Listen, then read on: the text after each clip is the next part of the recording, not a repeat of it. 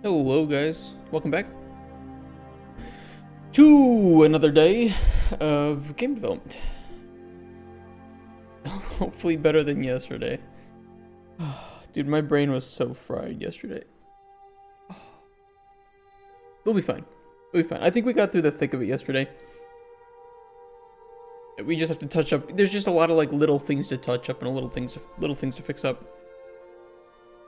We'll see what happens. I'm sure I've created some bugs with this. The sinister part of the bugs with potion making is that what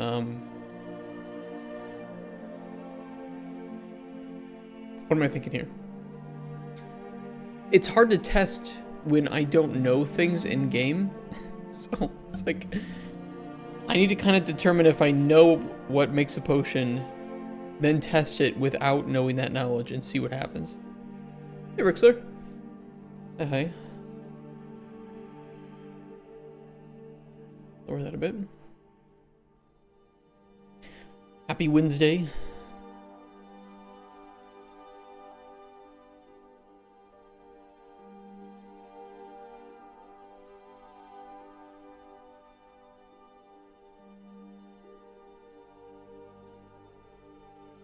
You're my coworker.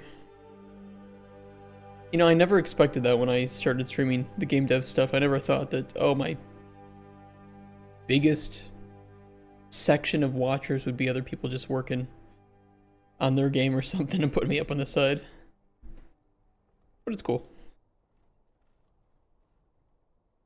Alright, more Cauldron stuff. I gotta update the stream goal. Hold on. Where is it?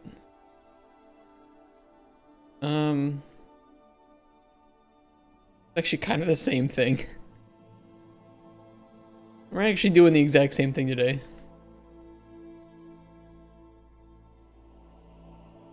Just waiting for a coworker.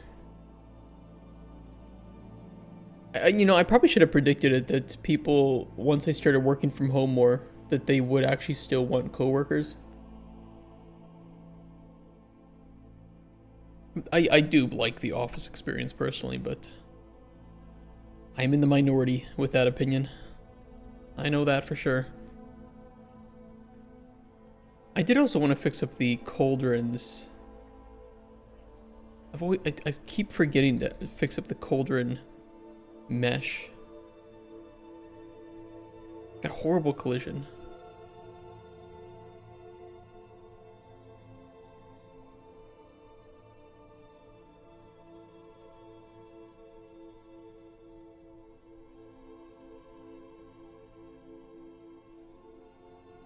It doesn't have complex collision, does it? Oh no, it does. Yeah, we're okay. It'll be a lot better. Finally fixed that annoying. You're looking meeting the browser tab, so if it still counts, we need it, but usually leave it on. I appreciate that. Yeah, I think today will be another not probably gonna catch anybody's interest sort of day. More the same as yesterday, and tomorrow will be this more the same as today. If we can make it all properly, though, I think it'll be something quite special.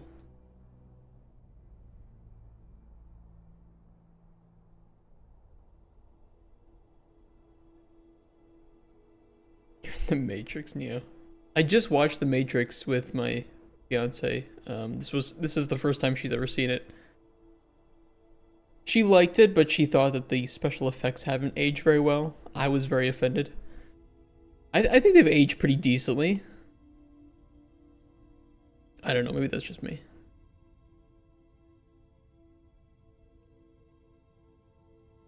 It is what it is.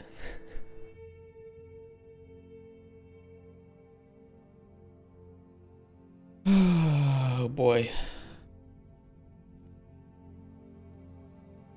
I might rewrite the comments on this. Matrix is gold, yeah, I kind of agree.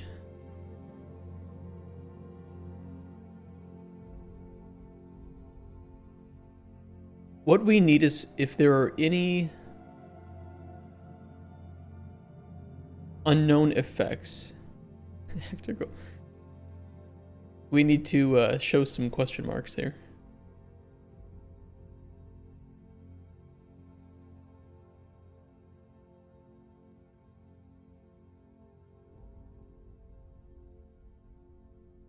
But I think we would determine that up here on possible effects. We just have to go through each.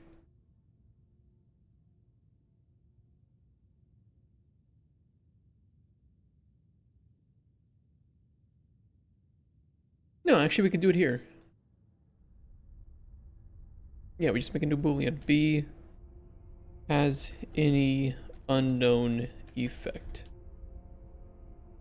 If this is ever equal to unknown,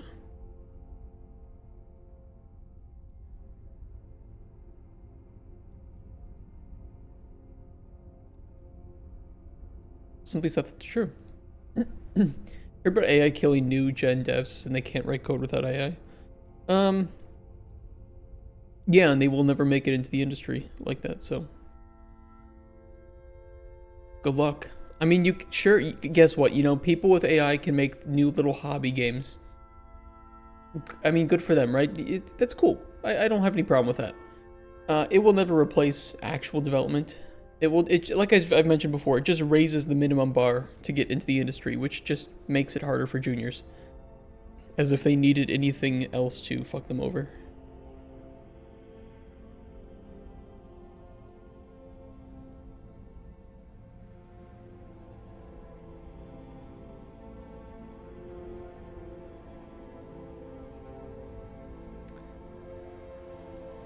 I think what I can do is just determine if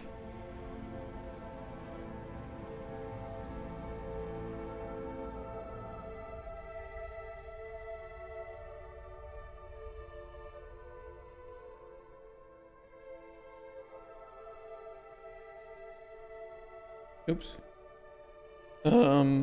Last index is equal to current array index. You know, I've always been interested in, as a game designer, of course, you know, I always try to keep up with AI because I do want to know what it can help me with or not help me with. I don't know, it's useful for brainstorming and summarizing, but it just regurgitates stuff that it's already known. It's not really that. There's no creativity to it. It's not meant to be creative. But a junior dev not game, even for basic coding stuff you would expect a junior to know and do. He's immediately reaching for AI. He's a fresh graduate to top it off. Oh boy. Get ready for AI generated software by people like this. And you'll be like, hey, can you fix the bugs? Oh, I'm sorry. Yeah, I don't know how to do that. I can generate new code.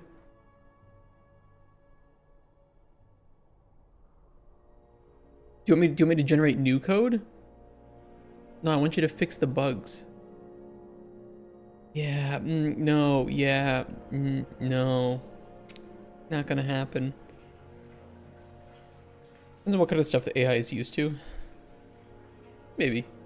I mean, AI is gonna get better too, so eventually my take will probably be proven wrong.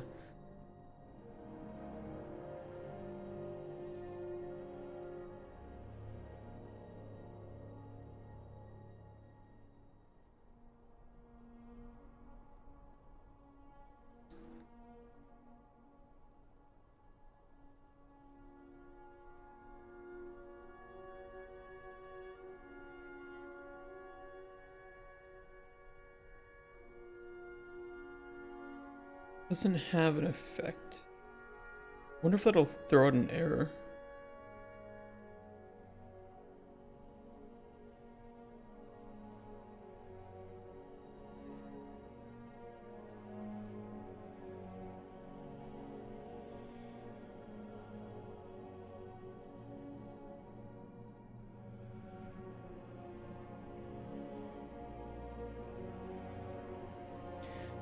Actually, this check won't work unless I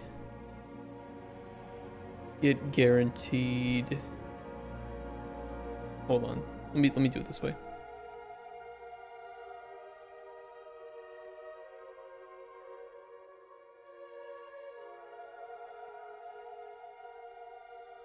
A 2 BPU refactor, that's exactly what it is. I'll just throw it here. Leave this untouched.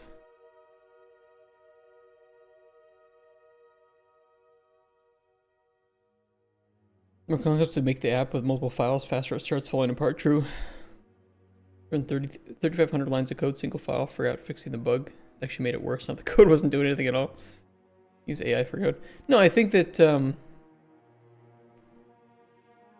if you know how to code, using AI to help code, you know, it's the same thing with using it for anything else. I use AI to help summarize design. And I just tell it, do not add anything new, just summarize and organize it. It saves me a lot of time. And it's not like it's doing anything for me, it's, you know, in terms of like thinking of the game. Just, I don't want to spend the next, you know, 30 minutes organizing this. I can just pop it in here in 30 seconds. Problem solved.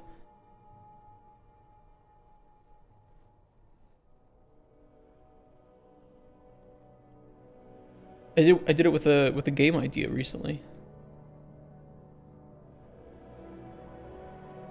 Where was it?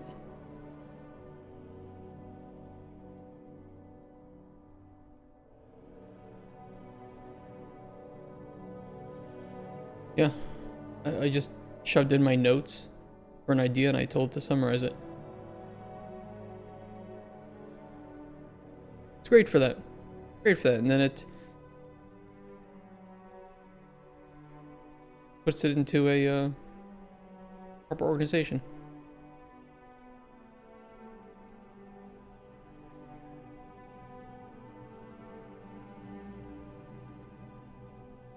Run effect number wouldn't get reset, so I could just do this.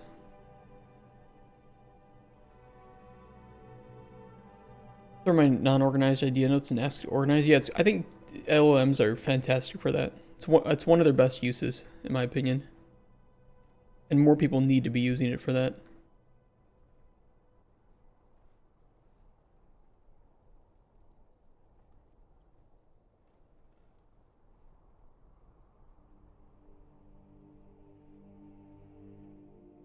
I think it's just, you know, the difference between people treating it like they are, like it's God. You know, it shouldn't be used for that.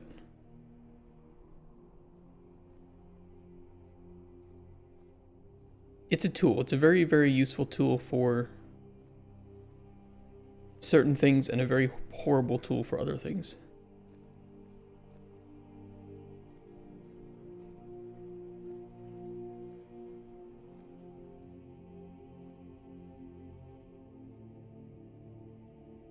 Do Python code for Unreal.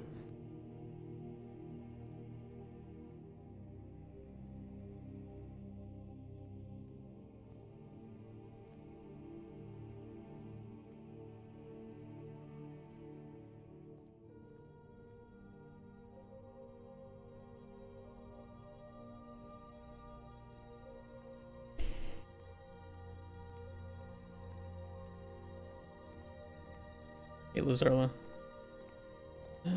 Let me test this. Should work.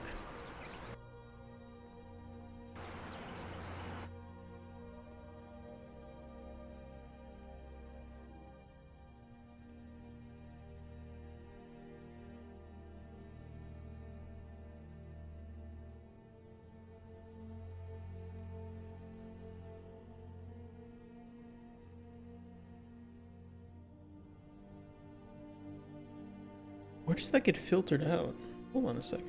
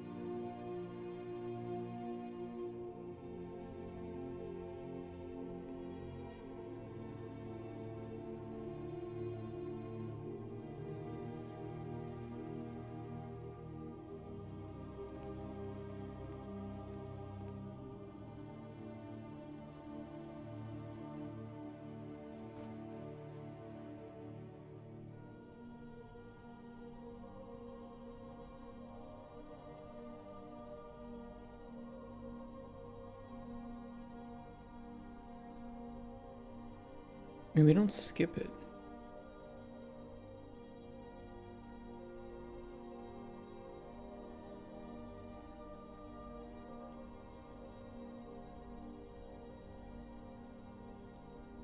Why wouldn't that appear?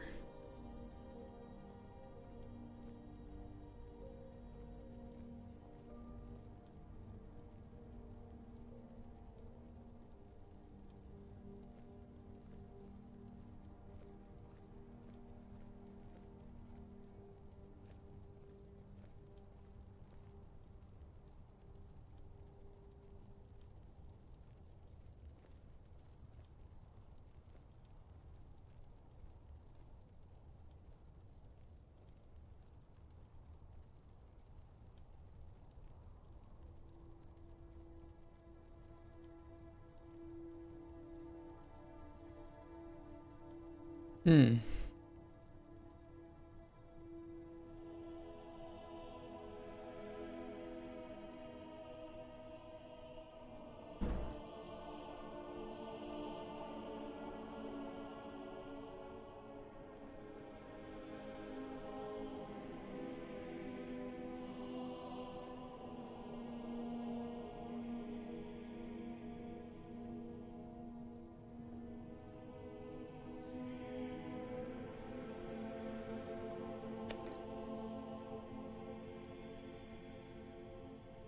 I know this is running. I know this is getting triggered. Why you no work?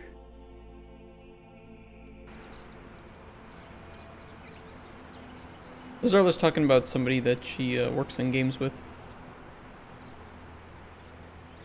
I'd also kind of like to know why it triggers twice. Maybe I'm gonna uncover that today.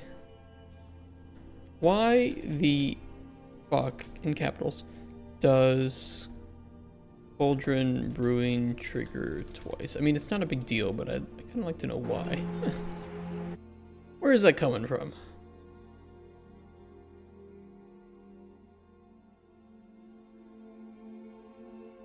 Probably got something to do with this.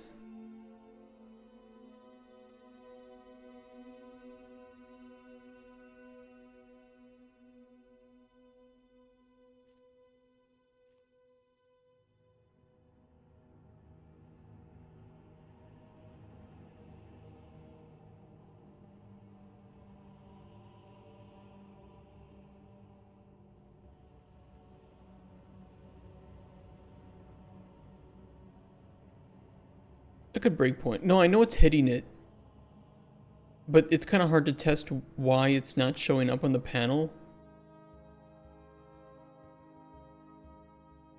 I know why it's not showing up on the panel.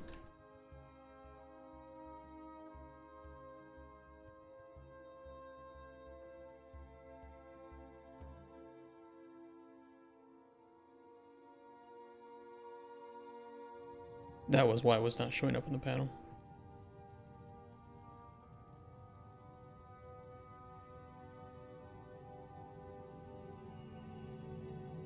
I still think this is wrong, though. If there are 0 things in there. We'll see. No, it's not. I do need to hide the...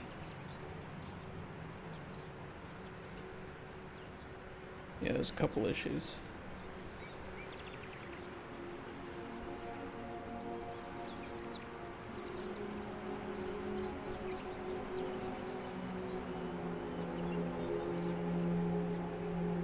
Should always put it last, which is nice.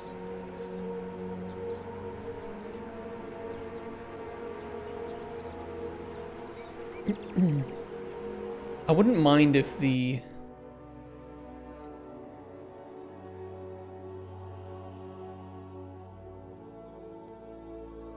if ingredients with unknown effects were being shown there as highlighted.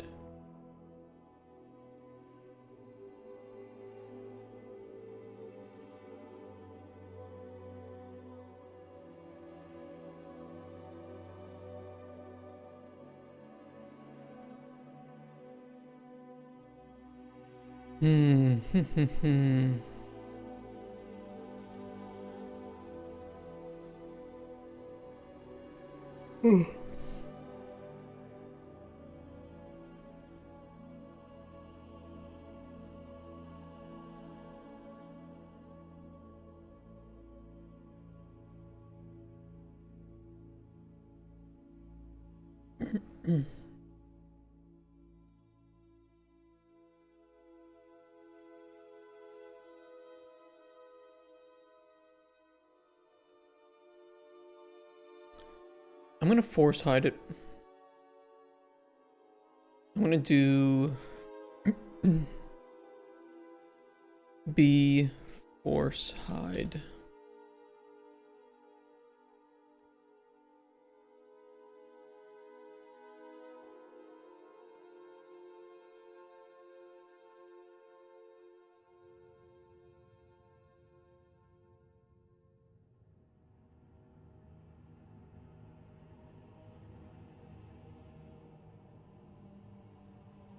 Set visibility collapsed self true return.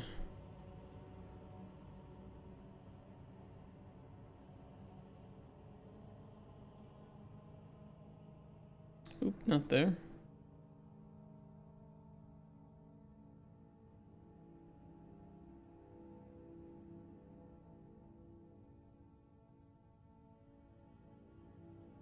Do it here.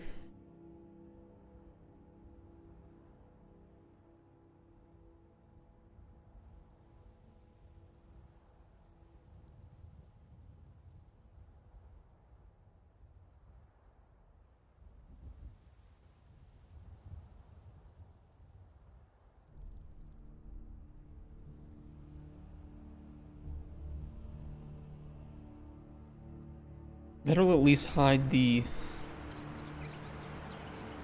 icon. Oh wait, I set the whole thing to hide. Jeez, where's the Is it just the image, or is it in a box? No, just the image. Oopsies. Go.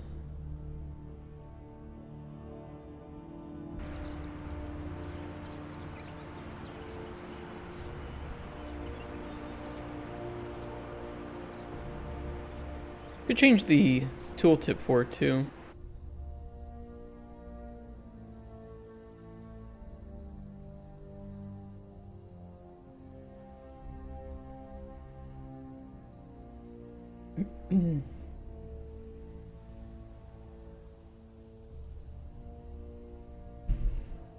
And how much would be to commission art for a full game? Expensive. Depends on what kind of art, but generally expensive.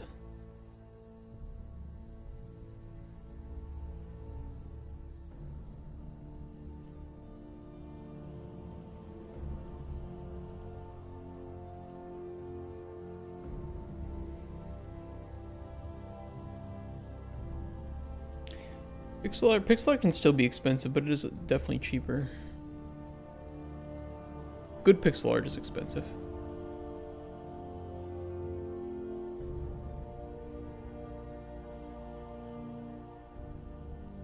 Lots of people can do pixel art, not a lot of people can do pixel art well.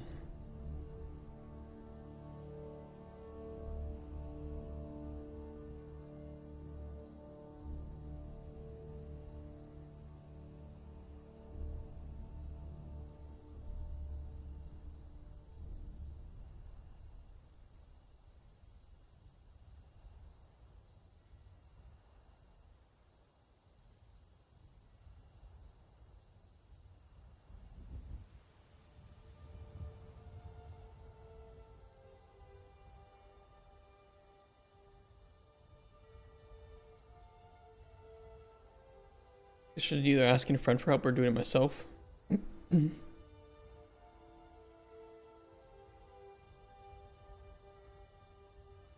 if you can do art, more power to you. I definitely envy you.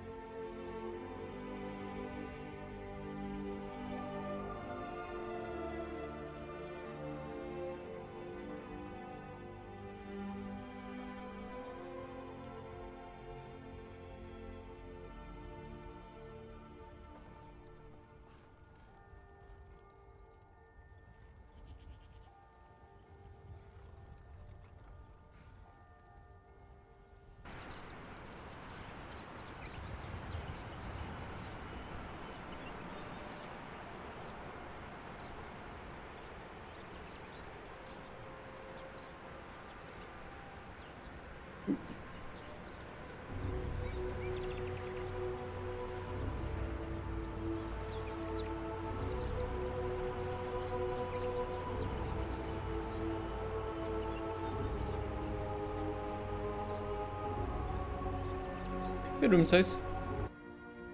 Chesh, chesh.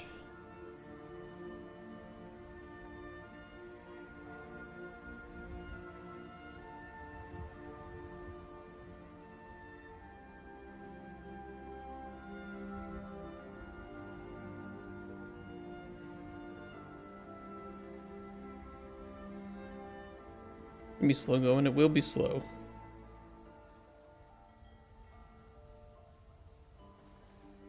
Unfortunately, anyone with art skills usually just works on their own game instead of joining somebody else to make the game. Is what it is, I guess.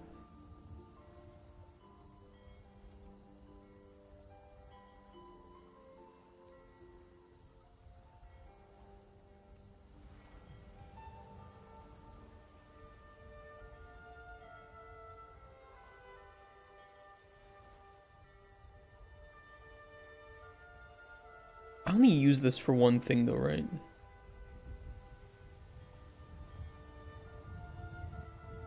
I only use this for the Cauldron panel.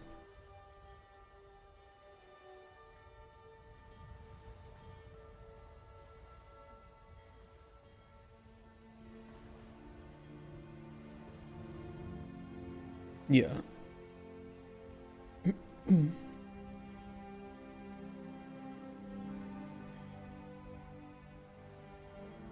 Almost absent.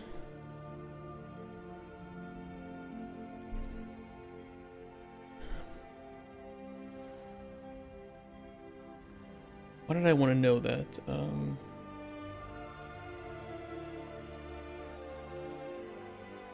Because realistically here I could adjust this.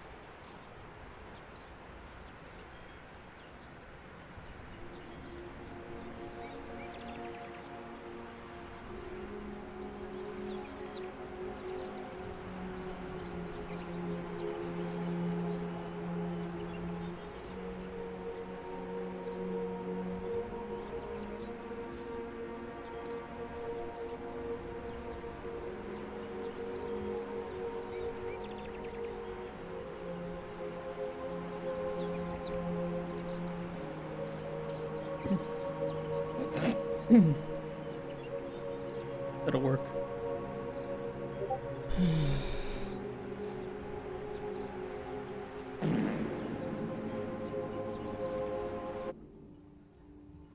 We kind of have to do the same thing for potion value too.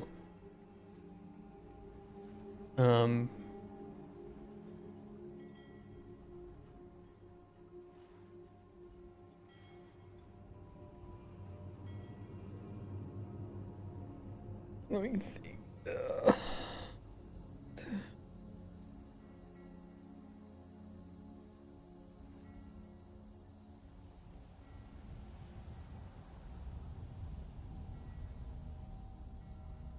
I might do a tooltip on that though.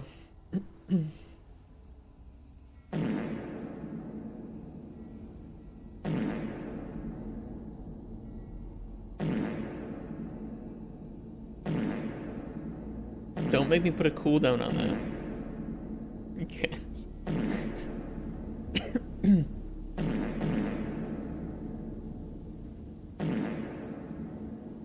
This is what the next 7 hours is going to be like.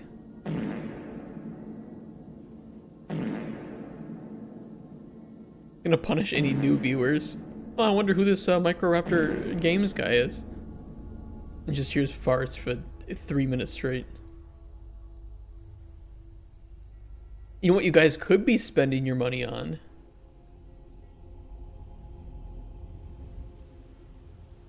Is microscape.cc/play.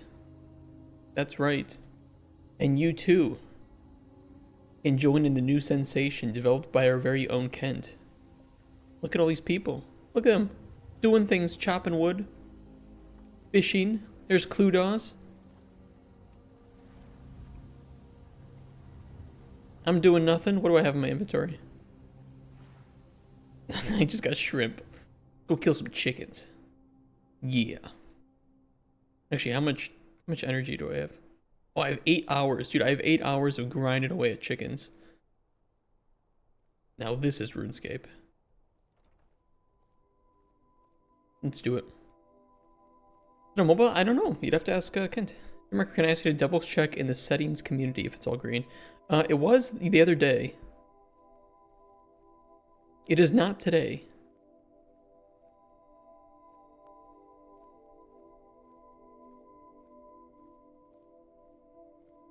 It is now. Were there some more permissions that you added?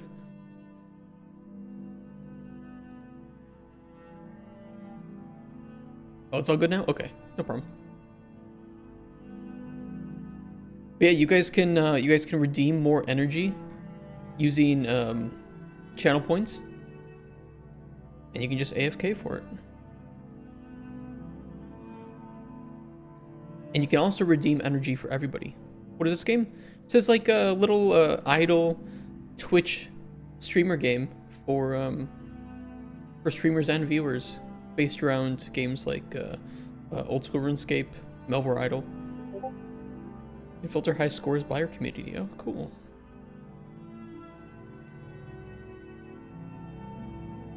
Damn you, Kent!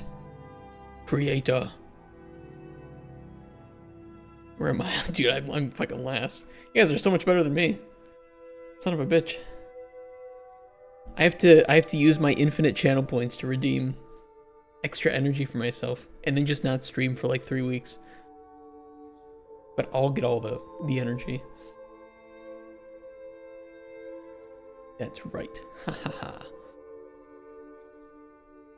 Yeah, it is meant to be idle. It's meant to just kind of be pulled up once in a while, and enjoyed in the background. No, it's working great, Ken. I think it's really cool. I like that you can see everybody else fighting too. Maybe I should make myself weapons instead of fighting. You know, I'm gonna do that. Where can I mine? Where do we got some mining nodes? Oh, maybe not here? Are they in a different part of the map? Hey, Norris Chair. Hi, hi. There's iron. We need copper and tin. How do I go here? How do I go to a different part of the map, Kent?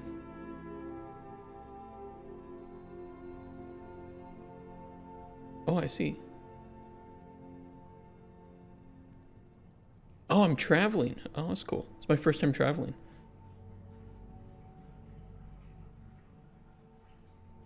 Oh, yeah, look at this. Got a whole bunch of guys here mining.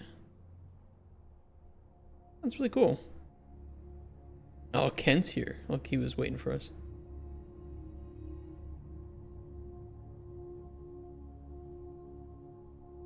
We're gonna mine some copper. We'll check in later, mine some tin, then we'll go smelt it all and get our smithing up. That's the plan.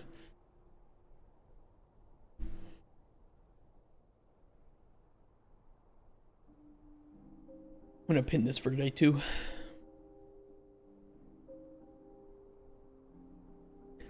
Okay, where was I? What was I doing? Gold value. Similarly to the effects, we should probably only show gold value for the known effects. We don't do that. But instead of pumping in the potion effects for calculate potion value,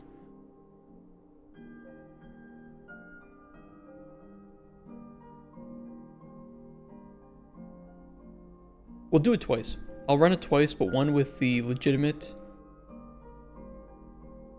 data and the other for the known potion effects, which I think we would need to properly cook up.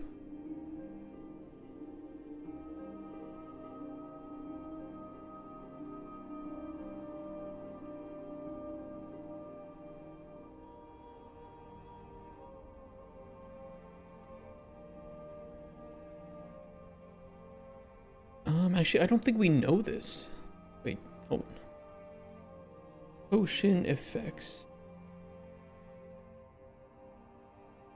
Potion effects visual. We can make this. Don't worry, I will properly comment all this out once we're done. A lot to do today.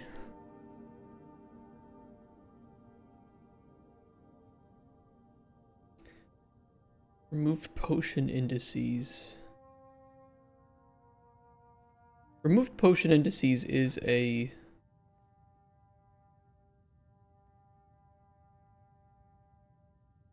I think it's an array that's in order, so if we do a reverse for each loop for this. Or it's not even that, it's not even the removed indices, it would be the...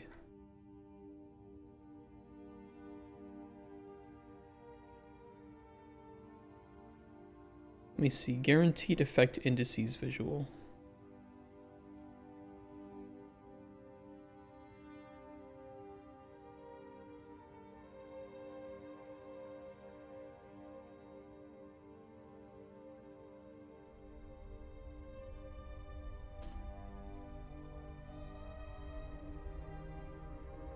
I'll just sort the array first, and then we can do a reverse for each loop.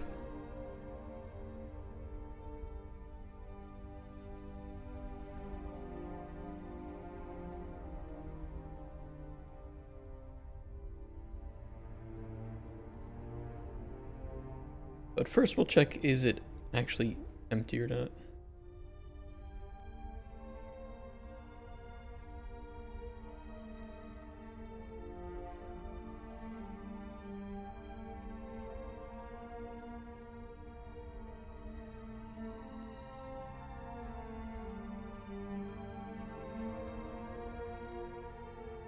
Okay, if it's not empty, go through each of these, get potion effects visual, and you know what, there might be a better way to do this.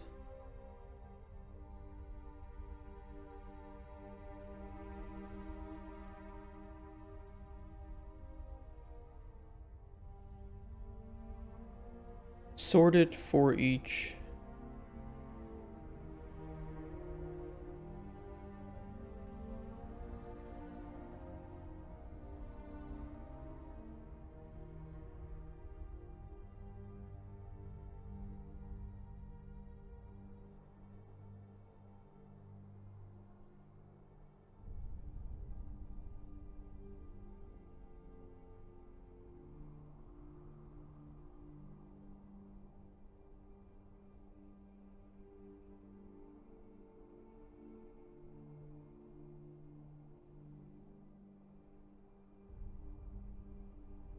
That should be it.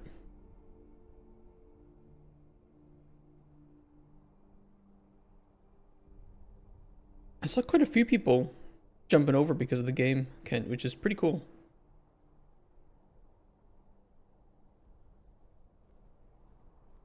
I really like that the game enables that. I think that's a huge selling point for people, for streamers.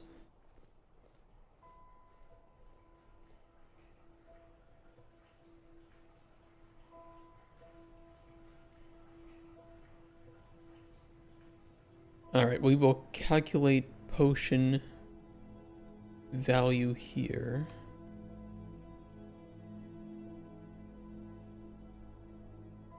The only really relevant thing is the effects, I believe.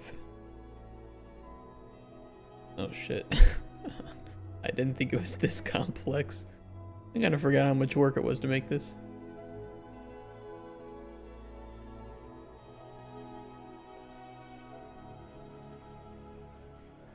We only care about the value here, so I will just plug in the effects visual.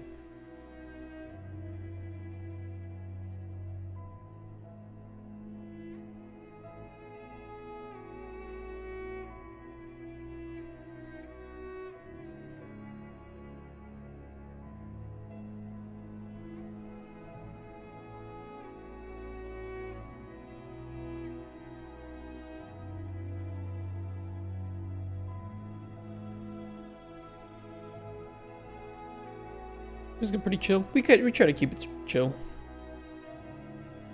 I don't really get loud or obnoxious too much.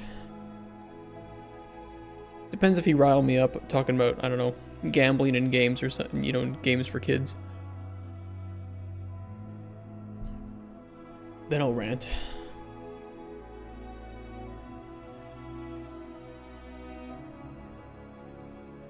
I think that's a fair reason to rant.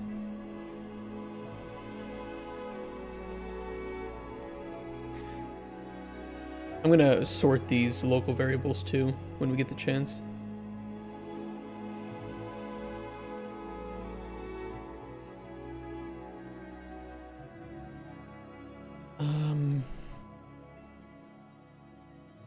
Okay, the calculated potion value should now just be based, or the one that's shown on the widget itself will be based on the known effects and not the total effects, so that you aren't spoiled for what the potion might shoot out, right?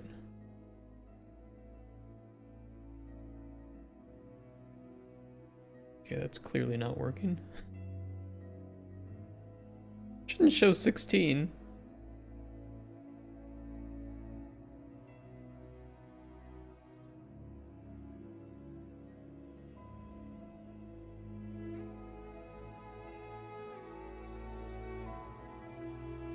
That is not all how it should work.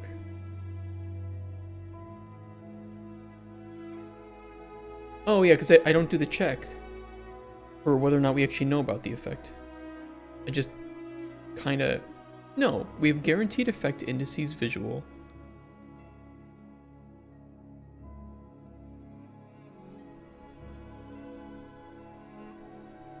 And for each array element, we add unique.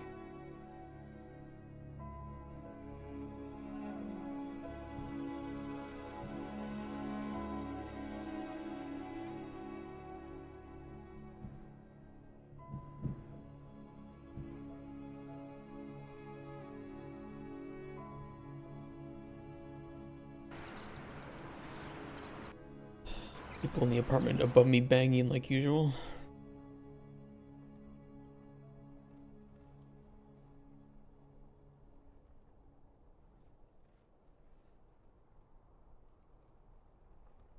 Yeah, it's not working. Okay, let's figure out why.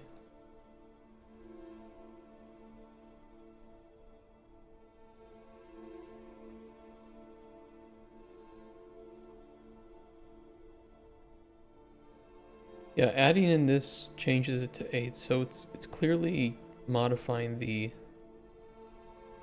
guaranteed effect indices. It only shows 2 though.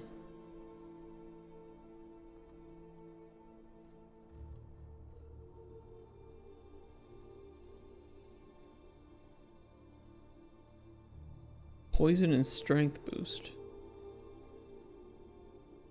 2 and 1.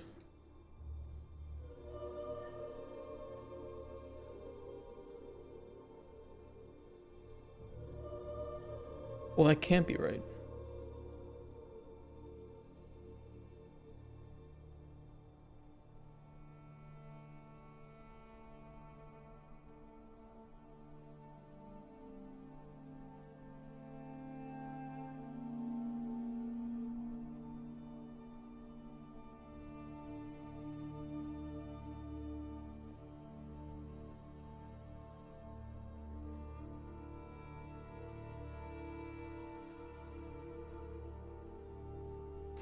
I think we need to run this before the...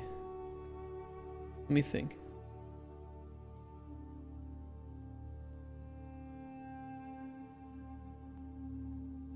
Why is this generating the wrong indices?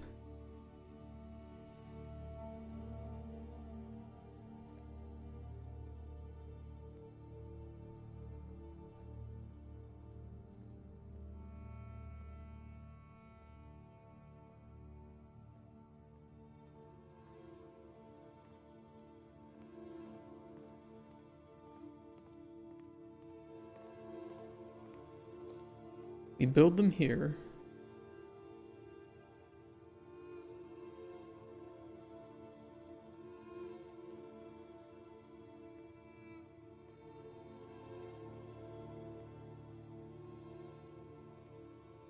I might be using the wrong array. It might be the actual effect tiers visual. What's the tiers? It's not the indices.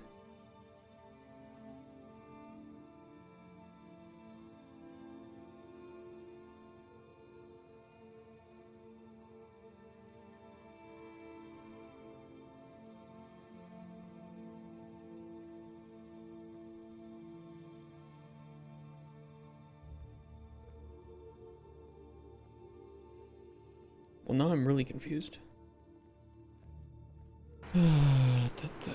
Why?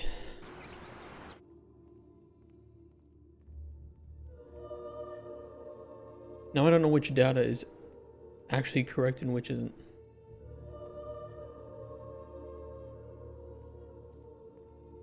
Poison 1, Strength Boost 1. These should not be the actual potion effects, but only what we see visually.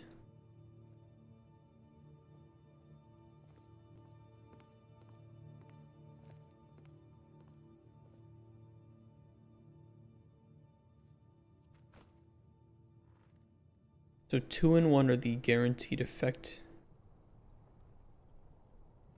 for visual, which is poison and strength boost. The actual potion effects are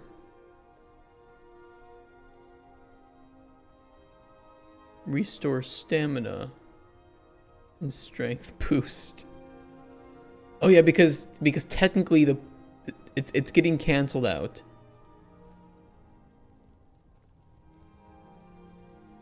It's really weird, but because the player doesn't actually know information about these 3 ingredients here, we don't want to tell the player what's going to happen. They know about the effects on these 2 ingredients, which means to the player it looks like they're going to make a poison 1 and strength boost 1 potion, but actually they have a restore health effect on these that is canceling out the poison, which would be discovered once you actually brew the potion, right? So I think rather than grabbing from potion effects for visual, I need to grab from the the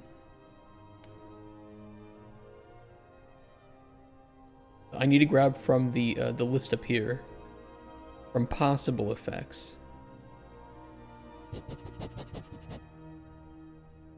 And I would need the tiers of this. I think I calculated the tiers visual. 1, 1, yeah. Okay, so I need to use this too. I see the issue. You mean for the system to be very freeform, as in you let the players make nonsense combos? Yeah, you can make whatever potion you want.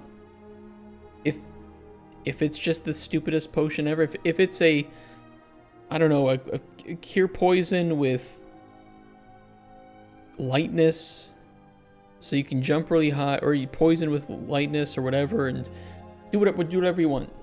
Throw it at enemies, give it to NPCs, I don't care. There is a specific outcome for the merchant story where she asks for 2 potions, where if you give her a poison and then a cure poison as 2 separate potions, she will drink the poison, start to die, and then drink the cure poison, and be very, very unhappy with you that you would toy with her life like that. So I think those little interactions are pretty fun. Explosion and heal, area heal. Well, you would have the area heal anyway, but you would deal damage and then heal. So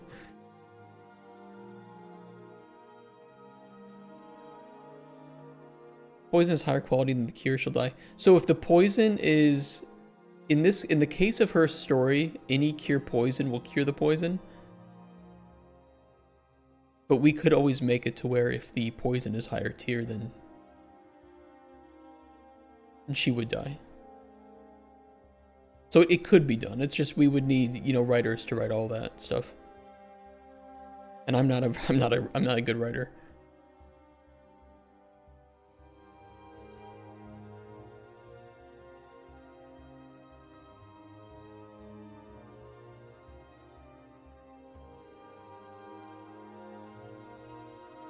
ChatGPT, no, we're not going to use AI to write the game.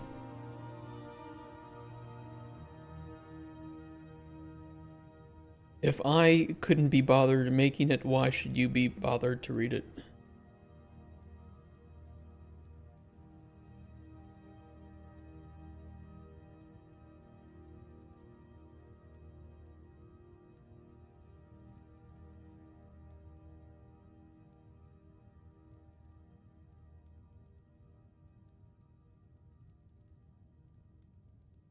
Okay, that should fix the problem.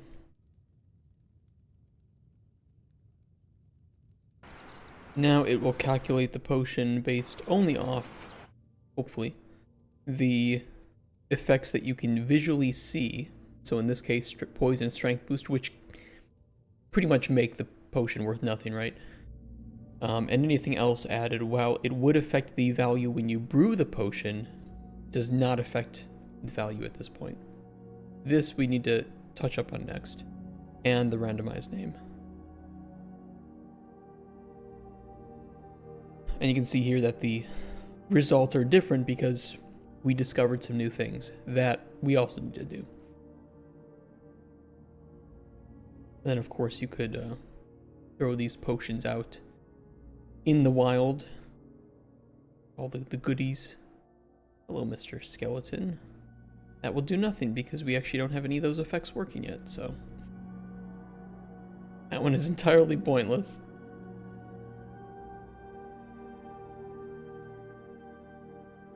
We are slowly working on effects. I need to talk to Cuthbert too because I need to update the list of effects that we have working.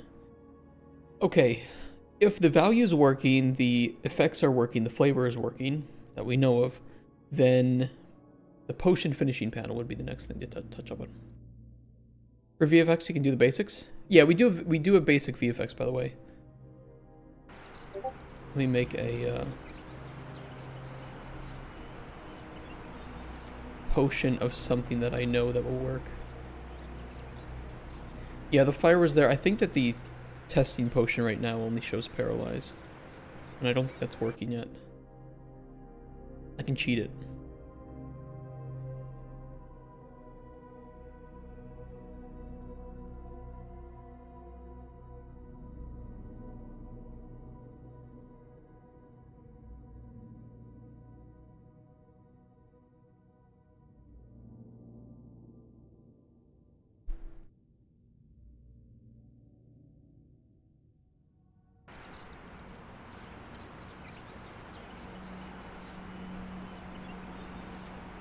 So we do have Concussive Blast and Aetherlight. I don't think we have sound effects hooked up just yet.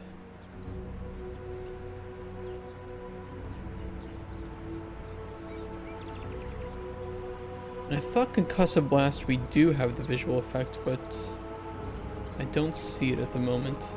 Aetherlight's working though. And it aligns itself with the mesh that you throw it on to help light up those meshes. But it only works for things that have the ability system.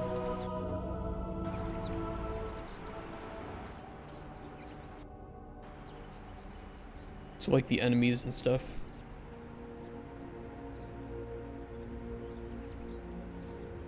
It will light them up.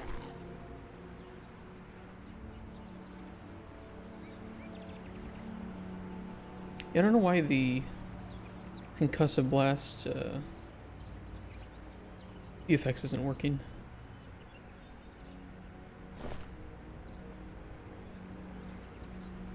Also, the zombie isn't showing interact to loot.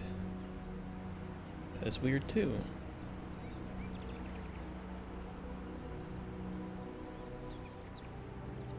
I wonder if I broke tooltips. I would not be surprised if I broke tooltips. Yeah, I think I broke tooltips the other day. Oopsies.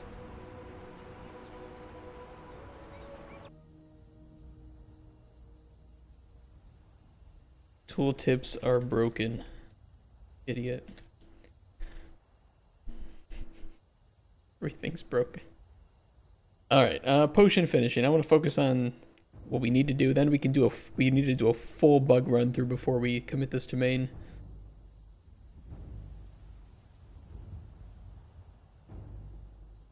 And if I can trigger Cotsbert today, I'll ask him why.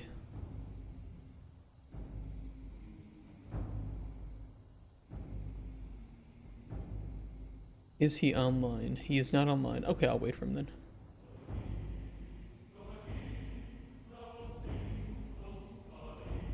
Give me a second.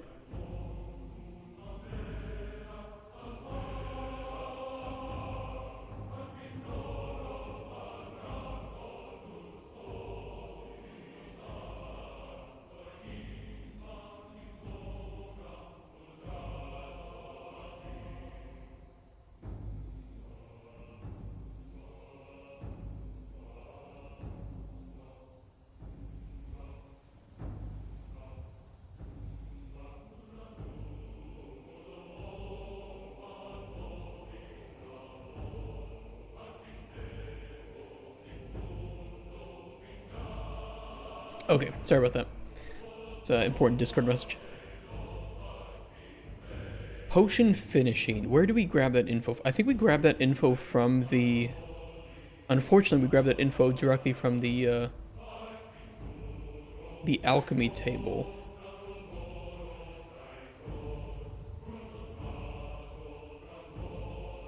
Current potion data. I could store the current potion visual data. Because I'm pretty sure we send this back to the alchemy table. Yeah, build potion panel, and then we store current potion data. So I can update this to also return potion visual data.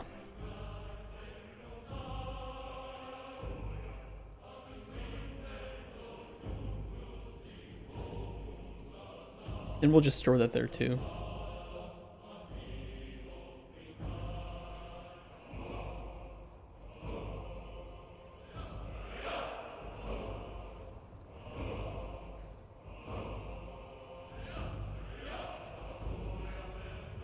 Now, the only things that will be relevant to the potion finisher will be the effects.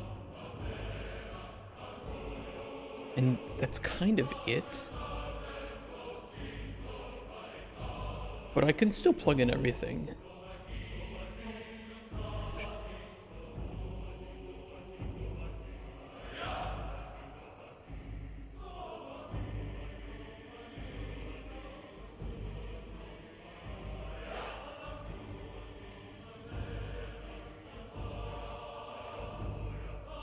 You know, were those sexual allegations about Jeremy Sewell ever confirmed? Or were they basically alleged and then he kind of just got canceled from that?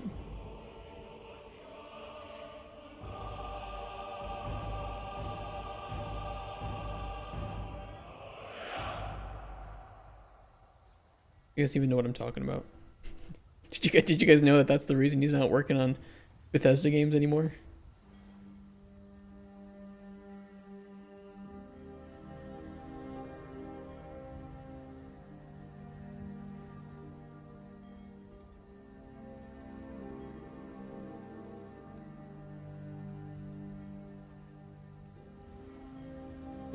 Who? Jeremy Sewell, the composer for Elder Scrolls and Fallout, up until Fallout 4, as they replaced him. He had some like allegations about, I think it was something sexual, I don't remember. And basically hasn't done much since, as far as I know.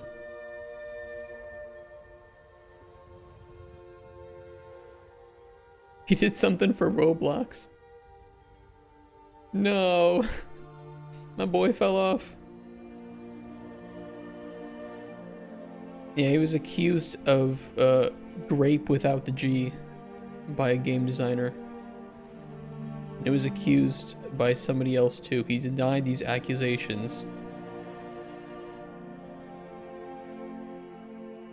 And then he was canceled pretty much. But I don't think they were... Yeah, it was just no formal charges were filed, so it's like...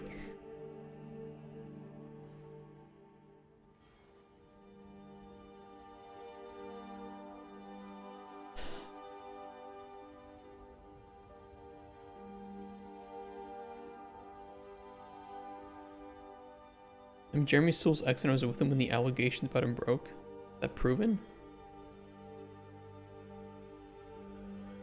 You deleted all the comments. Everything was deleted. Just trust me, bro. I don't know. So it's like, it was never proven. And you know, I'm kind of like an innocent until proven guilty kind of person, so...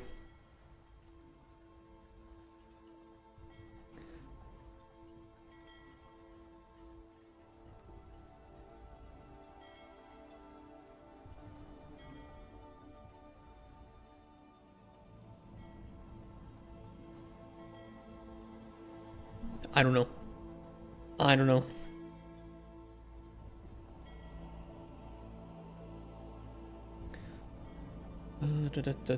Flavor. Not this value.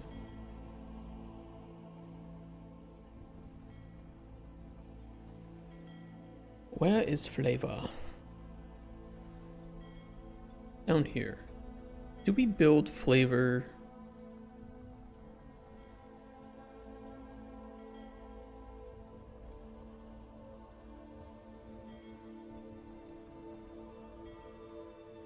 Yeah, this would be the visual flavor.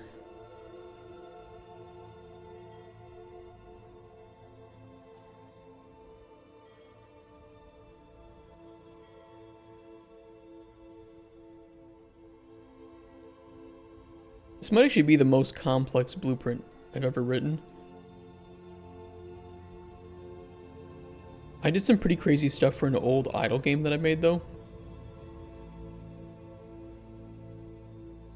But it was mostly like a lot of math. Turns out idle games are an awful lot of math. Maybe Kent would know. Can you concur with my beliefs there? On idle games?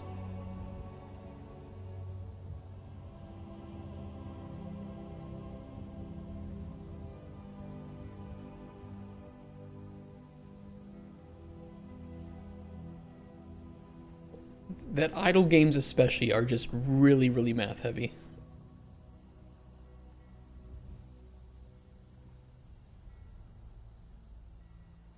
I don't know if I have a copy of that.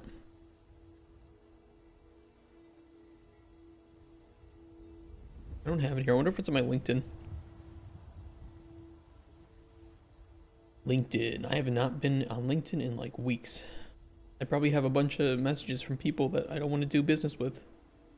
Hey, do you need business solutions? Shut up!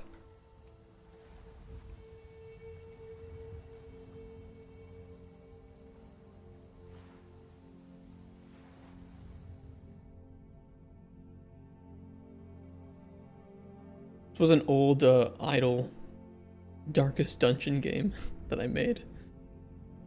It was pretty cool too, you know, it had like a lot of fun text outcomes and random things. It was pretty cool. I don't know, I never finished it, but yeah, you made a new character, put in a name. A little bit broken. This by the way, this is very, very, very, very old. But it was pretty much this. You just get to set your like weapons and armor, different trinkets and stuff. Those will provide different effects. And you just set up a length and you press start. What did I make it with? I made it with Unreal. This is why I know so much about widgets, is because there's so many games that I made that were like just widget based. So I had some really cool stuff down here in the bottom right with different events that would occur. A full combat system, which was awesome too. This was kind of, I built upon this from my experience making the idle game, or the text RPG game here in the batch file.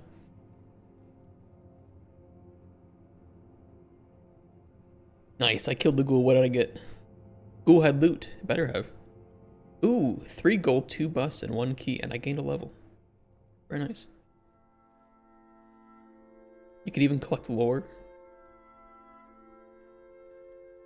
So yeah, behind the scenes, this was kind of a math nightmare. Especially for showing, like, the updates for combat and all that. It's pretty crazy. Text game, menu game, 2D, 3D. I don't know if I ever made a 2D game. No, I just went straight to 3D.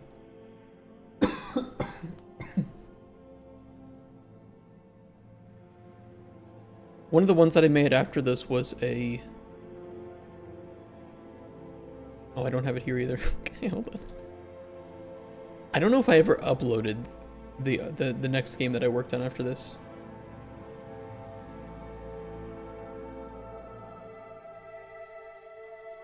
The failed game. There was a YouTube video. Oh no, I do have it. Okay, I'll download it.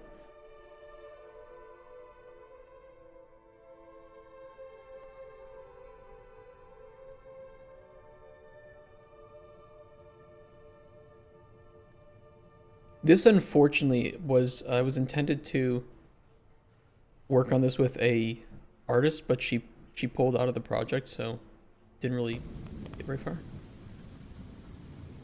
Unfortunately.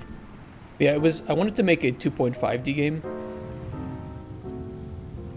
And so I had started to work on the basic system of moving in a 2.5D space.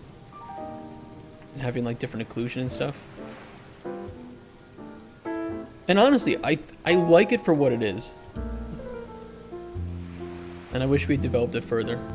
Because I think especially what I did with the cityscape back there was pretty cool.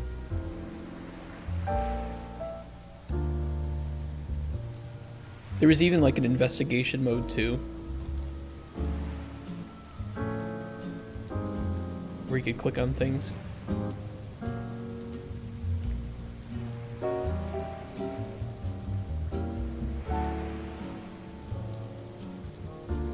I don't know, I don't hate the idea. It did just crash though, so ignore that. I don't know. I kind of wish that I still want to work on a noir investigation game. But that's what I'm saying, you know, don't be afraid to show shit like that, that even if you don't complete it, even if it's horrible, you know, it shows progress, right? You can move from one thing to the next. So if you're in game dev, just talk about your cool stuff.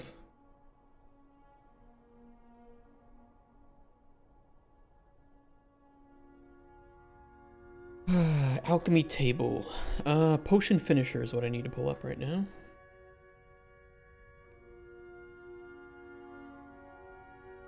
Where is it?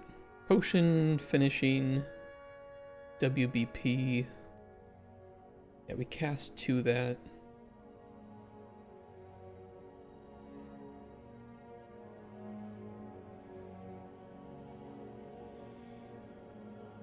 We need to show potion visual data, not the current data.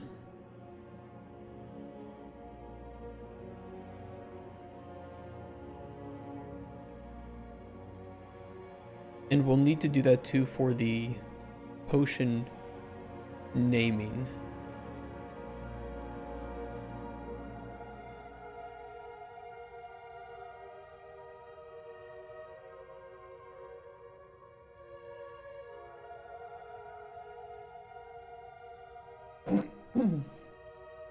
Cutsper and I have always wanted to work on a investigation game, and one that was very like sandboxy. So rather than, you know, like, hey, go investigate the glass by the window. Hi, Neg, thank you for the follow. Hope you're having a good Wednesday. Yeah, it is Wednesday. So rather than like having go investigate the broken glass, it would just be you would go to the crime scene. And you could mark anything as evidence. You could mark anything as useful or not useful in your investigation. That part is actually the easy part. The hard part is how we then handle like interrogations and such. I think with 2.5 you can manage scope a bit easier. That's true too. Yeah, it's definitely true. I think I was playing like Trine around that time, and I just loved the idea of using the different layers or different information.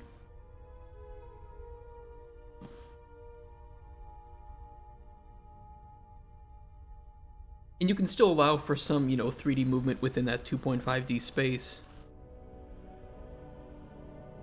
Like I showed with going behind that alleyway and such. So, yeah, it'd be cool. But that's my experience throughout game dev is, the rare times that you find an artist to work with, usually, I don't know, I've never had good luck with artists. They kind of just want to work on their own stuff. Bimala, how you doing?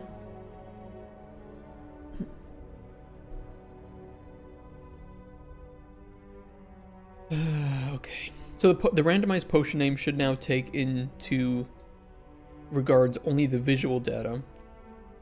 That's an easy thing. I kind of want to show information if there's unknown effects.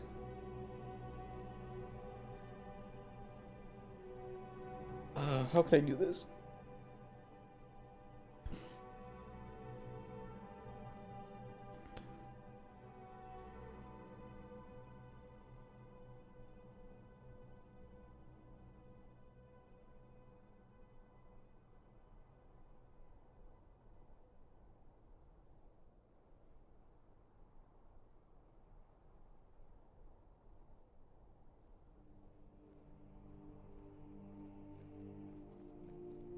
I might put a little box over here.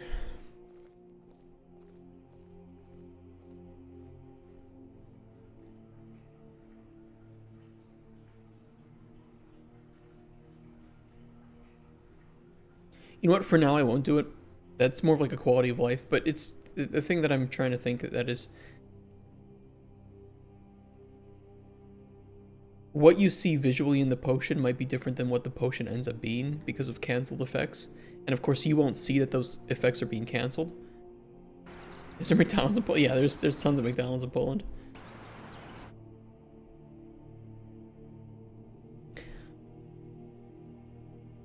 Poland at this point is a first world. They've regrown so well after the downfall of the Soviet Union.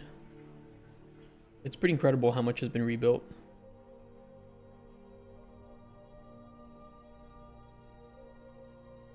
Oh.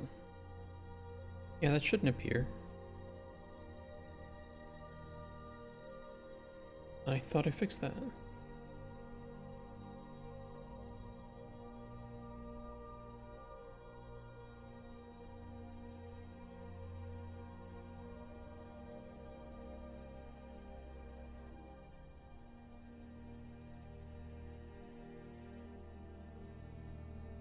Wait, when is this called?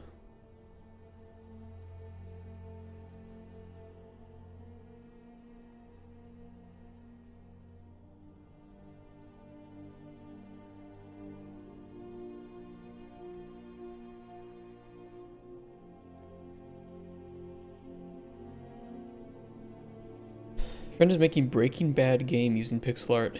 That's cool. That's a fun idea.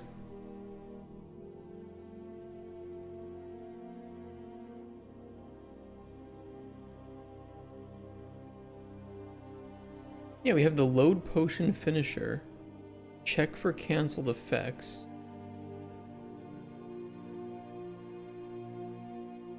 Oh, because we're looking through valid widgets. Why?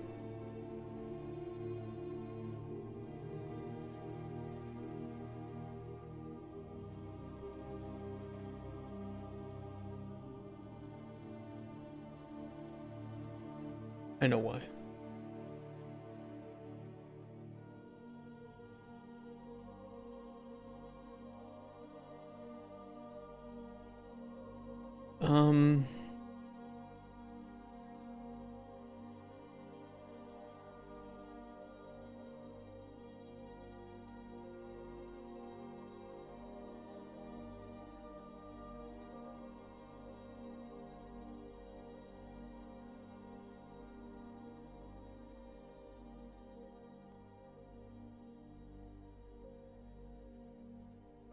We want to do that instead.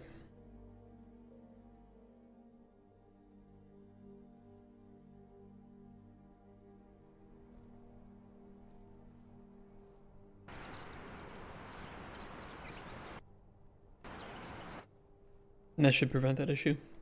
We were still using the old information for whether or not the effect was cancelled, so technically Poison 1 was showing as being cancelled. Or it was storing that this is a cancel effect. I need to fix up that as well. And now here it's, yeah, Poison Strongman, Strengthening Toxin. Because the only two effects we know are the Poison and the Strength boost, right? But of course, when you brew the potion, it will be different. Or not, it still shows Poison and... There's no way that... No, hold on. Did I bug it out?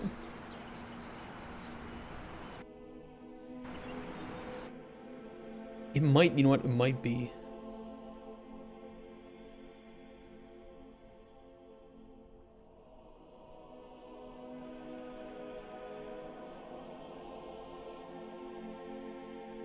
Oh, yeah, because, nope, I made a mistake. Here.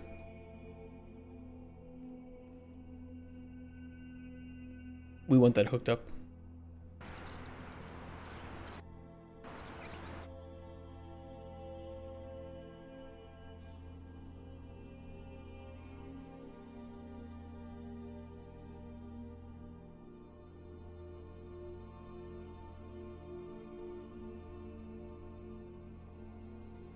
Perfect. It's working.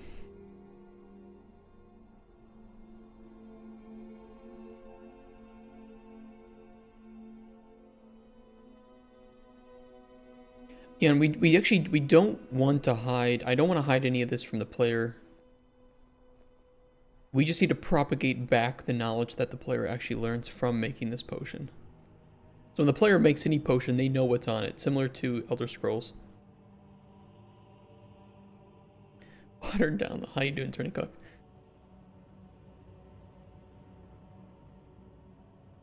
Where was the effect?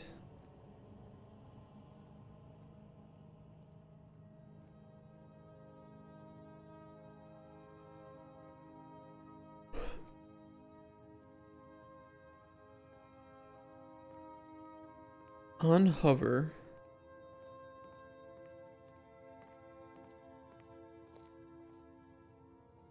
I had a print string somewhere that was getting triggered. It might be in here. Yeah. Could not find effect for ID.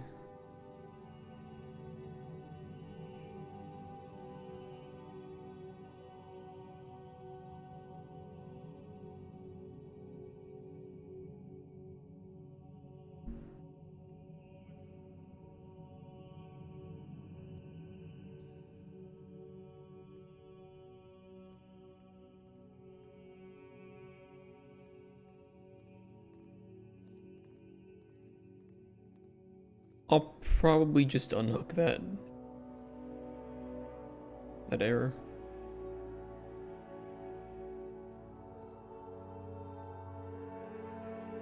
Who needs to know if errors are present? Just don't make errors. If you don't make bugs, no bugs exist in your game. Okay. Is that everything from the Cauldron's perspective?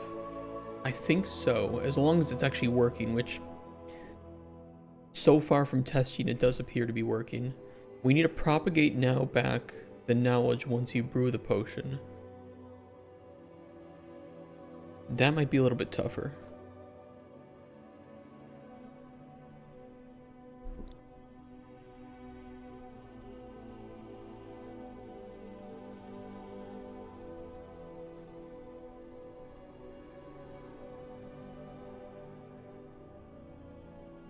Propagating back info. We're probably going to need a new custom function for this.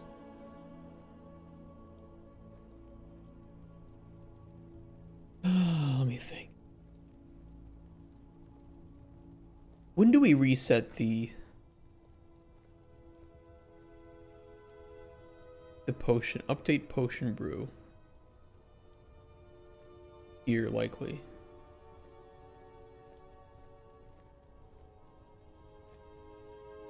most of this is skipped because this was old from the previous commission system.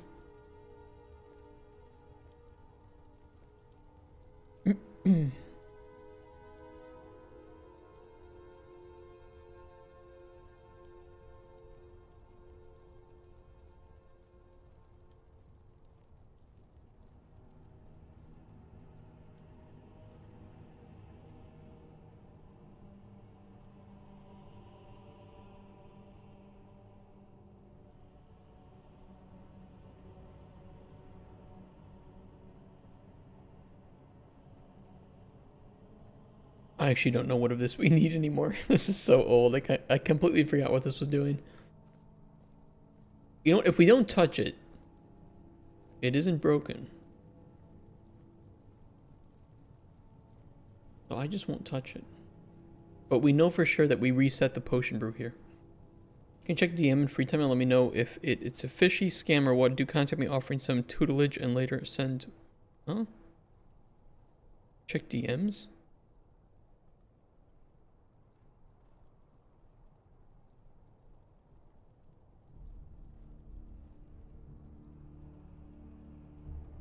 Give you a little... Huh?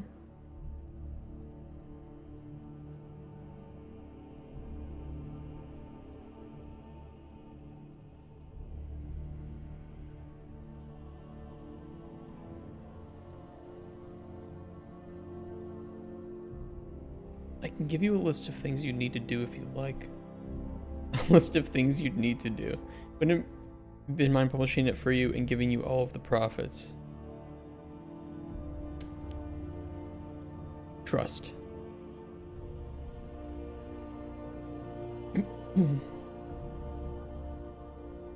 And buy you a full game course from Udemy. I guide you on game design principles as you build it. No, he wouldn't. I would guide you on game design principles and I wouldn't charge a thing for it, so. I provide you with assets to change the graphics of the game that you're building. Oh, so a asset flip. We expanded it to make a fully fledged game. If you need other devs' help, I provide it, but he would then get a portion of the revenue. We signed a contract indicating you hold the rights to 100% of the profits. Then what's the point? You have a portfolio piece for jobs, me as a reference of a company, and I have a portfolio piece to aggrandize my company.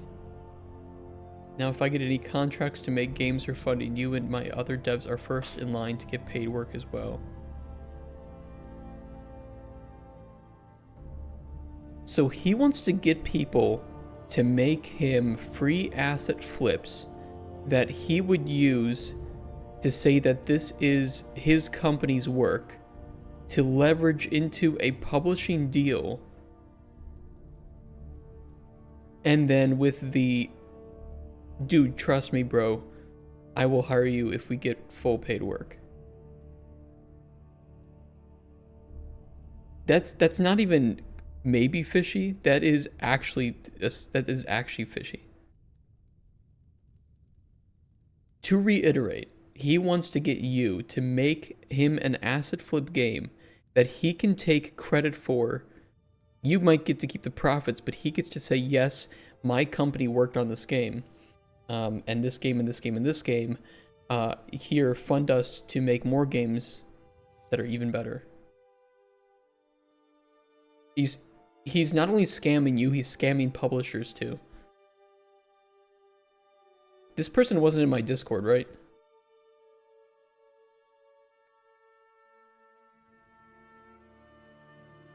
No, okay.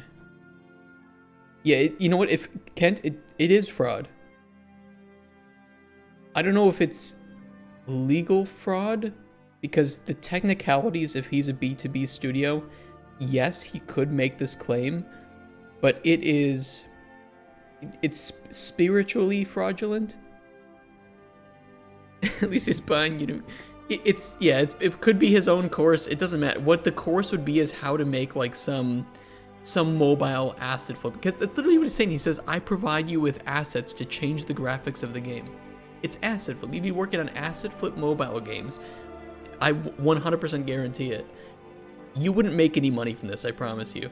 And he gets to claim that his company made the game.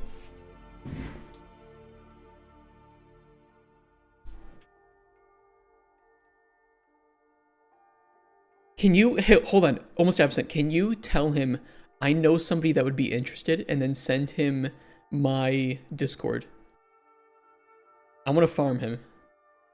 Send him my Discord username.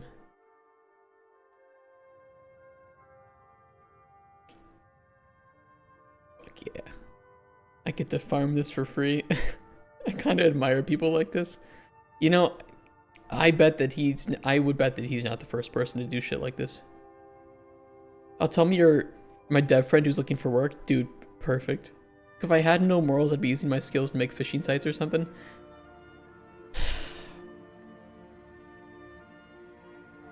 You know, this honestly is not that unintelligent. And legally, I think he can do it. I don't see anything illegal with this. However, you know, and I'm not a big fan of publishers in a lot of cases, but I'll tell you what. The publishers are getting scammed in this case. Warning to any publisher. This is great. This is a really, really good screenshot. And I feel like I've seen some individuals like this.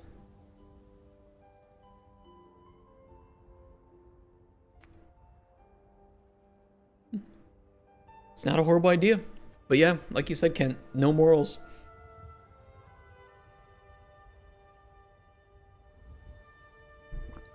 It's basically the same as people who pad their resumes or CVs with, like, not even fake achievements, but achievements that they didn't actually do. Like, oh, I worked with a team that did this amazing thing, and then you look really deep down, and they were like they paid like $100 or something to help fund it or something. It's like, no, I mean, what this was not, it wasn't illegal. I don't see anything illegal in it, but it is lying. And I think any publisher that would fall for it, honestly, they should have looked further into this, but I also don't think it's going to take them that far. Getting people to make cheap asset flip games, what paid work is he going to get? Like, honestly. Oh, look at all these asset flips we made. Trust us with money to make real game. No. Ain't happening. Potion knowledge. Potion knowledge. How do we do this? We would need to get the ingredients in the cauldron and convert those into knowledge.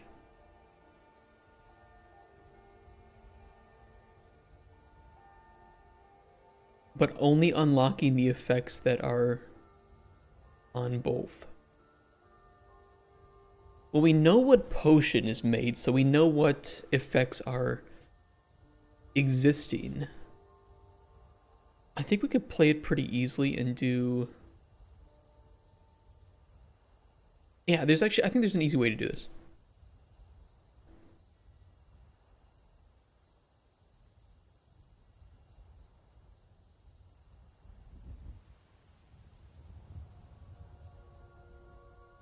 Unlock knowledge from potion brew, 2 inputs. Ingredient array. And the potion.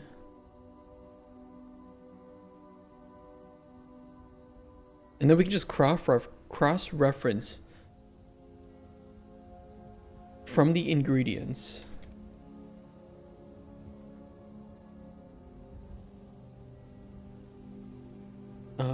Get ingredients struct.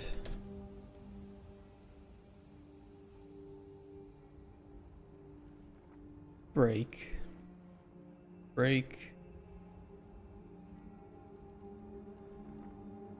And then we want to for each through the effects.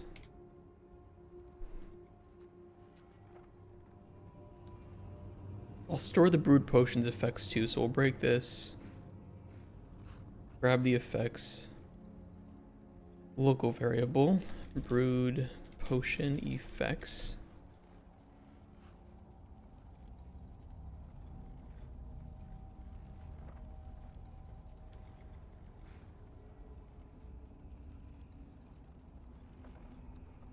Somebody was about to merge with another from Israel. We even met their devs and all. Then we found out they were faking numbers. Hey, I'm glad you found that out. Those are called imaginary numbers. Yeah, that's what the I means. Our company's profit can be represented by lowercase I. That's real. That's a mathematical term. Currently tested ingredient. 4 days until you're no longer a free man. Yeah, dude, I just walk around everywhere and I look at women that are hot and I'm like, nope, not anymore.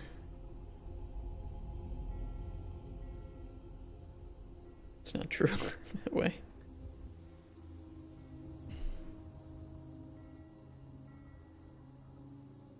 No more hentai. I'm pretty sure being married does not disclude me from watching porn. Are you married? Yeah. Saturday I'm getting married. It's good too. It's really good weather for being March. I was a little worried about it. But it's gonna be 17 Celsius, which is how many freedom units? 17 and partly cloudy. Pretty good. That'll be pretty nice. Can't complain. No, she doesn't know about it. I'm already wearing the ring, to be honest. That's not very traditional, but I am wearing it. It is tungsten and rose gold. Very cheap. It's like 100 bucks. Put her in the van.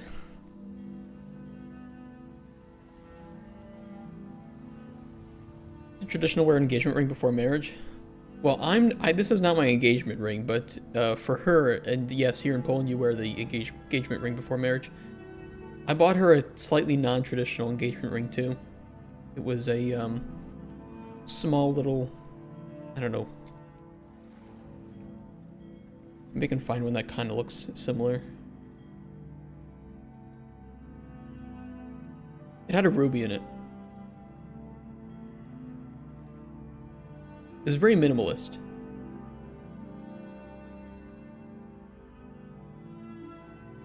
Imagine this, but with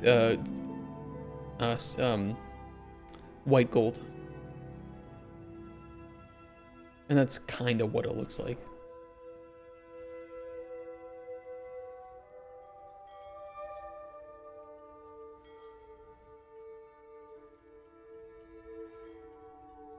Okay,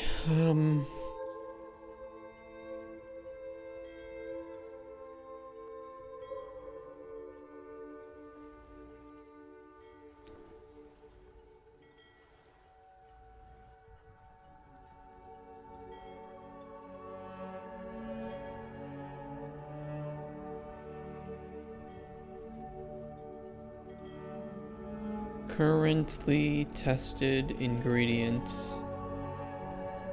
effect.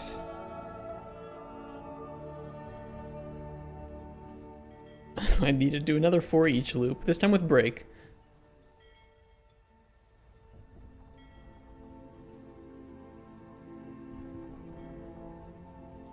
Would we want to break here too?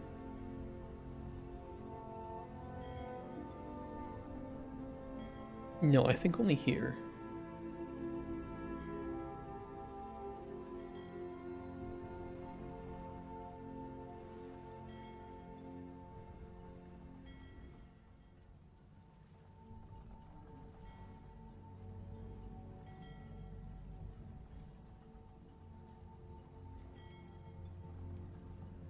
Reset B matched effect.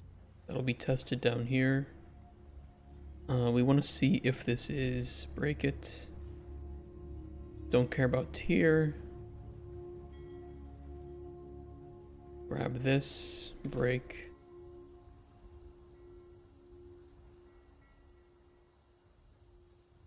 We've been engaged for like 6 or 7 years or something. So we kind of beat the Jim and Pam record.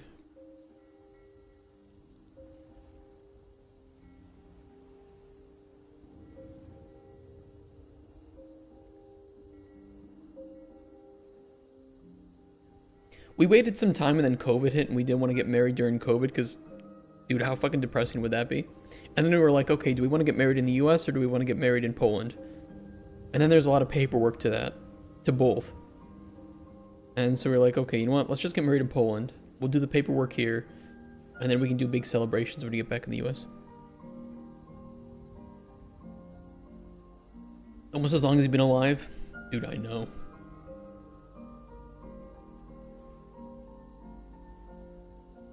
We can tell. You Roblox enjoyer.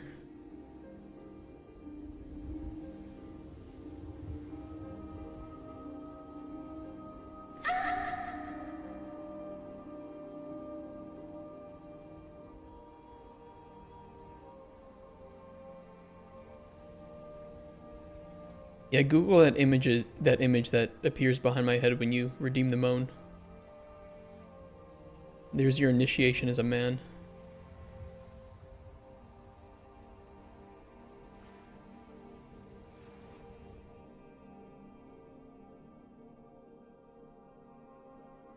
Okay, if matched effect, we can get the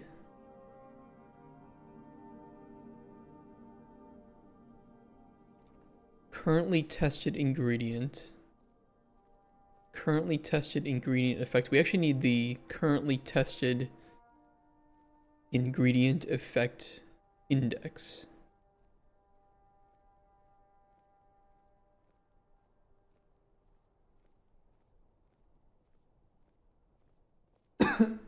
I don't look at real women, they're icky and poo and pee unlike drawings.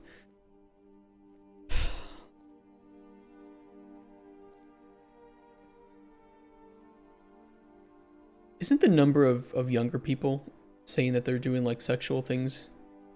Maybe we shouldn't, you know what? Maybe we just shouldn't talk about younger people doing sexual things. I was just mentioning that I think the rate is like way lower than it used to be. Kids are not going out, they're not dating, they're not talking to each other in real life. That's the one thing WALL-E didn't get right. Where once people have been watching screens for so long, they do not know how to socially interact. But in WALL-E, you know, they turned off the screens and everybody could talk normally. Yeah, girlfriend. I think it's kind of sad. I don't know. It is stressful asking out a girl in real life, but at the same time,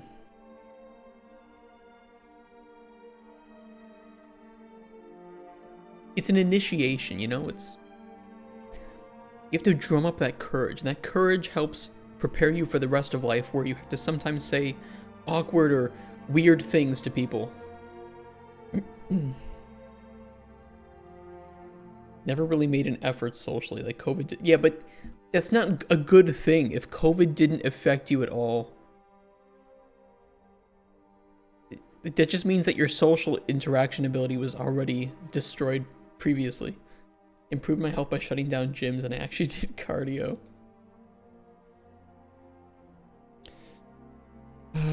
Currently testing ingredient index.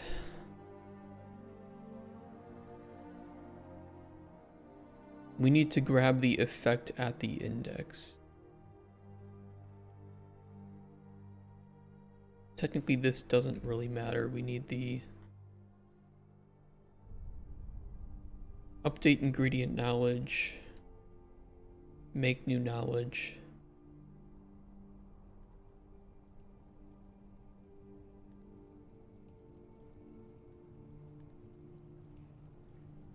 We do technically need to unlock all of the flavors for brewed ingredients.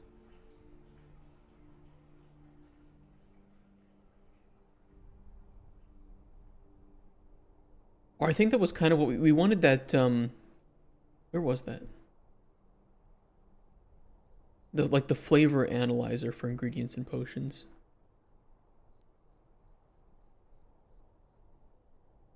I think we will unlock knowledge of the potion's flavor, but we will hide the potion's flavor.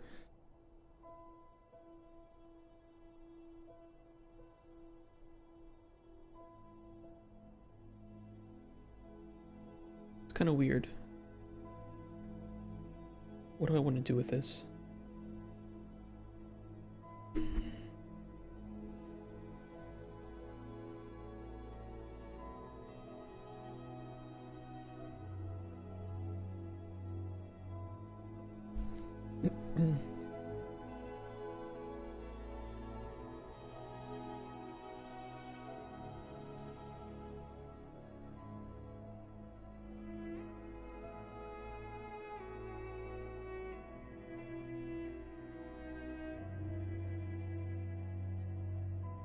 We'll do it this way.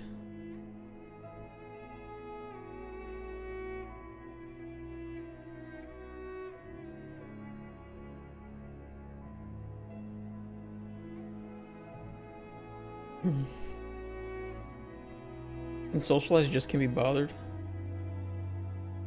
Well, you're different from the rest of the kids then, who seem to not be able to socialize at all. People called me heartless when I warned. I said COVID and all this bullshit is going to stunt kids' knowledge and growth and socialization.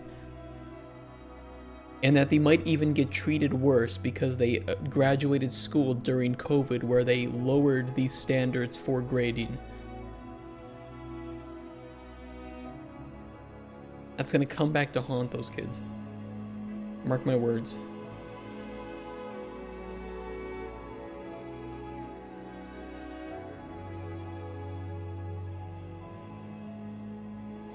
And it wasn't their choice, right?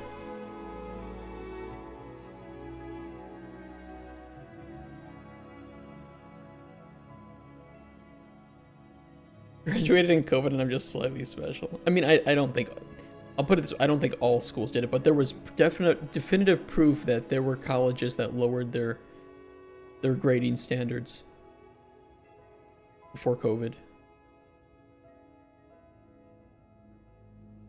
Which I think is not only stupid, but also is sabotaging the kids, in my very honest opinion.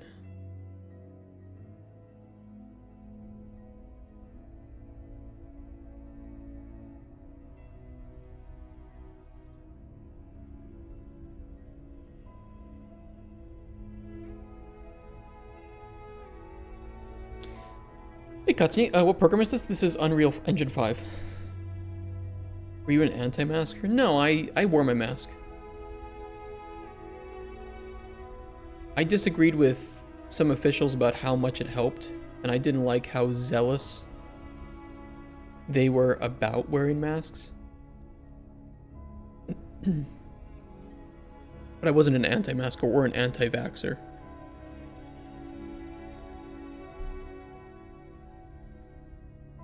I was only skeptical of the vaccine in the sense that I just didn't know too much about mRNA vaccines and how they worked, and I think a lot of people didn't. So I didn't really understand how great this was and how much more effective it was compared to traditional vaccines. Where instead of making an antibody for the specific virus, you're now making one for the, is antibody the right word? One for the protein, which I was a little worried might also affect other things.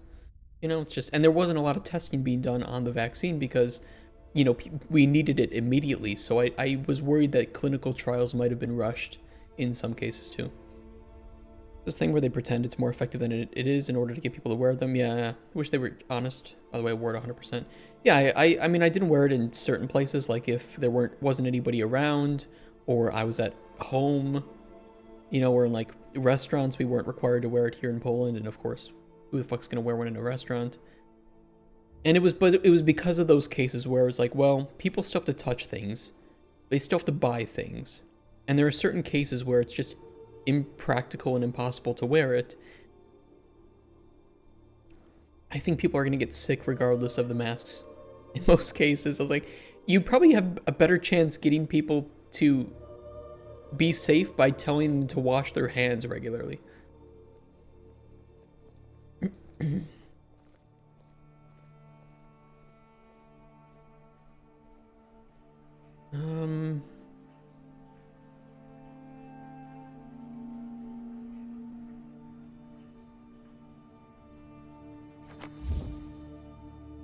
Katsuni, thank you for the follow.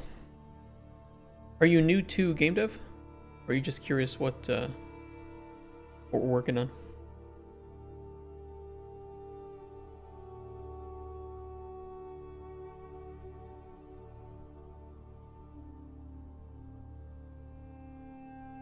am I trying to do here?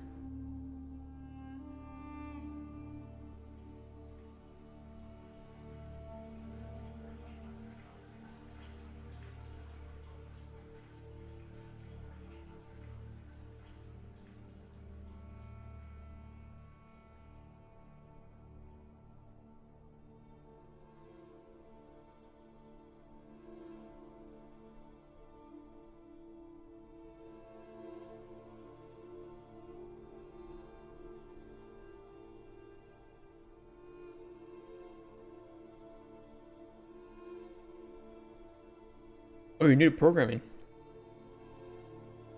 Well, we have quite a few people like that in chat. Have you ever worked in any game engine before? Or are you just kind of curious and checking out different options? Blanking. I need to pass the right info here.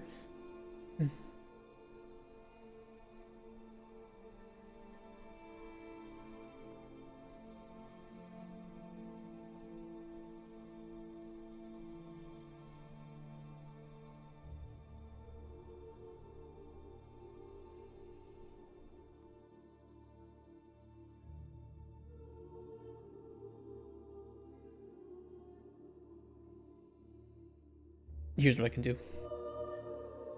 This is awkward, but it'll work. Learn an HTML, CSS, and JS. Okay, are you more into like web dev?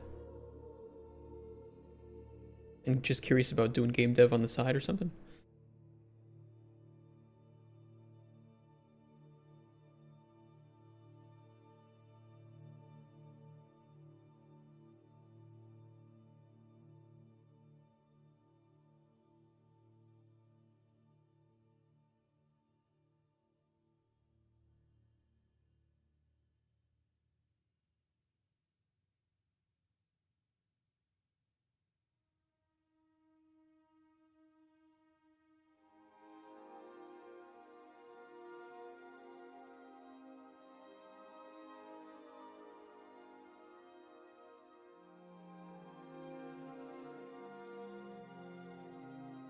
Is that all we need?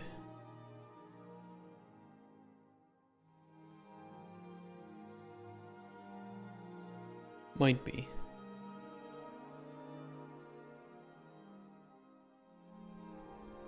Did we match the effect, get the currently tested ingredient, and update the ingredient knowledge for the effect at the index that we're testing?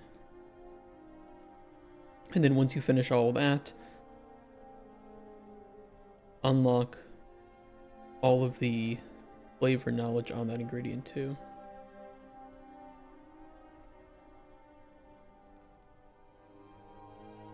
I don't know if I want to do that, but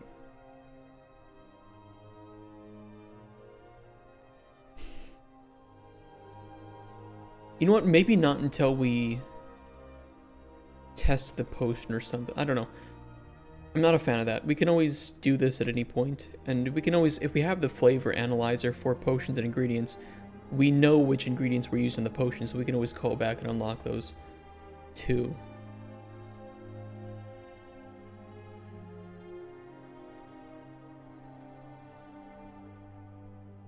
This should work. We shall see.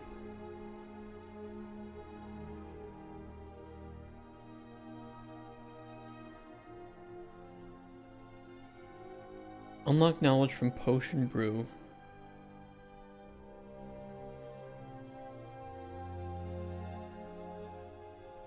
You know, I actually don't need to pass it the ingredients because I can just grab that from the potion.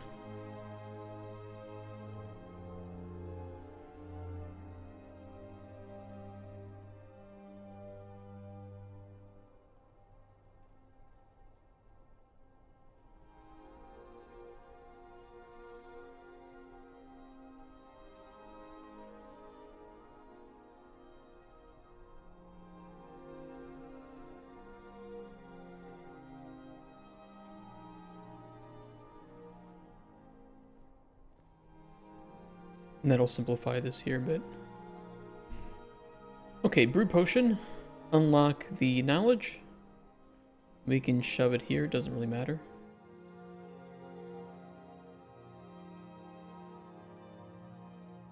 Then update the potion inventory.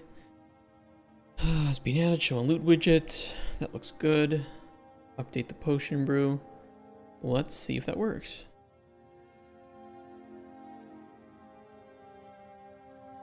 I really hope so.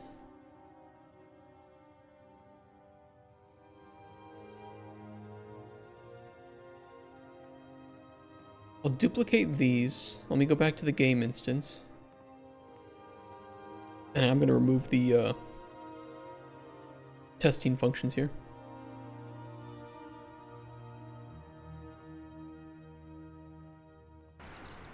And then we'll see if this works.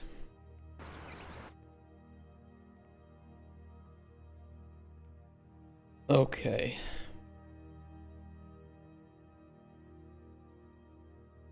Yeah, we don't know anything about it, so technically dirty water is correct.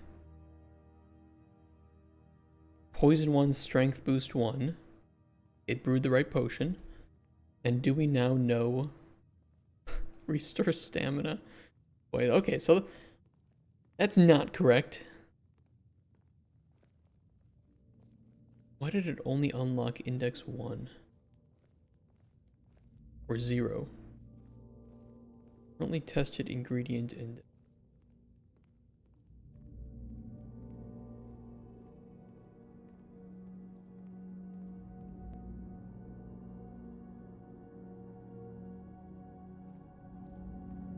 It's not the ingredients anyway, that's the effect. Currently tested effect index.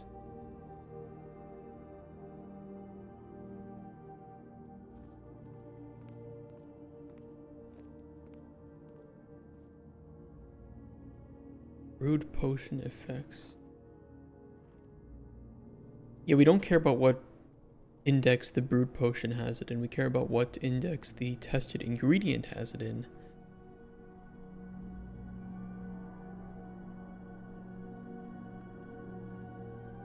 So grabbing this index... Oh, I know why. I messed up.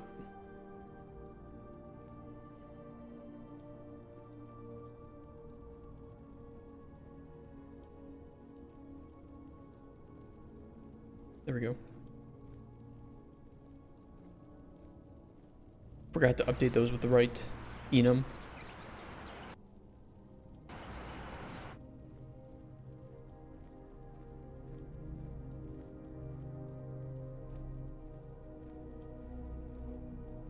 Okay, looks good.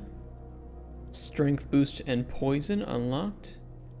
Strength boost and poison unlocked. And now if we make this potion again, we can see the poison and strength boost. Hallelujah. Hallelujah. I don't know why the potion value is 16. It's kind of weird. I don't know why. It shouldn't be 16, but maybe it is. Poison does not have a tier. That should say tier 1. I don't know why it doesn't.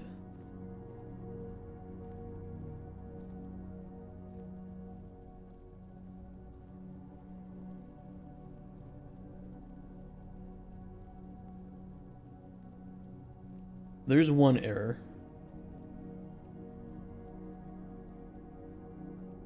And I think potion value looks incorrect.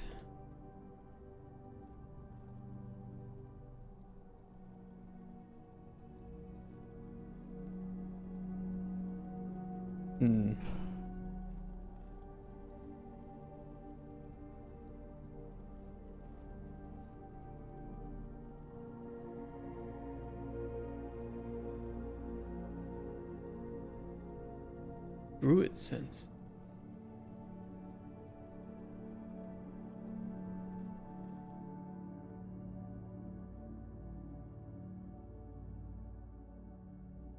Druids? What?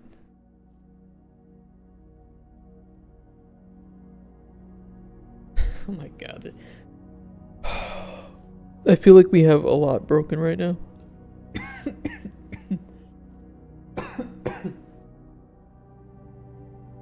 Why does it think that this had druid sense on it?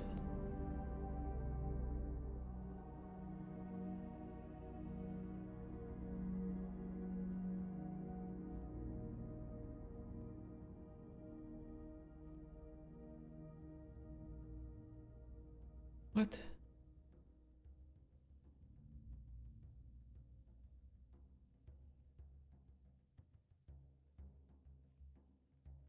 There's no way that it can pass Druid Sense to the name randomizer.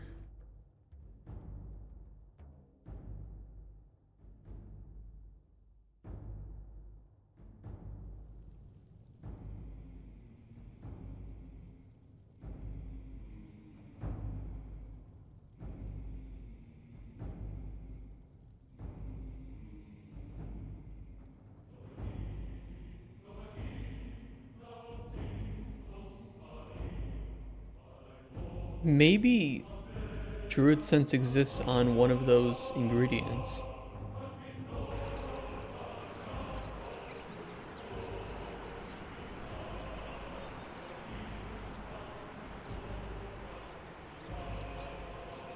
No.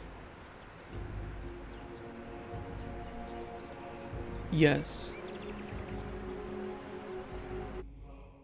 Okay, so we're sending it the wrong info.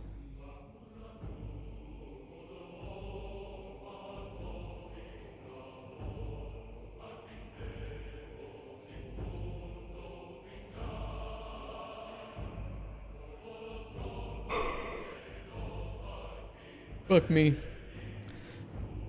Son of a bitch,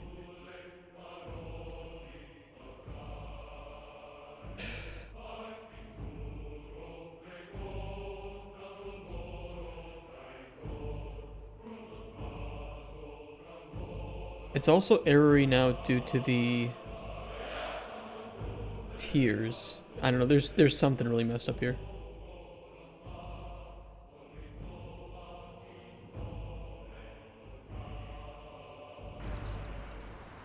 Let me see if I can make that same potion.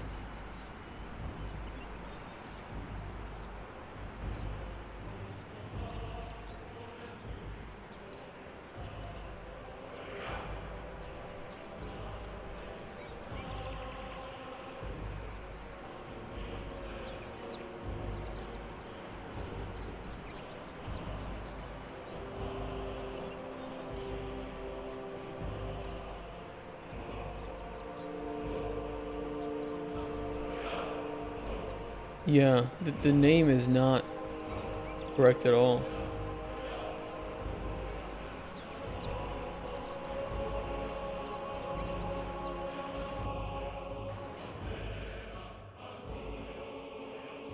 Is it because...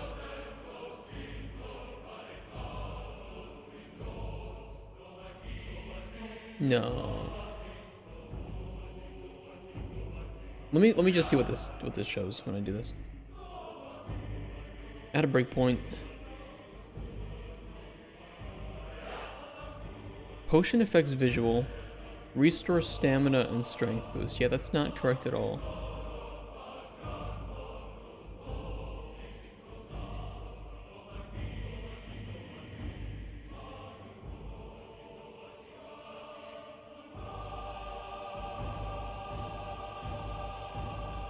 We should be grabbing index 1 and 2. Why does it show 0 and 1? Guaranteed effect indices visual.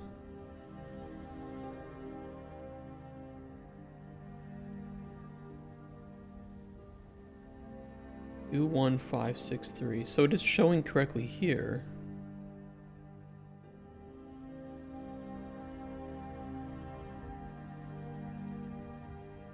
And this is building incorrectly.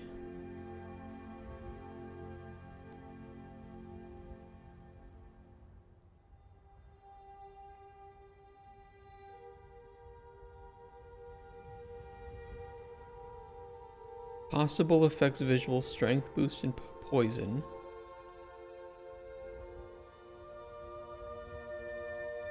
One, 1, 2, 3. That's correct. And then we would take the minimum of that.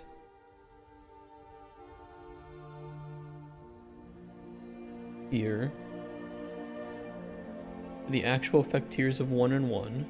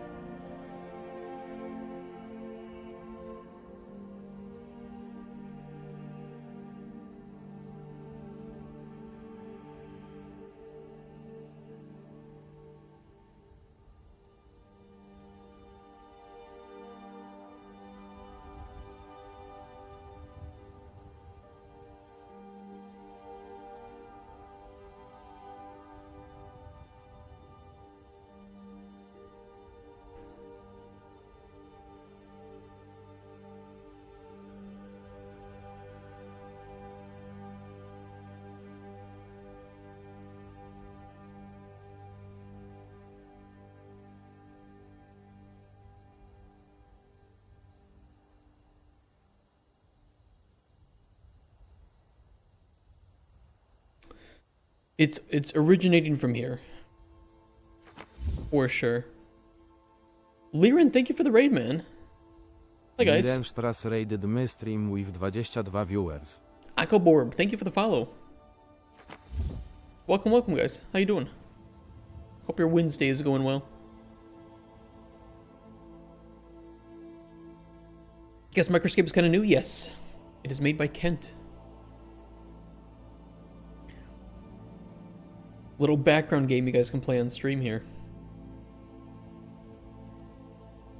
I've been mining some, ooh, I got mining level 3. 182 copper ore. Let's switch over to tin. And you guys can earn energy by watching the stream. Look at all these people. There's Turning Cog. Ruben Size is here too. I gotta update my character because I'm still a girl. I'll do that later.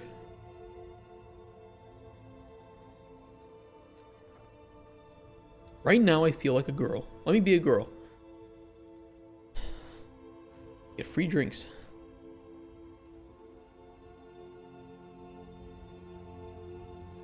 Why is this failing? This is the exact same code that we run up here. I just add an additional check for if we actually know about the ingredient effect. That might be the issue.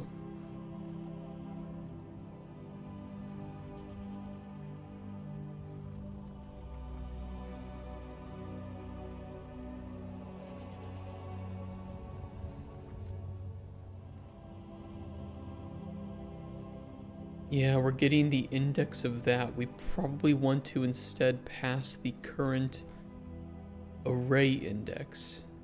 Let me see what it looks like if we pass the current array index. Because before we were showing everything, but now we only want to grab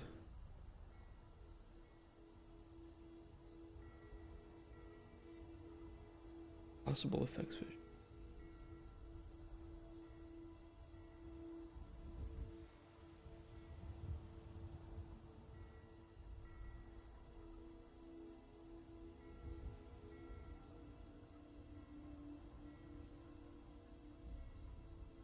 Hold on a sec, couldn't I still grab the possible effects? Before we hook that up, let me try this.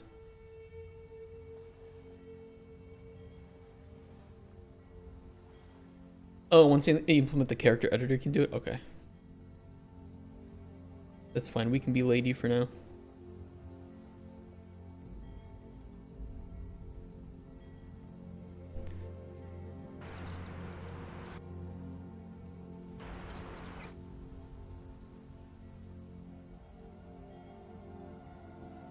Okay, do this first. And then do that.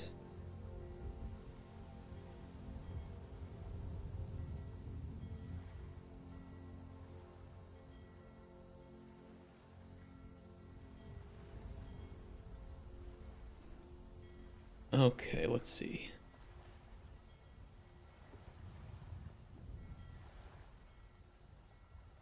Because that should then put 1 and 2 into here. 1 and 2. Okay.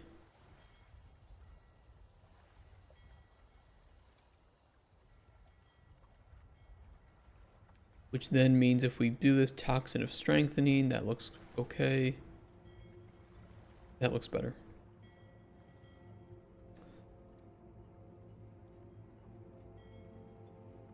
And then let me test the information that we're sending over.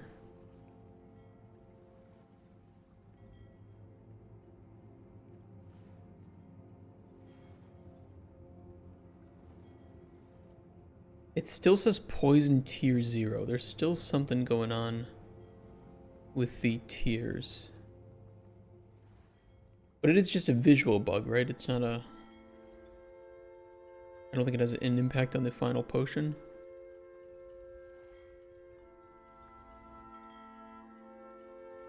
No, it's just the visual. Uh-oh. Uh-oh.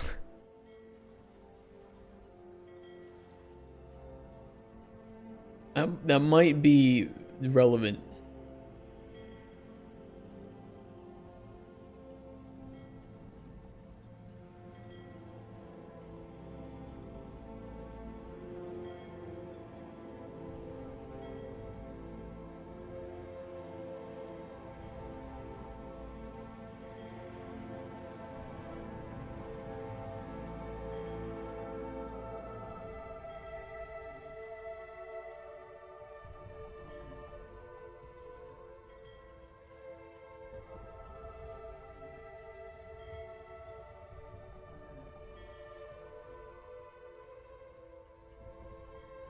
I see why we did it that way.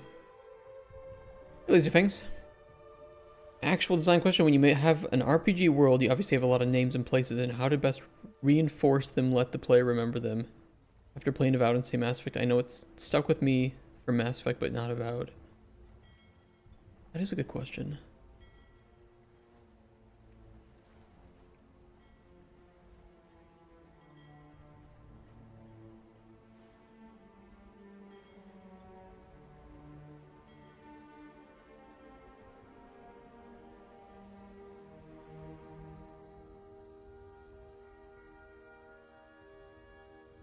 I mean, I think that Mass Effect just had a lot fewer names to think about. I think, and a lot of the names that there were already relatively simple, easy to understand English words, like the Citadel, the Council. You know, these don't really require you to memorize something unique, something that you haven't heard before.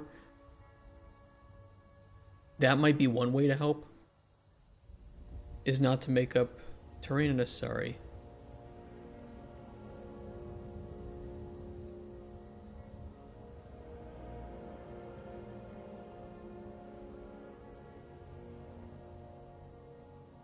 Probably just through continued use of it. I mean, if you think about Mass Effect for a second, how many new words did they actually invent, or like races and planets? I'd argue that it was probably fewer than, I don't know, 24. So it wasn't, it was heavy on lore, but it wasn't heavy on like number of new words that you would have to learn. That's just my feeling. I don't know if that's true or not, but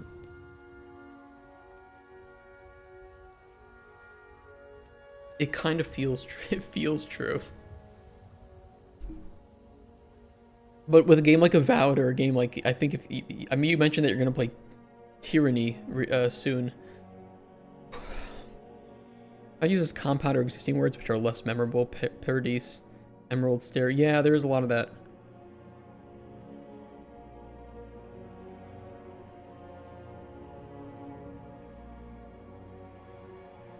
Hmm.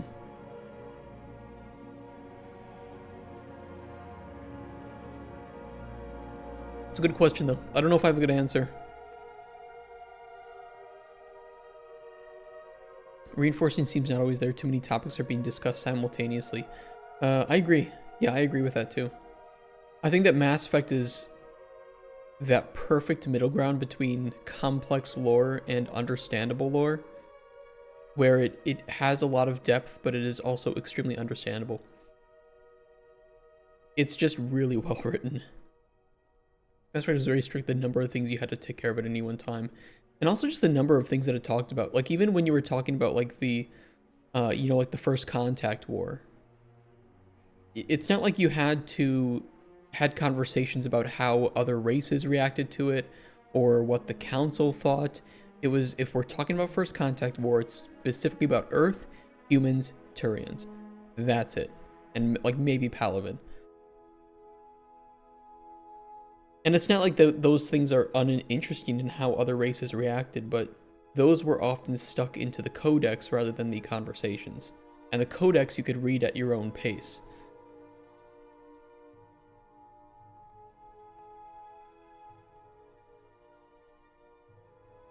It's a good question. It makes me think about those games a lot. Good luck on Tyranny, by the way, with that in mind.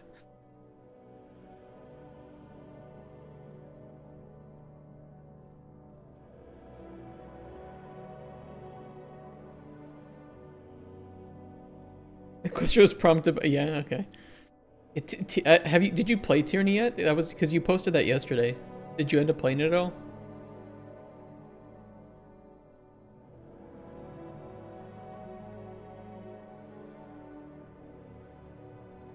Oh, tomorrow's the day. I liked it. It was just like, I think it might be a tough game to stream, but maybe you'll be different than me because it was just, it was non-stop. It was like new thing, new thing, new thing, new thing. And it did reinforce those things over time, but right at the beginning of the game, it was just like, oh my god. Here's a new fantasy world. Here's all the lore, really important people, new strange things, factions, names, systems. Don't dwell with too many names. If I remember correctly, Tyranny had an in-game way to know things similar to like what Avowed has. Because, you know, they're both made by Obsidian. I think that they carried over that system, which does help.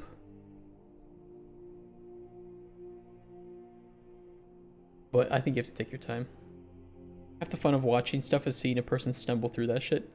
Yeah, I think that Mass Effect, what makes it so much fun to watch other people play it is because it just is so good at teaching people those things, and it has really good messages and themes. It's really cool to see people discovering things in Mass Effect for the first time. Or dumping in Avowed is pretty bad to the point where they added a helpful menu during conversations to manage them. I'm gonna be finishing Avowed probably next week sometime. I don't think I'll play over the weekend too much. I don't hate the game. The game is worth $40 max. In my opinion.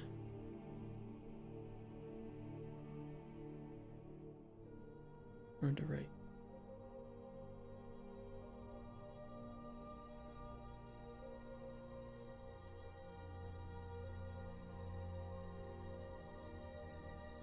Yeah, the problem is sending this index through is correct here. Sending this index through is correct here. I guess I could just...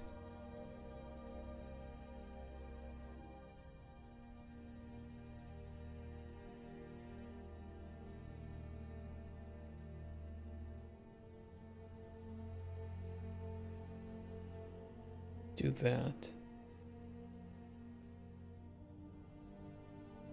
Best of both worlds.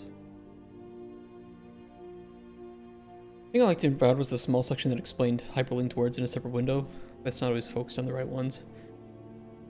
How do you feel, Lazy Fangs? Because I need to know if I'm crazy on this. You know the memories you have, right? Like when you touch one of those memory things out in the world and you relive like an important person in history. How do you feel about those?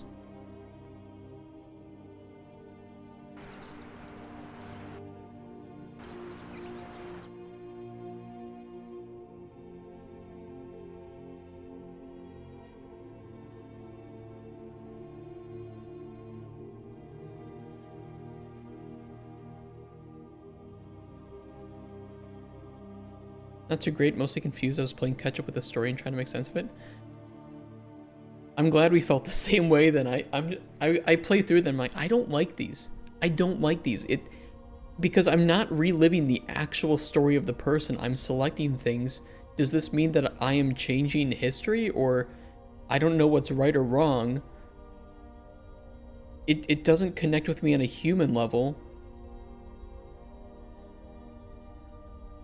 I just don't get them.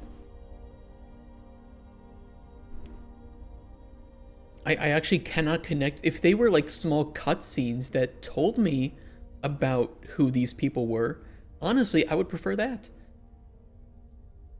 Because now I actually get to learn something about the world and the lore, rather than selecting choices that are not technically true.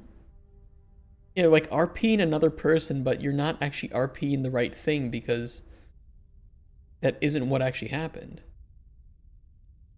I mean, maybe there is like a default pathway that is correct for what happened with that person, but then you'll talk to people in the local cities who will tell you about this person, and they will say the correct things.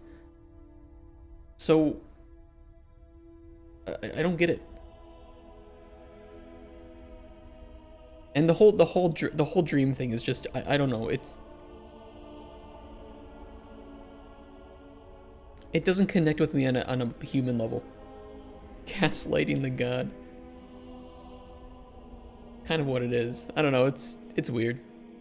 Like I said, the game's not bad. I think that some of the human stories are better than the overarching stories for me. But I'll see how I feel when I finish it.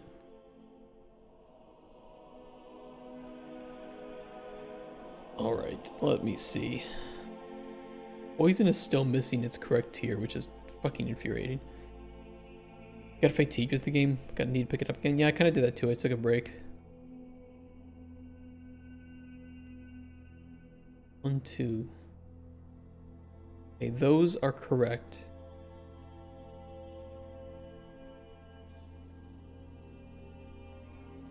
Strength boost poison.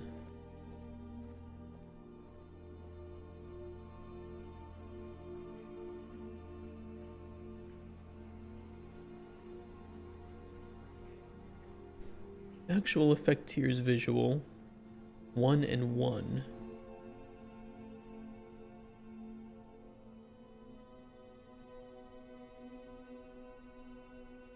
One strength boost, 1 poison.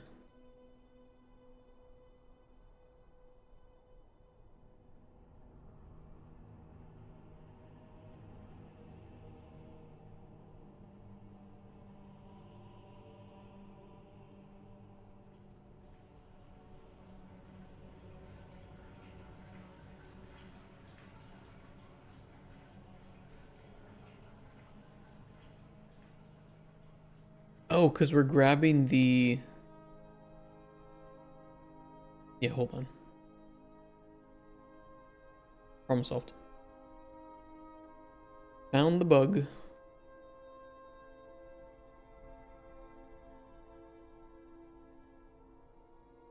I would love to see what this function looks like in C++.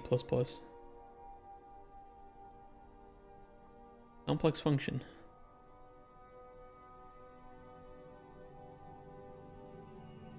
I will get to see it though, hopefully, because it will end up being nativized into the game. Kind of exciting.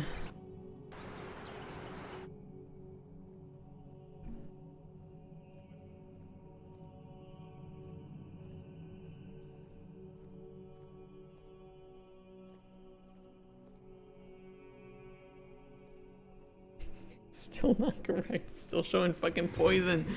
You're supposed to be pulling the index. What are you doing? Oh, fuck me.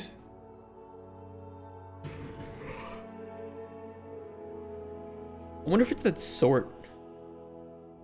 I wonder if it is this sort. Where's this shit?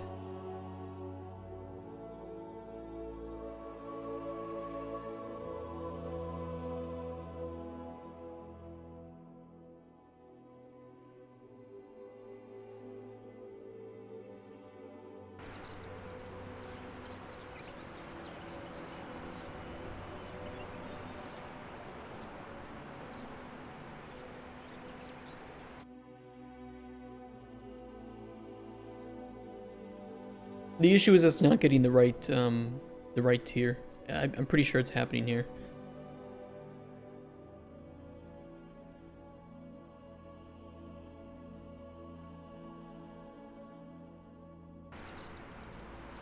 I am pretty damn sure it's happening here. It's setting up correctly on the final potion, just not here. Guaranteed effect indices, 2 and 1. We grab the possible effects. Poison and strength boost.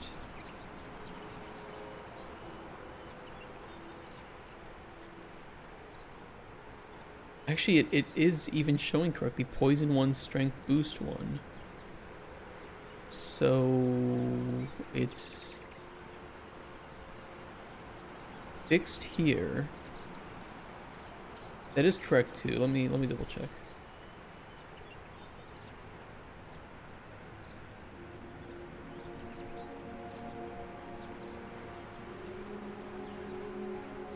The effects are correct. Building these incorrectly though.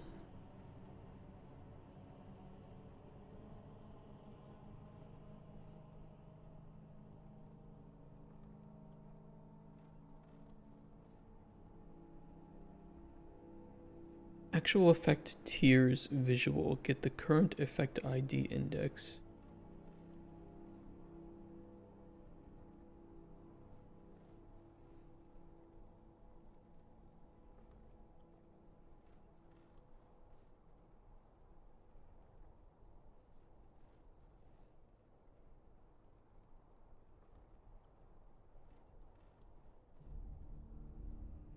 I probably know where it's occurring. I probably know.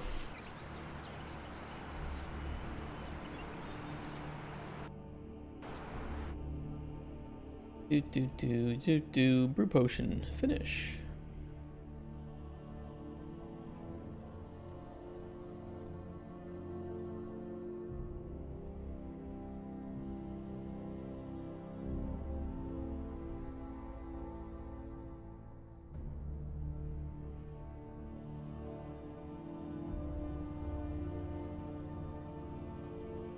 Current effect ID index.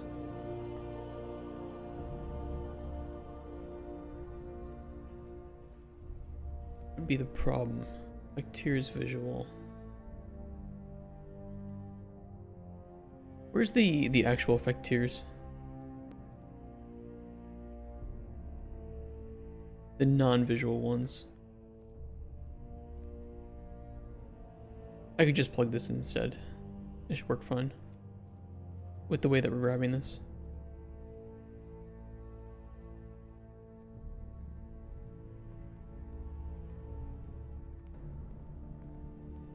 No.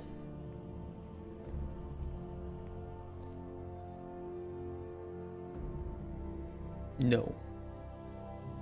That's not correct. We do want to pull the effect tiers visual. I need to be pulling just the array index.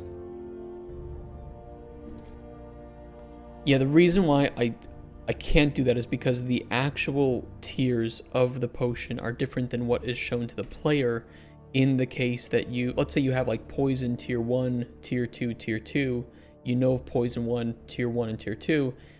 Visually to you, the potion is poison tier 1, but in actuality, the potion is tier 2 with poison, so. Knowledge, man. It fucking sucks. That's why this is so damn complex.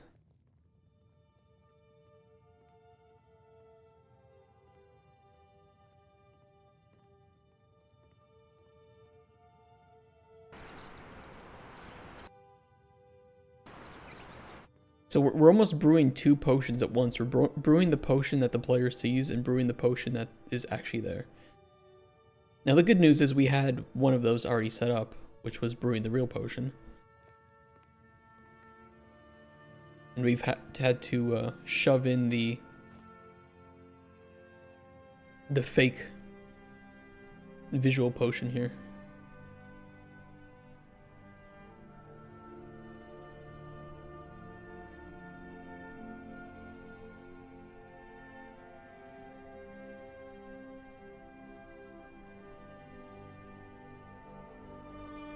So to the player, because the only things that they know are poison and strength boost, and they don't know anything about these three ingredients, to them it looks like, oh, I'm making a poison and strength boost potion, and there might be some unknown effects, right, due to lack of ingredient knowledge.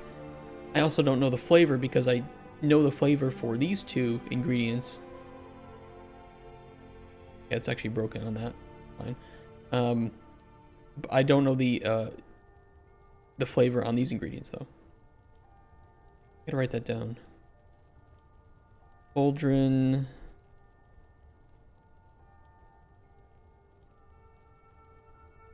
Pop up Ingredient info is showing, flavor wrong. Easy to fix. But then when they brew the potion, it's like, oh, I'm making a toxin of the strong man. But again, in reality, it's actually strength boost, fear, and cure disease. Be nice if I could allow the player to edit the name up here. I might do that. Quality of life. Especially now with the unknown effects. What do you think of KCD potion making? How you doing, Boom Raccoon? I think that it's cool, and it works in that game. It works in a game where you aren't expected to make potions all the time, but it is very slow and tedious.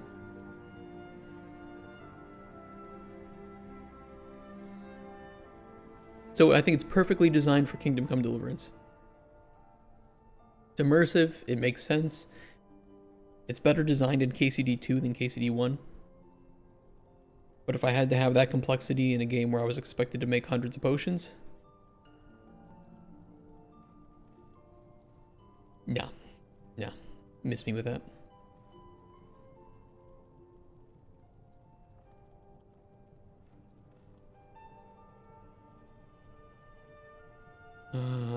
Tooltips. I did break tooltips. Did break. I'm breaking so much. Oh, we're breaking a lot today. Let me fix the cauldron pop-up ingredient info. Where is it?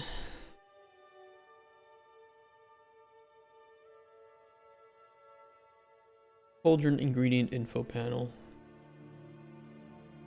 Build ingredient tooltip. Where's the flavor?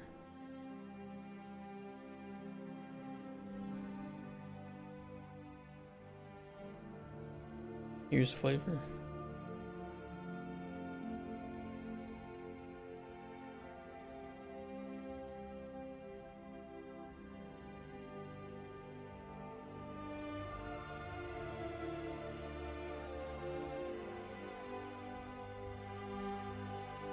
Problem solved. Because if we shove in an ingredient ID, it automatically takes into account the potion knowledge. This is just old.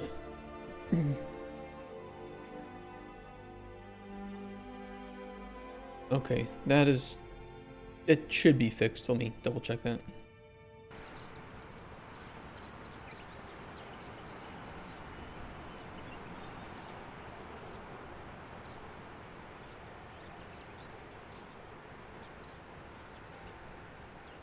Yeah.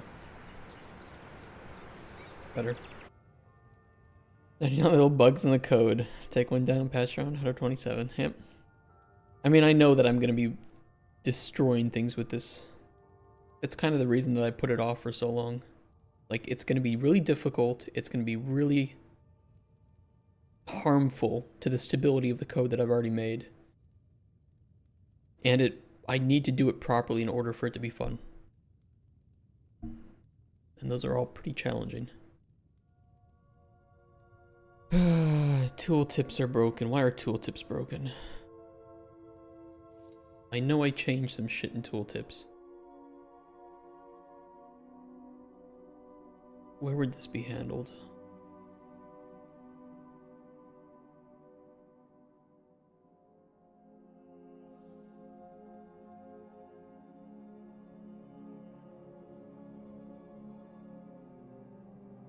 We have the second text box to use.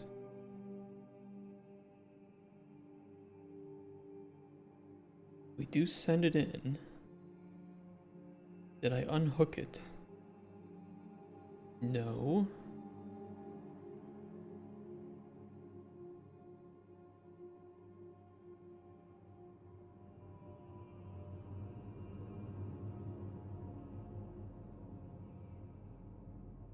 Does this maybe not appear in the right place?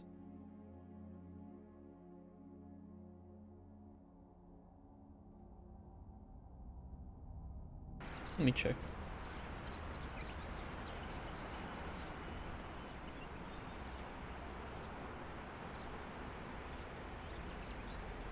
I don't see it at all. Not even like behind the text or anything.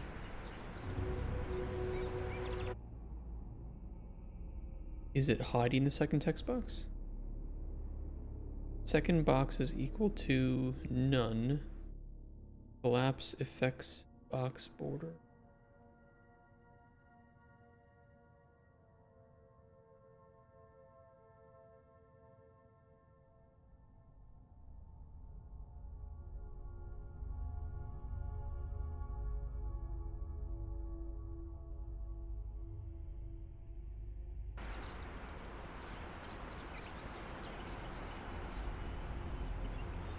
Problem solved.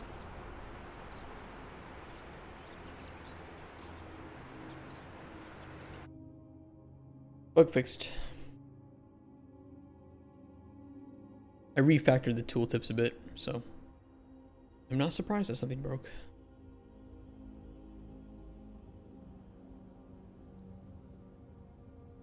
Okay, what's next?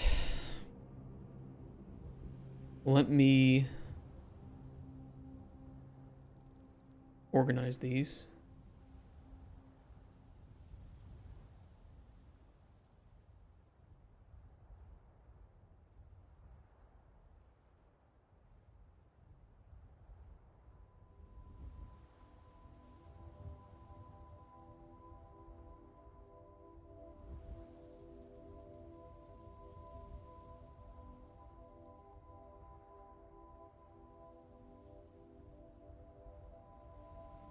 This should be okay.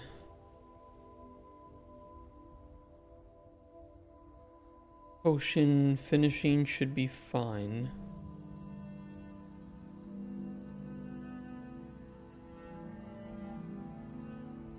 Table should be okay. This is fine. Let me organize all this. Haven't been here in a while. We've definitely done quite a bit since you last were here, I would imagine. Made the game less optimized. All the good stuff. That one actually is starting to be a problem.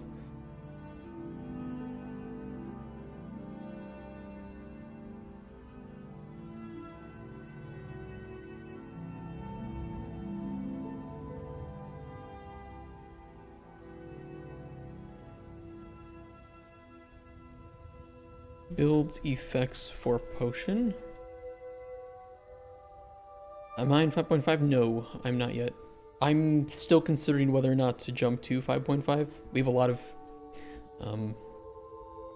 plugins that might break things. A lot of custom changes to plugins too, so I might hold off on 5.5 for the time being.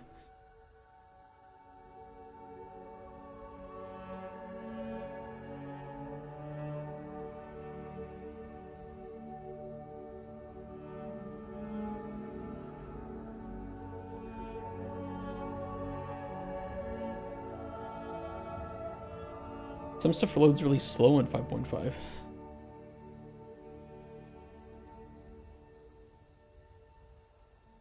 Unreal 5 as a whole seems to have so much more bloat than 4.0, which I'm not really happy about.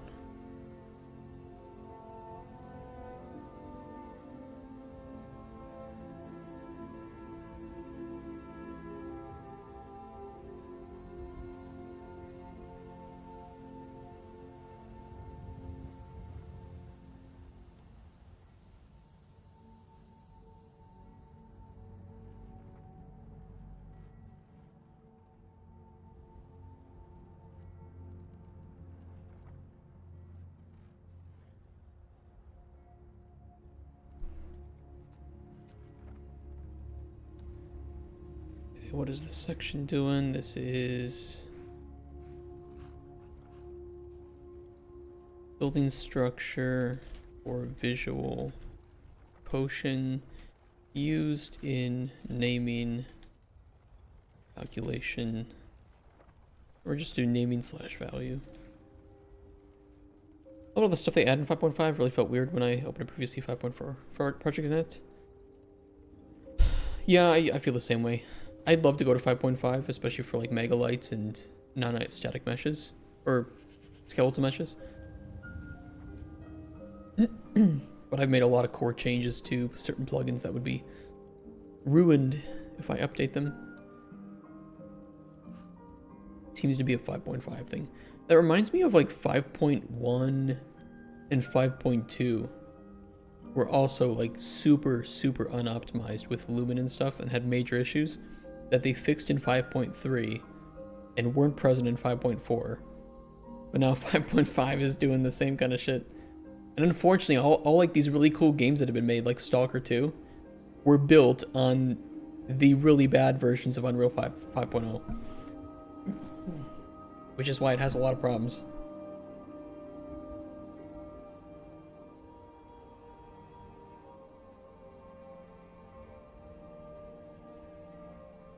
Maybe they've made enough money at this point they could upgrade to some newer version, but that's easier said than done. Especially with a game as big as that.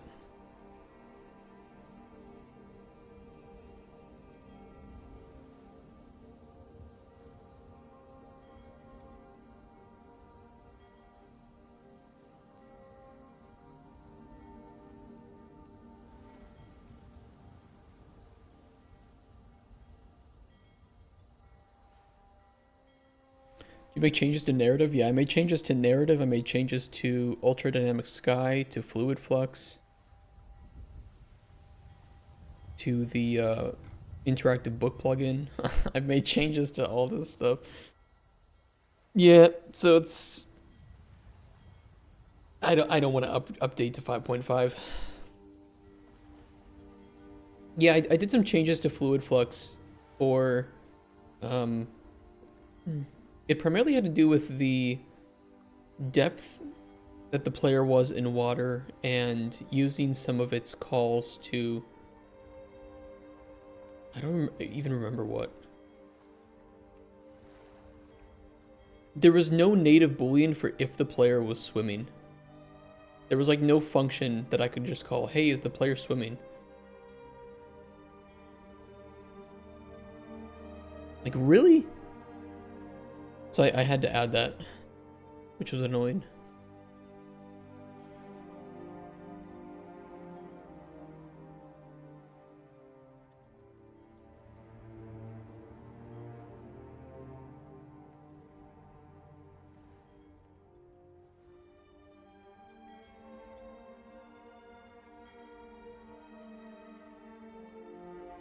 Well, what I did it for was the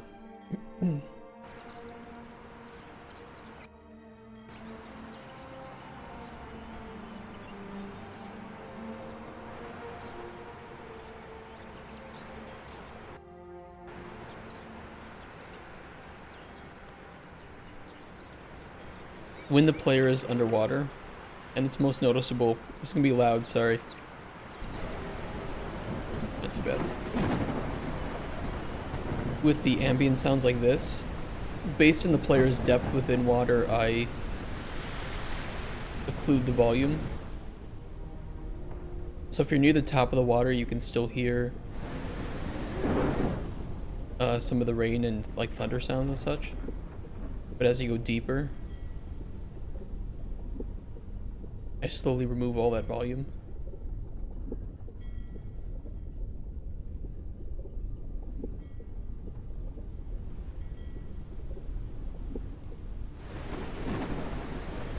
That was an extra little feature I added. Yeah, something like a little bit of immersion.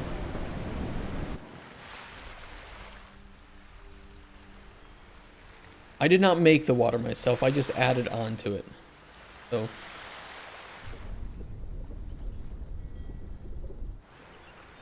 I don't want to take credit for things that I didn't do. The sea urchin floating on his nav mesh. Good old classic.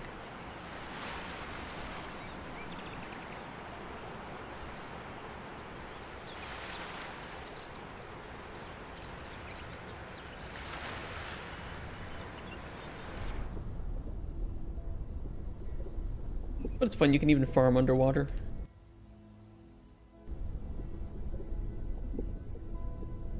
We don't have the breath meter yet.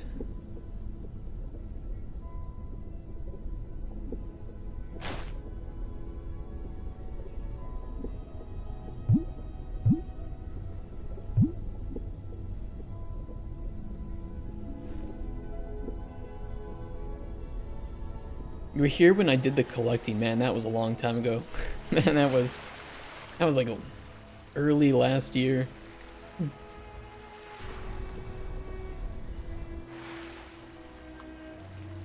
You grew up on an island? Oh, that's cool. Yeah, I had to replace the default sounds too for the waves, and use my own system for it because I think the fluid flux system is kind of shite.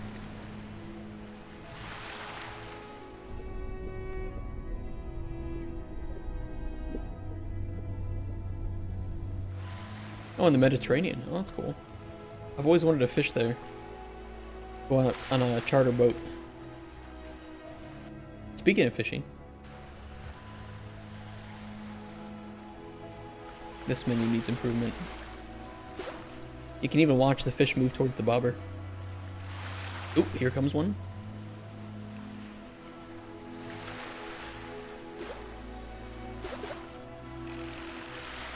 Ooh.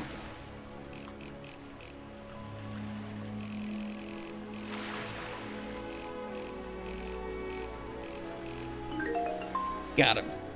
Gotcha, bitch. Let's go on roller skating next to the wave sounds. Man, I haven't been roller skating or ice skating in forever.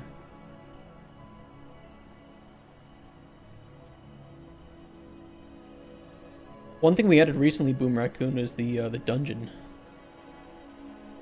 which looks especially nice with a volumetric fog turned on.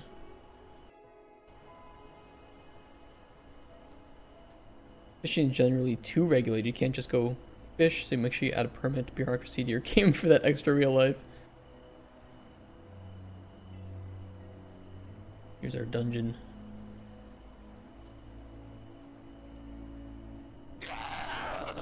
Shut up, bitch. Come here, open the door for me. Stay on there. Thank you. We have a few puzzles down here. That was one that I easily got a zombie to open for me. This is another one. There's a lot of cool loot behind here. But you have to solve the pedestal puzzle.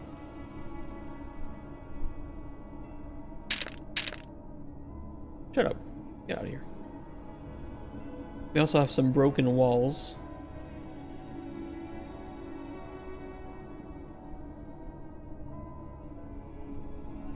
On the final puzzle here, this is a poison pool.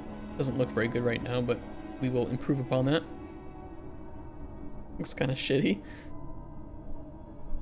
There's a few ways around it. You can either take a potion of lightness and jump really far over it, or you can destroy this bridge. Oh. Need to fix that. It's kind of awkward. I like what that's doing, but yeah, we need to not do that. We can break this bridge and then jump over.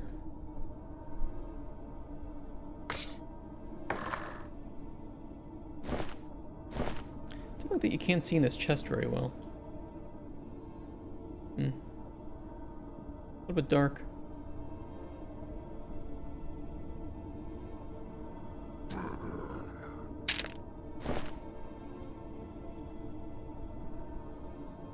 What did he hit? Hold on, shoot me a sec. Oh, he hit the book. Kinda weird.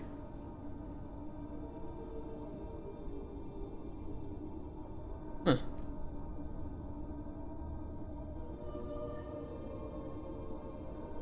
That's weird.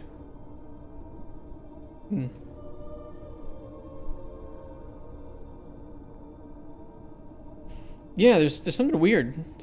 Maybe with the arrow hitbox, I don't know. I'll send that over to Cuthbert. Arrow hit book. What the fuck?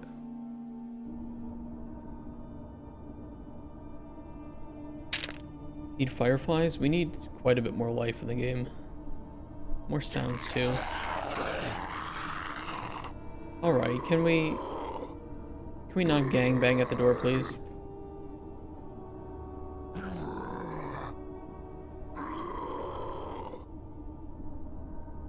Let me through!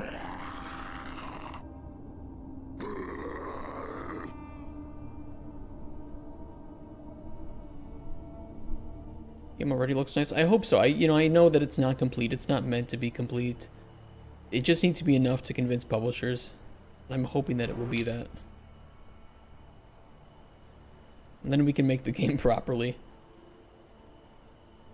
Better art, better visual effects, better sounds, better performance. Better UI for sure. But we can't do any UI during prototyping. It's unfortunate as it is.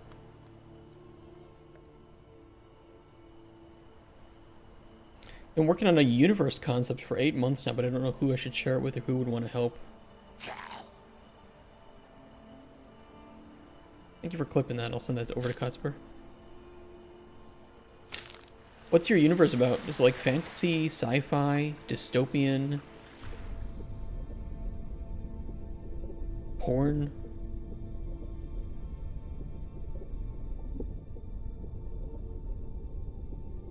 More life in the water would be cool too.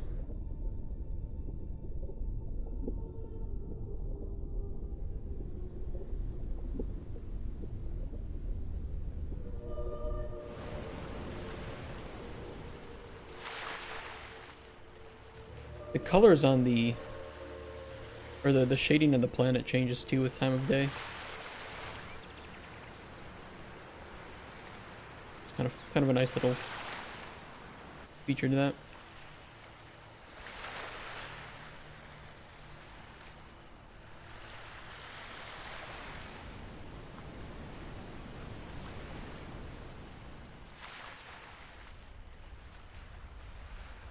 Magic is a science. The planet affect water waves or having you implement? It probably won't. And it's right now it's more just meant to look cool. Like, oh hey, look at the overly huge planet in the distance. Drop some funny comments in your Discord. What did I drop?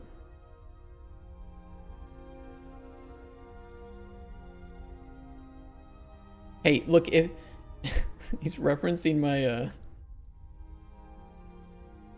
normal people, let's give cops body cams for accountability purposes. Me, holy shit, this is a new YouTube golden age. Dude, I love watching drunk people on body cams. It's so cathartic. It's beautiful.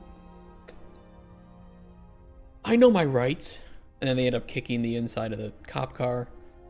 Cops get flustered. They're like, just stop. Just... This is right at the end of my shift. Just please stop. Fluorescent. Move the beach ball? No, the beach ball's still there. We still got the moaning, sexual moaning beach ball. Yeah, I love watching body cam footage.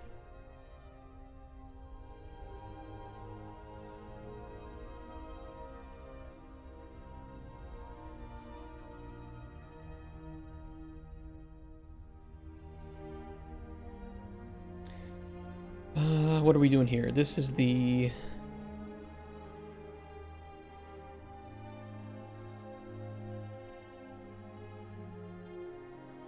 Sets up flavor and known flavor.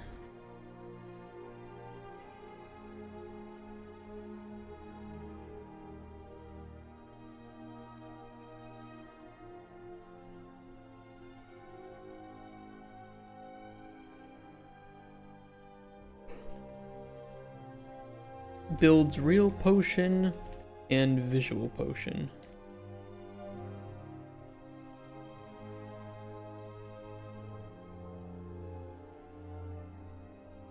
Microscape. How's my mining going? What do we got? Mining level 5. Got some tin ore. We'll go smelt that up in a few. Make some weapons for fighting. 11 hours of energy left. Thanks, guys, for sending energy to everybody. Just hit woodcutting 14. Well, if you guys like Microscape too, I shouldn't do this with Kent. You guys would like old school RuneScape. You can play both. If you like both games, if you like old school, you like Microscape, and if you like Microscape, you like old school. Not RuneScape 3 though. Don't play RuneScape 3. You don't like the OSRS combat? Is it like too involved for you?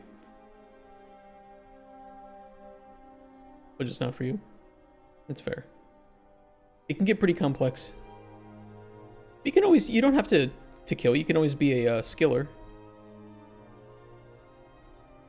Just level up non-combat skills. Very viable account build.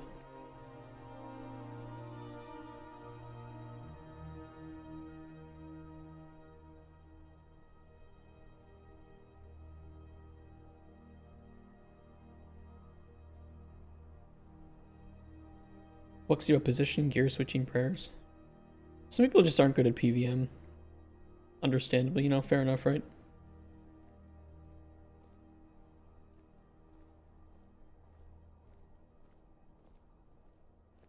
Or unless you're playing an Iron Man, I think you can engage in pretty much any combat and make money reasonably that way. You can AFK Slayer for days. Are you doing your water material? Try using Unreal single layer water material, but hit reflections are terrible, like zero occlusion. I am using fluid flux.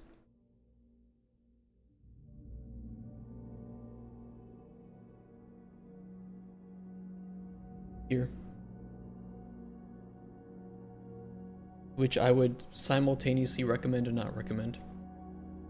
I would recommend it for some things, I wouldn't recommend it for others.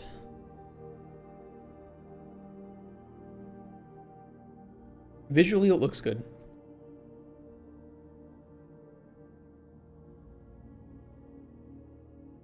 So Insight, you have a universe, and you want to make it with a game or a, but you don't know how to make a game or write or do comics. Do you have like a big lore document, Insight?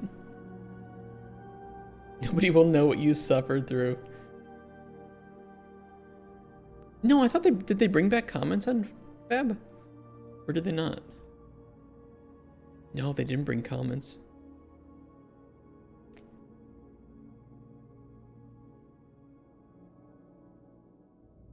You have a huge Bible. If you're on Discord, you can send it to me. I can give you some recommendations if you do want to end up like making a game with it. You know, I can at least tell you complexity, what it might take, how many people, how much that might cost, things like that.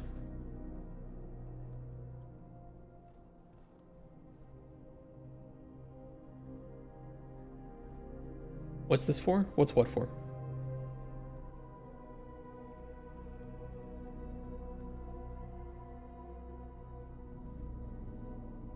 The asset? Oh, I was just looking for comments. That was it.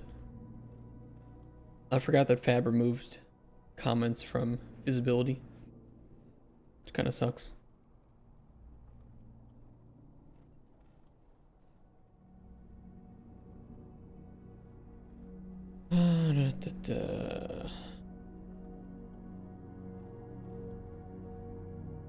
Row hitbox, potion value. The potion value was looking incorrect, but I need to look at that a bit more.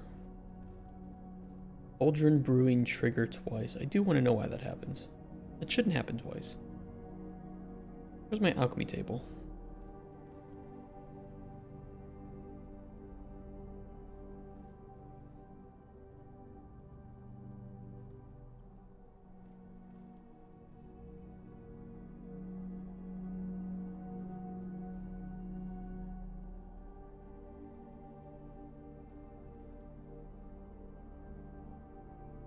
I wonder if this is triggering twice.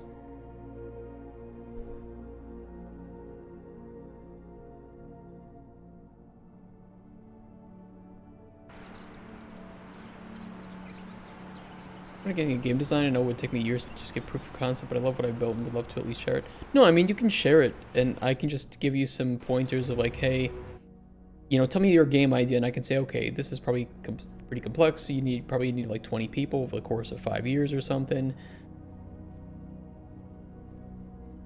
That doesn't take much time for me, as long as you are okay with me not replying back for sometimes a couple hours.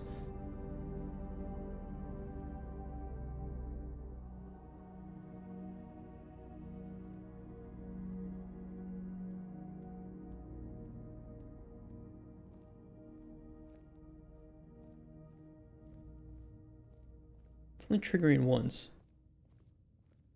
Okay.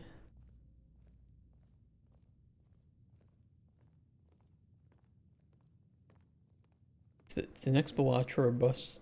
I go into making drones for the military.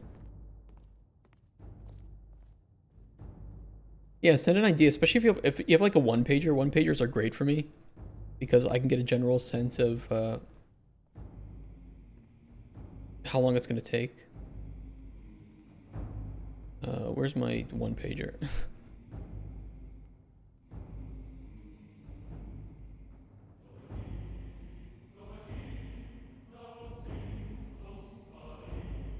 Shit like this is great.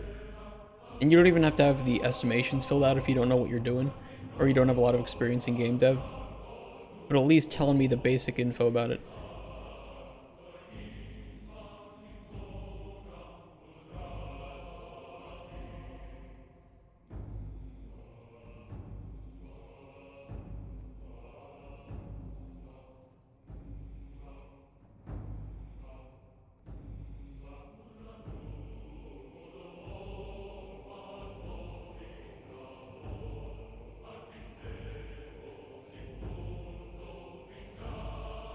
Cauldron Potion Brew.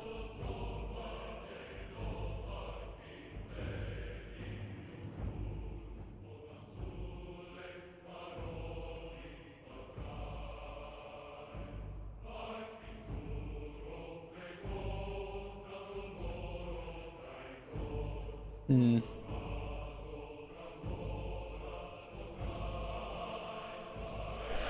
You haven't seen anything like that before? They're pretty standard in BizDev. I'd be surprised if you've never seen a one pager.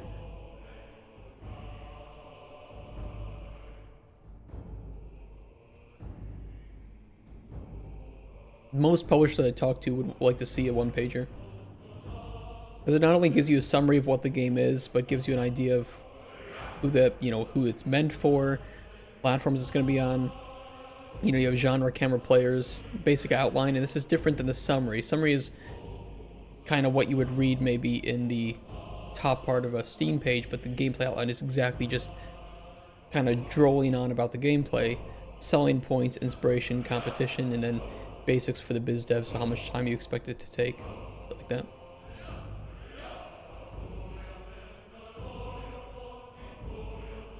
Very useful. Publishers love these. And you might have different versions or layouts of these. I made this layout on my own, but not in a single page. I don't think you have to do it in a single page, but a single page is easier to hand out. I've never seen these before. I'm surprised. You've done professional development stuff, right? Or not at all? PPU, price per unit.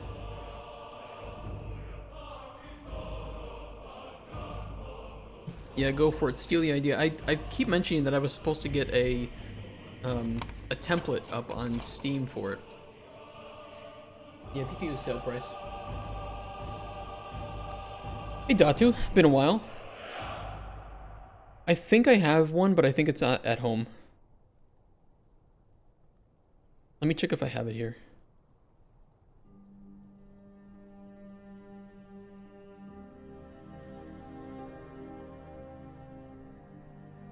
No, it's at home, but let me make a recommendation, or let me make a event to do this.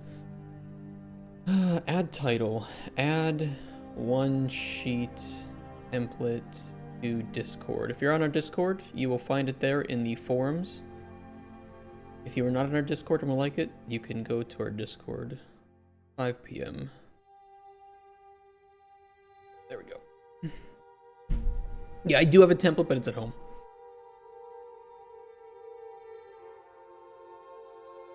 I worked for a game developer, but I have worked professionally in Unreal for half a decade. Oh. Haven't been doing too much RuneScape. Yeah, I kind of took a break too. I recently went on to get the Royal Titans combat achievements, which is pretty nice.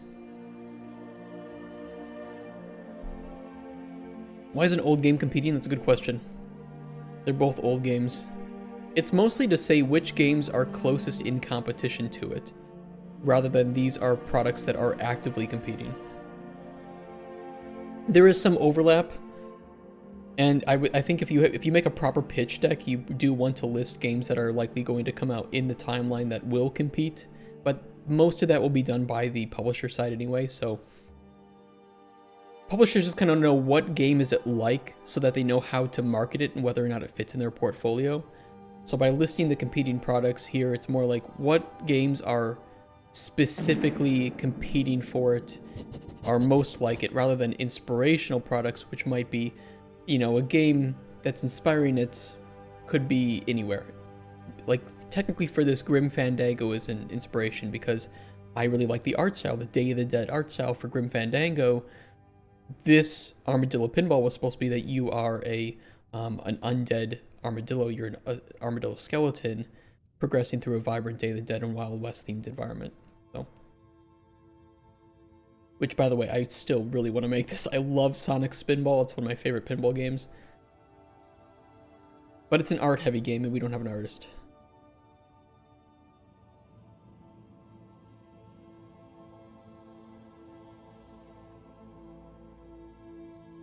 Yeah, Sonic Spinball is pretty sweet. But you've been naming 4 game dev, which is I was trying to do my own stuff in my spare time. Yeah, I think that learning Unreal in your free time is definitely the right way to do it.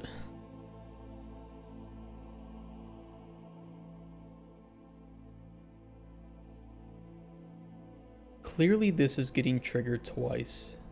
I want to know why.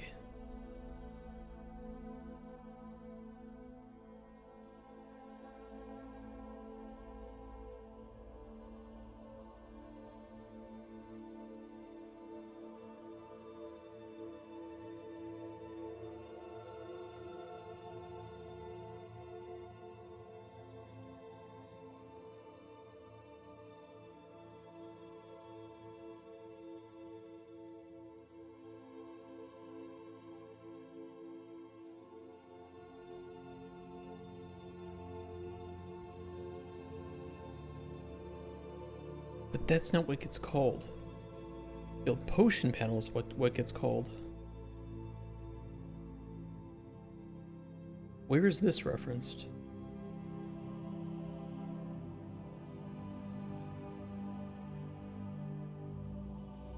An update potion panel. And we are calling that twice. Yeah, I see the issue. Just oddly fletching. Got the expert mining gloves. Nice. Just got 90. Wow. I took a break from some Temporos to do alchemical hydra. But I need to get back to my skilling. This year, I need to max. If I can.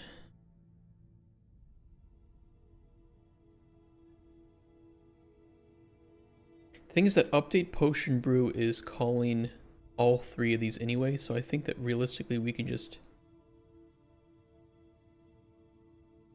I don't know why this was being done beforehand.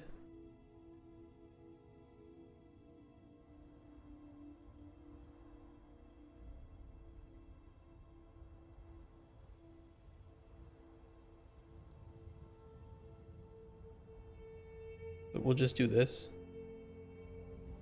And same with here. There must have been some reason that I was calling these prior. Haven't played RS since 3 came out. OSRS is great. It's getting a lot of great new content.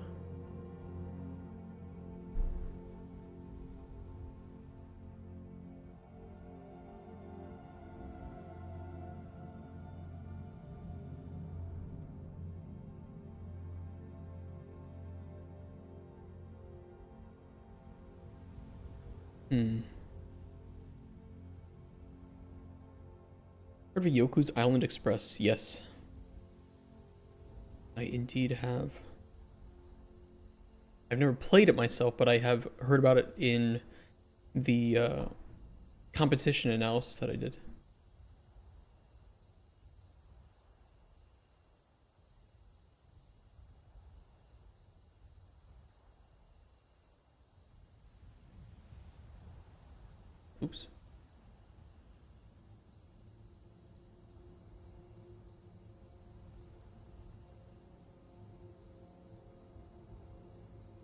What might that break?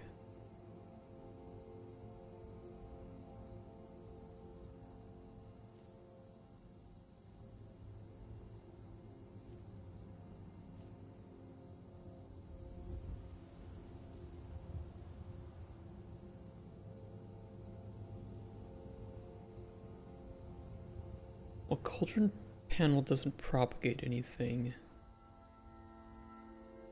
There might have been a very specific reason I did this in this order. This would happen at the end of this function anyway.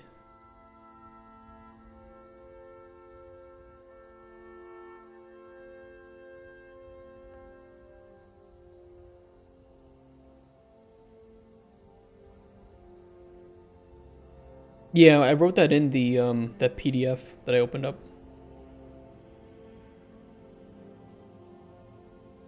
As one of the products of inspiration.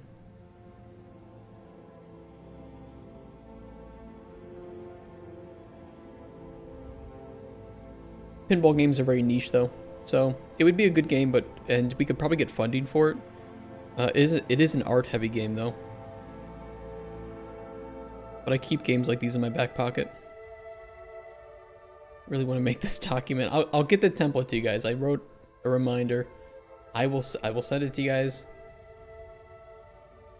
It'll be in the dev forums of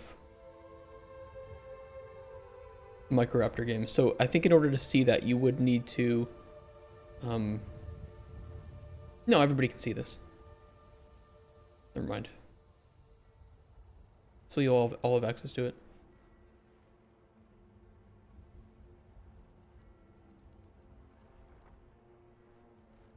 Heading out. Yeah, take care, Boom Raccoon. It's nice seeing you again. Hope you have a nice day.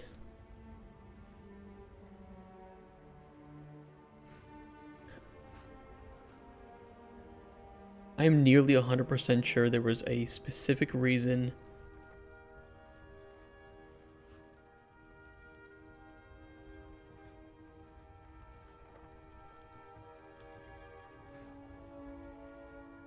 for building this information before running update potion brew.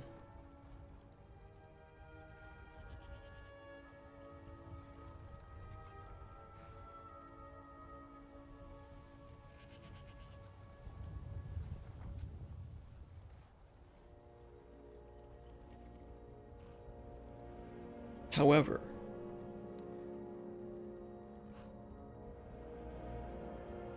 I am nearly 100% sure that update potion brew was made for the prototype alchemy level, which is no longer in use.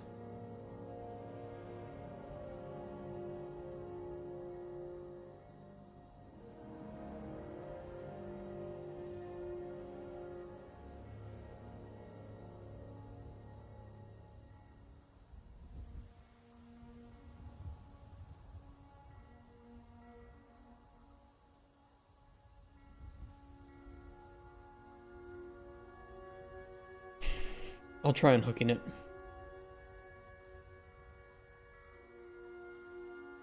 And we'll just run these.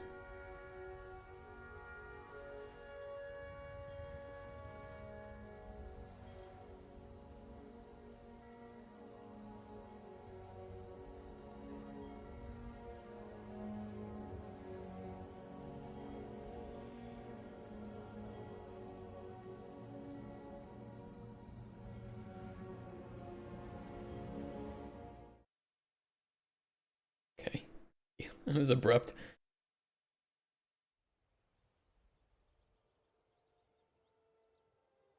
Oh, you're doing some crafting? That was weird. It's like, okay, I guess. Stop the music.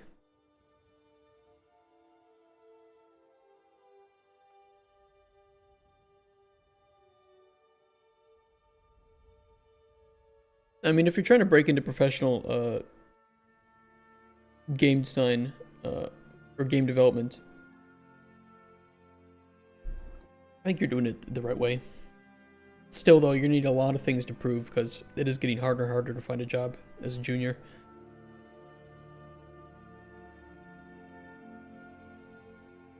I don't envy the position.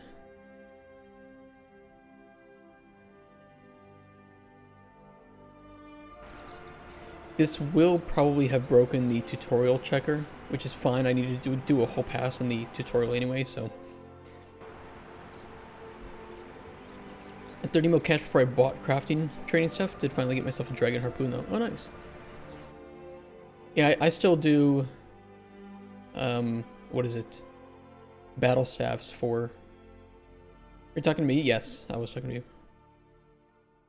I still do battle staffs for crafting training these days. I think they're higher XP per hour. This shit's changing all the time though.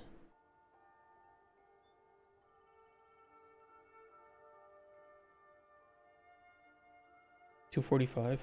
Where's diamond bracelets? Diamond. Yeah, diamond's 133. But you do get profit even without alking, which is nice.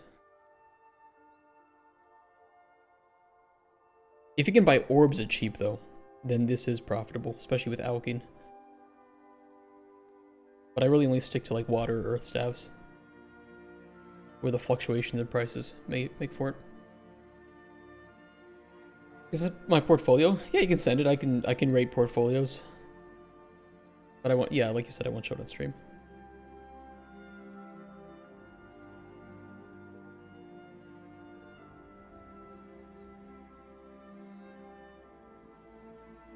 I could care for RuneScape. I don't know, give it some time.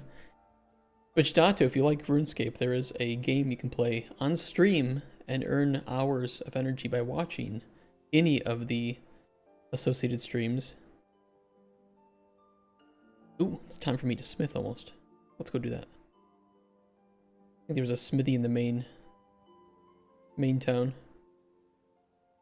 Public furnace, bronze bar. Do it. Traveling.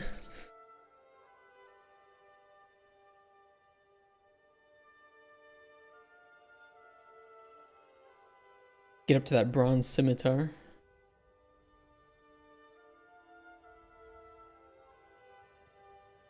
Now we're smithing.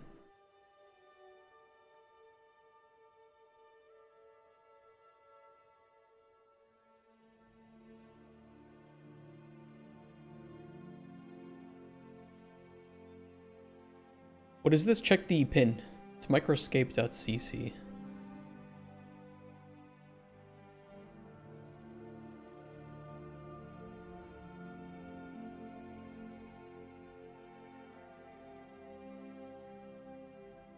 Night vision.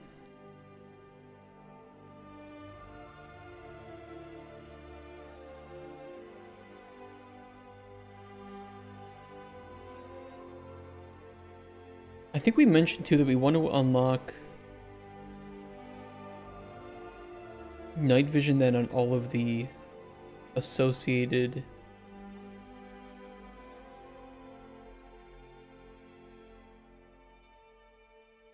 variants. That should be pretty easy to do.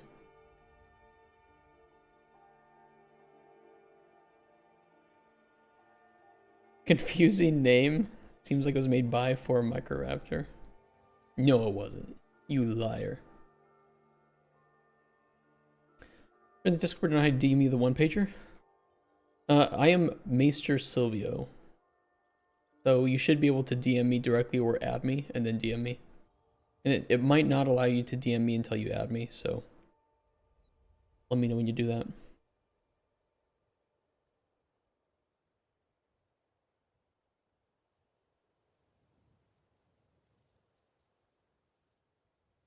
A woman started fishing. Yeah, Ken still is working on the character creator. It is a work in progress. Make a function for maybe get all ingredients of associated type. Get all ingredients of base type. Yeah, I had Rex add that emote back in because it's just perfect.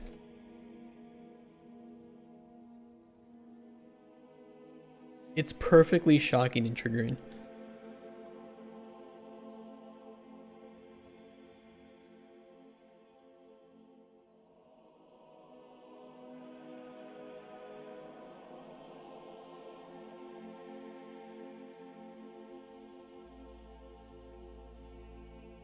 He might not be able to see emotes. He might not have better TTV installed.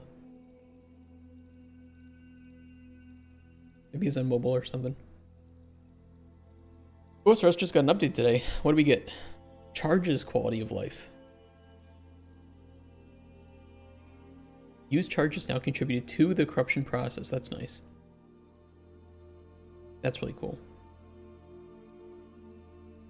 And you can maintain charges. How did that work?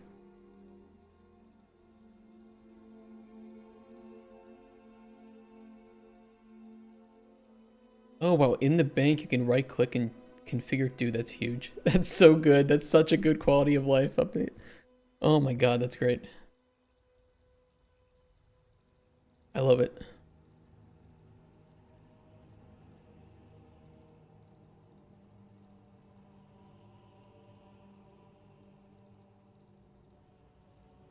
Nice small little update due to RuneFest.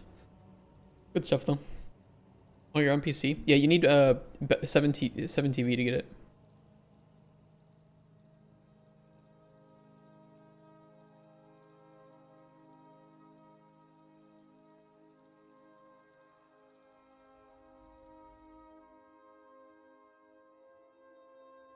I should be able to compare this if I just convert it to string.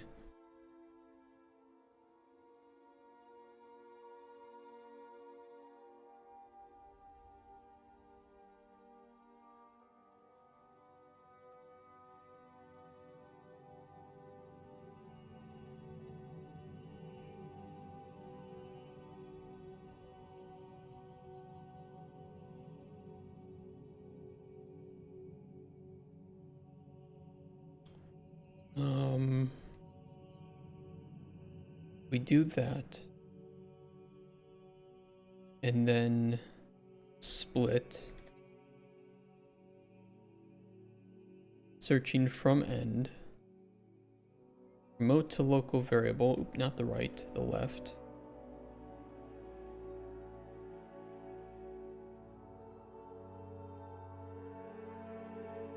Cut base string.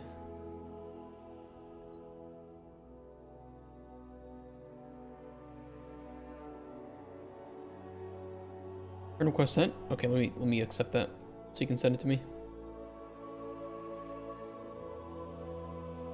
There we go. Now I can review it on. I can review it on Twitch live if you want, but I think you would prefer not to. So once I get home today, I can take a look at it. I do offer 1-page and GDD reviews on stream though, for anybody who does want it. But I will be harsh. I will look at it very harshly.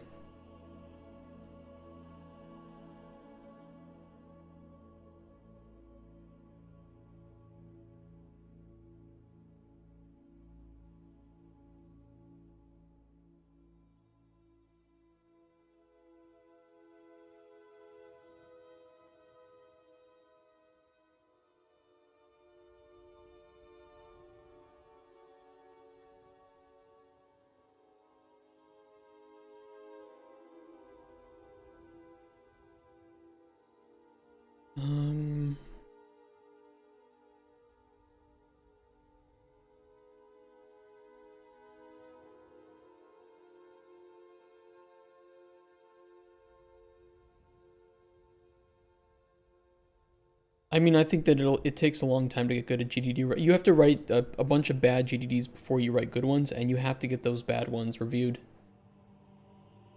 And you know, GDDs are meant for both publishers and investors and players, or not players, developers. So, you know, if you have never worked in game dev professionally before, I wouldn't worry too much about writing a perfect GDD, because it just won't happen.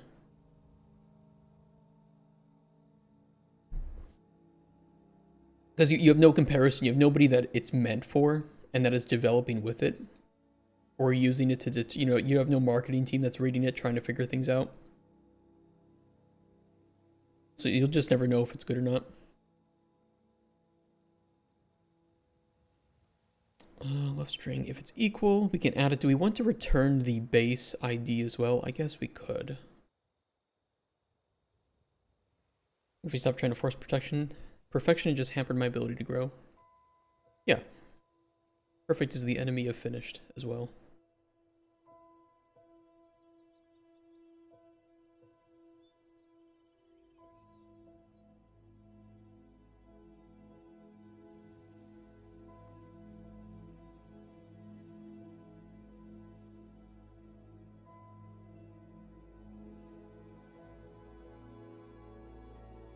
That is why I think Star Citizen will never be finished. They just keep spending, they just keep want to add more, add more, add more. Don't fix bugs, keep adding more, more, more. We need more money. The only way to get money is not to fix bugs, it is to release content. Sadly, that is just the reality for live service games. Ideally, you try to balance two, but releasing new content is when you get more money.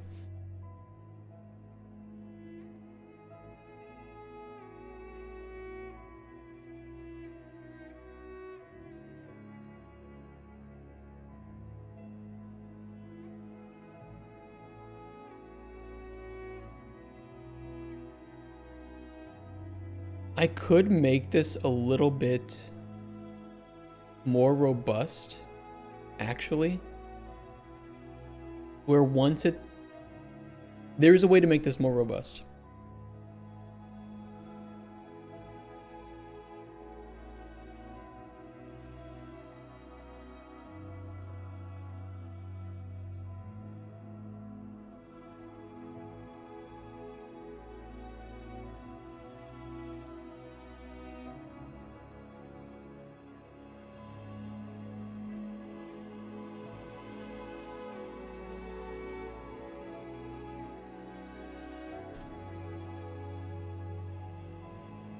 A sneaky, sneaky, cheeky, breaky way to do it.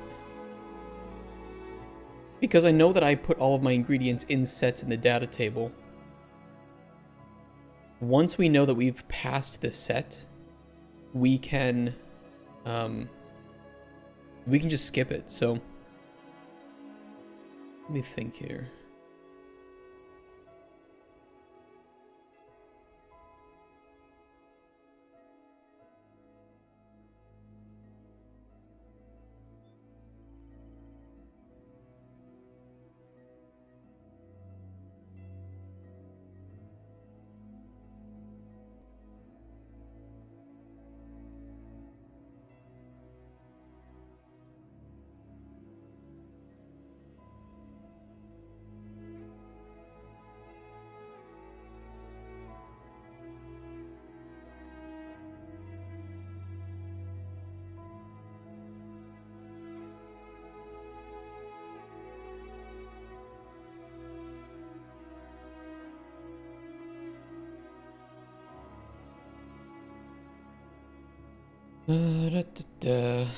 Well, I finished something when the grift is too good, right? Star Citizen will be finished once the devs leave and the company's already hired all the devs. Kind of the issue Amazon is running into. Yeah, the devs will leave at some point. Nobody wants to work on the same game for like 20 years. I mean, there are some people, but most people don't want to work on the same game for like 20 years. People are harsh, and once they try to... I'll probably have to put... people are harsh once they try your product once. It's much harder to bring them back. That's true, yeah. Making a good first impression is really important.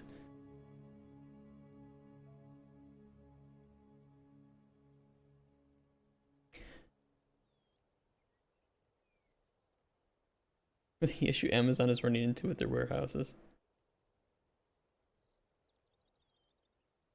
Amazon has lots of issues. Set.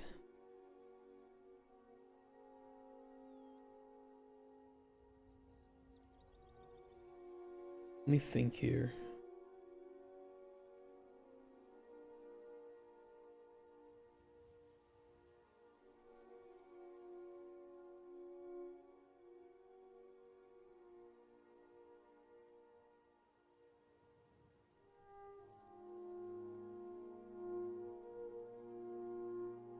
Yeah, this is a clever little way to break early once we surpass the set of ingredients that we found.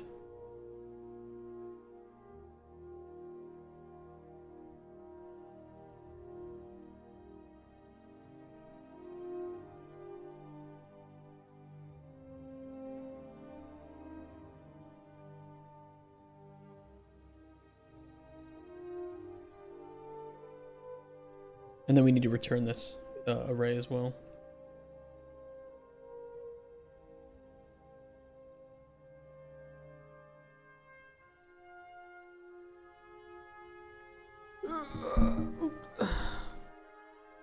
Problem with perfect is that it does not exist. You can have your own definition of perfect, and that's what it actually means, but you have to learn how to define it, when to say this is how I want it to be. Keep moving the post further and further, you end up with nothing. There's also, you know, something that I talk about, which is save it for the sequel. There can be great ideas that just come too late, and you have to determine as a game director. I wish we had this, you know, 3 months ago, but this is thing we either have to save it for the sequel or see if we can put it in post-release. But sometimes it's not really viable, so if you, like you said, if you keep moving the posts for some reason, you're just gonna be wasting development.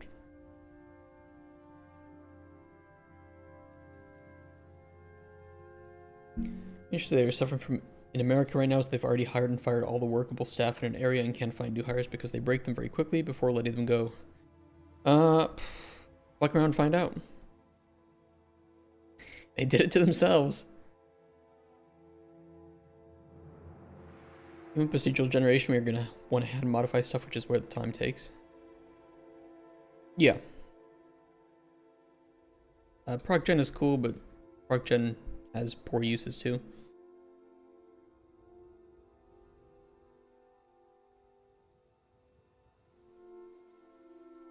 Okay, what was I using this for? This was for unlocking knowledge. I remember now. And that knowledge is unlocked in the finishing panel. Because it's kind of old and poorly made.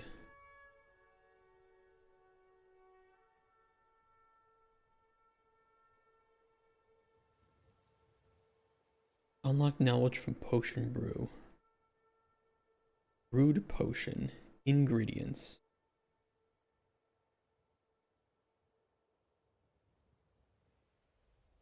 I actually want to take...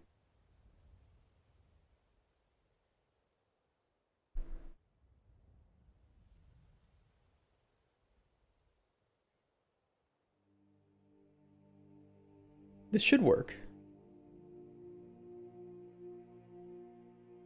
All relevant ingredients.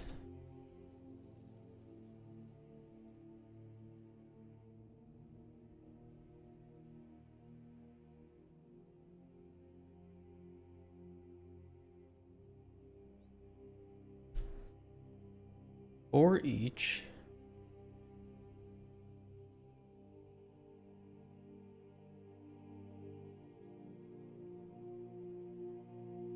Get all ingredients of base type.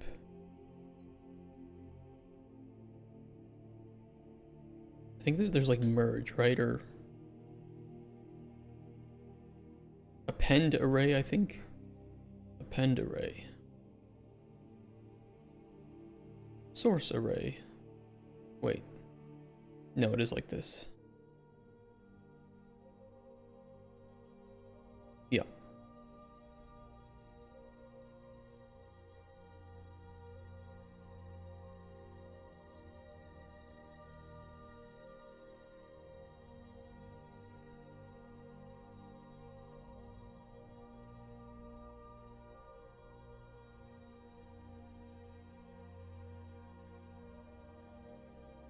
And so now when you brew a potion and you discover an effect, you will discover that effect on all variants of that initial ingredient.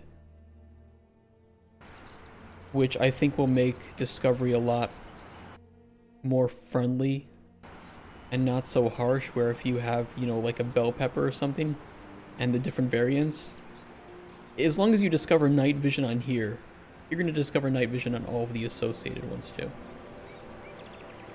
So you will still have unknown things, hopefully, if this worked. Maybe it didn't. That's the intention. Let me fix the bug with that. Why didn't that work? We don't check tier. Tier shouldn't matter. Maybe tier is being used here, though.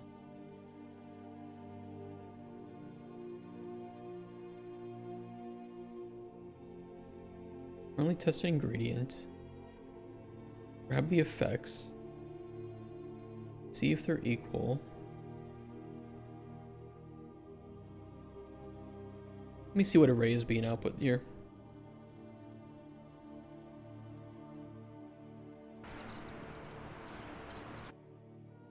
There are gonna be auto recipes in the game. Learn to make a potion 5 times, you can just auto craft it. With how quick it is to make potions, I don't think that would ever be a necessity. Which is kind of the intention. The intention is to be able to make potions, you know, very fast if you know what you're doing. You know, like, oh, I can make a night vision potion with bell pepper and carrot. Throw those down, throw them in, craft, done.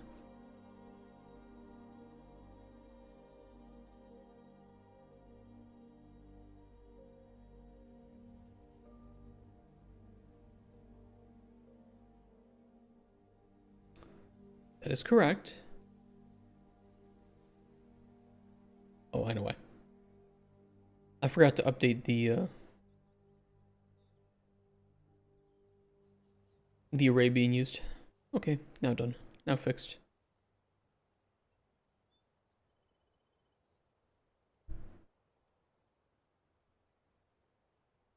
Like ant tunnels with moms specific to the region and distance from villages and proximity to the main source of magic energy in the region. The capitals, however, extremely detailed. What are you talking about? Are you talking about your game?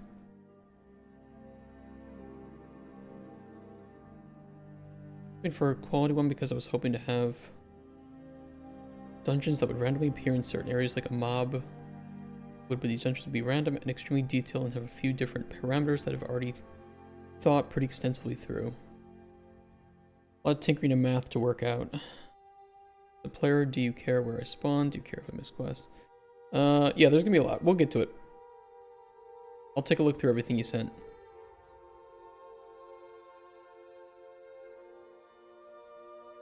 And we'll jump into like more specific questions.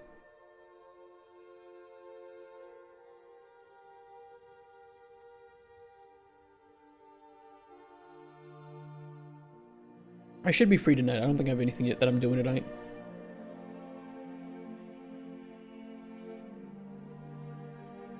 Right, now let me see if this works. That I plugged in the right array.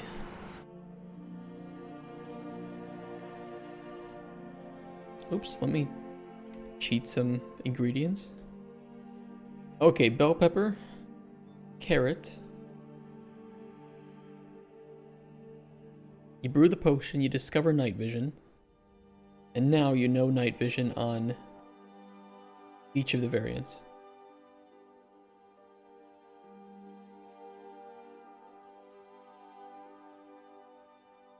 I like that. That helps a lot. Now I don't have to feel like processing an ingredient just... You know, it feels like it doesn't make it so much harder to get that leg up. At least now that I know that exists.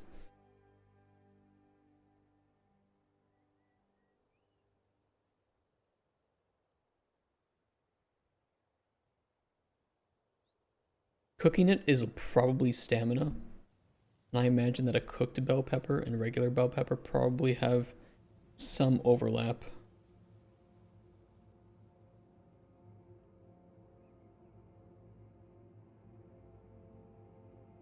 We know that night vision 2 will be on there.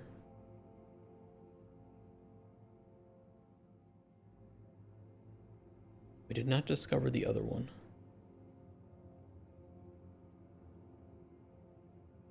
Don't worry, we have plenty of ways for discovery later. Right now we are hiding things first, and then we add the methods of discovery, so one thing at a time. Okay. What next? What is next for this?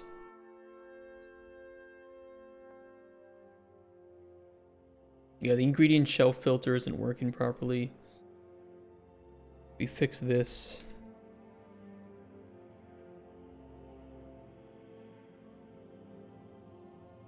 The flavor analyzer would be nice. Something quick. Something you can shove the potion into or the ingredient and it analyzes the flavor.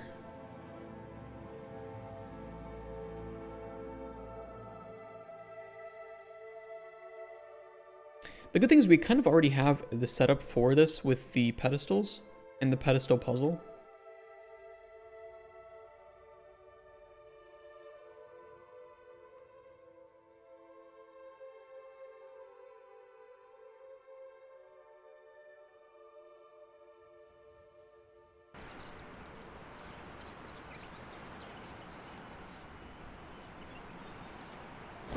So if you have a potion in these pedestals, you can interact with them and it puts the potion in.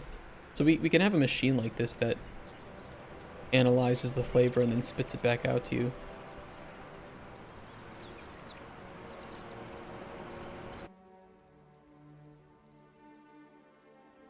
I like that idea. And we need the identification as well with Druid Sense, but I gotta talk to Cuthbert about that.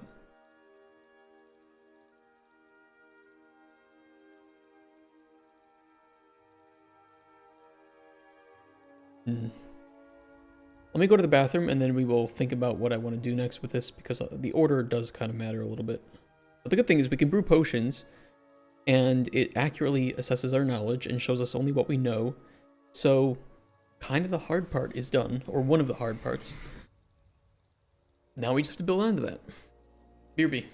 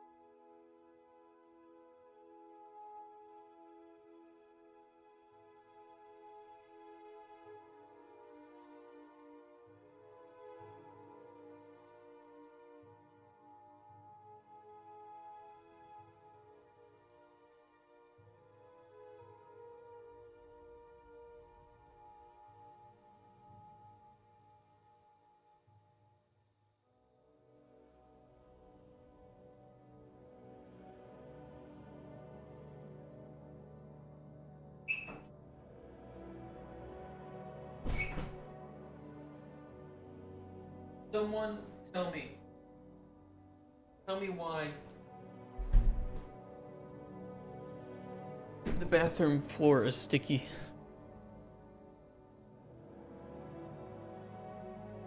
Do I want to know?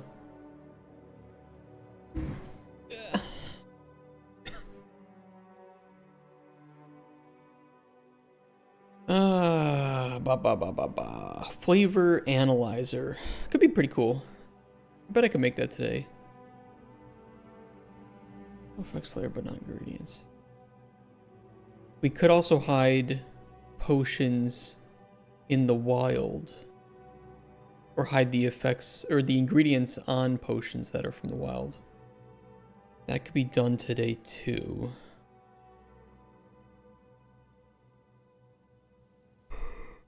We could probably do both. Potions found in the wild. What would I have to do to hide ingredients on those? I mean, I could just delete the ingredients. But you need to know the ingredients. They just need to be hidden.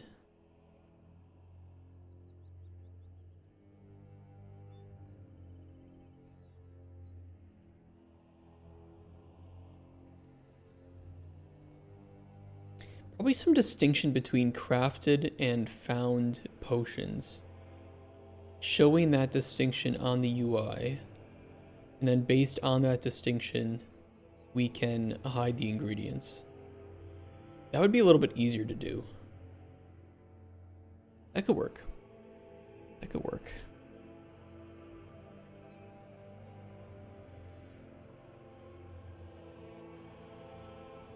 Alchemy data.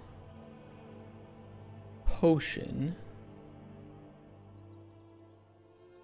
Enum. Potion source. I think we'll have 3 sources. Crafted. Found.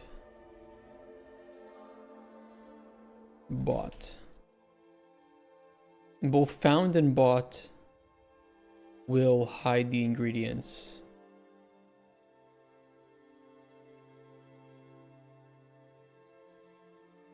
Initially.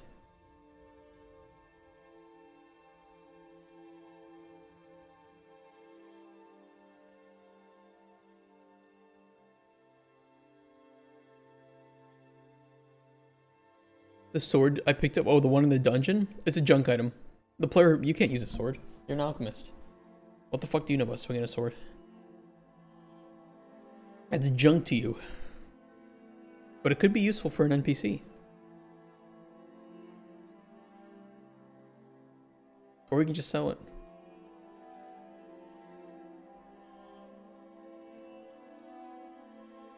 Yeah, it's a little bit of irony, you know. Hey, here's your fantasy game. Here's your legendary sword. It's completely useless to you. It hasn't. Great find. Sell it to someone else who can use it.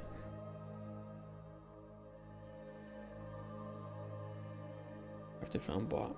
I'm trying to think of other use cases here where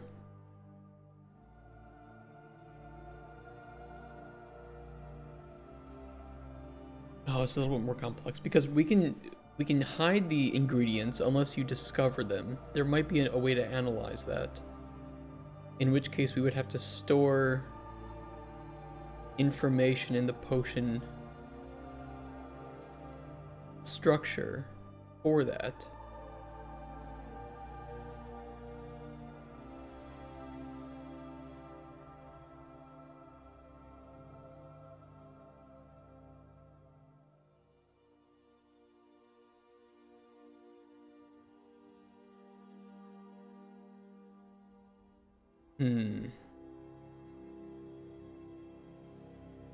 This is actually for potion discovery now.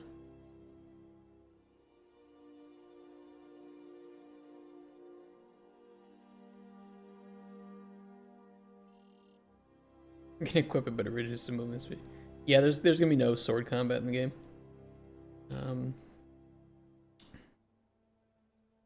I'd have to store it. I would have to store it, and it would have to be within the potion structure.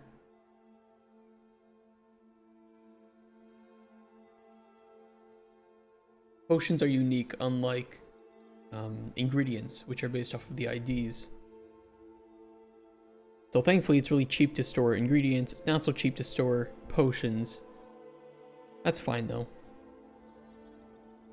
Every potion is craftable. But if you find a potion in the wild, how do you know what it is? How do you know what it does?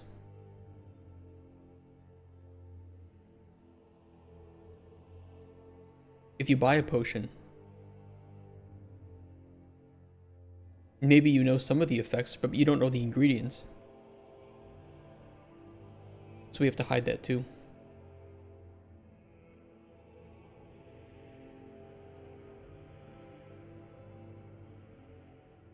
This would be a pretty big refactor to potions, which, I don't know, it's doable.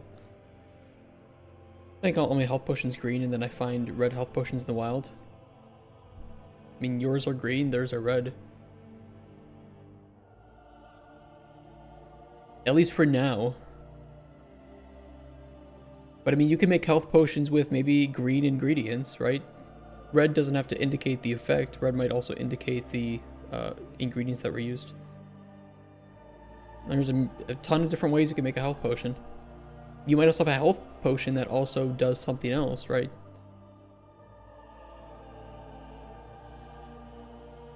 That would require my potions to be specific. And without specific potions, now you're kind of in this room.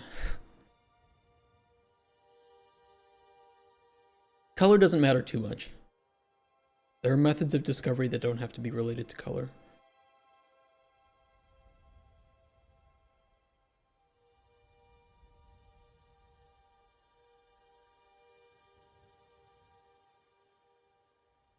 Range potions? Yeah, but how does that look? And how do you store the data for that? And is that fun? Well, there is the machine, right? Flavor analyzers for ingredients and potions. But flavor is less important than effects. And we do intend to have a machine that analyzes potions or ingredients that you put in there for effects. It's not very fast, but it is doable. It's mostly... right now, I want to know how I want to store the data. That is the more crucial aspect.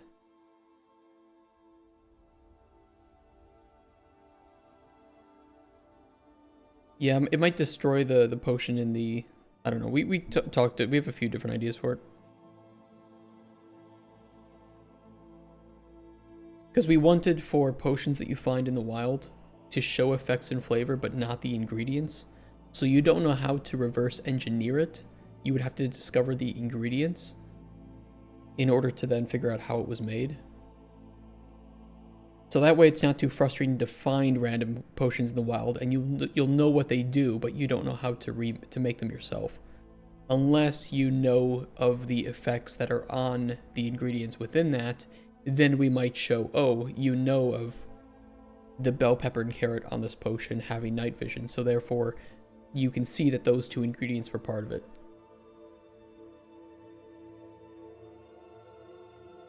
That way you can make random potions to discover effects. You can find random potions and reverse engineer them to find the ingredients. So it kind of like even is craftable. I'm not going to do a Boolean, right? Because there are a few different cases where that might be relevant, but it's not even that.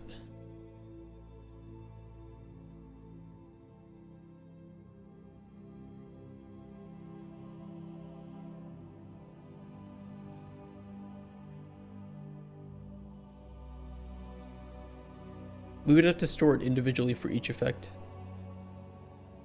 But I don't want to overhaul the ingredient effect. I could make a new, instead of using ingredient effect type here, I could use a new type for potion effect types.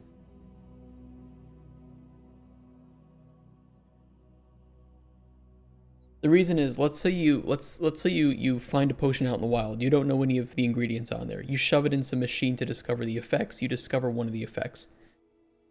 Well, we can't use the enum now for whether or not it was purchased, crafted, or found to hide the ingredients. Now we need to actually store information for that specific ingredient and the specific effects on it.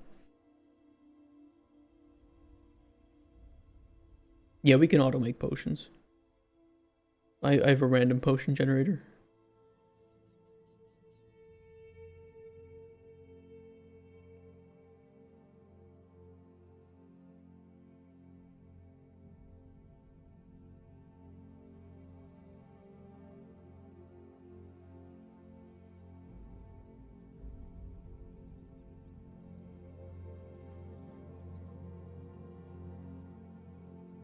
Refactoring this would be hell, though. Absolute hell.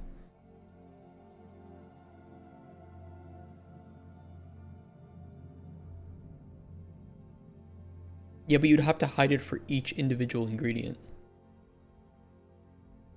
Which is doable. It's not. That's not the question I'm worried about. It's that how many things would this impact? Every single place where we use potions. A lot. A lot.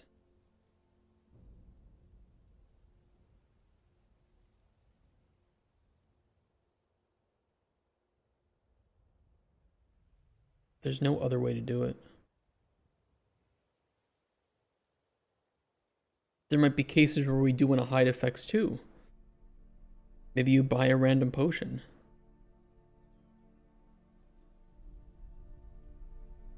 Save it for vertical. It might not even be fun. Waste of time. Gameplay tag? Not really.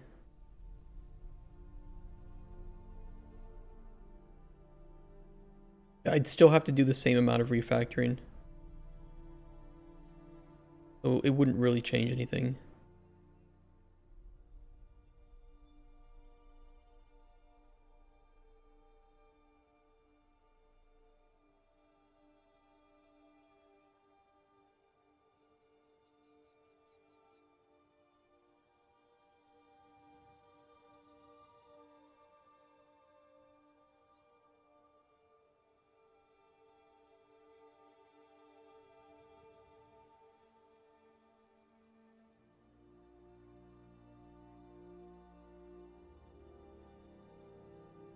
It's mostly just a result of the fact that the first thing we implemented into the game was alchemy. And I purposefully made it without discovery because it was going to be much quicker to do to see if the alchemy was actually fun. That's all fine and dandy. Now having to refactor it, it's just going to be annoying.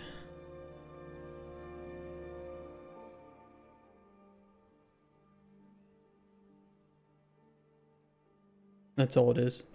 Just going to be annoying. Yeah. It's less how to do it and more, is there any way to do it without having to actually do it? And there's no way to avoid it. I just have to do it.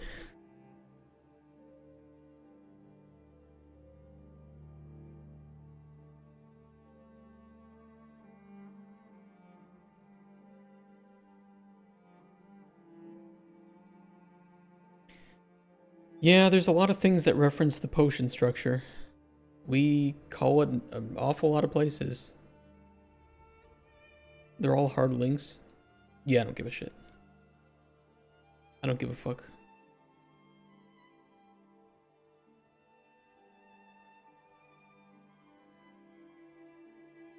And I don't think that's actually true, unless you can prove it.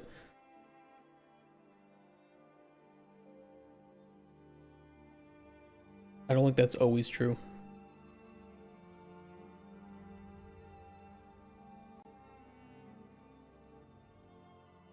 Let me see. Array. Fname, Boolean. We'd have to restructure st potion 2.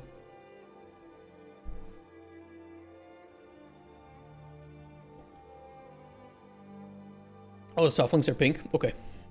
Good to know. I don't care anyway. Soft links can also cause a lot of memory problems. I've heard that they don't actually unload properly from memory. Which is probably why our game actually takes up a pretty small footprint in terms of RAM usage.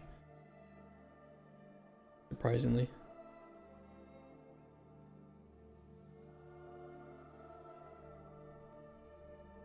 That's what I've heard. I've heard soft references can also be problematic.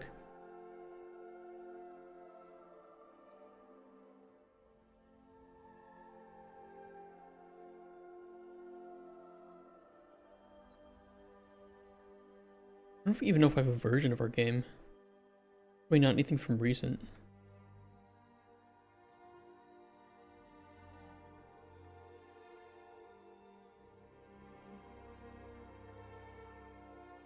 It's kind of a shame. Oh no, I do have a build. Pretty recent one.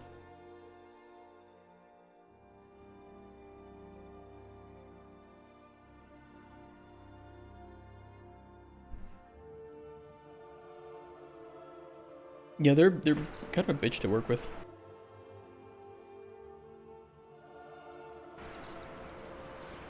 Alright, it's just lack of loading screen.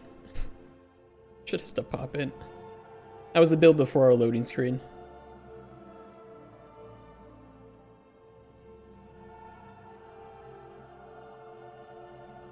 Yeah, our game really barely takes up any memory. We've had a main menu for a long time, for a few months at least. So I mean, people say hard references memory usage, but honestly, we're not even using 3 gigabytes. And our game is very data heavy.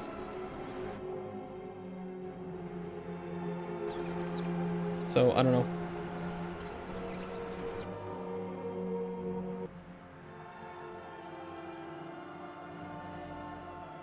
Yeah, we got a full working main menu. It's even got its proper music too.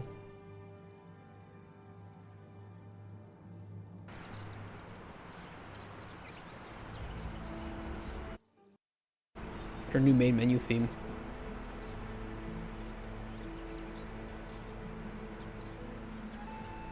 Yeah, but if hard reference assets are always loaded, and my game is only taking up 3 gigabytes, and games that use soft references are taking up like 30. Not that much, but you get the point. Either they're doing something wrong or I'm doing something right or something. I don't know what's going on.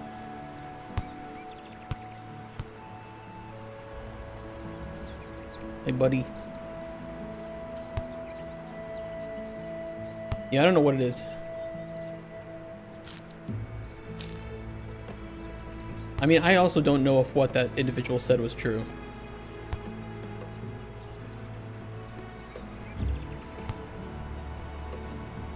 But hard references are okay, especially if you know something is going to be in the scene anyway.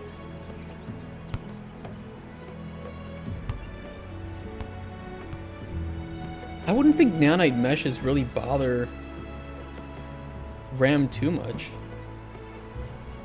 I don't know what it is. I don't know what it is with games that are significantly less complex in terms of data than even my game, and taking up 5 times as much RAM.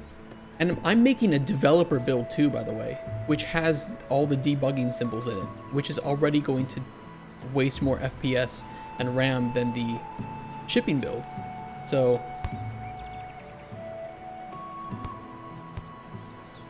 yeah, nanite's the VRAM, so I don't know what it is that my game is already pretty heavy with data and hard references and only takes up 3 gigabytes.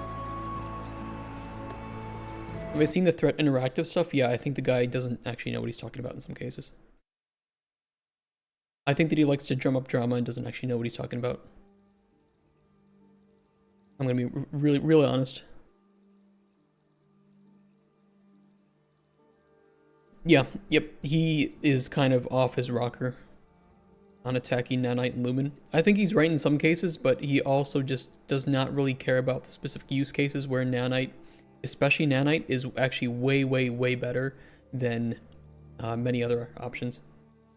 And the fact that it saves a lot of time for developers.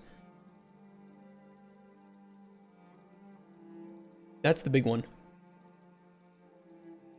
We've talked about it before, though. Nanite is incredible. Nanite is a small price to pay for near infinite scalability when it comes to your scene complexity with static meshes. The biggest performance cost is Lumen. And that's where the focus should be for people who don't like performance. But people are also expecting software-based global, ray trace global illumination. I mean, this is not cheap. It has never been cheap. It will become cheaper when it becomes more optimized. But it's not optimized yet.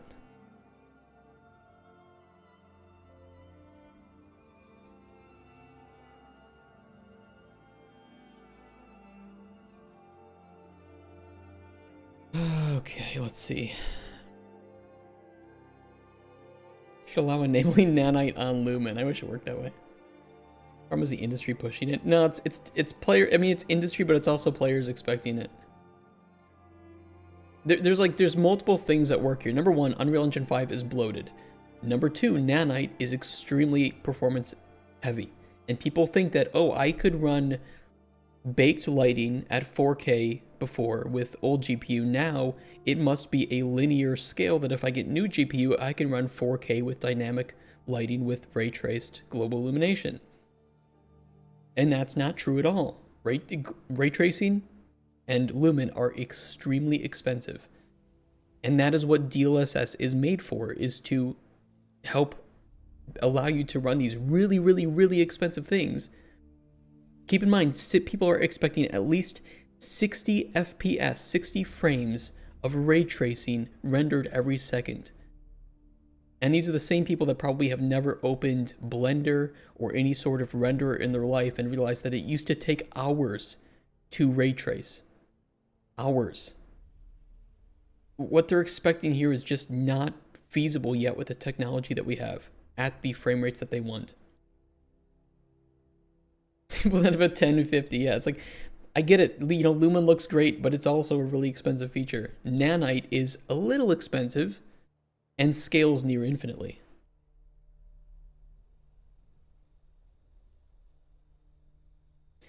Yes, yep, physics too. Like you said, your name is physics. PhysX used to be extremely expensive. I think we talked about this before, but people who used to play Borderlands 2 for the first time and they used PhysX on their bullet particles.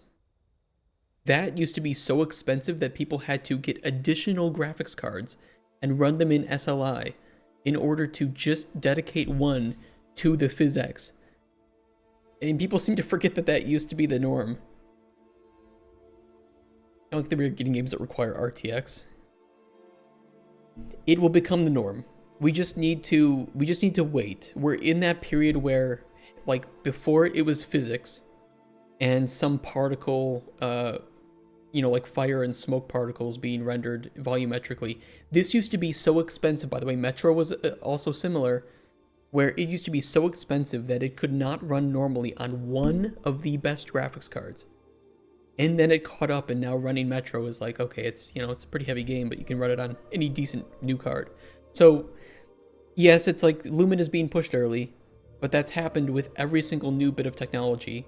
GPUs need to catch up, and DLSS was made to help accomplish all this ray tracing and Lumen with a sacrifice to some of the visual fidelity. And I think DLSS is pretty damn good. People want all the shit to only look at it from min, then just don't care about when you actually play the game. I kind of agree. So I think that this Threat Interactive guy, hot take, doesn't really know what he's talking about in a lot of cases, and people who blindly watch his videos probably are being fed some really inaccurate information. As simple as this. Number of triangles in scene, cost. Here is without nanite. Here is with nanite. This is when you don't want to use nanite. This is when you do want to use nanite. And one of the issues with nanite is that if you want to use nanite, you need to use as much nanite as you can. Because nanite is not just about not digitalization of the meshes. What's the word for it? It's not digitalization. It's something like that. Somebody correct me. What's the word? Not digitalization. It is. Okay, let's just pretend that it is that word for now. But it is essentially turning the meshes into the. Oh fuck! I hate streaming. You forget every single word when you stream. You turn into a 2 IQ retard. Okay, either way, nanite has more uses than just turning the meshes into whatever the fuck is the word that I'm forgetting. It also culls clusters behind each other. That's another important aspect to it. So you don't have to set up distance fields. You don't have to worry about culling when you have nanite enabled in some cases, because it handles the LODs on its own, so that your artist can spend time optimizing things that do need optimizing, usually textures, and they don't have to focus on culling things and setting up those fields, because I know that if I'm in this house and I have clusters of geometry being rendered with nanite behind these clusters, they will not appear, and their shadows will not appear. So if you want to use nanite, you need to use more and more and more nanite. If you only shove nanite on one or two things, you're just incurring that additional cost without actually reaping any of the benefits. It also, nanite, because it allows you to scale much greater, you can also put intense amounts of detail into your hero meshes. So like your characters, your villains that you want to show at really, really good fidelity, no matter if you're close or far away from it. Now that's enabled because you are saving a lot of the rendering time on the background meshes that have the auto LODs and the culling, and you can put all that work and effort into your hero meshes or hero characters.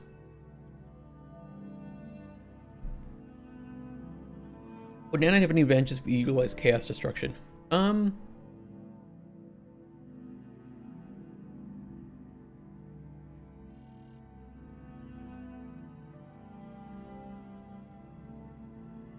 I think you wouldn't want to. Grok told me it would. It's possible. It depends on what type of chaos destruction. What I would say though is that because chaos destruction can often be pretty intensive, pretty expensive to use, the amount of GPU power that you save with nanite can then be shoved back into chaos to make it look better. So normally you would have to spend a lot of time optimizing all these things in order to get them to run in a scene with high fidelity. Now you can let nanite handle the fidelity itself and spend time optimizing the chaos to run well. So the issues that we've seen with games that I think have come out pretty much in the past couple years on Unreal 5 is that they are all made on Unreal 5.1 and 5.2, which not only was the replacement of chaos, or of physics with chaos. So chaos was in its infancy and very, very poorly designed. I can pull up YouTube videos right now of Unreal 5.1, 5.2 chaos running at significantly low FPS, like horrible FPS. And nanite and lumen both had a lot of problems in early stages of Unreal that were causing problems in these games too. That's why current Unreal games are stuttering. They, some of them, they do have issues with their performance, is because they were made on those earlier versions that had those problems. In fact, pre-caching shaders wasn't implemented until Unreal 5.3. Low poly models, chaos destruction, nanite could blend. You wouldn't want to use nanite on lower poly models. They wouldn't really reap any benefit, which, unfortunately we have here. Like this mesh is 14,000 triangles, but it already has decent enough LODs that it's not really doing anything, but I can still utilize it for its choline. So while it is not really helping on this mesh, if I do have like some mountains or rocks with things behind it that do have nanite enabled, I can then coal the things behind it.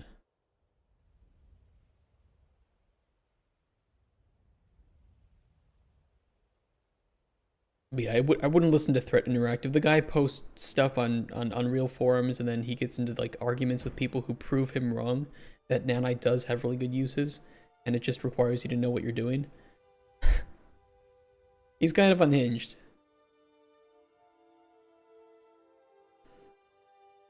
Yeah. Yep. How you doing, Nova Games? Sorry, I was ranting. I forgot to say hi to you. But yes, if you don't want to deal with any of this bullshit, just buy an Xbox or a PlayStation. Play games in peace. Fuck, this is gonna break so much. This is gonna break a lot. You know what? Maybe I'm gonna commit what I've already done now, and then do this. Just in case anything breaks so horribly, I want to revert it.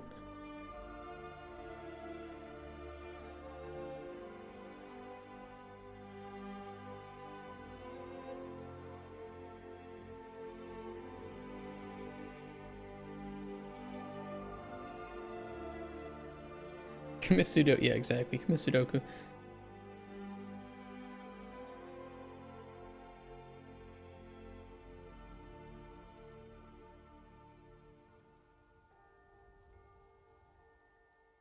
A game company startup in garages without YouTube with the advanced tech we have now.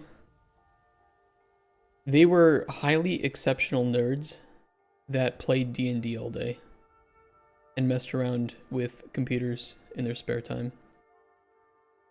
So they knew the computers at a low level. Or as Dramok says, they knew what the fuck they were doing. That also works. Yeah, built their own engines. They knew how to render triangle.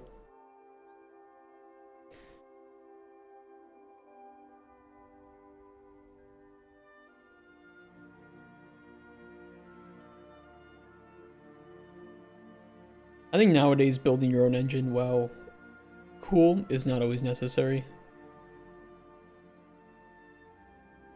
Depends on use case though.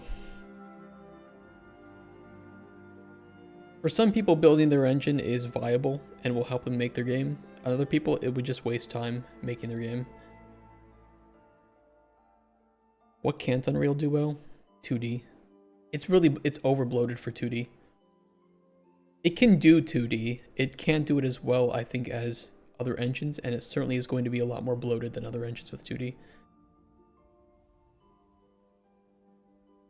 There's tons of actor types that are just, they have so much unnecessary shit saved with them. So it's a great engine for prototyping and for doing 3D, but 2D bloated.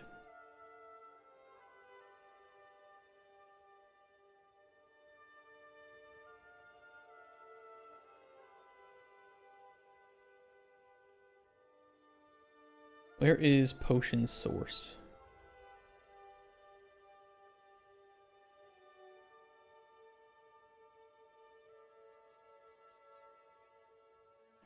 Okay, we save this. Bait. We don't save any of this shit. This can all go fuck itself. And then we reload it.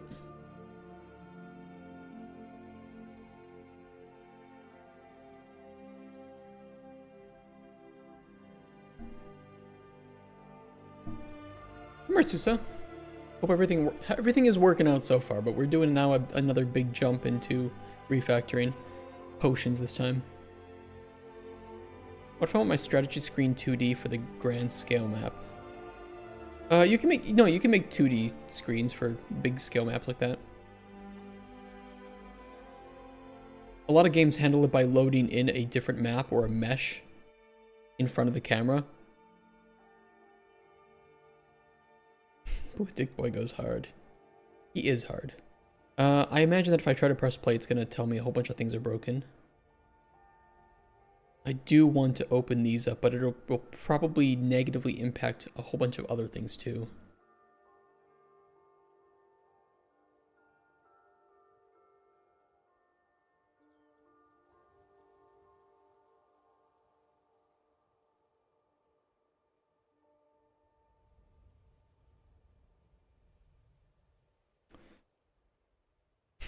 It begins.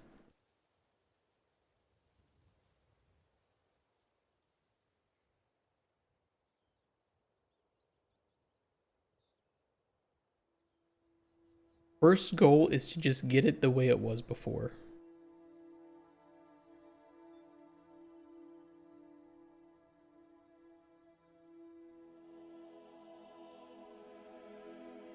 Yeah, that works, Liebeb.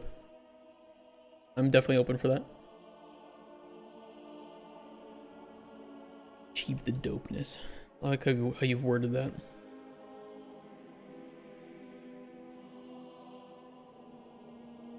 Not a problem. Glad to help.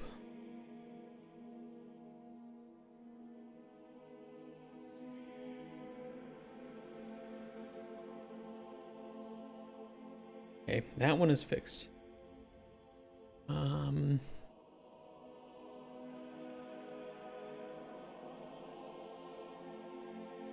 Generate random potion.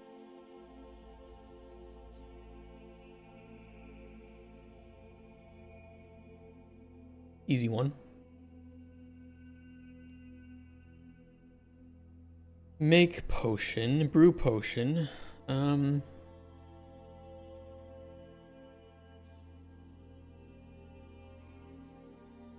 I think we only call this in randomized potions. Ever done any game jams? No, I have actually not done any game jams. They weren't really that big when I was getting into the industry, and then by the time that I was already in the industry, I had more than enough work. I never got to do any. And unfortunately, a lot of the early ones were really unhealthy. They were like the 48 hours, no sleep kind of game jams. I was never into that.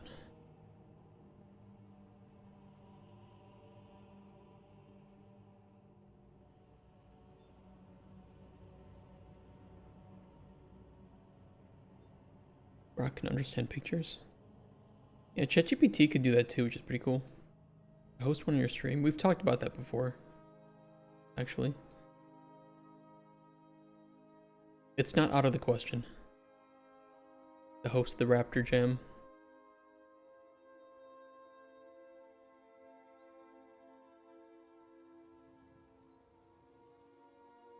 When is this called? I need to see exactly when this is called and where.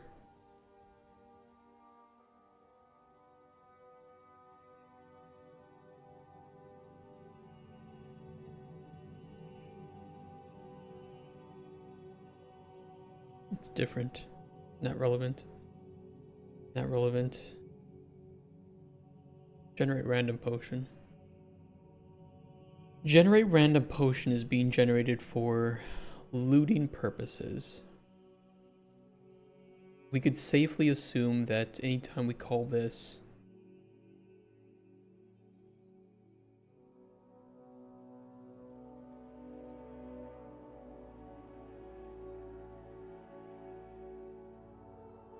it is a found or looted potion.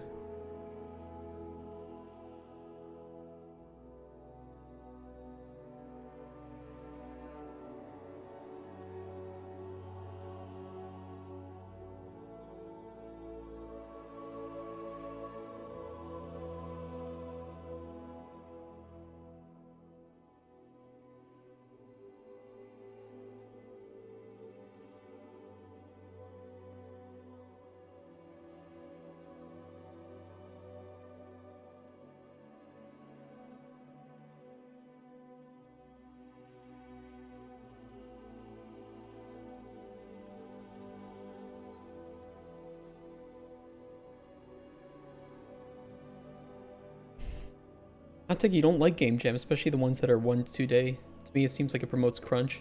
I actually agree with you, 100%. I don't like them specifically because of that. Not only are they just unhealthy, but they promote unhealthy behaviors that it normalizes crunching. It's not good. And I think that there's sometimes no ways to alleviate that.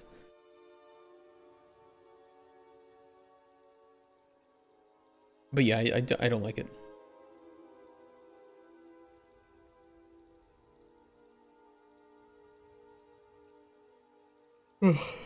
I think that if you trust the people in it, I think you can trust like your friends or something to not work past a certain deadline for a day. But random game jams, no.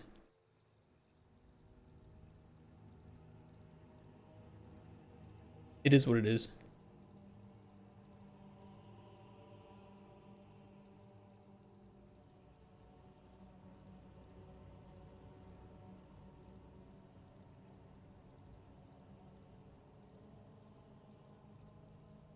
Okay, let's do a 4 each through this.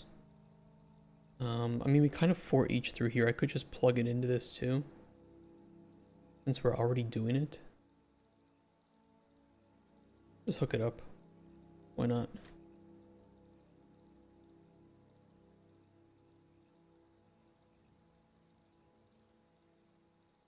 Current ingredient. Get. Add unique. Make.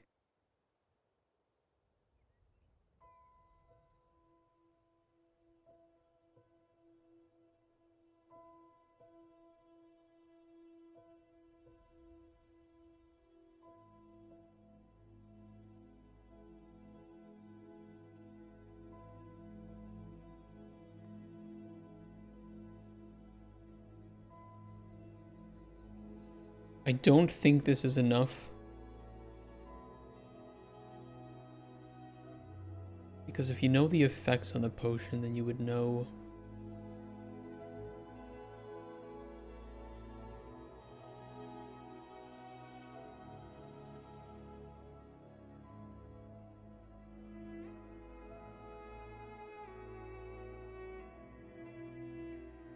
Hmm.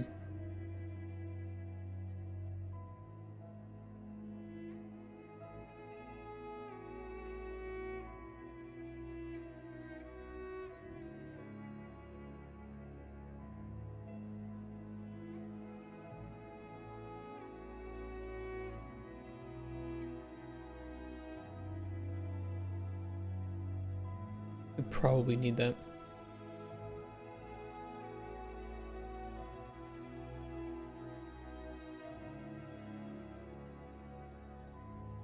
This works for now, though.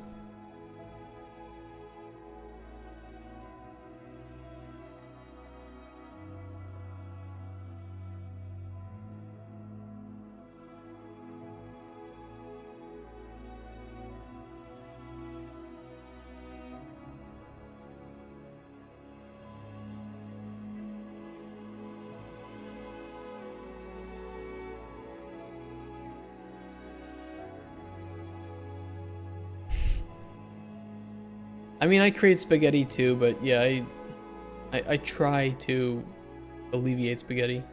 But the hastily made blueprints, I 100% understand.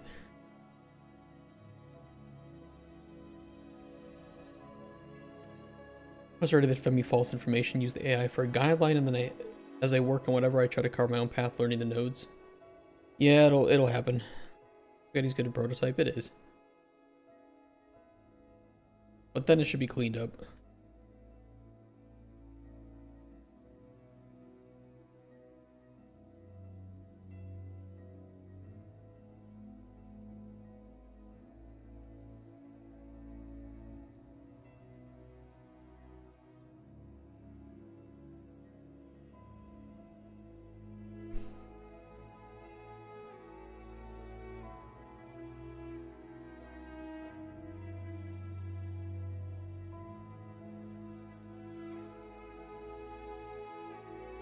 What I can do.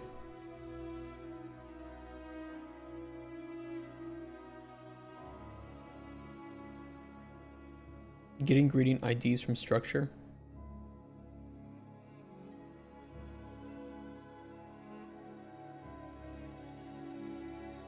already had something for like get ingredients on potion or something.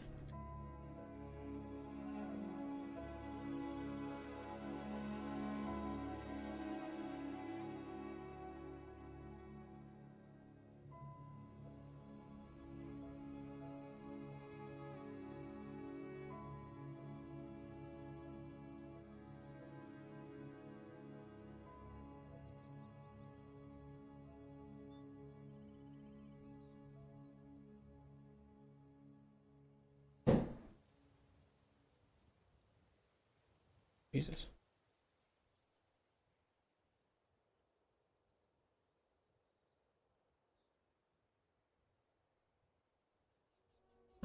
Fuck off.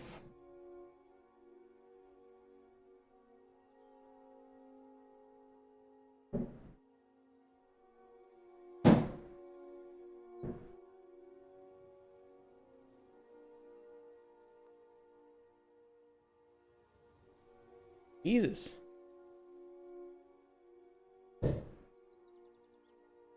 Stop, please.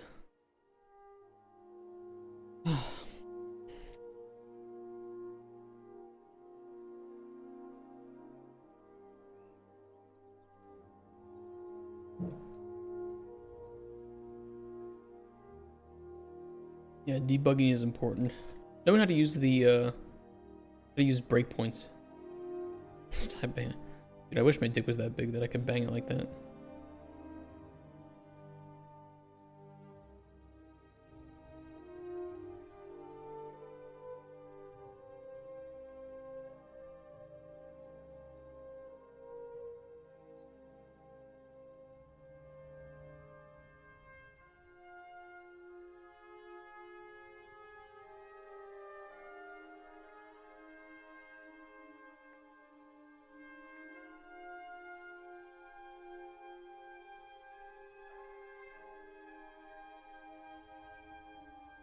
There shouldn't ever be a non-unique one, so I'll just do add. Just in case. Then at least I can catch it.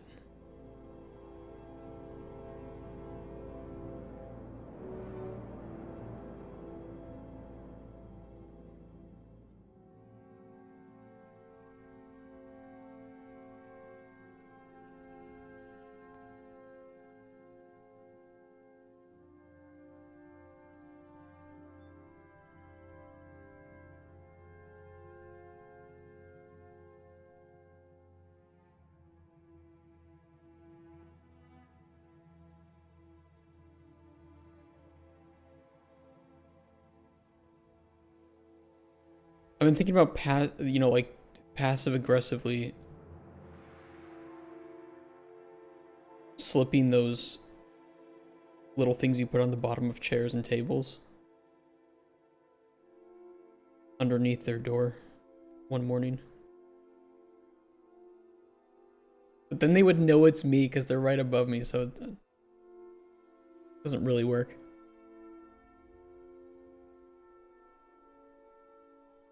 Oh, you're trying out Utrecht. How are you liking Utrecht? I found it pretty hard to get into. Like, it just has a steep learning curve, but it's so customizable. Or if you're just working with the knowledge base is nice. Is it free? It is. It is free for up to 10 people and has all of the features that are in the paid version. Unlike Jira, which blocks features behind very high paywalls.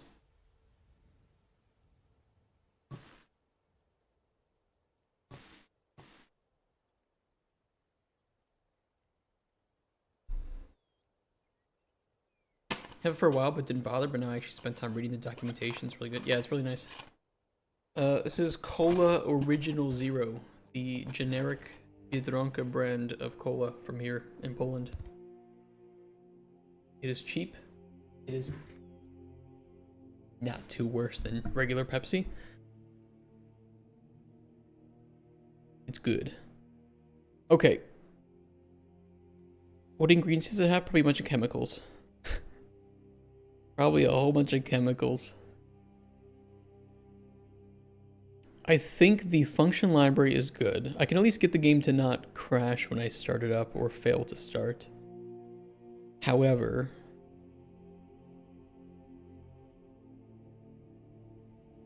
we definitely have a little bit of a problem.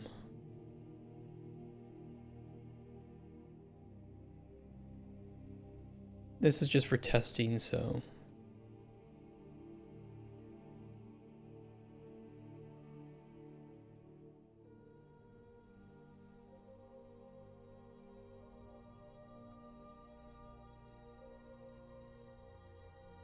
These don't have to be specific, they can just be anything random.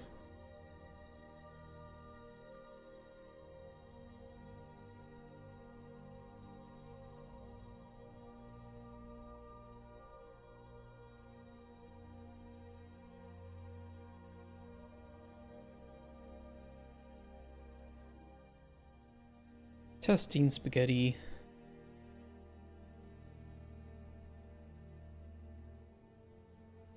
We have to do this because my friend doesn't have a numpad on his keyboard. Embarrassing.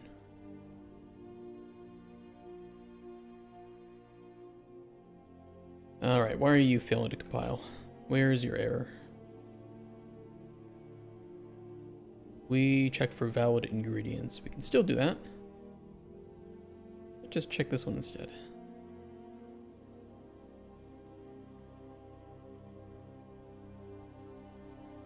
You notice any dental problems? No. I have actually never had a cavity.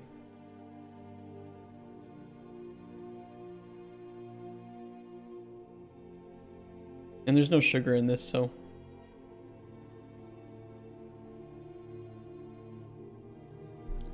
I don't know. My teeth will get fucked up at some point. I think everybody does. The goal is making enough money to buy veneers. Where's your enamel? Dude, I don't have any enamel anymore. The enamel's gone. It's all gone. What enamel?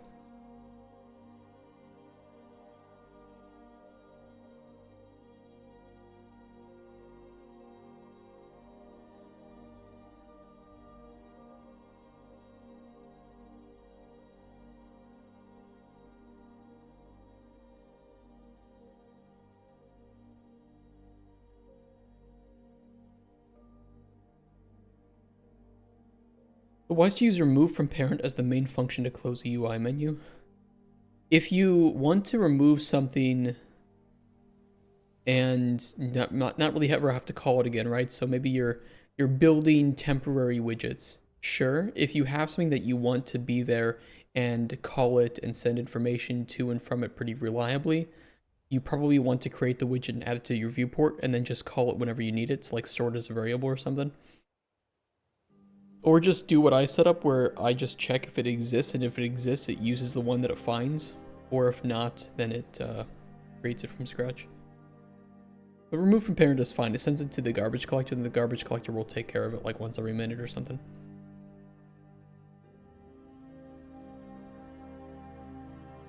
During clinical trial, what happens when you drink cola every day? So far, nothing has happened. So far, nothing really has happened. So far.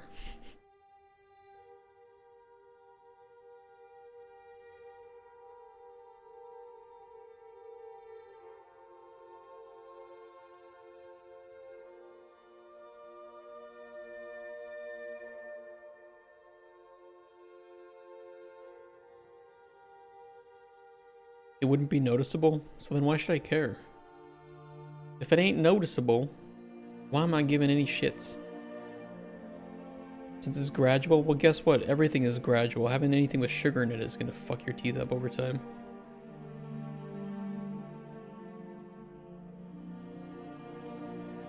I don't give a shit.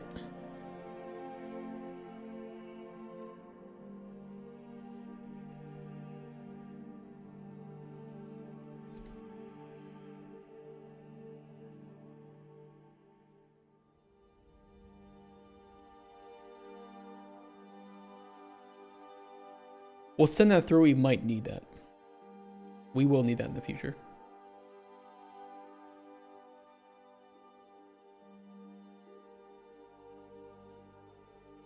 Compared to a year ago, there would be noticeable differences. Yeah, I haven't noticed anything.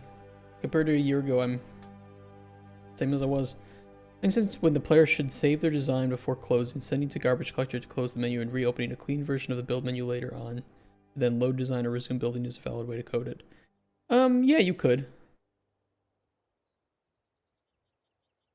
You could just collapse the panel too and save the design in the background, but either way works. You could save the design in like the game instance through your function library and then pull it back up whenever that is loaded. So there's a few ways to do it.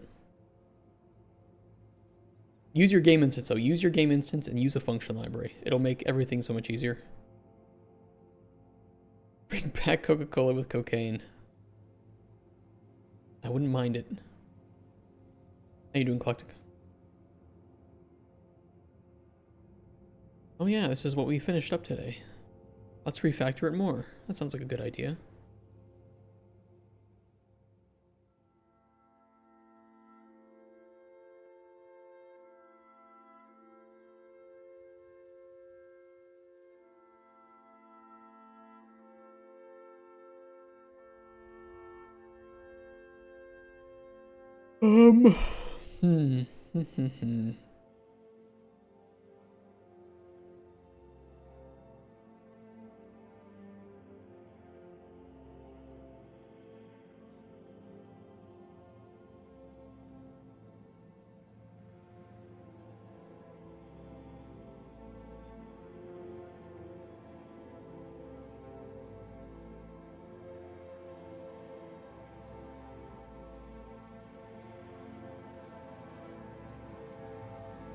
I could make a function for this too.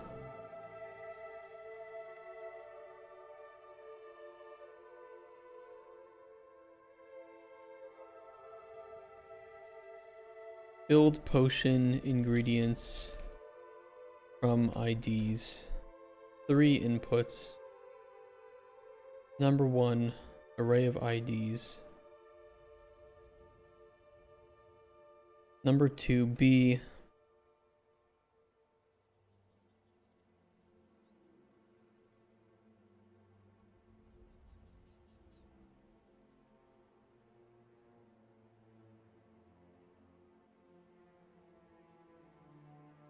Force all source. I actually need 4 here.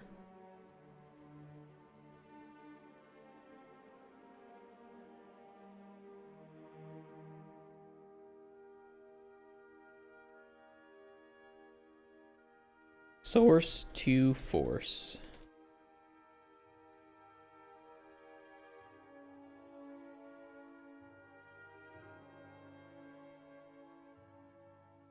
Custom knowledge.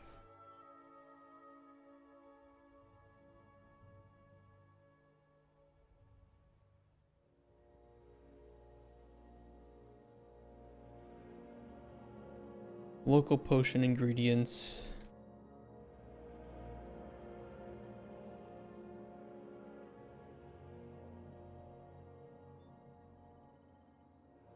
I keep trying to catch a thing or two about Unreal Dev between trying to get into it, but UI is kind of complex and scares me off.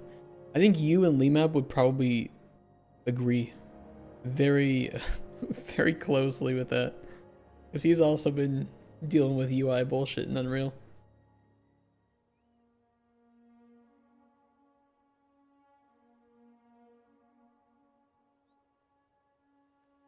Add unique should be safe.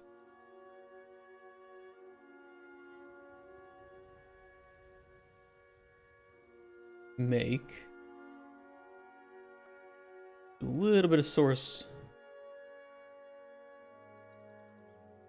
Select nodes here. Current ingredient ID. Oh, you mostly code. Yeah, UI, I think UI is pretty daunting. It took me a long time to get into it and feel comfortable with it.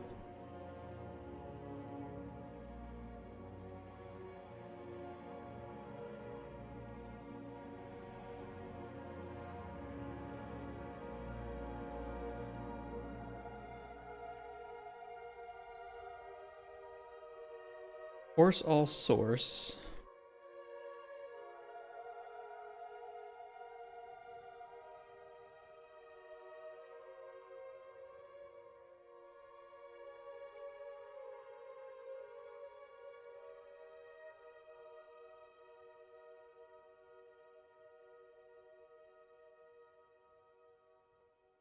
Or that, or custom knowledge. Get a copy at the index. Shove that in.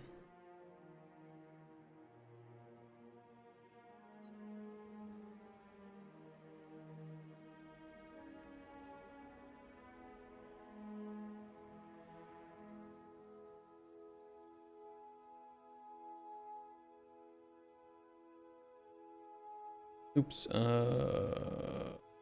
gradient.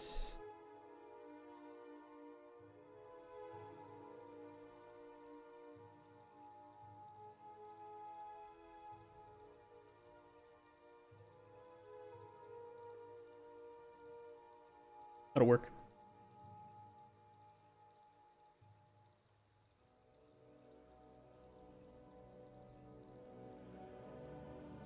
My skating uphill. Does Unreal have an AI that you can ask about UI stuff like Visual Studio Code has GitHub chat? No. Not that I know of. But if you want, I can do the same thing as I do for Limab. If you just send me a drawing of whatever layout you want, I'll make the layout for you and send it to you. I kind of like it. I don't know, I'm weird with that, but I like making the layouts. It can be super simple too. You can just say like, okay, I have my screen here. I want a, you know, I'll use Limap's example, top bar, a sidebar, and then a scroll box here. Just send me a drawing like that. I'll be like, okay, I'll make it for you.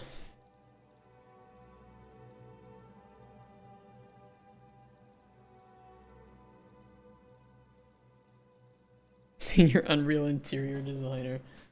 I don't know. I like it. I look. I'm not good with designing the layout, but I can set up the layout, which is kind of design, but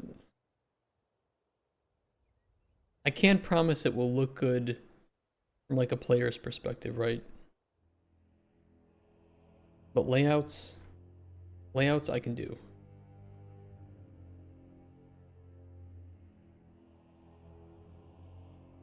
They're kind of the fun part.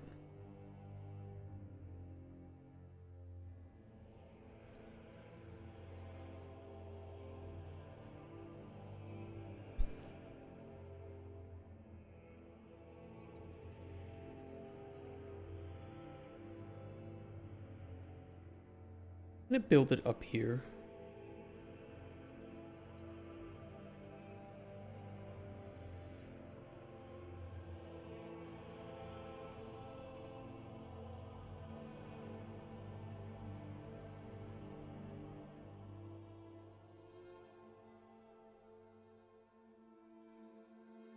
I've just again reminded myself of how much this is gonna I'll have to refactor for this.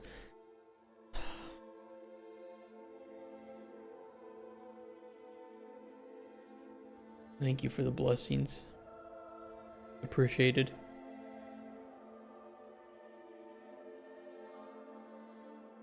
Just plug it in. We already have the ingredients.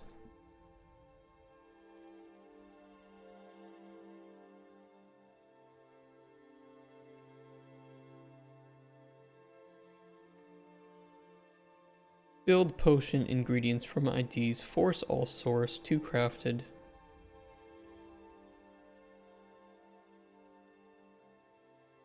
And then we'll just go bloop. And bloop.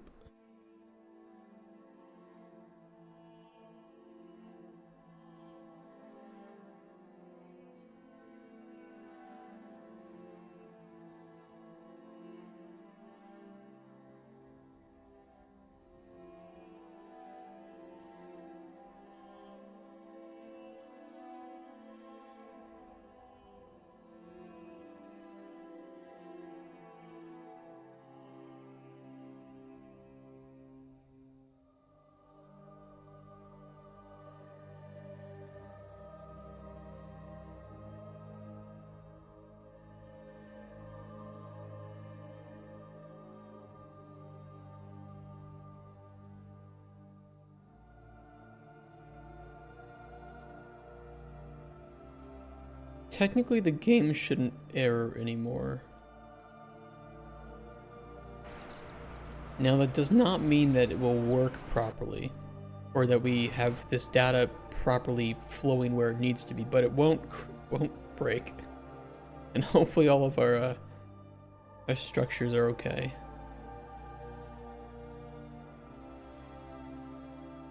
Those are old. These are all old.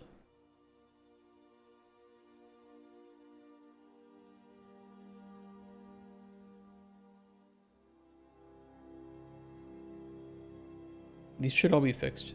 I will close Unreal and reload it just to see. Out of safety. See if I can draw something up that I'll enjoy and less intimidating. Yeah, if you get anything and you need it, the nice thing is you can always just copy and paste blueprints. There is also, I think it's blueprint.ue? Blueprintue.com.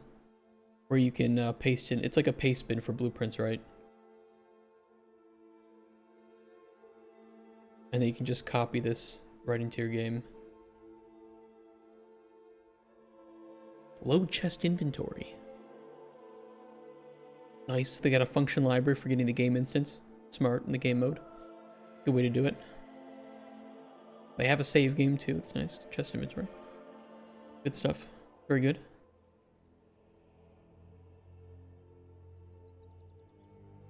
Whoever Anonymous is, good work. But yeah, use your function libraries and use your game instance.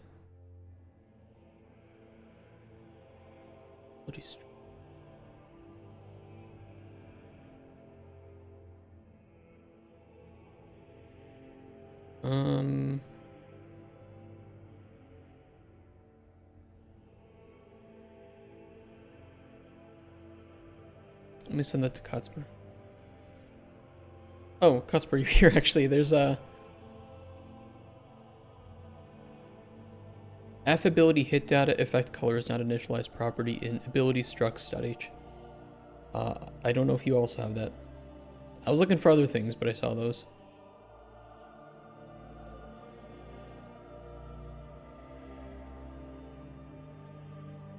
Simple comma breaks it all, yeah. Or for me, it's data table. It could be related to the changes in potion structure that I've done. Could be. Yeah, you can copy BP and paste it into text. I was doing that with Lemab the other day. Abilities. You. But it shouldn't be related to effects. I haven't modified effects at all.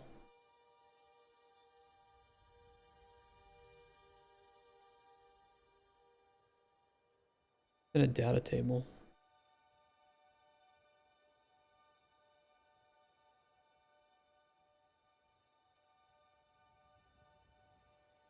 Is it this one? Shouldn't be related to here at all.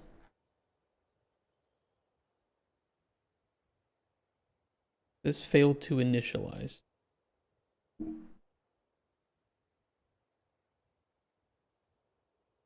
Which row was it?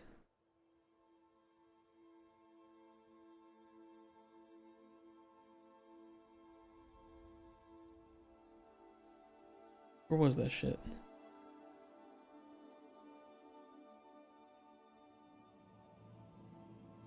I don't see it anymore.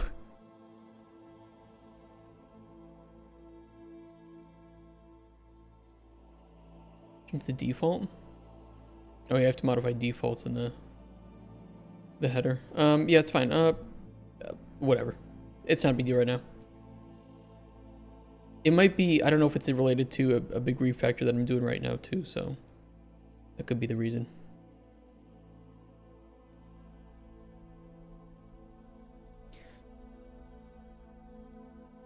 What was I doing? I want to show to the player on the potion info panel whether or not they have crafted the potion or bought it. We could put it here.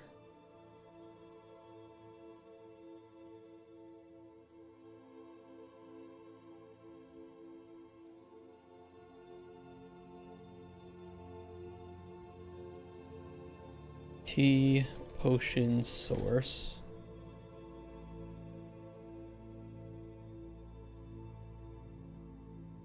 They should mostly be pretty small in size.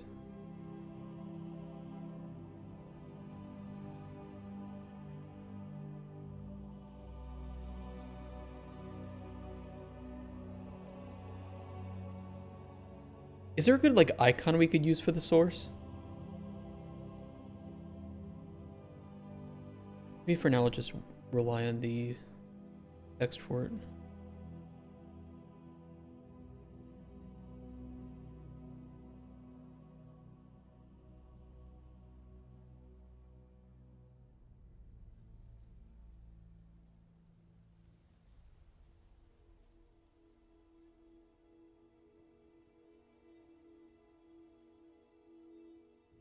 Setup panel, potion data.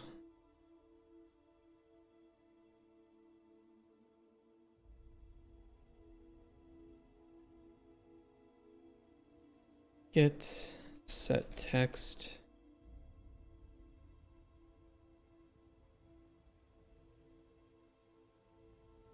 Potion data, break.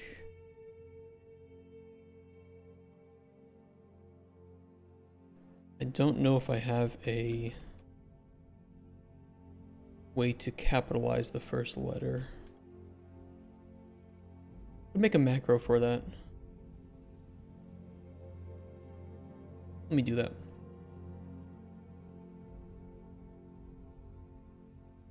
Capitalize first letter of string. Compact node title cap. It's perfect. I think I can get away with this without having to do any execution nodes, which will be nice.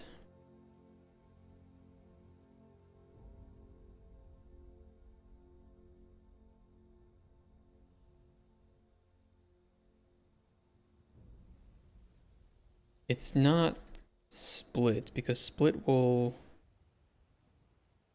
What's the word for it for splitting a string and a character?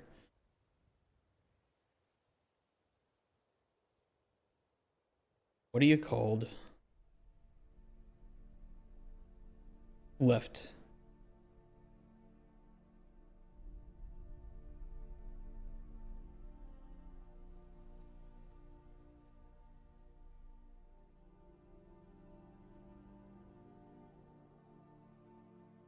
Is there a way to...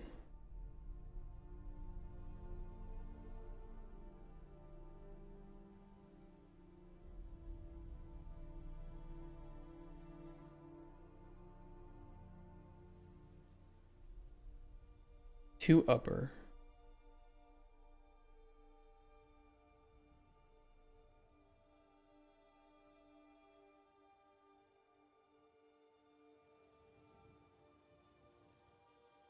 And then append them. That'll work.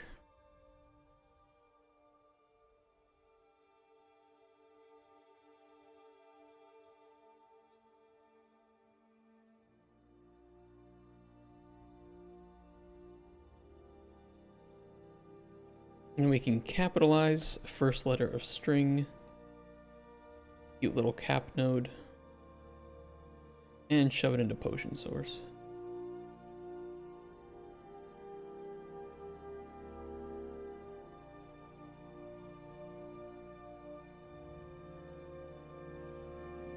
Cuthbert, I wanted to talk to you about something that I had started to work on, but I unhooked because I didn't like how dirtily it was implemented. And I was wondering if you had a better idea for implementation. Because it's kind of gross. Kind of disgusting.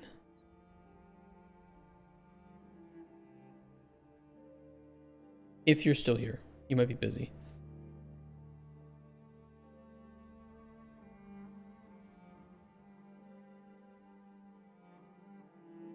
potions found out in the wild should default to...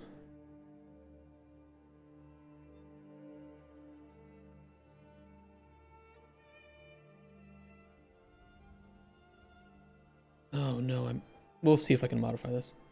You are, okay, so I wanted to implement a way for you to, if you have Druid Sense active on you, you have a pop-up under tooltip to identify potions and ingredients out in the wild, with the tier impacting how much you obtain from that identification. And then we can save that information into the knowledge base. What I didn't like is that I was expanding the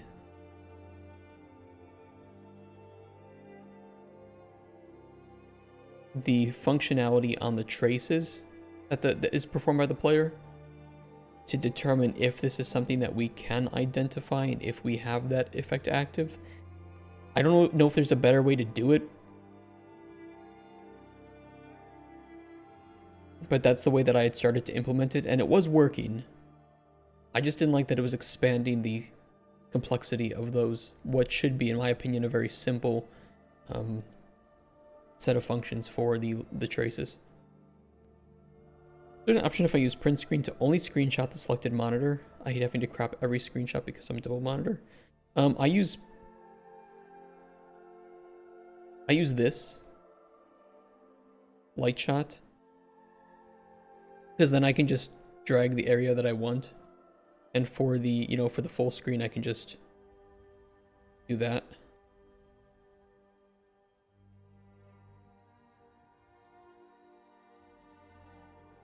Win 11 has this on default. Oh.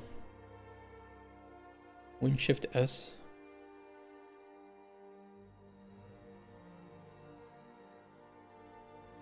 And that saves it to your... What I don't like with that, though, is that with Light Shot, I can draw directly on it. I don't have to, like, pull up another editor or something. And then I can just copy that or save it. So I kind of skip a step doing that. But they both work.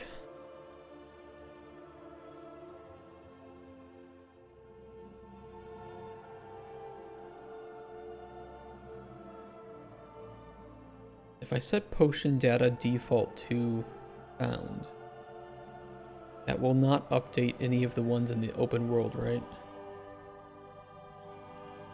It does. Oh, thank God it does. Okay.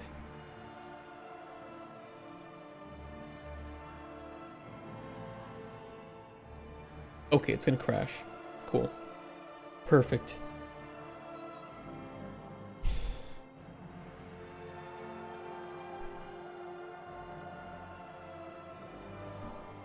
Yeah, if you want to just use print screen, so one button, I recommend Light Shot. It is very lightweight and very powerful. And you can draw directly from there and then copy or save it. But there's probably alternatives too.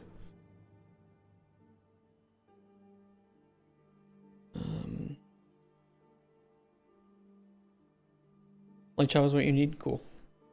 Glad that could help. Changed my life when somebody told me about that.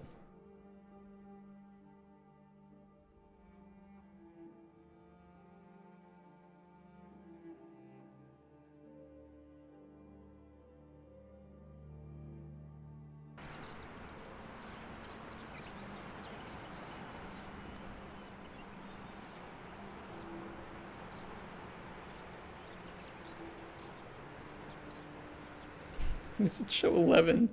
Wait, what? Wait, hold on.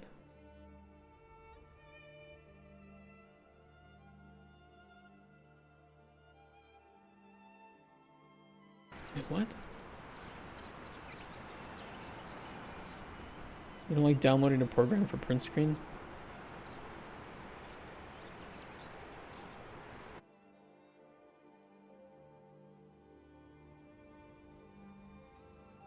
Oh yeah, oh fuck yeah, that's gonna break all the potions in the world. That's fine. I mean, the potions in the world weren't really crucial anyway.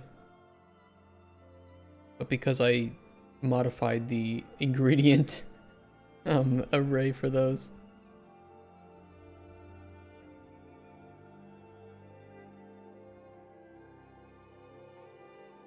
Oh well.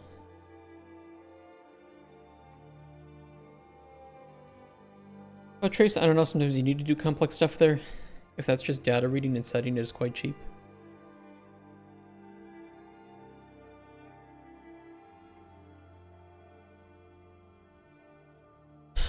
Maybe it's okay. I don't know. Yeah, big array iteration. Yeah, I wouldn't imagine having to do a big array iteration. Hopefully.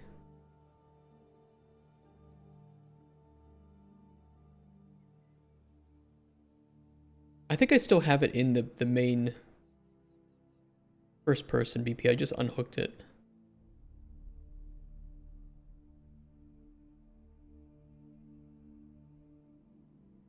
Yeah, it was up here. I changed it to interact to hold and release. That way it would determine what type of collectible we are on as long as it implements that interface.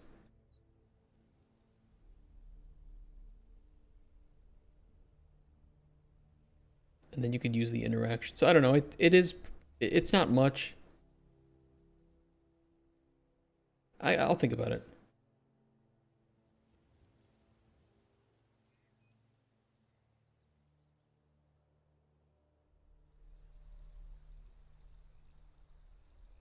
It was working, but it didn't feel good, if that makes sense. I feel like there'd be a better way to handle it. That one wasn't on trace. There was one on trace, I believe. I had to add an additional check. Where's the trace?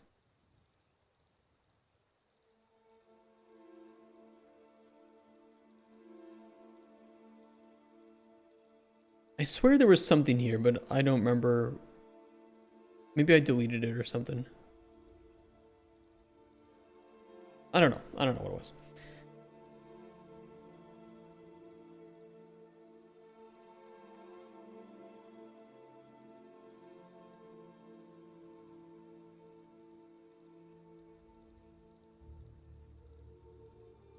Potion.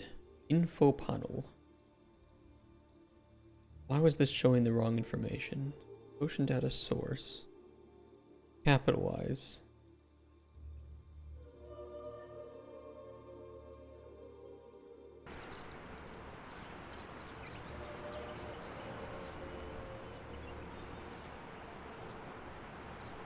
Why does it show 11? Is it returning the number of characters? Did I make that wrong?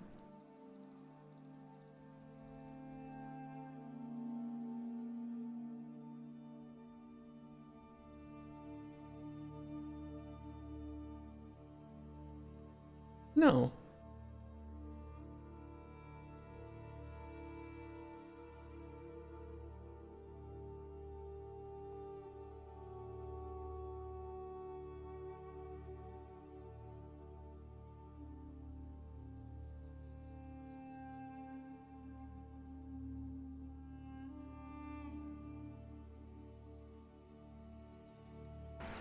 It's kind of weird.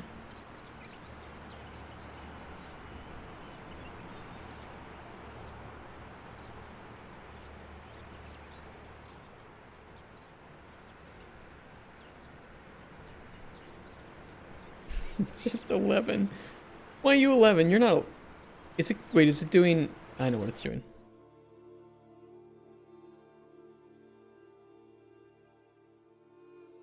It was giving me the bite. Classic.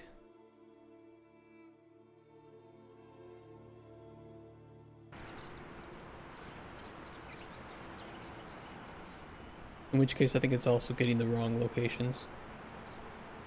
Food. FD.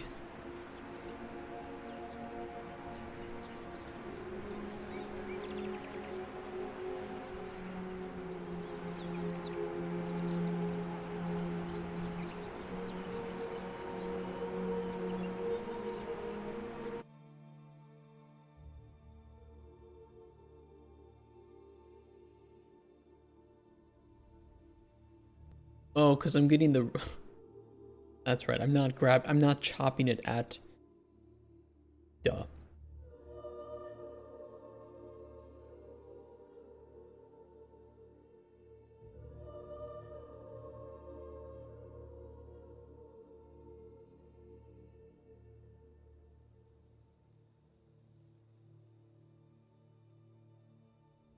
Classic.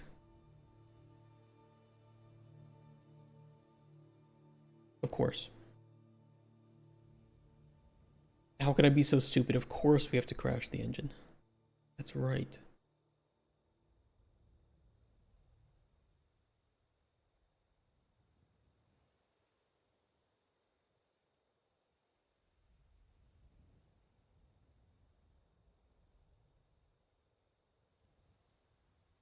Oh my god, you sent this, dude.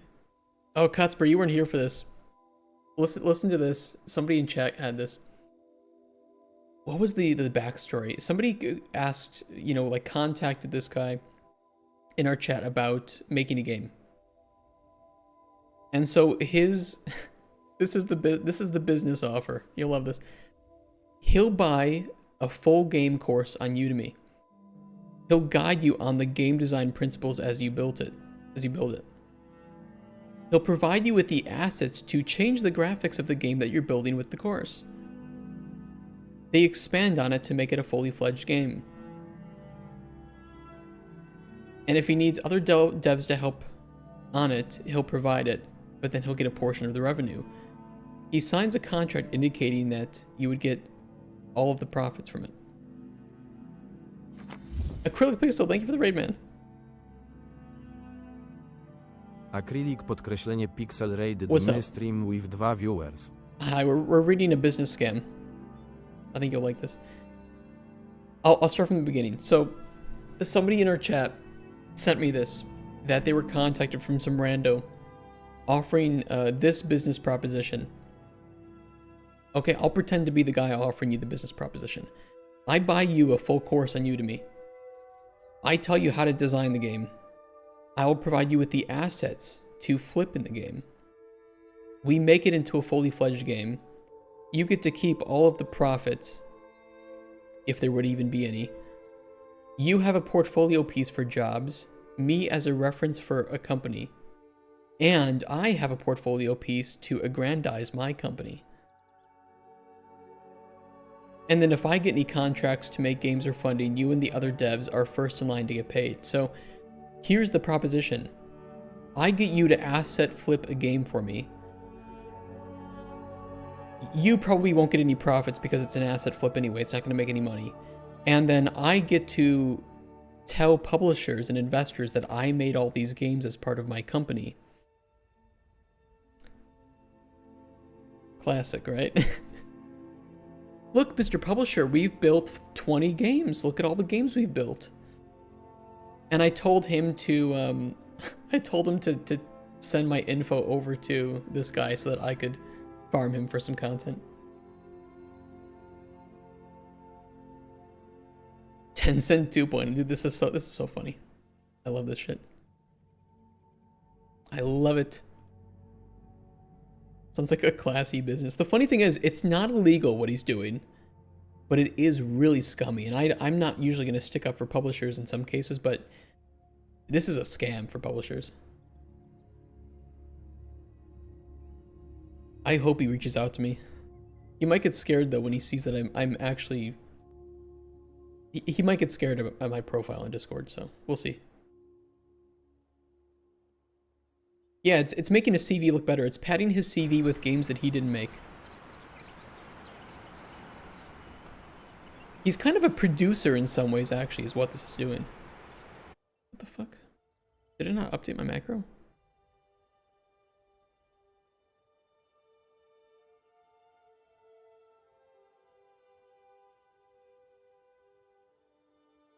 Or the UI panel? Anyways, off for lunch? Yeah, take care, Acrylic Pixel. Thank you for the raid. Hope you're having a nice day. Yeah, you might get turned off with that. Oh yeah, it didn't update this.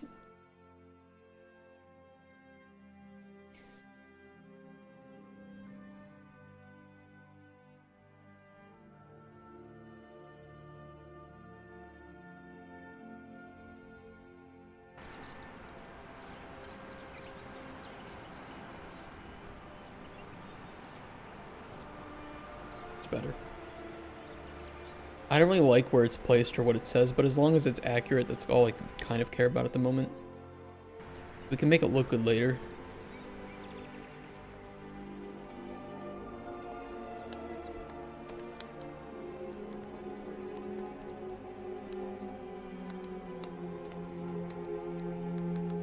This is crafted. Okay. So it is accurate. A little bit of space between them would be nice, though.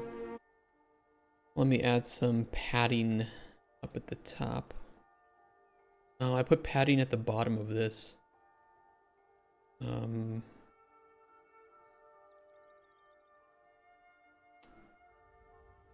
do it here too.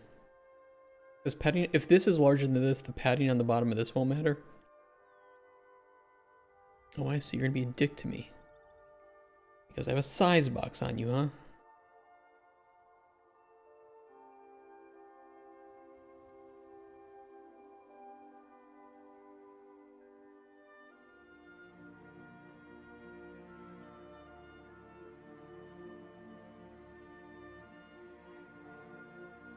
Put it here instead.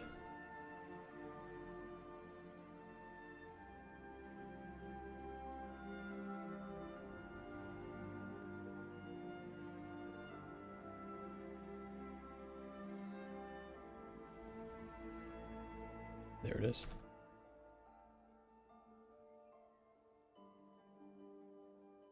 That'll look better.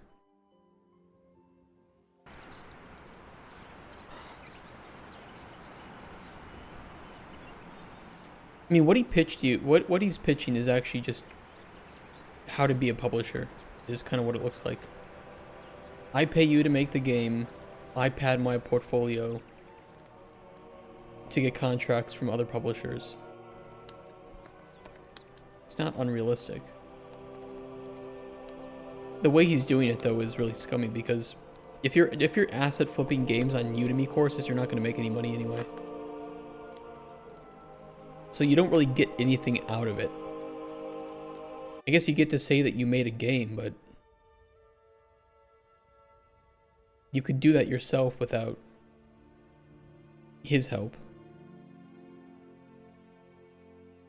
There's not really, it's like if you're watching a course on Udemy to, I don't know, make asset flipped. What's the game where you click the bird and it goes through the hole? What the fuck is the name of that game? You guys know what I'm talking about. If you watch a Udemy course to make that Flappy Bird, that's what it is. If you watch a Udemy course to make Flappy Bird and then just asset flip it, you don't really need somebody to sit there and explain the game design of Flappy Bird. I don't think it takes a genius to understand why Flappy Bird is addictive and why it's fun. Yeah, DM 1,000 people, 10 people agree we've produced 10 titles over the last year. 10 asset flipped Udemy course titles. I don't think any publisher would buy that though. They're not that stupid. What you're saying is we should asset flip but ourselves. I mean, if you want something to put in your CV, there's nothing wrong with copying other people and learning the process, right? I mean, that's what tutorials are. You follow a tutorial so that you copy somebody else's work to learn the process. And yeah, I think you should put, you know, stuff that you've made with tutorials. You should at least mention that you've done that stuff. But it's not the application of knowledge that you've gained as much as it is the copying of knowledge that you've obtained. Watch your stream, but can I put your project on my CV? Go for it. You're not going to be in the credits, but you can try it. No, don't do that. We all made it happen. You guys will, Twitch chat will be in the credits of the game. But I don't think I can thank everybody individually, right?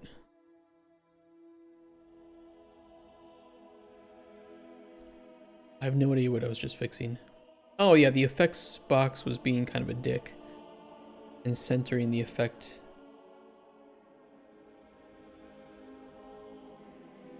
And I want to know why.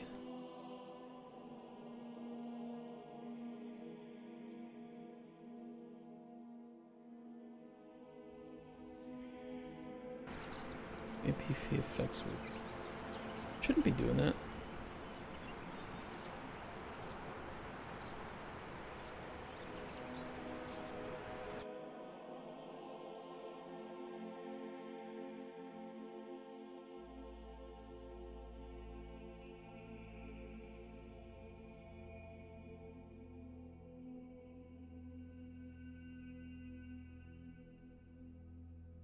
I could have sworn that I fixed this widget to properly center those.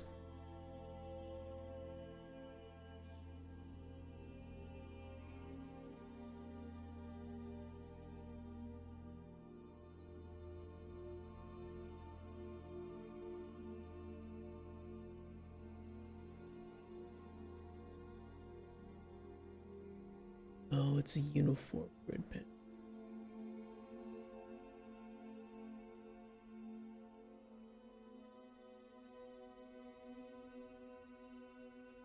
I could fix that by doing the same thing that I do for the Cauldron, to be honest.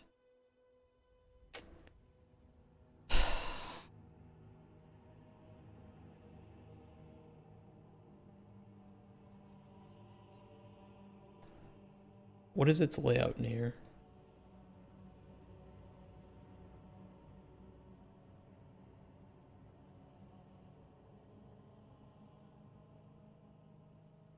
What does it look like if I do that?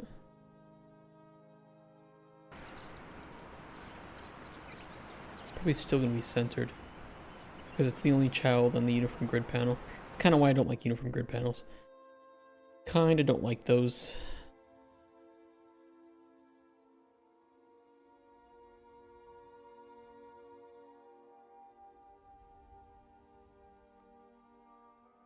They work okay for some things.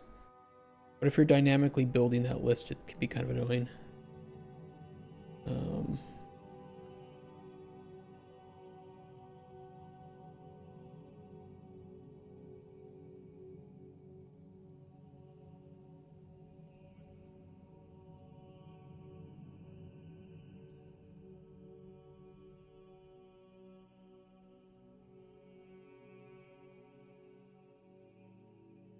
What child is it adding to that?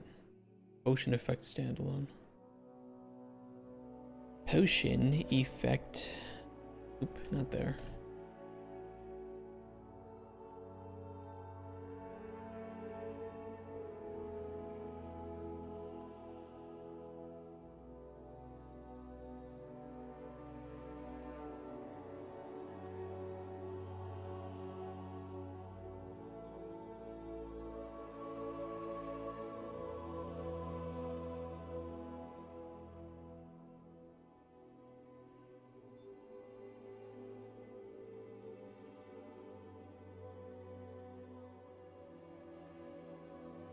Yeah. Yep. I'll delete that. Refactor. 2 vertical boxes. Sneaky way to do it better.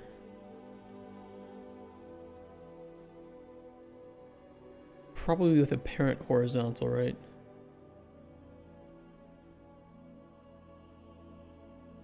No, not even necessary.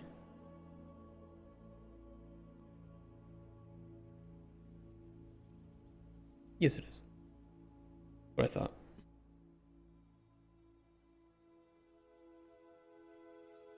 Oh, oops. Horizontal box and 2 vertical boxes.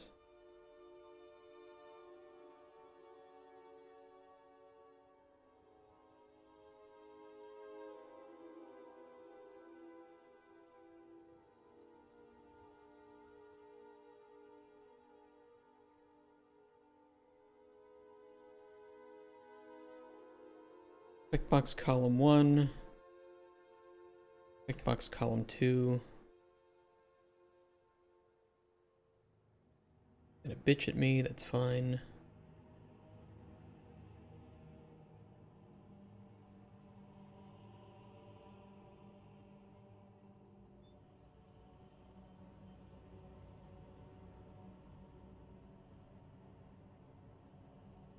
What was my math for building these? Here.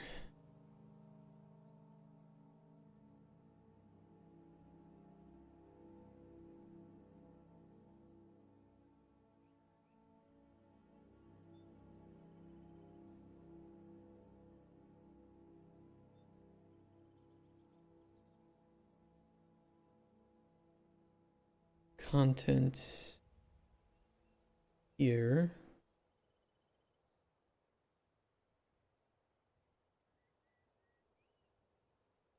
And we can pull the direct child count.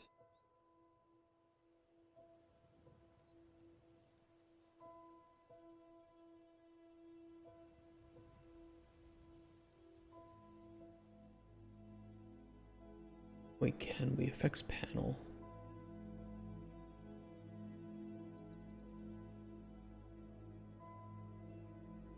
No, current index.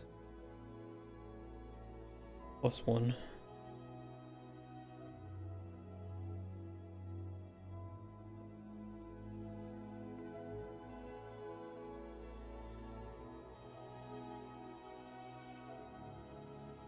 We shouldn't have to set the alignment. I'll just unhook all of this for the moment.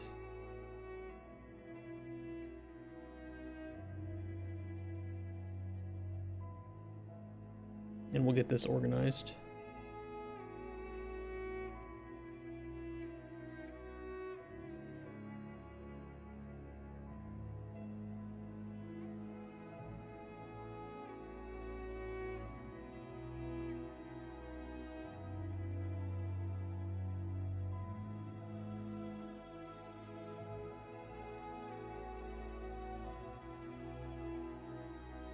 Reduce side padding.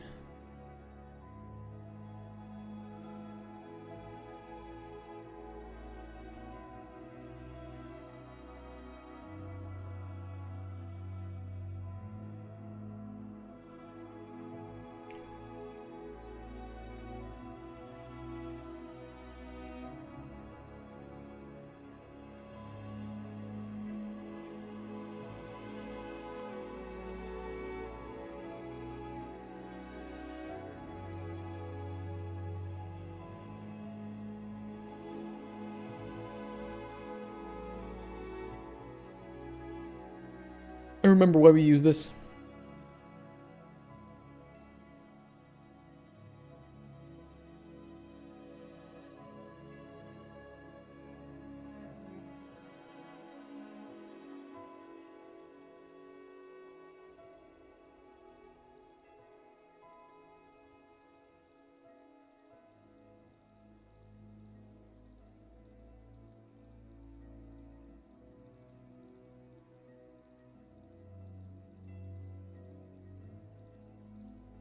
I'll just start with this and we'll see we'll see where it's broken.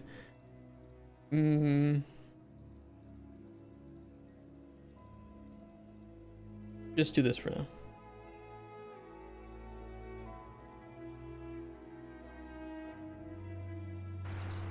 We need to see this out in the wild.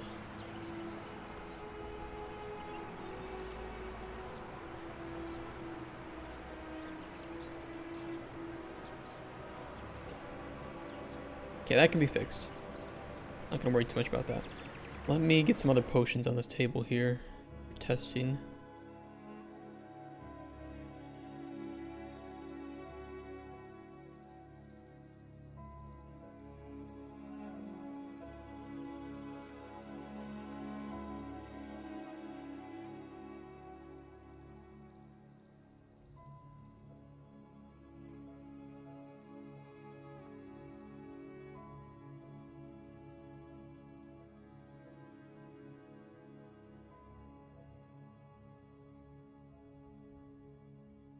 I could get one with 4 effects, that would be nice. Sometimes easier said than done, though.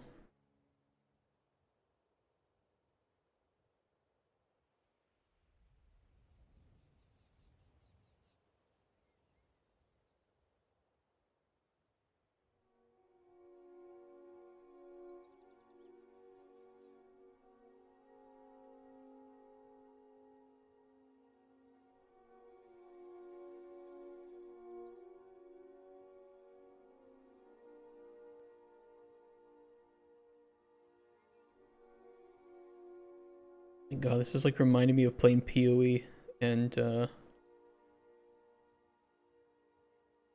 trying to 5-link or 6-link. If you know, you know. Or alteration orb to get something good worth crafting. I'm just like watching blankly a single number. Is it a tier 1? Is it a tier 1? Tier 2, damn it. Oh shit, I just had it too. Fuck.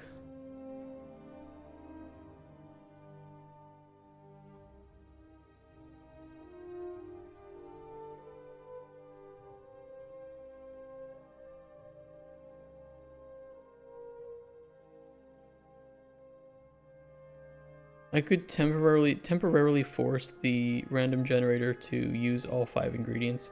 Because right now it randomizes between 2 and 5 ingredients. Of course, the fewer ingredients you have, the fewer... Oh, 5. 5 effects on this. Strength boosting elixir of essence fortification. Damn, that's pretty good. Restore stamina. Strength boost, fortify essence, resist magic, and calm. Pretty decent.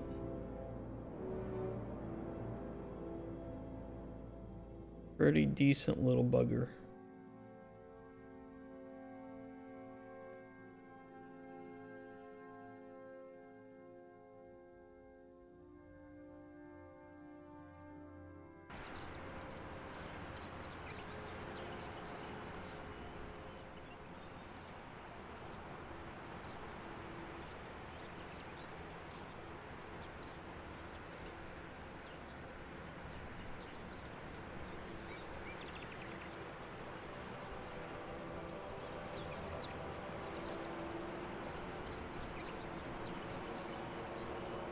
Hmm.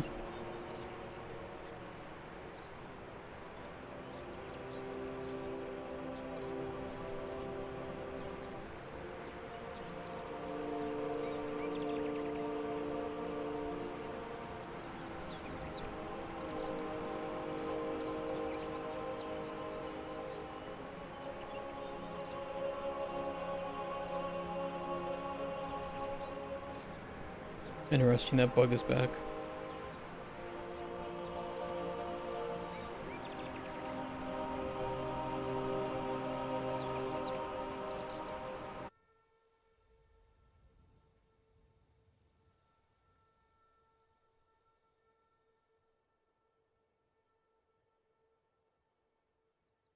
Kind of annoyingly, there's a bug back. For an index, do we just not need to do the +1?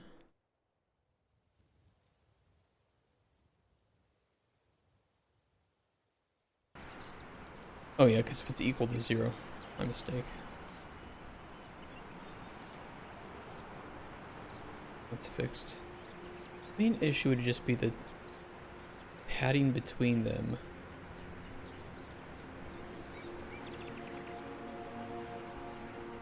Vertically. Could always adjust that.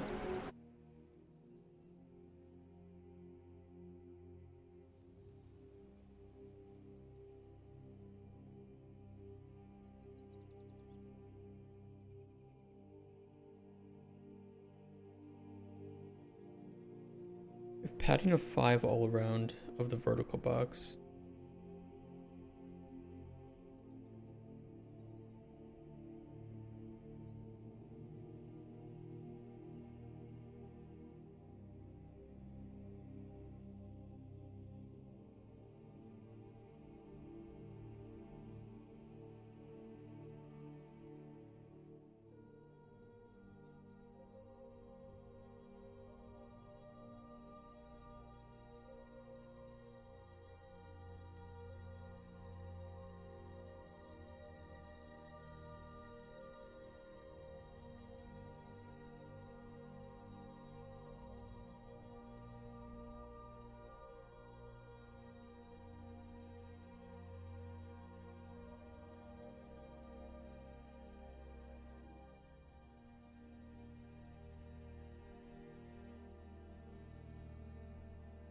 Why? Don't have to slot it in whatever it's slotted as. Like here with the effects panel was slotted in the...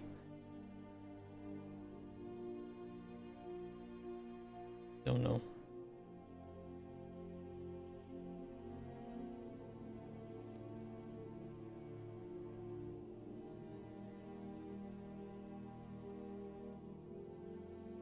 Maybe I'm crazy.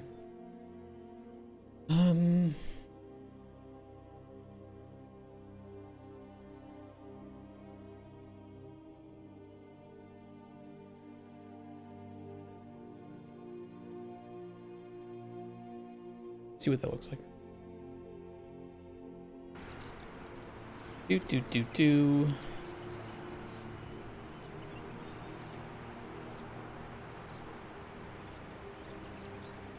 Is that actually adding in the padding? No, that's what I thought.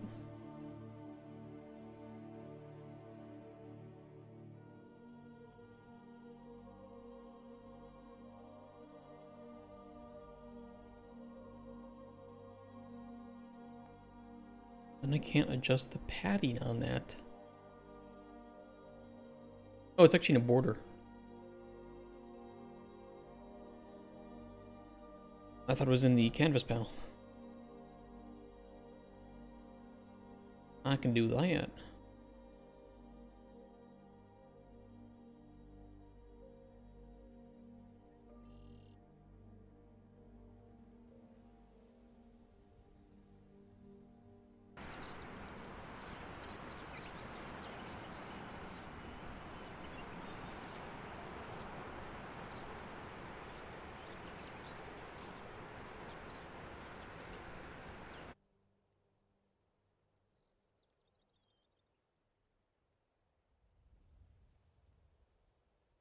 I'm pretty sure there are other use cases for this, however. I'm a little hesitant to do this.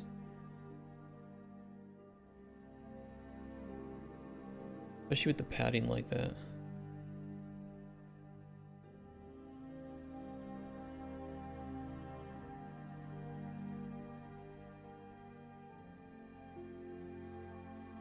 It's kind of ugly, you know?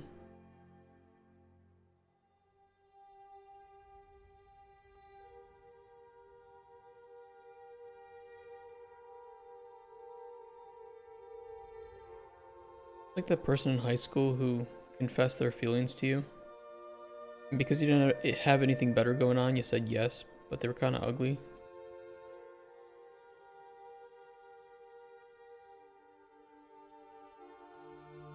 And so you break up with them a few days later. You realize that it's going to hurt your social standing to be going out with them. No? Just me?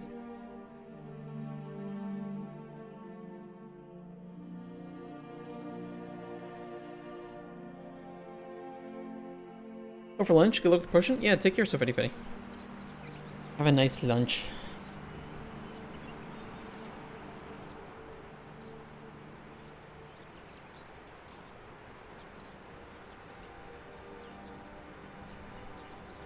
That's better.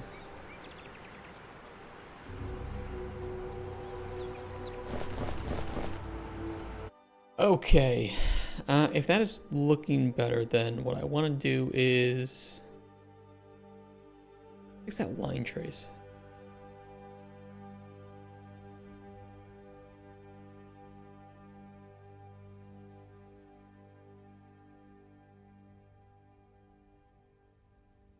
The line trace is having that old issue where if you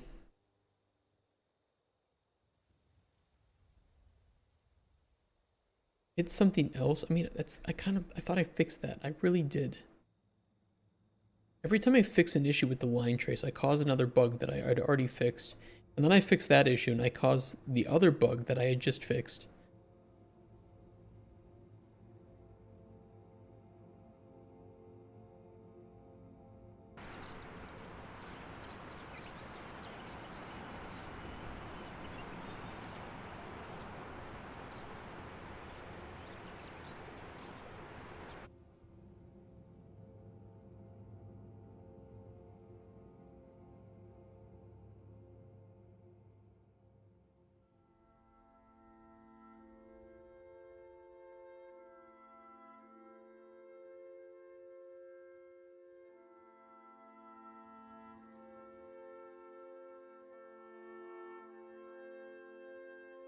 We should be sending it to the interactable within range, which it should go to build the tooltip. Now the nice thing is when I was updating this every tick, it was working because I was calling that information all the time. We didn't want to do that though.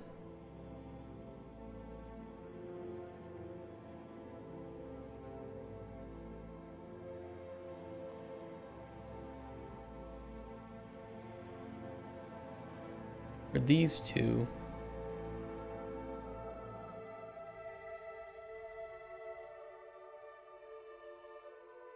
probably because we do not call interactable outside range.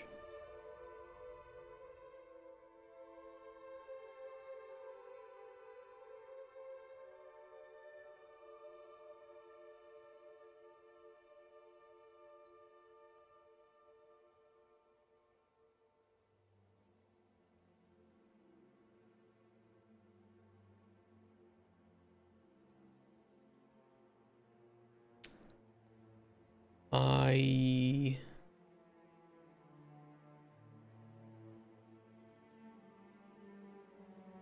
think I can solve it by doing this.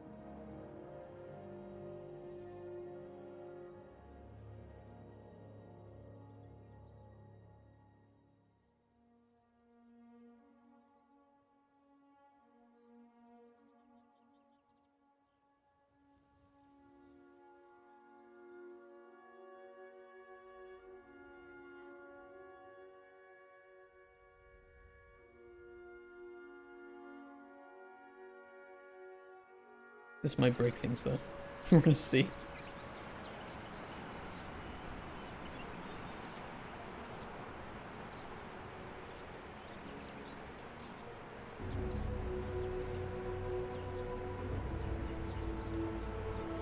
I mean, it doesn't appear to be.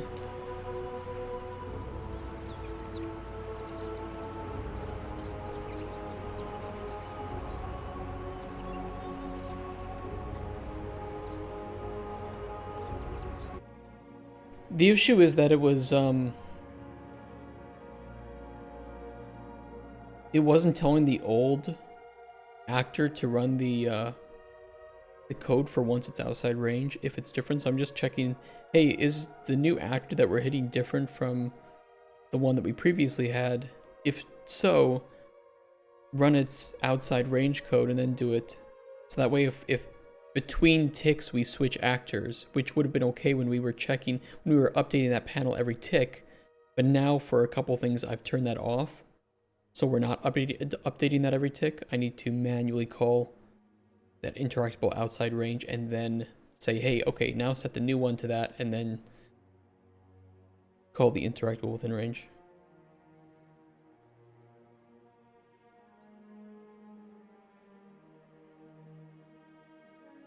Let me check one thing though with that.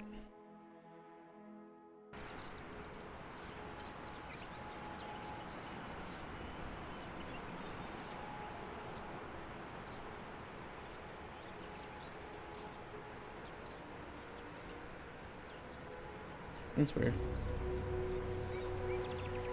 Oh.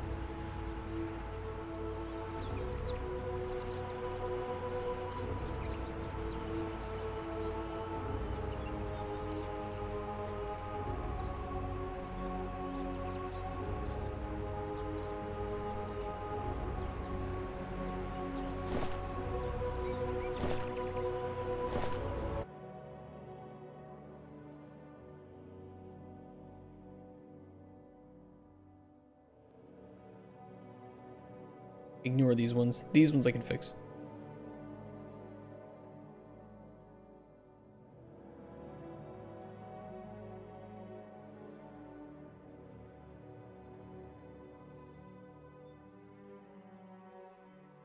So weird.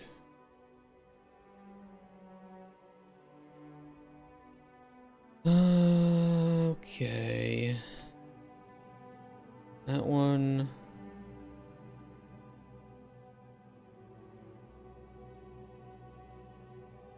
That one.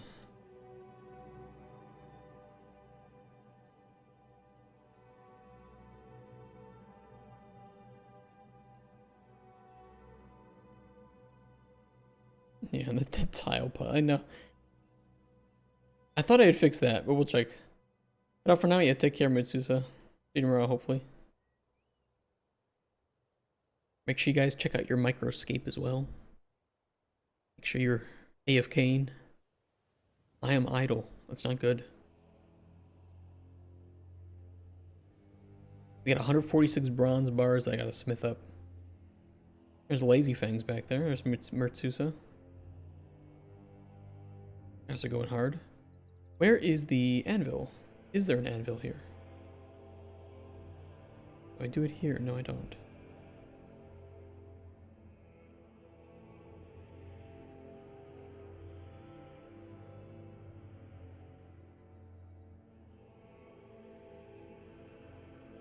Where is an anvil?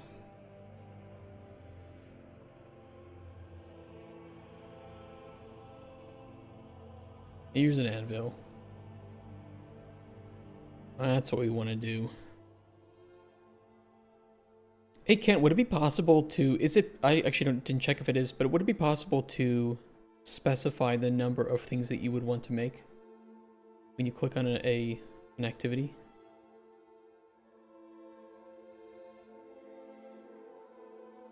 I don't think it is available right now, but that would be pretty nice. That way you could say, okay, well, I only want to make enough to get to like the next level, but then not waste my bars after that.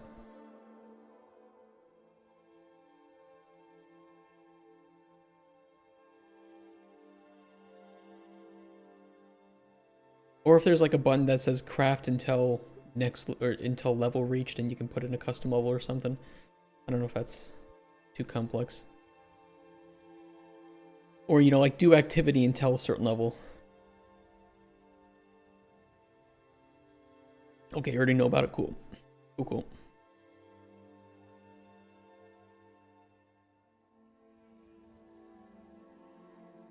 I don't need too much.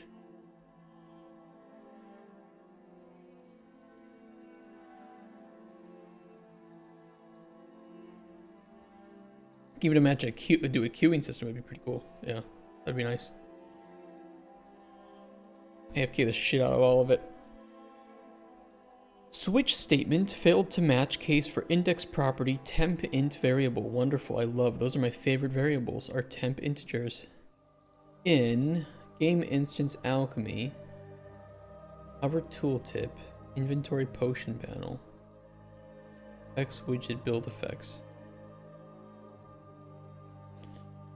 And this was when I was hovering over that 5th potion, which was kind of awkward.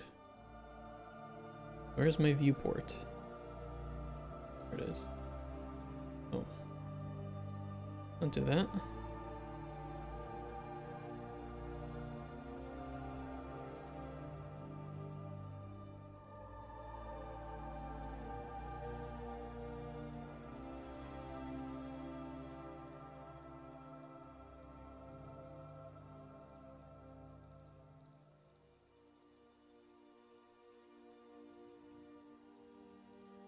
It's in here to do a switch.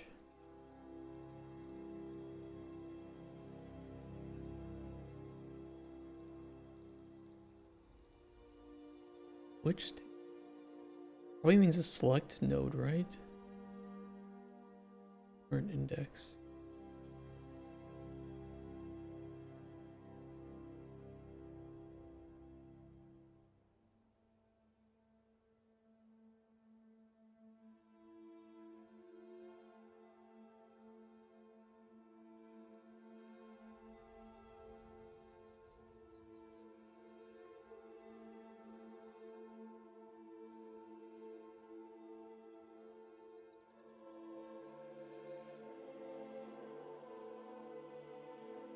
Yeah, because there would be a fourth. I know why. It's because there would be a fourth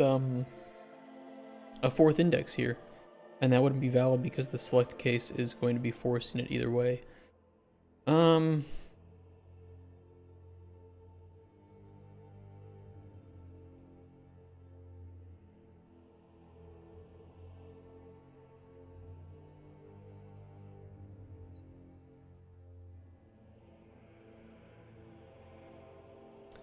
Yeah, and I skip that. Okay, I know what we have to do.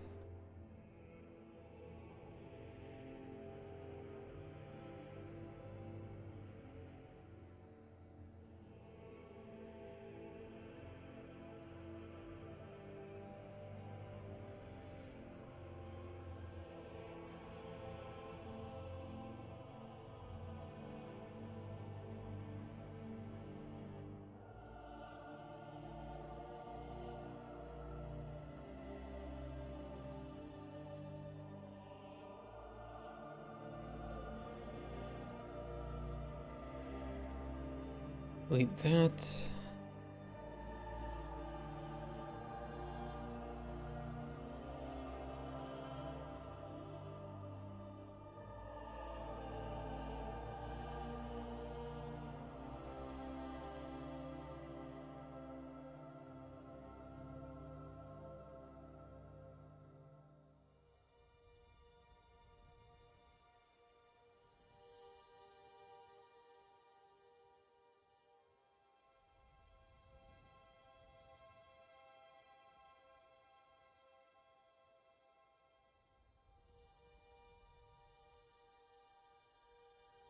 Current effect widget.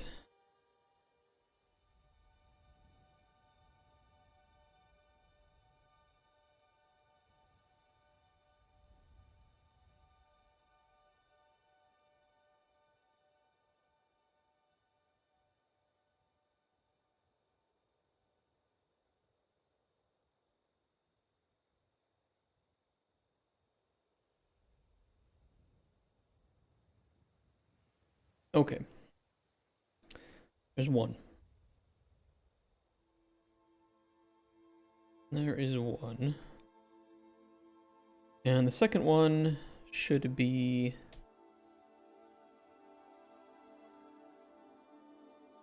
Is effect known? Current effect. Is there only one furnace in the game in Microscape? Probably for now. In Lumbridge. In not Lumbridge. Sorry.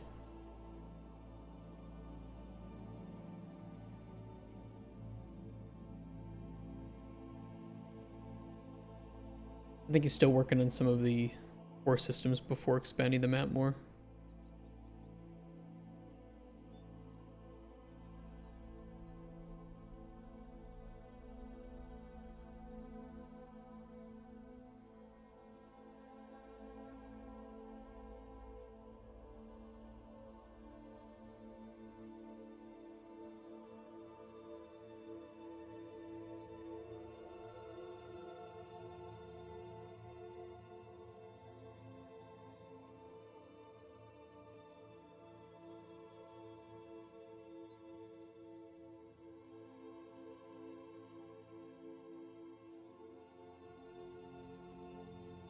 Alright, that should resolve that issue.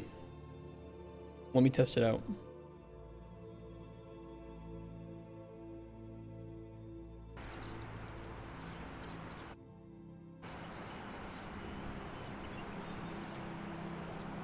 Yes.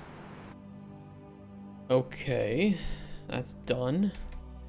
Attempted to access index 1. Uh-oh, from array of length 1. That's crazy. We can't do that in ingredient data.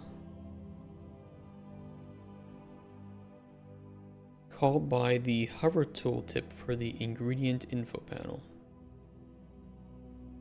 Naughty, naughty.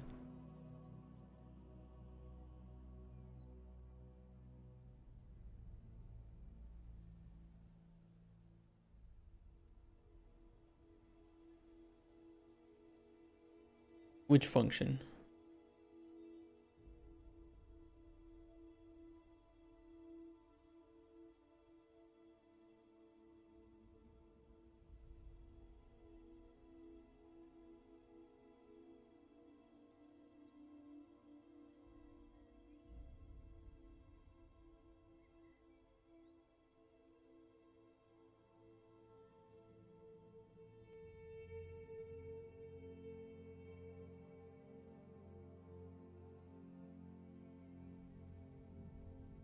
Game HUD? Wait.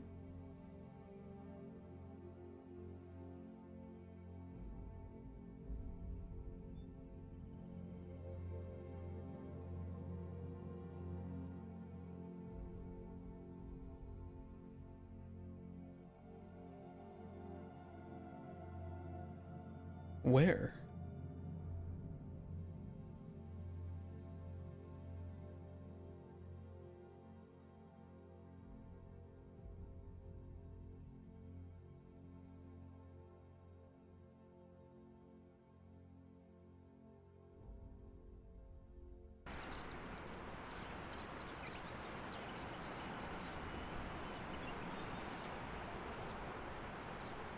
When there's unknown effects.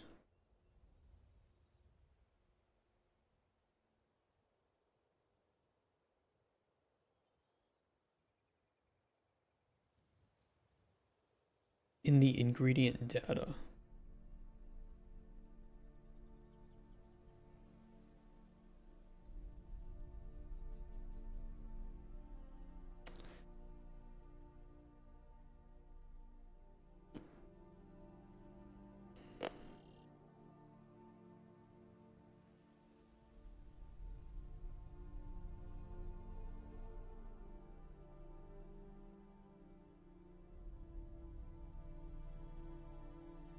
Why would that be saying that? Is there something that we are failing to do if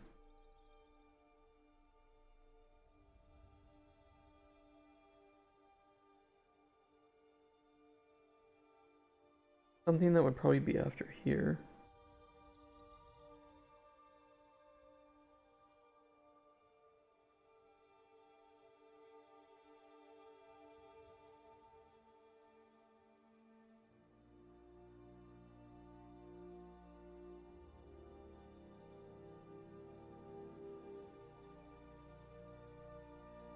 X tooltip.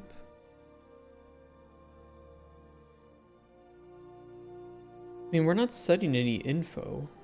It's just for the tooltip.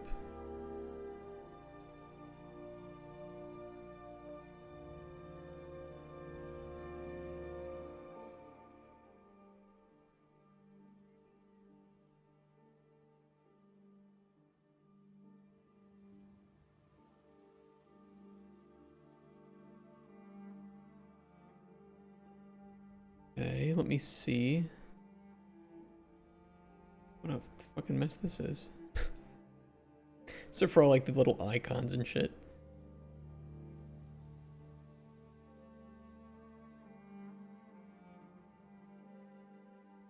If I speed through breakpoints, it should inform me.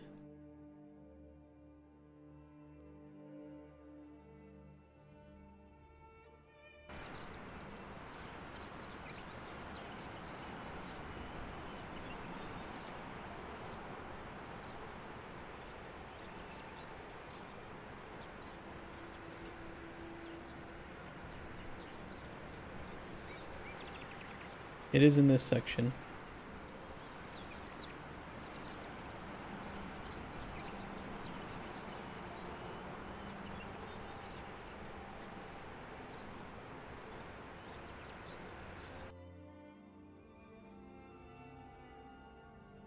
I build ingredient effects. Why are we forcing the loop through that when instead we could just be grabbing the length of effects?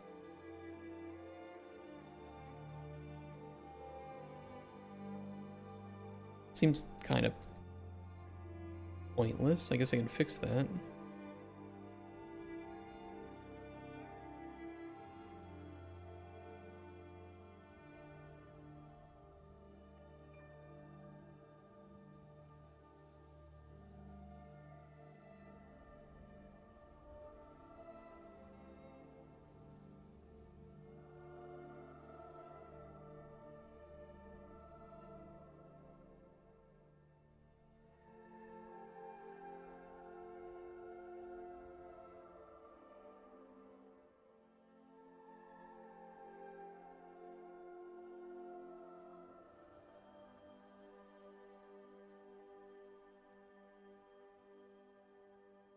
there any reason why we wouldn't want to just skip the missing ones?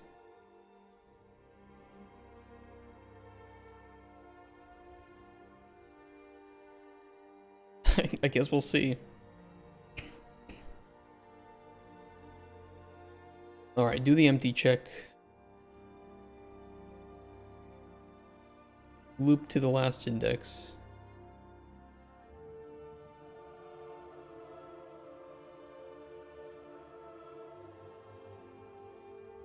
And then continue on.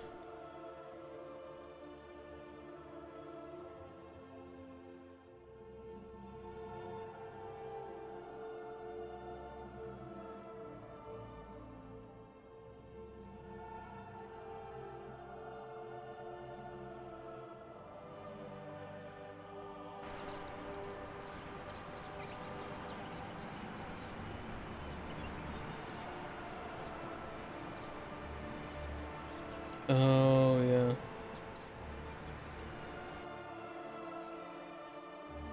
I know why. It's because this is really old, this panel. I never refactored it for the new effect setup, so we have this problem.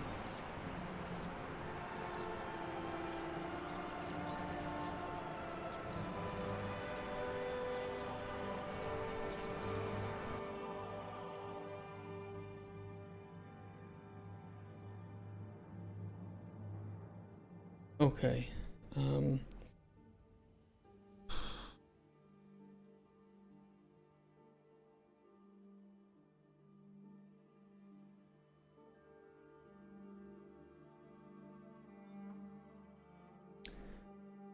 Couldn't I just replace this with the effect widget?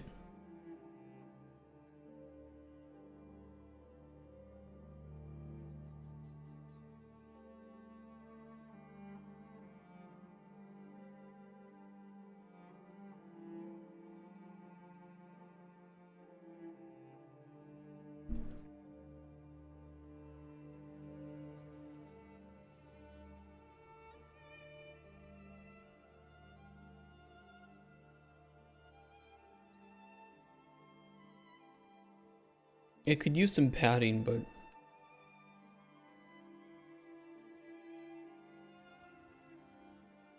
overall, I think that should be better to use.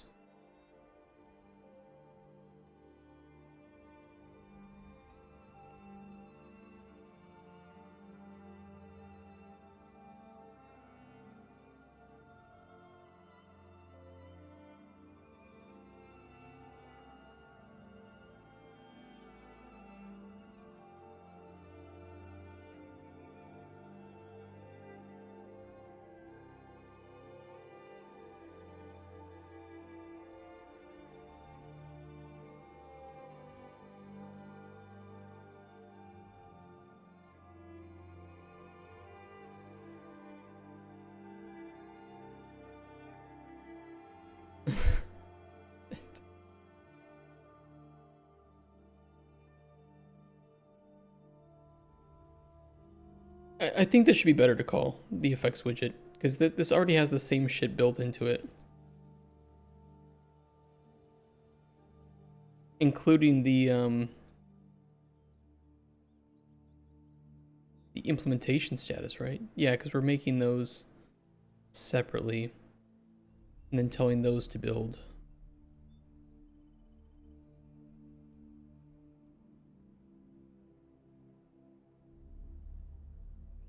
This should be better to use.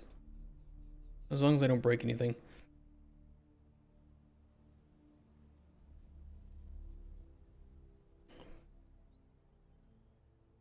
Build effects list.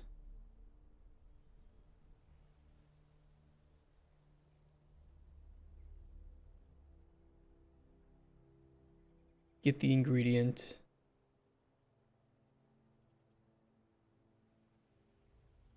Keep the title box.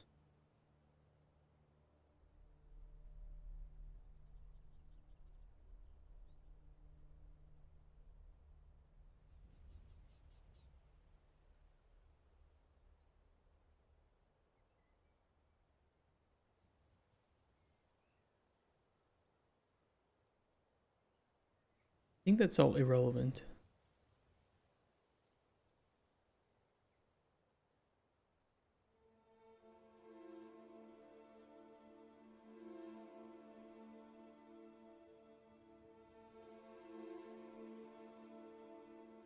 I'll try it just by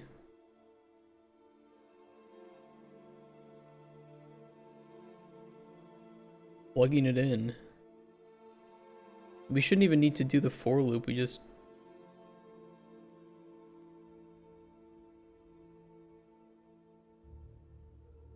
We'll see. We'll see if that works.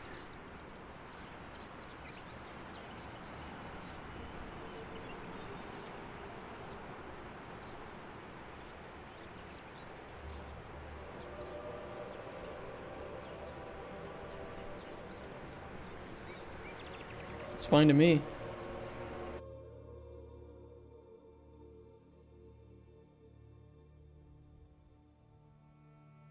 Hey, Lucas. How you doing? Okay, I'll just delete this shit then. Old code. Hey, that's a good refactor, right? I could even just move this over.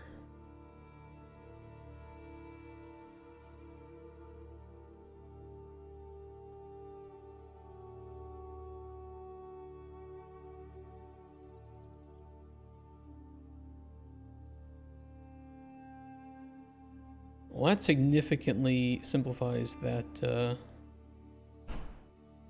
bit of features then. I mean, I still have to run all that code behind the scenes anyway, but definitely saves me time.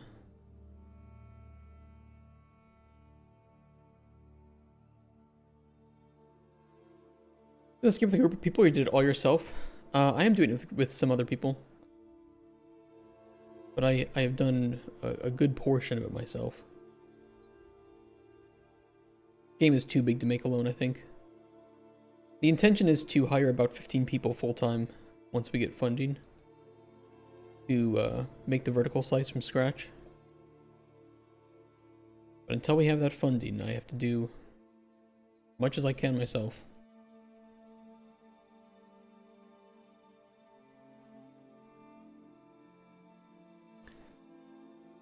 Okay, so this bug should be fixed. Attempted to remove an item from an invalid index from array, overlapped actors. Yes, the tile puzzle was broken.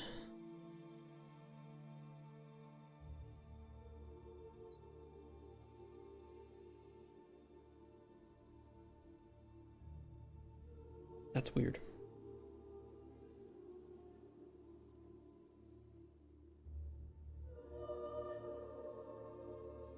Seems my fix was not a perfect fix.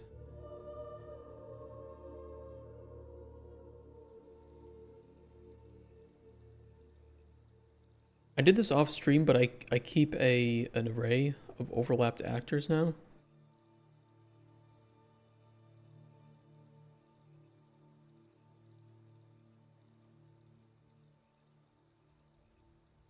It's just a warning, it's not an error, so it's not really that crazy.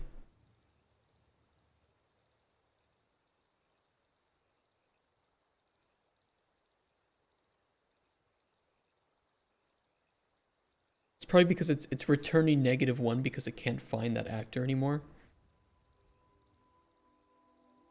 What we need to do is we need to check, is this greater than -1? And then perform that remove.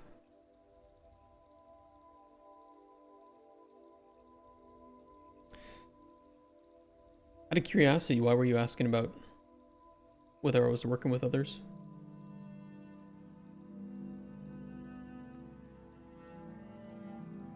Let's just interrogate Twitch chat today.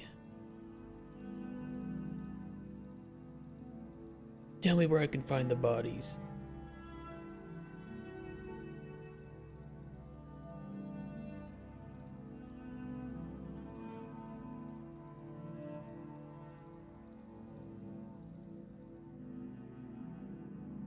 Okay, that should prevent the warning.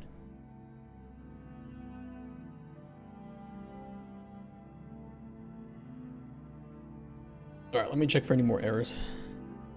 Or warnings in this case. Ignore this one. I still cannot figure out why that is happening. You know what? Actually, I think I know why it's happening. I think I do know.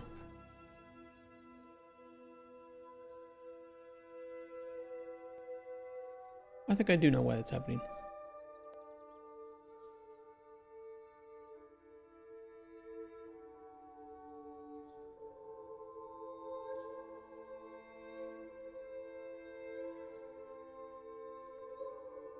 And apply options.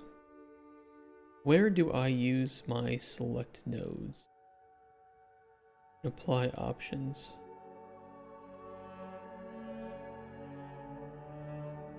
Do a validation check here. Validation, skip the select.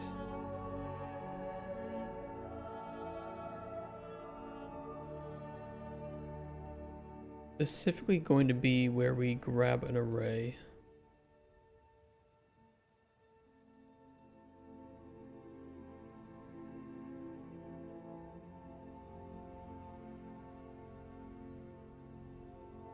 This could actually cause an error too.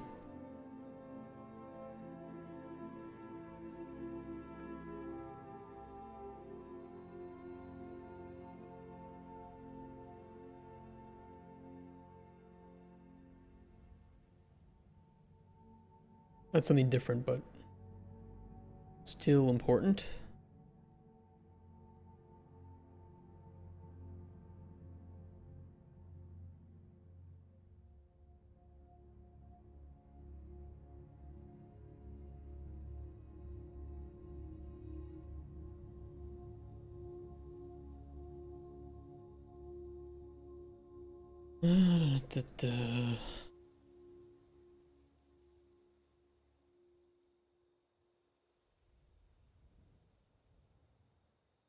Shouldn't be relevant there.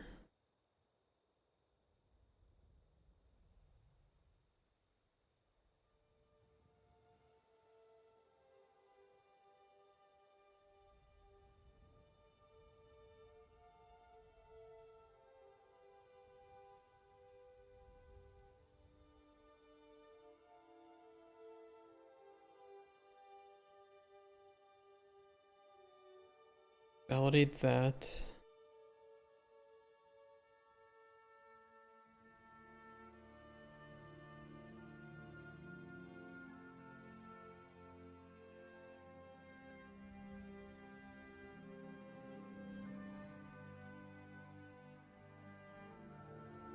It was to get all widgets, wasn't it? Yeah, get all widgets of class found in length 0.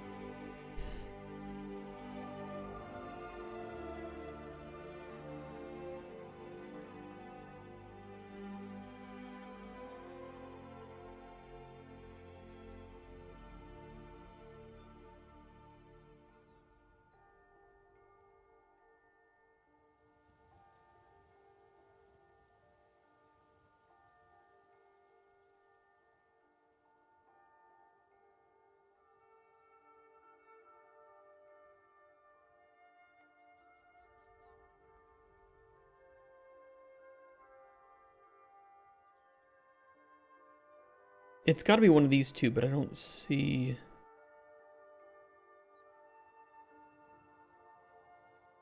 why.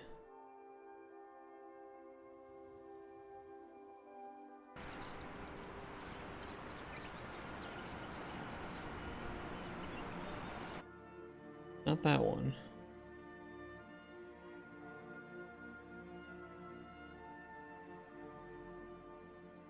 Grabbing it to do a validation shouldn't trigger the warning message. The only thing that wouldn't be visible at this time is maybe the hotbar. Narrative 3 could also build late. But if it's not valid, then we're just skipping all this and none of this is referenced again.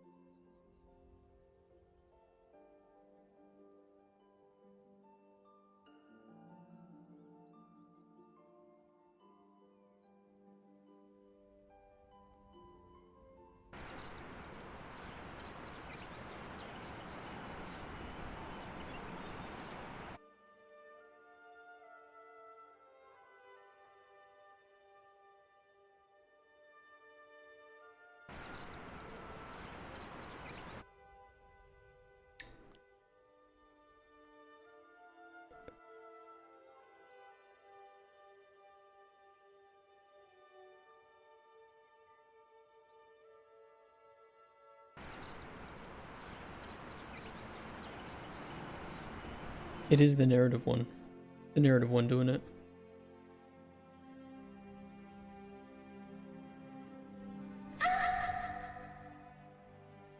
Nice.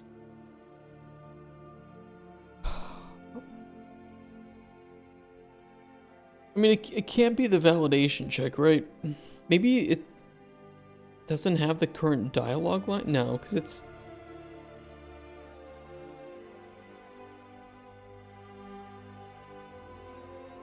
Are we building options or narrative? First, I mean, narrative is on the main game HUD. Dialogue widget. Fishing, farming.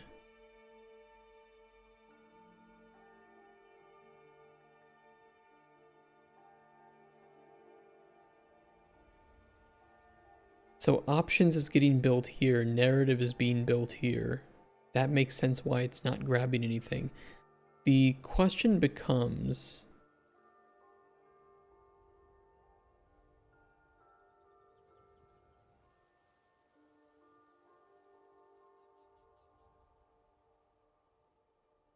Is it for at all failing because of this just being called at the wrong kind of moment?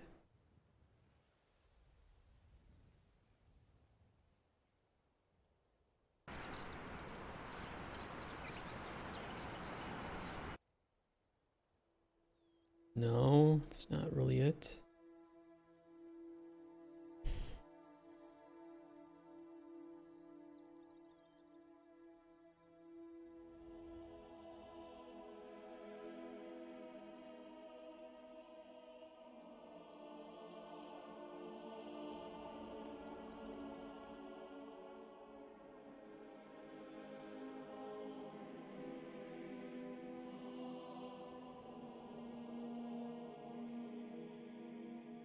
Yeah, it's so weird. It's not valid, but it's still calling it.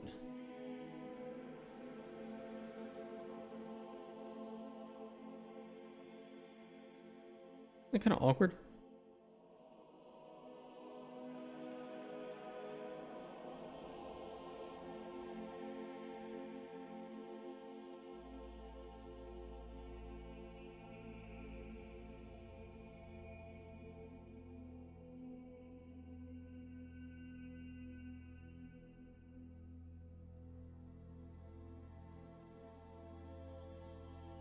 Could I just do like a separate I don't know. Do a validation check before we do the validation check.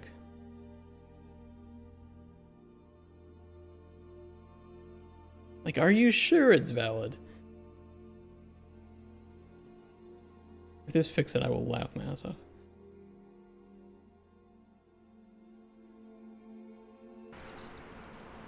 No, it didn't.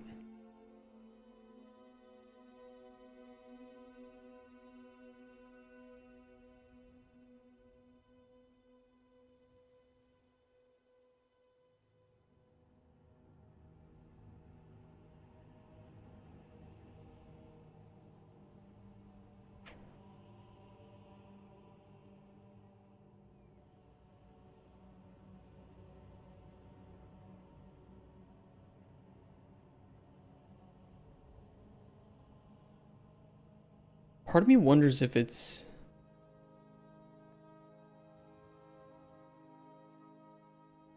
at all potentially related to timing of these things.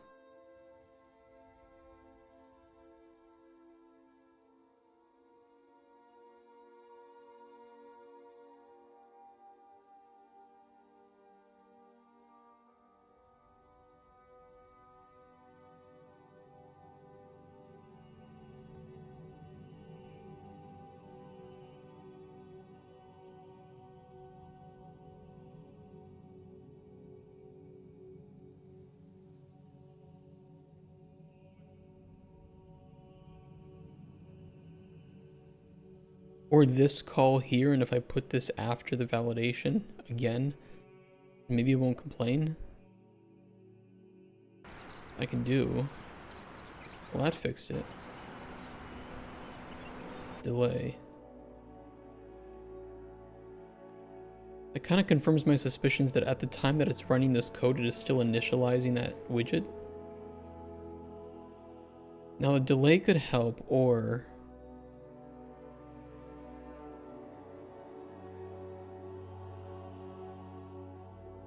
Let me try this. To completely separate all calls to that widget. It still happens. The only thing that really helps it is the delay. Okay, what if I just delay it until next tick?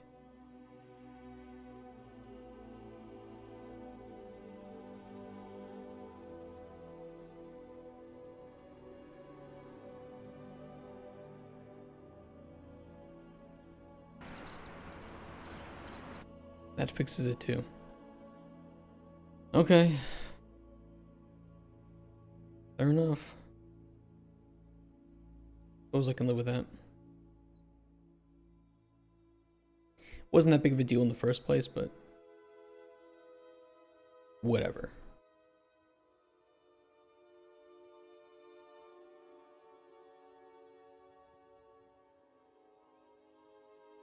That I think I fixed. I don't know if I fixed.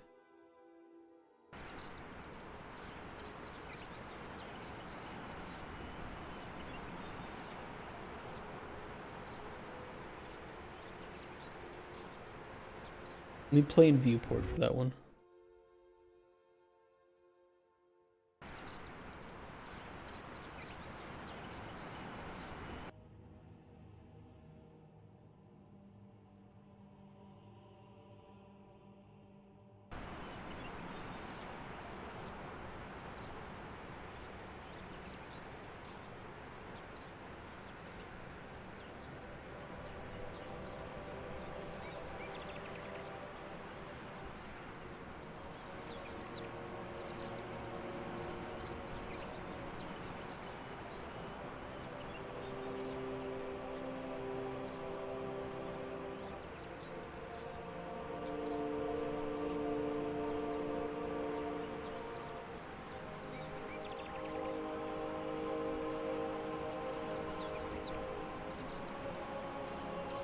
Yeah, I don't see it causing any problem.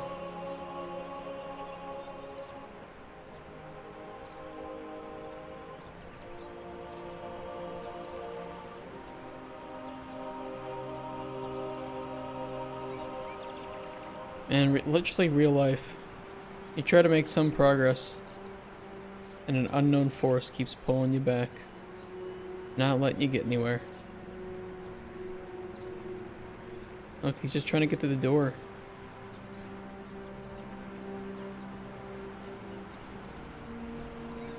It's kind of sad. Alright, well I fixed the problem anyway. All the warnings are gone.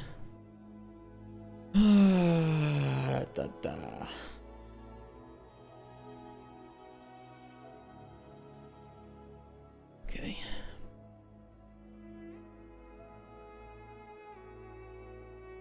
Anything else? Okay, what did we do? We just, before I got into this, I was fixing the source of potions.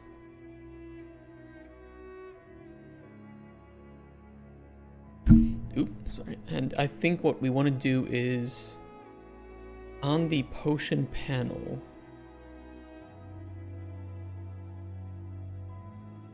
We need to grab info of whether or not the player actually knows about those potion effects.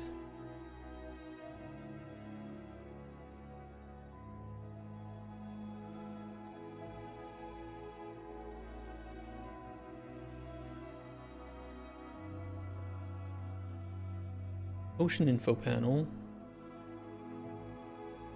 Build effects list. It is entirely dependent on whether or not the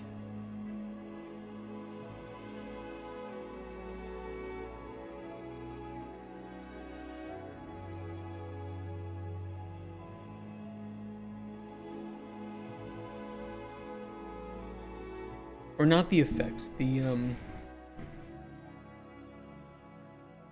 ingredients. That's what we want. Set up ingredients list. With potion data, potion ingredients widget.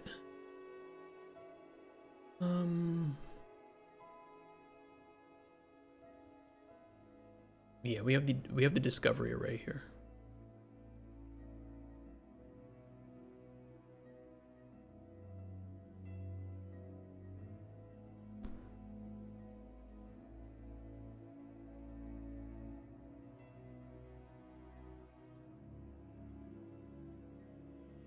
Potion discovery array.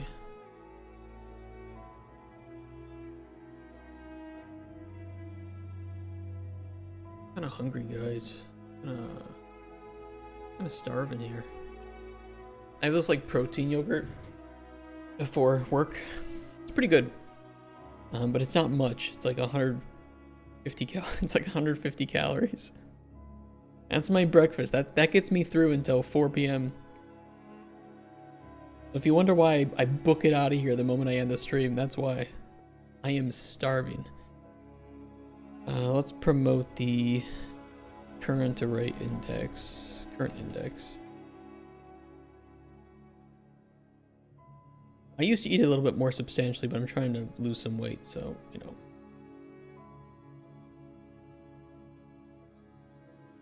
And I know what you're going to say. You're going to say, well, why don't you eat healthy? Because unhealthy things taste so good, and healthy things taste so bad. That's why. So yes, before work, I'll eat a good tasting protein yogurt.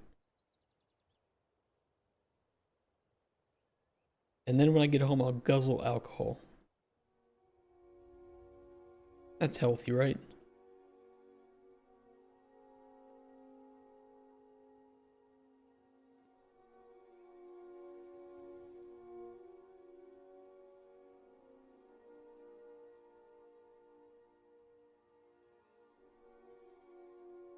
If you lived in a country where you could get a liter of pre-mulled wine for like $4, you'd be in the same situation that I'm in, okay? All I have to do is heat it up. You just heat it up. I got a gas stove, so you know what? It takes me 5 minutes to heat up a cup. Done. Wonder if you could find this in like the US. I don't think so.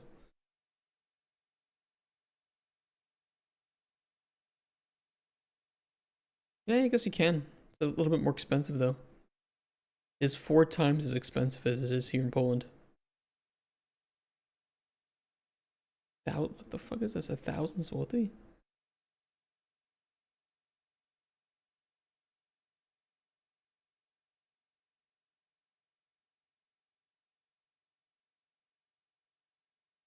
Bro, I can go pick this up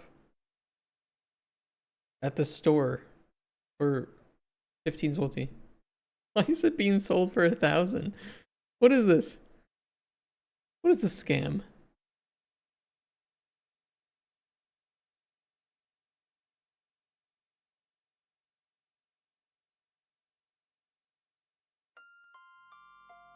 Weird.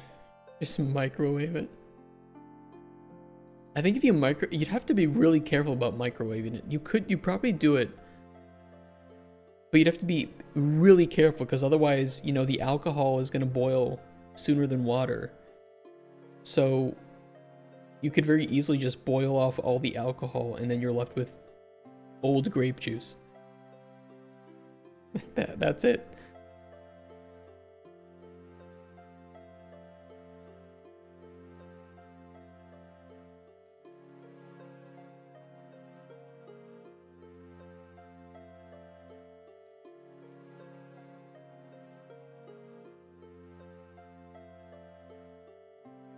Or worse, fire?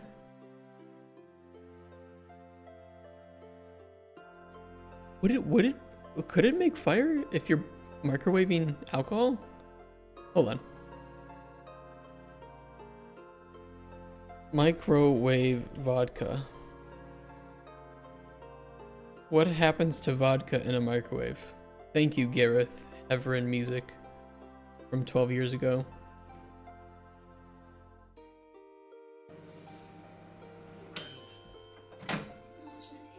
It's bubbling. Bubbling, smell it. Oh, Smell kurwa. the shit. Ooh. Okay, don't put vodka in the microwave. Kurwa. Yeah, don't do it.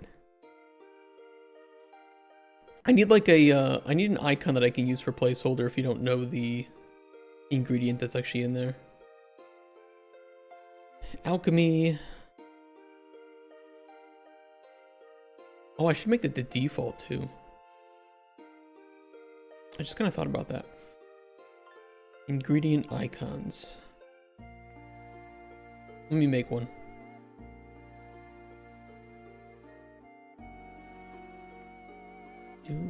Do.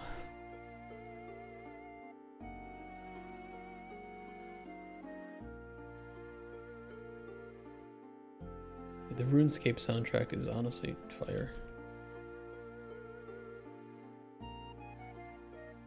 Is the RuneScape soundtrack not one of the best game soundtracks probably ever made?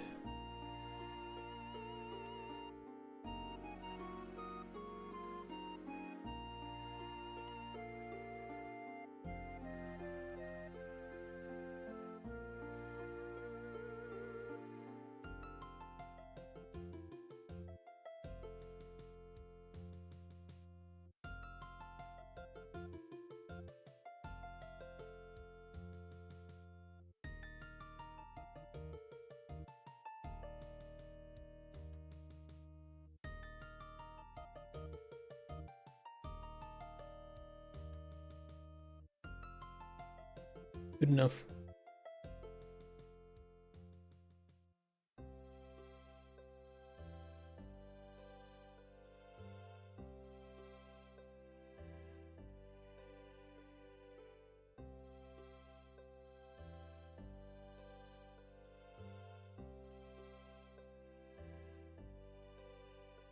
Where is it? There it is. Tea unknown ingredient. I'm gonna set the default ingredient to that. Data.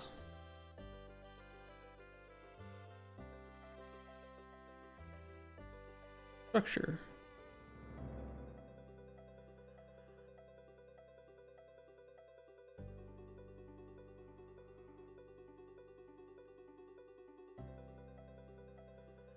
Make sure to do that too. Oh yeah, just okay, crash. And always send them all your bullshit logs. Overwhelm their bug reports.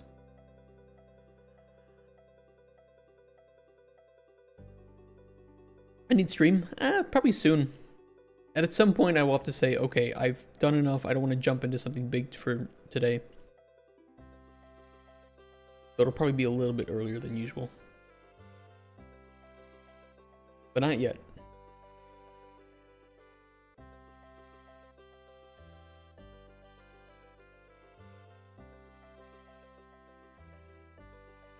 $128. Do I ever do game jams? I've not ever done a game jam. I went straight from modding games to making games. And then I never had time for game jams anymore.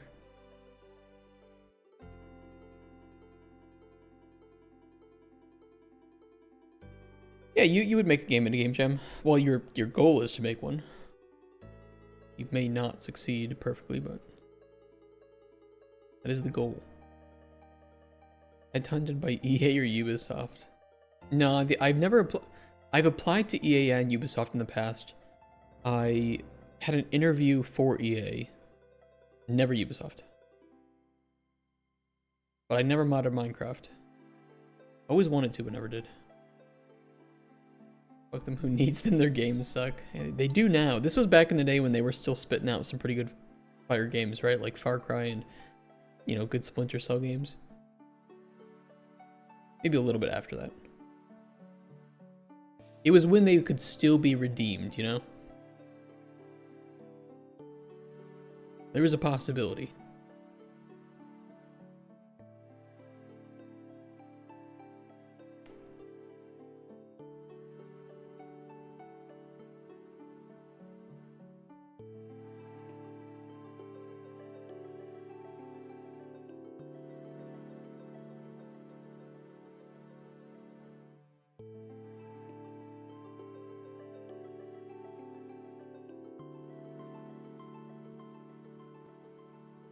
Gonna probably apply to hentai game studios and we can all make the make all the girlfriend simulators. Hey, they make money. If you want a super stable game genre type where you can make money pretty stably, make porn games.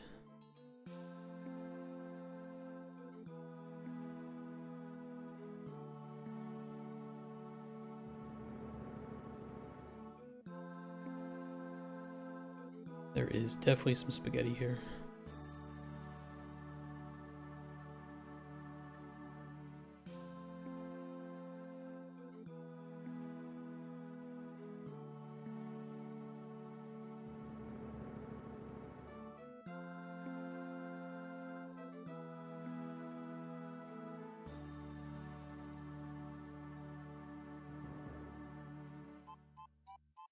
As long as it works, it works.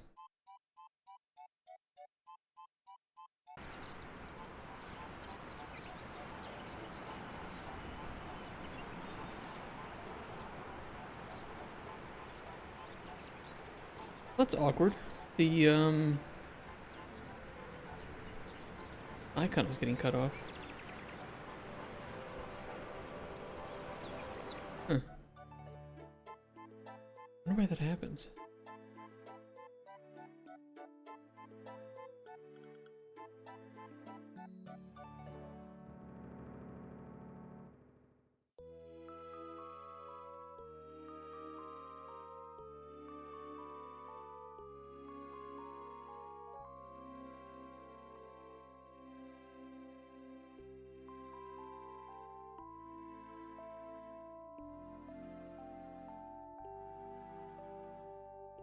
Must be the top padding.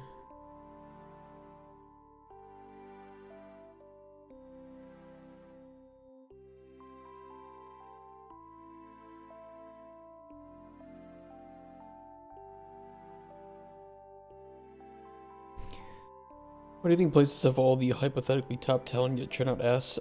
Because they don't have the top talent. Yeah, that's fake news. That AAA studios have the top talent. All the top talent leaves AAA studios.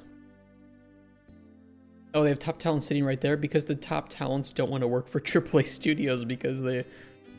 I mean, you're just like one out of a million individuals. You don't really have much of a say or direction, and you're working for investors who have no interest in actually making interesting games, so...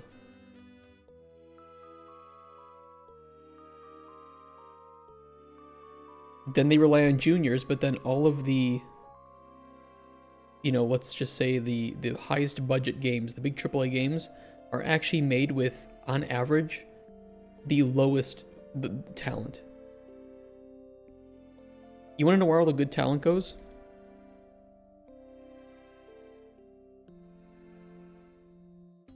Here's one.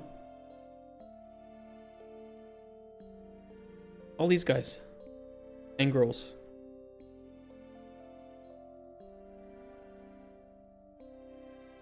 Ex-AAA co-created such titles as Witcher 3, Cyberpunk, many others. They're probably full of not only just ex-CD Projekt Red, but also members from... Why is their game not up on their website? Where is it? They're making the vampire game. Yeah, the Blood of Dawnwalker. They need to put this up on their website. Now, of course, they've only released that that cinematic trailer, right? So there's no actual gameplay that they've really shown yet.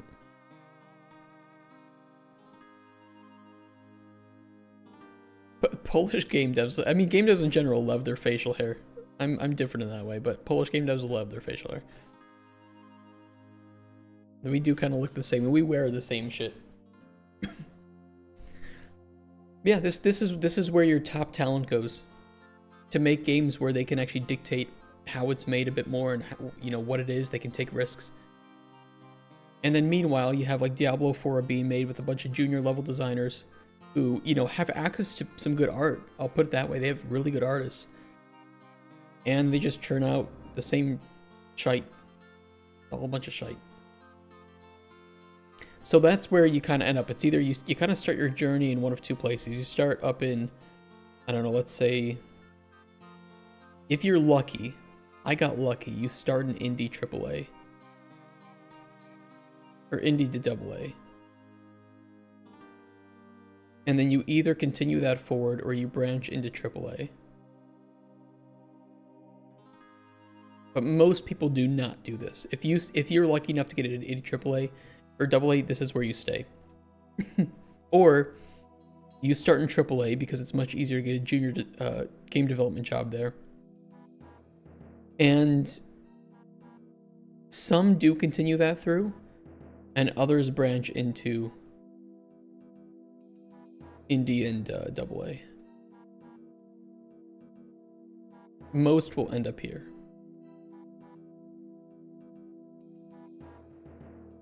But the studios aren't as large, so there's just a much larger number of Indie and AA studios than AAA studios, but AAA studios are where the biggest funding goes to, but then you often have the worst talent there. Now, that didn't used to be the case. It used to be the case that all the top talent stayed at these AAA companies, and you had, you know, those 30, 40-year veterans who were making exceptional games that would stay there, but then the suits came in, they ruined the creativity business, and all those people either retired or they moved to Indie and AA. Make a video on career paths. Well, I mean, recommended career paths and the actual just reality of career paths is pretty different. But it's also just changed so much over time.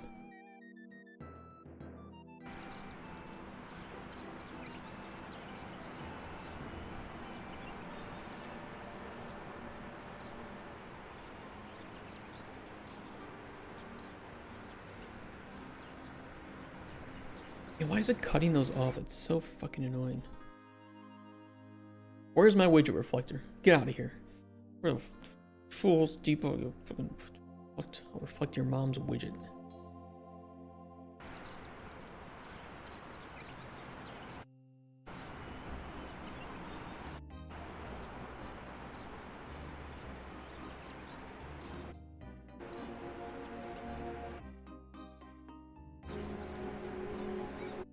One. Plain viewport.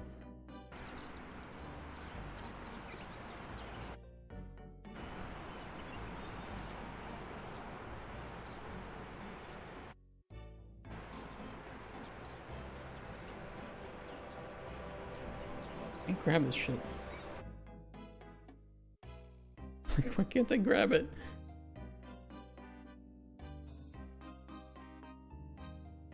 I could grab it a lot easier if I just open it up in the inventory. It's the same widget anyway.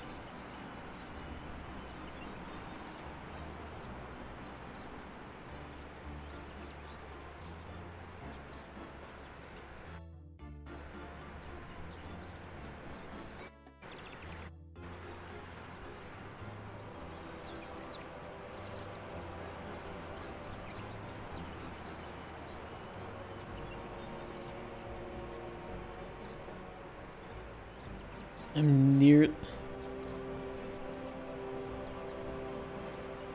Hold on a sec. I think I see the potential issue.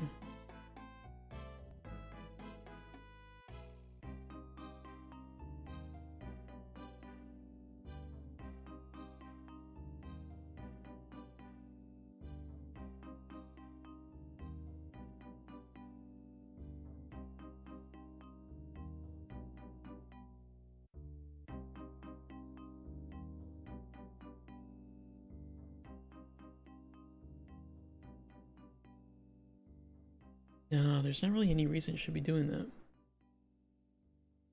I didn't like mess up the icon, did I?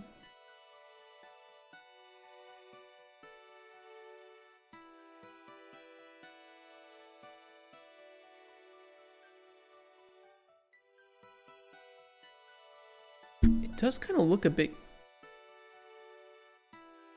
cut when you zoom out.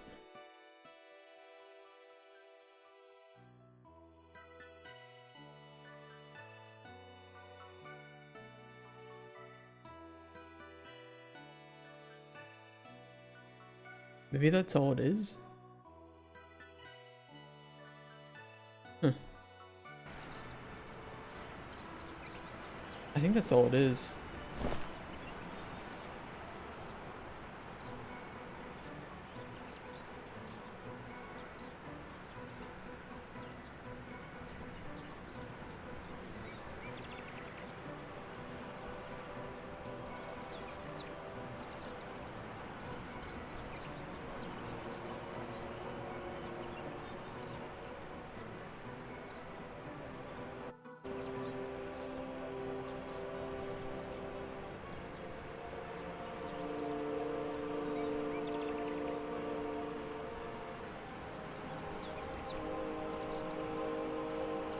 Weird icon. Whatever.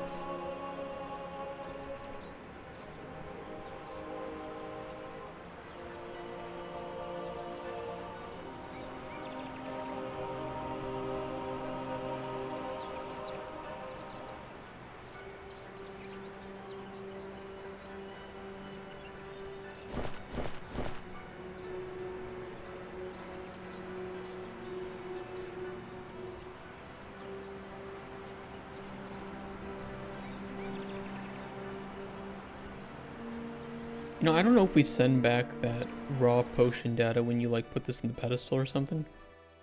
There's just a few cases where, well, it should be okay now. I don't know.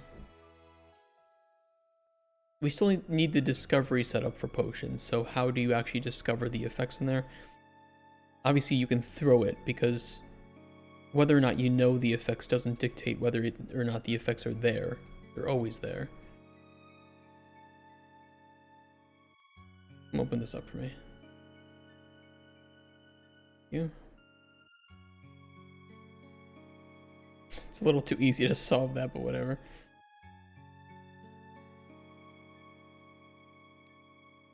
Still considers itself as found.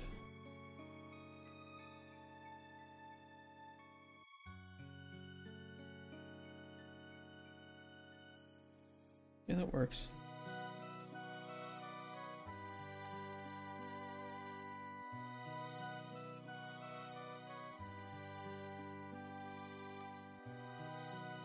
The only problem is we have kind of fucked over every single potion that I've placed in the world.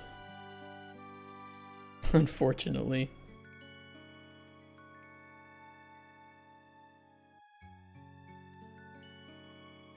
Because of that refactor. Maybe I'll fix that. That'll be the last thing I fix today, is just fixing up all the potions that are placed.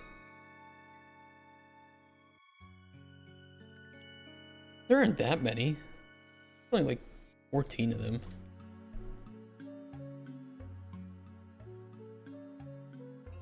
Potion test.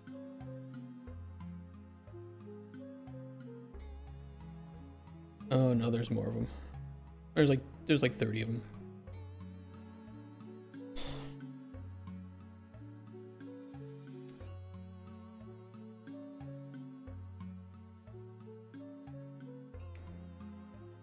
No easy way to do this, right?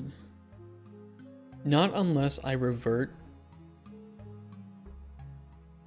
and write down all of these. I really don't want to do that though.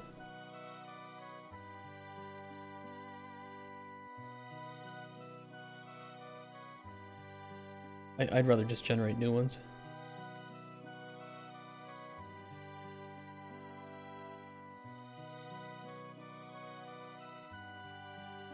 Fuck it at this point, right?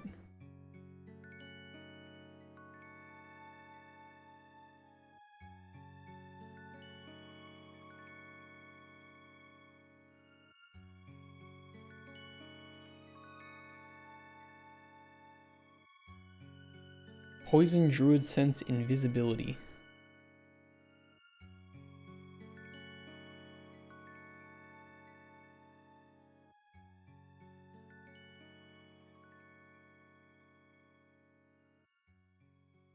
Hey, Mergander. It's good seeing you. How often do you do something for the game? It works initially, but then hours and hours later, go to do something else, and there's a conflict after troubleshooting. The only resolution is to undo those hours of work. Frequently.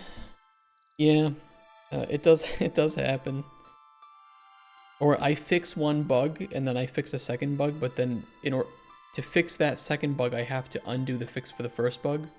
And then I forget that I've done that. And then I go to, you know, like 2 weeks later, I'll go, oh, why is this bug here? I thought I fixed this. And then I fix it, and then the second bug is caused. Repeating process. Not good.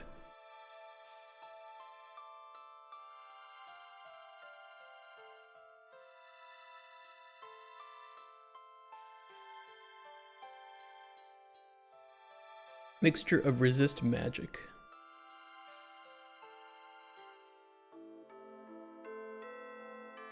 Harmonious filter of resist magic.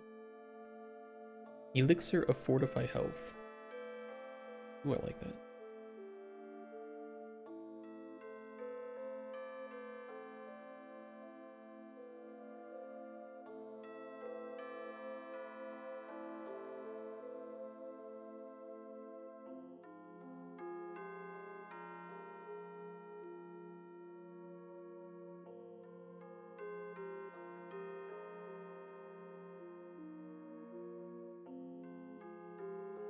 Hysterical potion of warmth. Gram of paralyzation. Could work.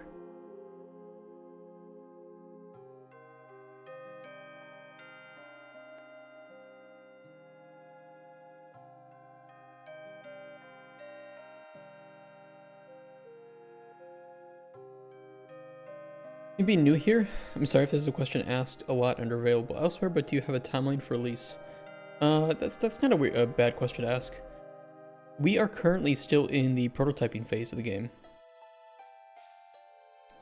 So a timeline for release would be if we were to receive funding, let's say tomorrow, and I was prepared to start hiring people tomorrow, which I wouldn't be, we would be prepared to release probably in about 3 years. Because we actually need to remake the entire game from scratch the moment we get funding. Now, the good thing is it's not completely from scratch, but it is, we need to rebuild it with a more proper foundation and with better planning and all that stuff. But I intend for it to be a very deep game, have a lot of interaction and depth to its world, and that all takes time, a lot of time.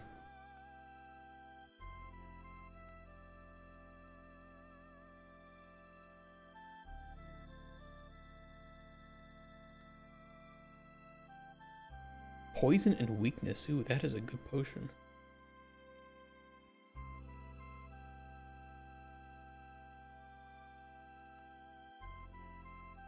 Okay, that touches up those 5 potions. We have these 2 here. 100% buy one to support in whatever you decide to release. Well, thank you for that. Maple and Peterscope, you're doing great work. Thank you, sir. That's very nice of you to say. I will be doing a lot of giveaways of keys in here, so if you want to receive one for free, there's also a possibility. Debilitating tincture of curing. Your health will be fortified, your poison will be cured, but you will be paralyzed and invisible.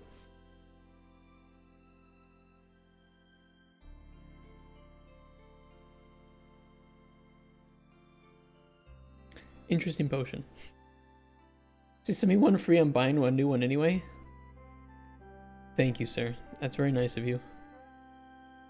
If that ever happens, give it to somebody who, you know, buy it for somebody who doesn't have like the money to afford a game or something.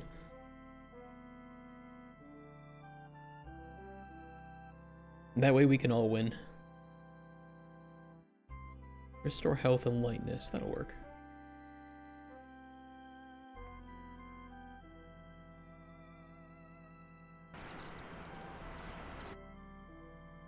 We will be doing localized pricing, however, I still think that there will be people who can't afford the game, and rather than, you know, if there's somebody who would want to buy it to support us, but already owns the game from like a free copy or something that we give away, I would just ask to like maybe, you know, try to find somebody who legitimately can't afford the game or something, and would want to pirate it. And it's like, you know what, save you the piracy, and you get the game for free anyway, so win-win. Now, I don't care if people pirate my game, to be honest. But if you have the option between pirating and getting the game for free on Steam, there's always a preference for that.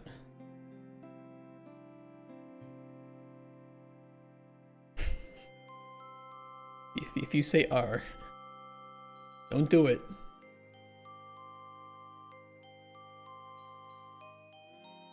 Those are fixed. These are fixed. Fix this one.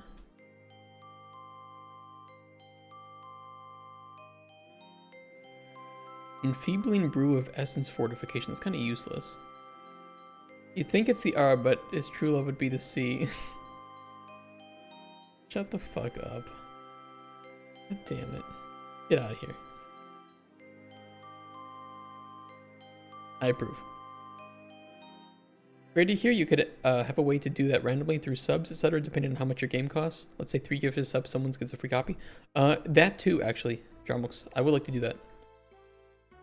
Either like a channel point reward and or, like you said, if there's some way that I can pretty easily track how much somebody's contributed to the stream, like let's say you've donated $100 to the stream or something, I'll send you a free copy. You've earned it. 200k channel point reward. Is that because that's how many points you have? How much is? Hold on. Let me see this. I think it can tell me how many points people earn every hour.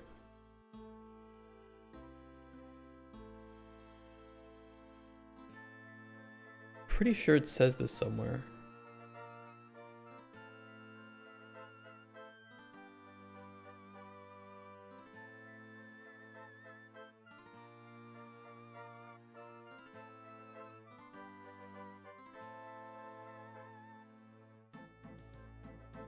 Average viewer earns 220 points per hour.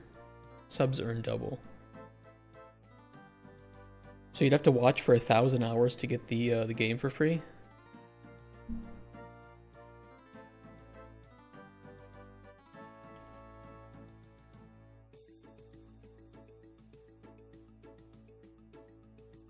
Here's the only issue that I would potentially have with it. Botting. I don't want to encourage anybody to bot the game or to bot the stream to get the game for free and to have like multiple accounts. That wouldn't be good for me. It wouldn't be good for anyone. I don't want to game the system like that. Yeah. Maybe there's some alternative out there. Yeah, gifted subs or donating. That's easier to track too, because I think for sure I can track gifted subs every month. I don't know if there's any sort of tracking of it.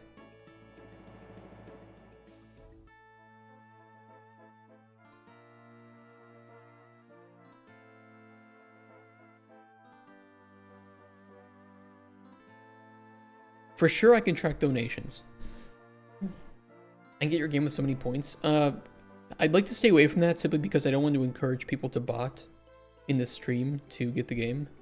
Not saying that you guys would, but that you could imagine that if somebody knows that I'm doing this, they would set up 10 bot accounts. They don't give a shit about me or my stream or my game.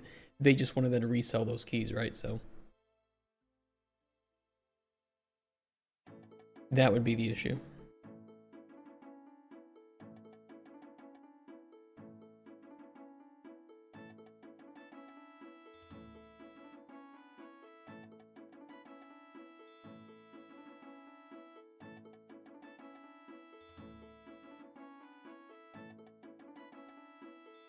I think that's healthy at all. You're busting your ass. I'm sure the price point would be equivalent to a to a title.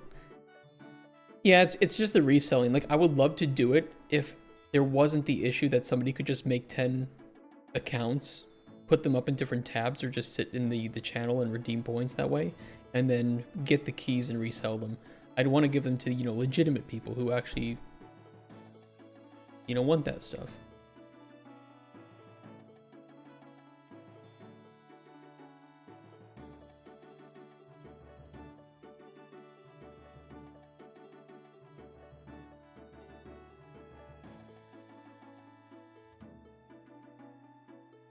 I love if I could get like a curing potion.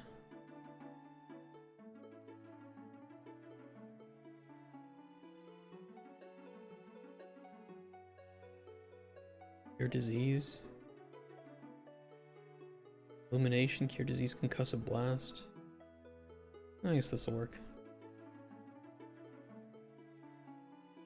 Saying your game looks more fun than Skull and Bones is a compliment. Well, I think any game is better than Skull and Bones.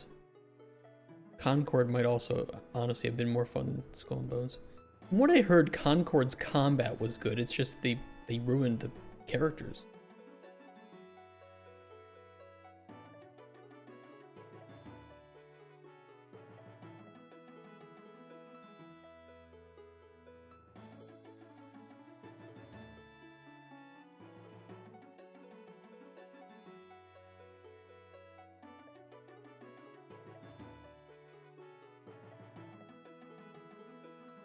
I could switch these over to complex collision. I'll just leave it there. Fuck it.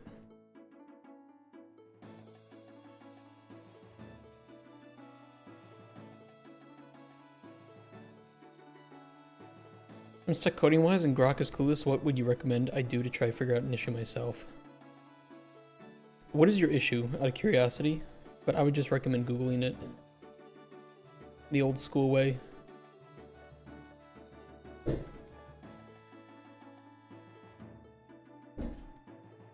Especially with like Unreal issues, 9 times out of 10, your issue has probably been had by somebody else.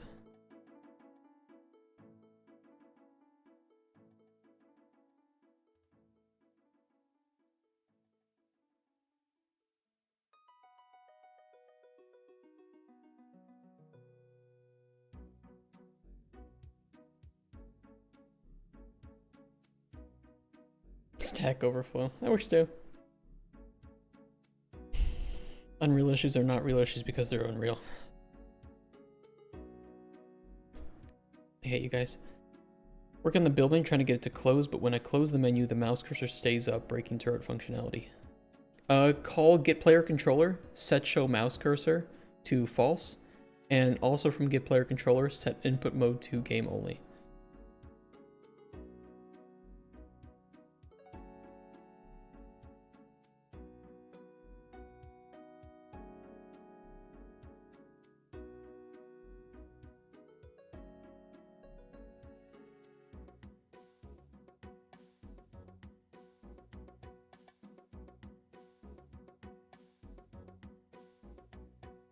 Multiple set input game mode only breaks at 2 with runtime errors.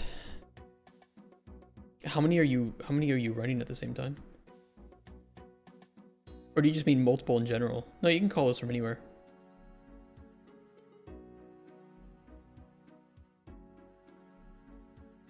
That's what I do for a lot of my menus. I just I set input mode at UI only, and then set game only when the player resumes the game or something.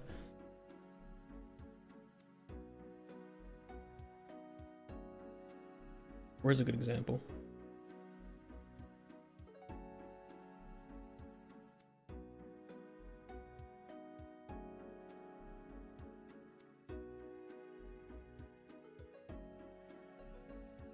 Like here. These 3 nodes are all you need.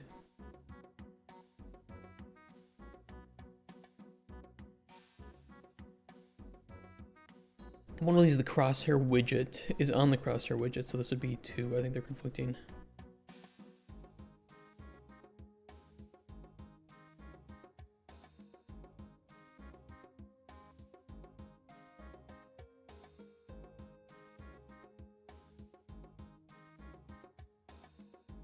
Game mode is... I don't know what you mean by the game set input game only is on the crosshair widget.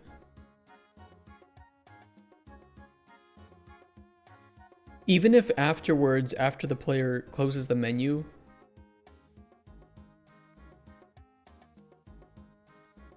show me a screenshot if you want.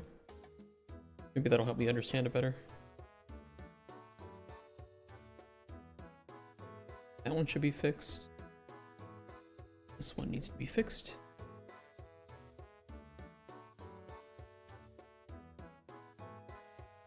Poison curing tonic.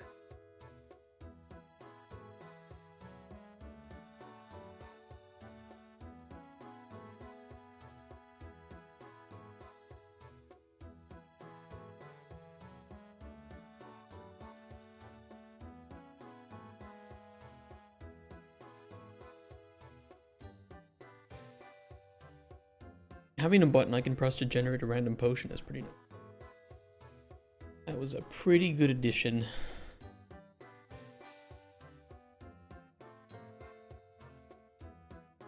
Okay, this used to be a really strong potion. Now it is not. I totally forget what's on there. What was on there?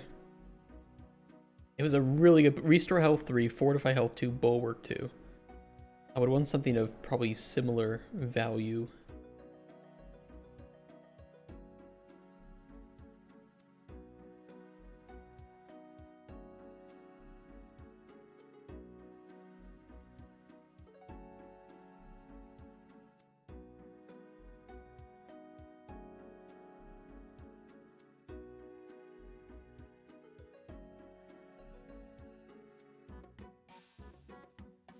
I could make a potion that's really good and then just propagate it back.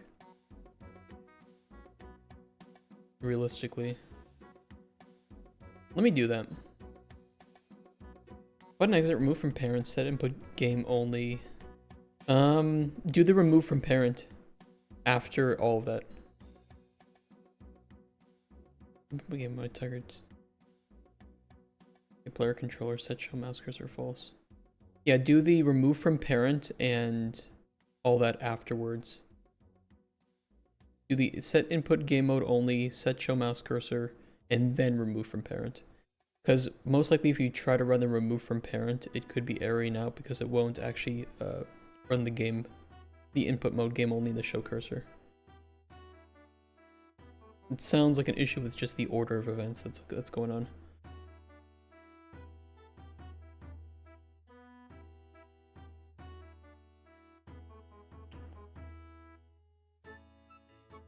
Yeah, let me cheat in. Where's my game instance?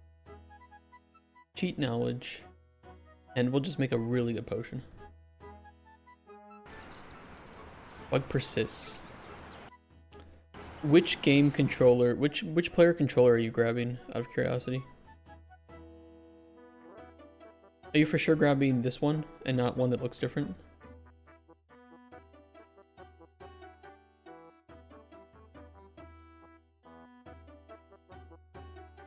Reopening menu. Why is my generate pushing a checkbox and not a button? Because it was easier to create a button than it was to make a button widget. That's why. Like a boolean, easy, instance editable. It was just simpler that way. We don't have like a whole bunch of newbies working on the game, so I don't have to make the project noob friendly. It's still persisting. Does it hide the parent correctly? What specifically fails? Does it hide the widget? Is your input mode being set correctly or not? Is the mouse cursor disappearing or not? You can't reopen the menu. What is your... It does exit. Does it also set your input correctly? Oops. Is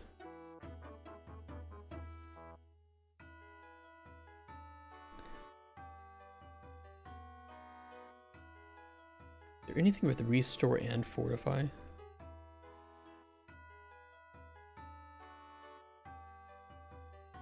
Error no string.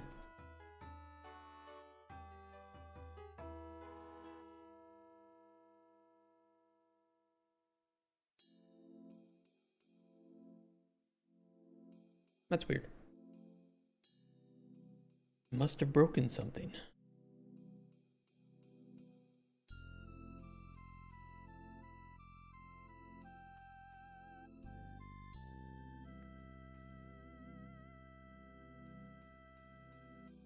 The exit everything works back in turn. Move controls tend to reopen menu. Mouse cursor appears but no menu. Can you screenshot the code for opening your menu?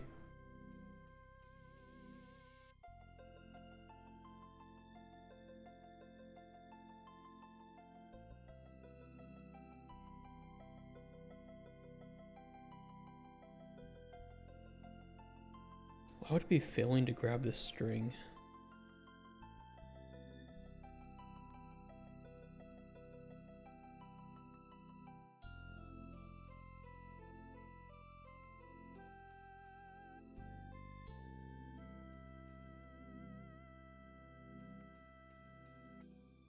Because we're not setting current effect data to it.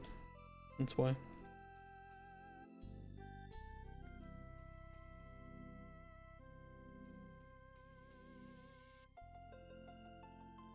As it turns out, I did break something on accident.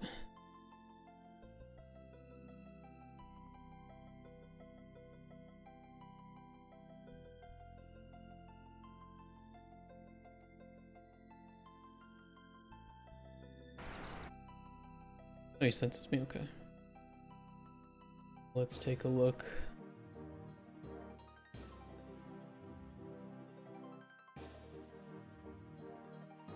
Yeah, because, okay, so this works when you don't remove from parent. If you remove from parent, drag off of found widgets, type get last index, and then plug that integer into here.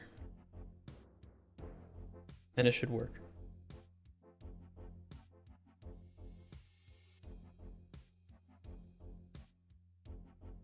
You can collapse your build menu into the background. The nice thing about that is that if a UI is collapsed, it won't tick. So it kind of just takes up some space in memory, but it's not that much for a UI. So this would be like if you had your build menu as part of like a main game HUD, and you always had your HUD available, and then just set the visibility of your build menu based on that. Nothing appears for get last. It's get... It should be get last index.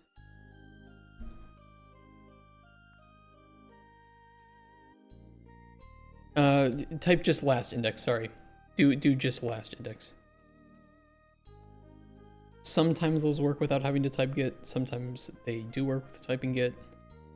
In this case, it does not.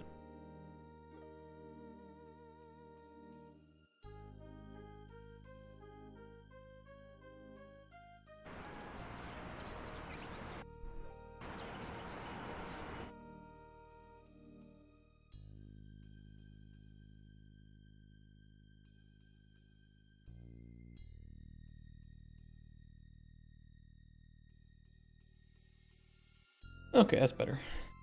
Bug resolved. Restore health. Red crystal. 3 and 2. That's a good one to use.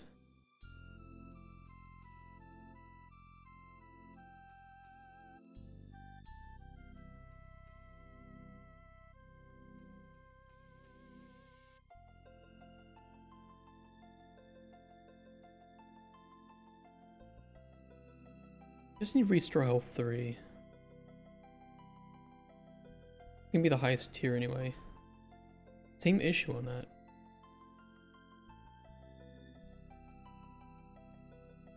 Even with last index?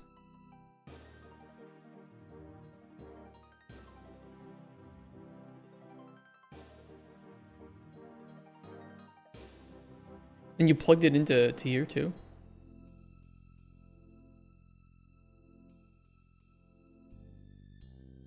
I mean, even if it wasn't valid. I know the issue.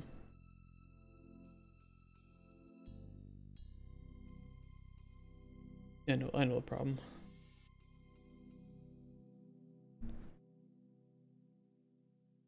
Let me see.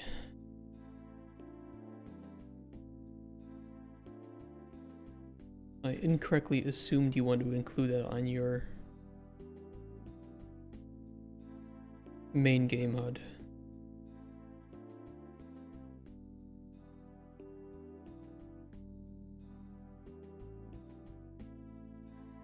Okay, let me just throw down some event that is useless here. Ignore this event. I'm just using it to connect things up.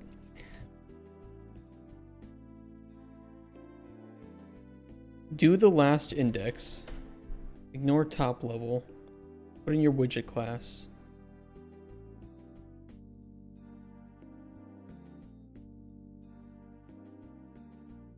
Get, let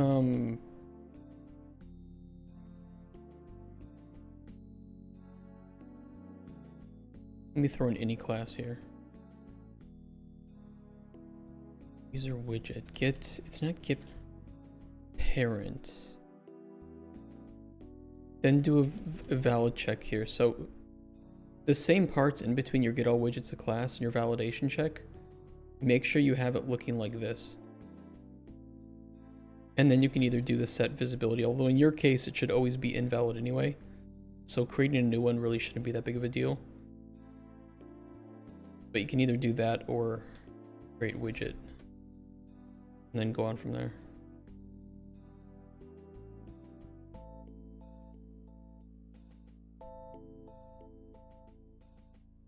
Because widgets may not, I mean, widgets are kind of borky anyway when it comes to validity.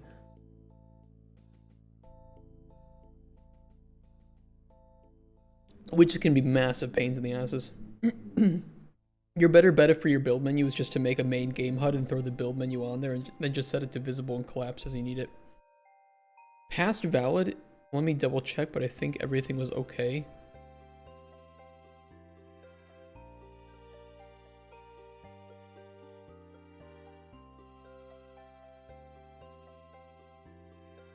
Past valid, everything should be fine.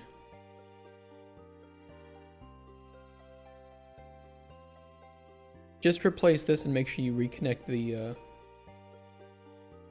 Git node. Well, you already have it, so it shouldn't even be need to be reconnected. Also, you only want to connect one here, either started or completed, not both. Although realistically, it shouldn't be a big issue because it will just set it to visible and then be like, oh, set it to visible again.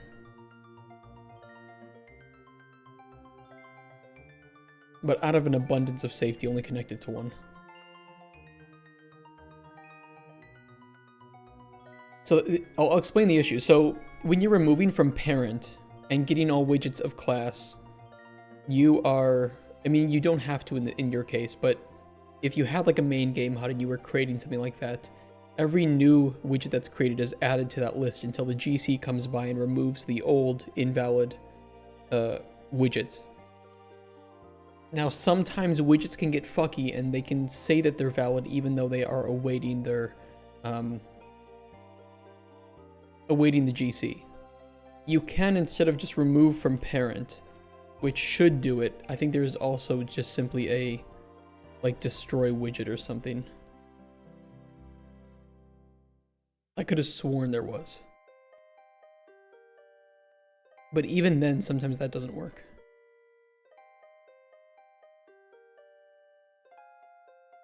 Could have sworn there was a destroy widget.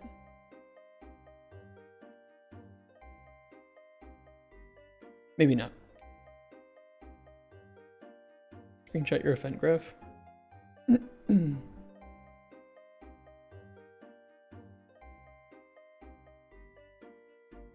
Get parent, hook up get parent into the validity. Into the validity checker, sorry, I'm losing my voice. Hook this up into the validity checker instead of the direct index get. Because if you remove from parent, the owner is not valid, but sometimes it will still return valid if you check the one that is removed from parent.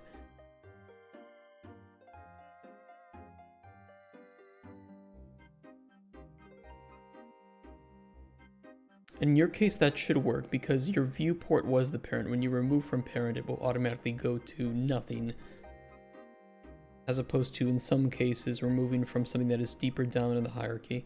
Now, realistically, because you build your widget from scratch each time and you remove it from the parent. Oh, I know how to do it. There's a get It's like a widget subsystem. Not this one. There's like a viewport subsystem or something. Viewport. Git game viewport subsystem. And you can remove a widget from there. I don't know if that one, I think they both send to GC. You get a runtime error? What is the error in this case? Is it maybe attempting to access something or whatever?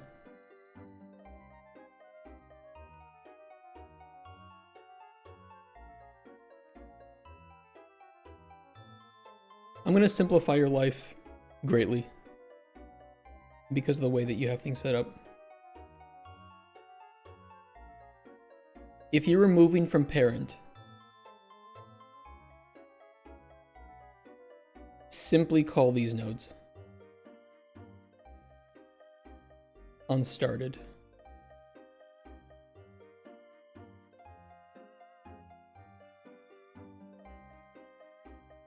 And delete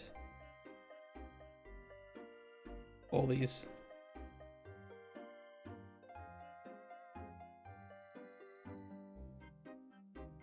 So just delete all of these. Just get rid of these.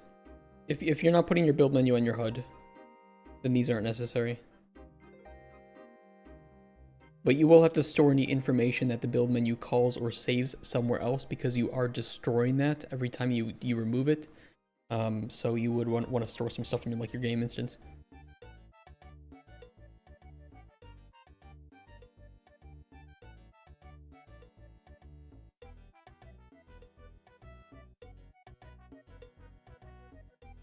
Yeah, the validity stuff with widgets gets fucked up when you remove from parent. And that's the issue that you're facing. Yeah.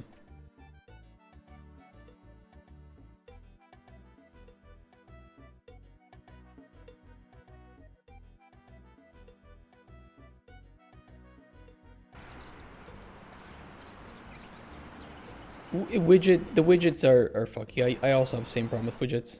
That's why I make the main game HUD and then I nest all my shit into the game HUD. That way it's always there, so I always know what I'm getting.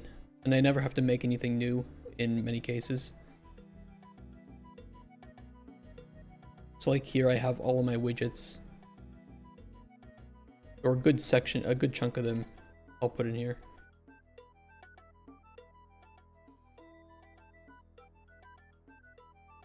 And then I just make those at the start of the game.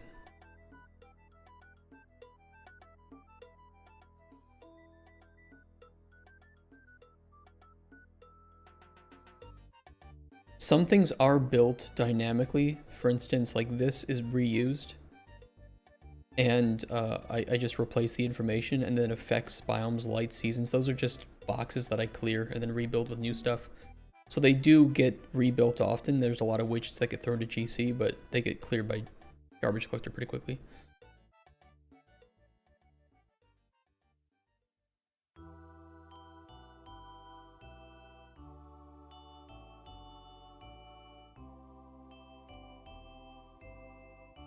Where's a good fortify?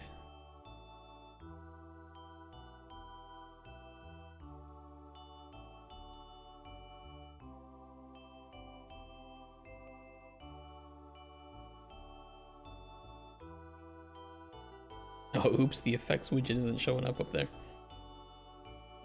I could fix that too.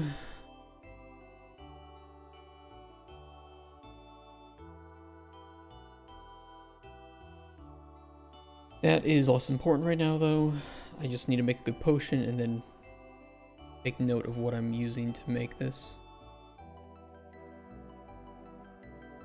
Bulwark would be nice.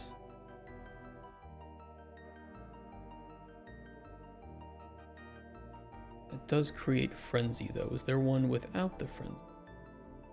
They all have frenzy. Not good to use. Do that.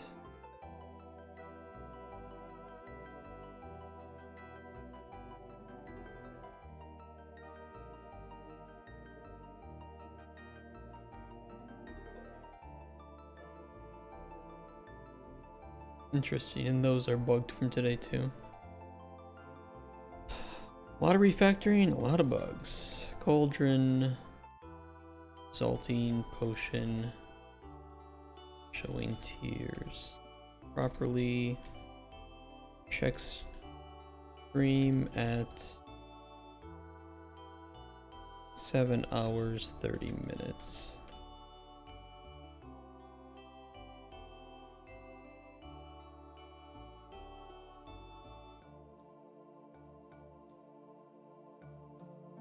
Fix that. Potion value looks incorrect. I don't know about that.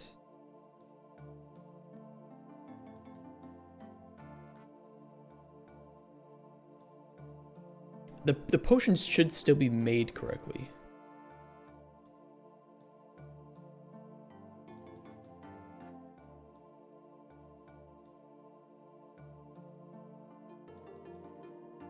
Yeah. Once again, not showing the correct info.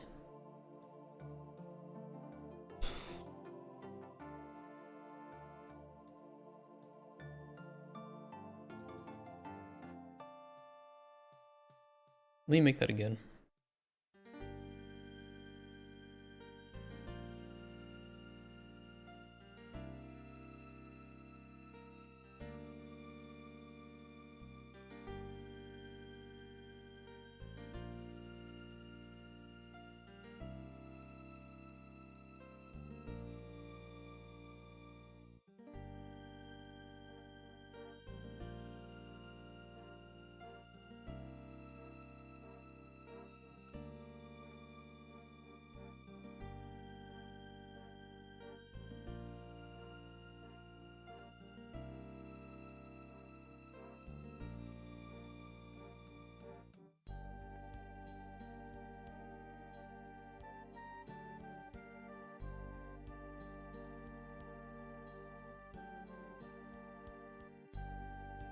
We've done a lot of refactoring.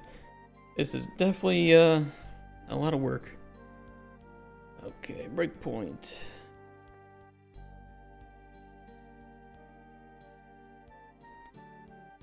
Where's my game? There it is.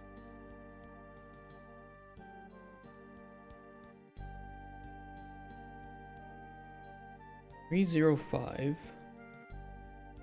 305, that's correct. Why are the tiers 305, 322? Unless it could just be grabbing the wrong index. We don't set that twice, right?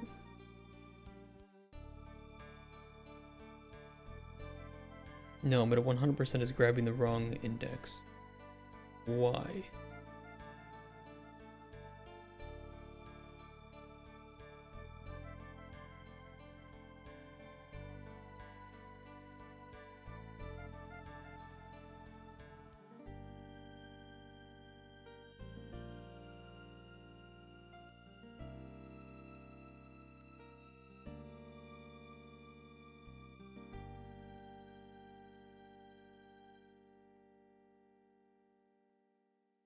Because we should be grabbing the effect ID and X. You know, I feel like I had that plugged in before and it was causing some bug.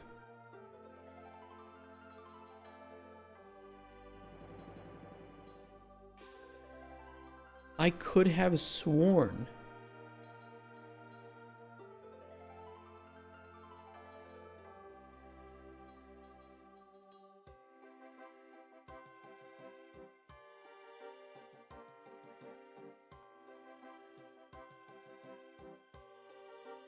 Why don't I see it? Here it is.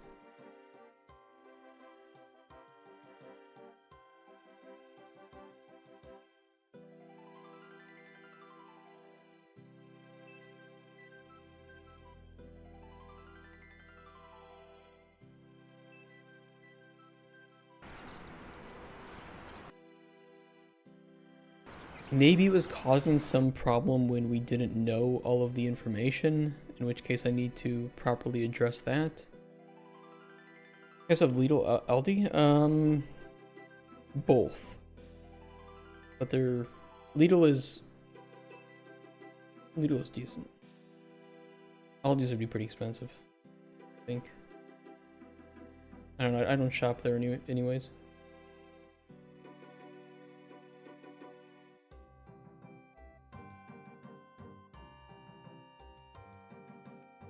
But they're both German, so we got them.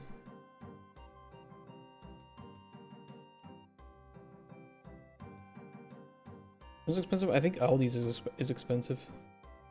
I don't remember. They're both German, so I think they both kind of pricing's a little bit higher than like Biedronka or something.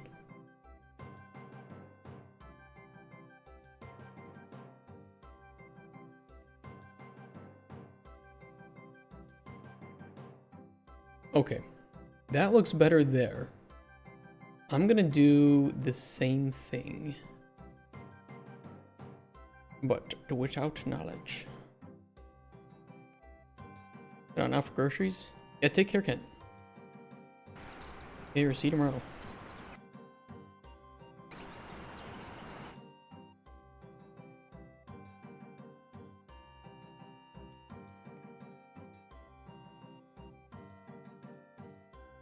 We factor. Restore health. Crimson clawfish cooked. Eventually, I need to fix this filtering. Because if the player doesn't know these things, we shouldn't be filtering for them. Add that to the massive list of things that I have to refactor.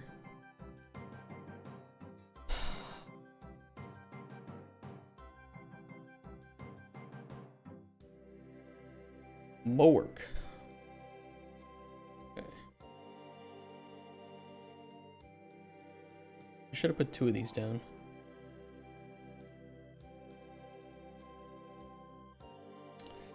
Let me do that.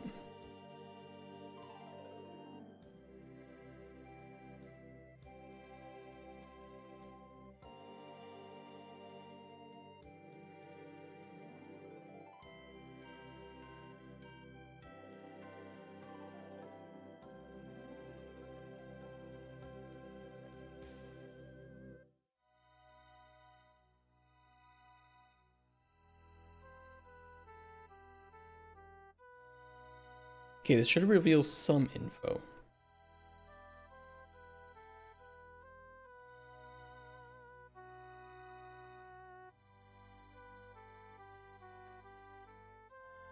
Yeah, and this is where we still have that issue. That I think this fixed, but then it broke this. Wonderful. Okay. Guaranteed effect indices 0 and 6.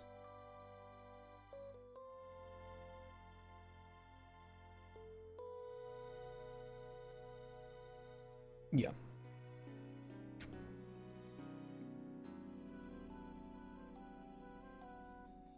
And that's where the current array index fixed it.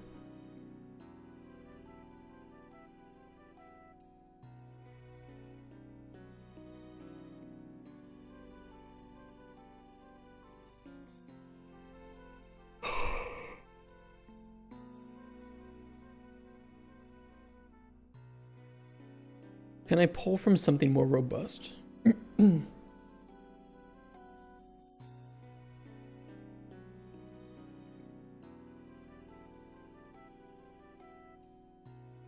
We just need the tier. We need the tier, but it needs to be the visual tier, which is different than the actual tier. Why is that building differently when we don't know things?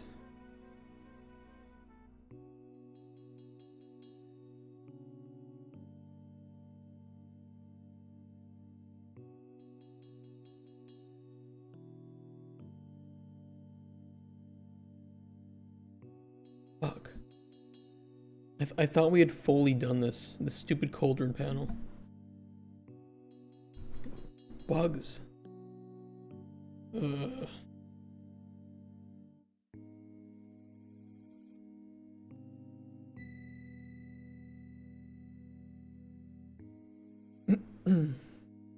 Green 2. Only because we know that.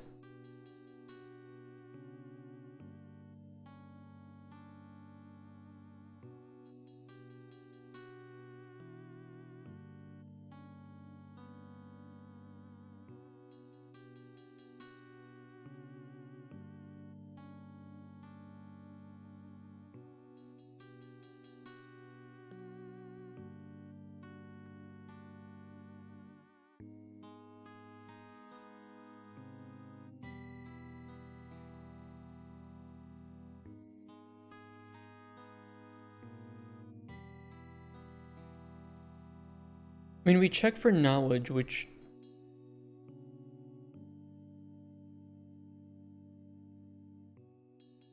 I mean, what happens if I skip that?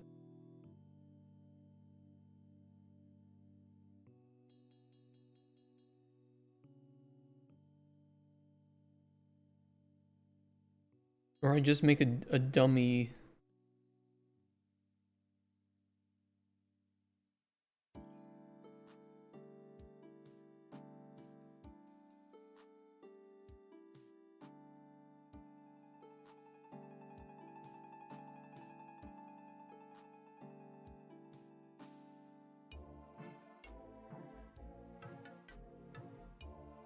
Shit.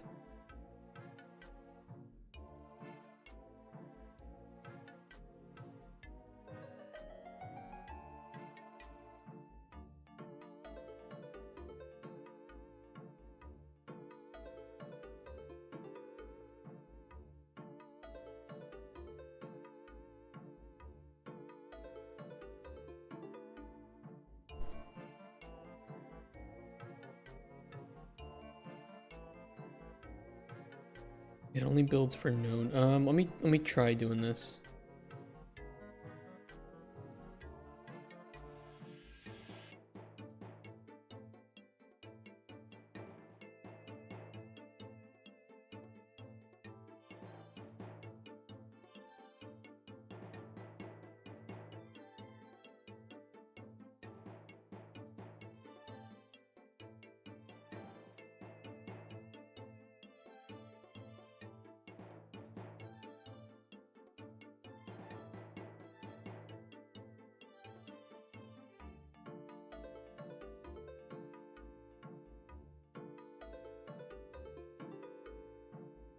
Like, I'll make dummy indices for the non-existent effects, but I'm going to set them to -1 so that I know that they're not relevant. And then in the case that we need to check the actual effect here's visual, we're going to grab this. It should work because it's going to skip those anyway. The current effect index, yeah, but the current effect, no, that should work.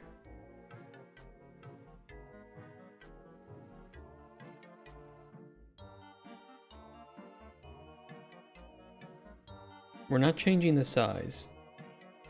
And we're still passing the same tiers through. We're gonna see.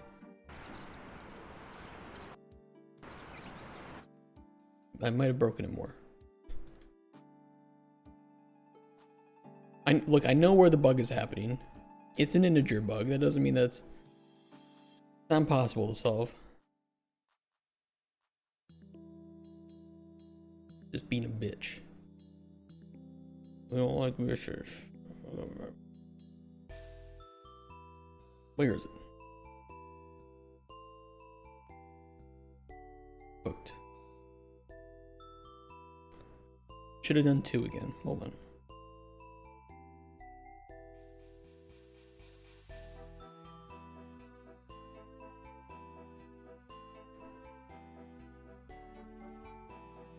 Bulwark. Sync scale. Normal. 2 of them. Okay, let me organize these a little bit. A lot of red stuff here. Okay, let's throw in... I only want some of this stuff.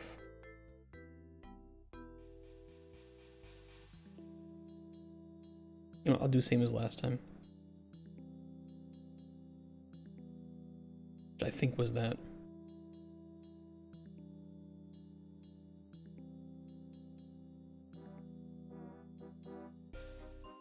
Now nothing appears.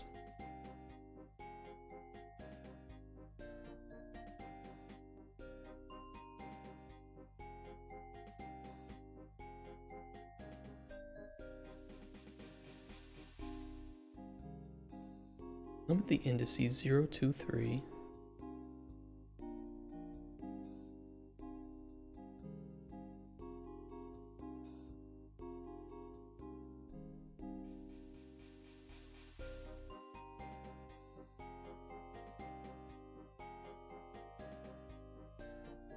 Oh yeah, I take the minimum.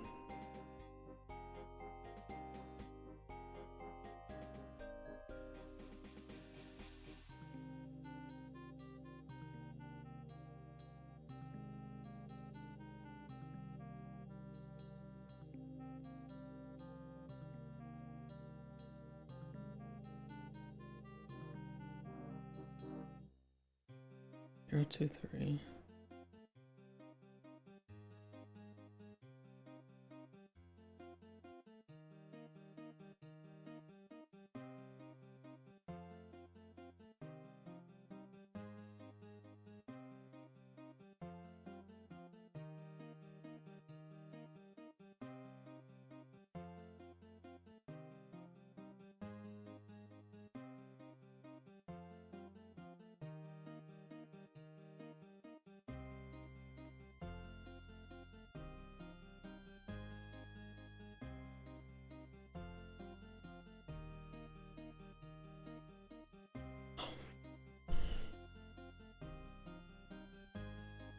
I don't want to go home until I solve this.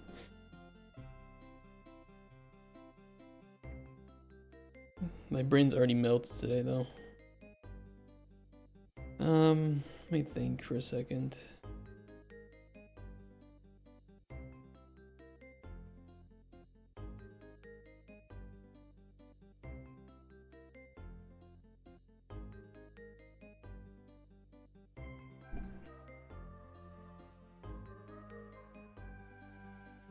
Looping through those guaranteed effect indices.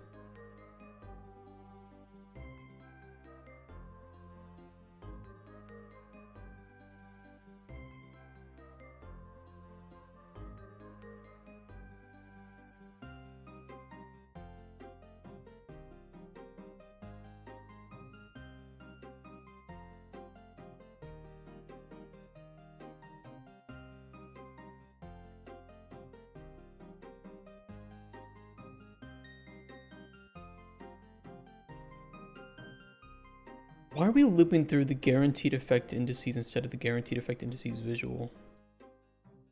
It's kind of exactly what that was made for. Not the better one, is it?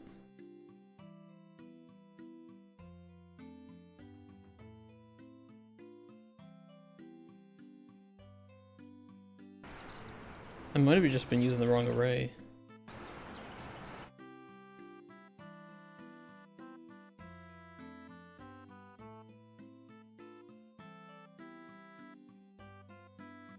Welcome back. Welcome back to Bug Hell.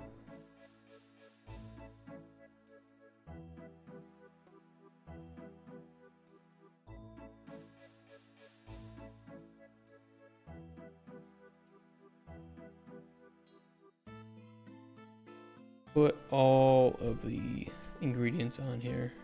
Beautiful.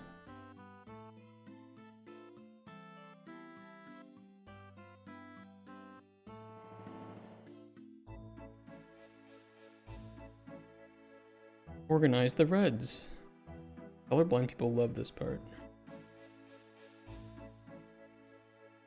There's a studio called Microraptor. That's just a name we came up with. Nothing too crazy about it.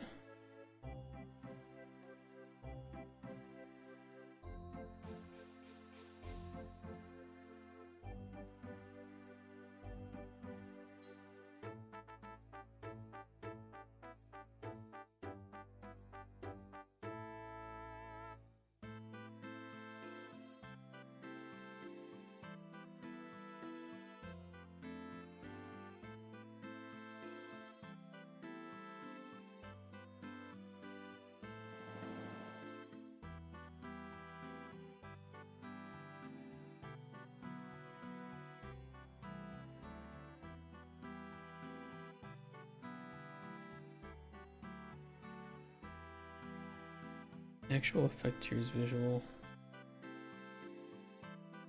Where's the actual effect tiers?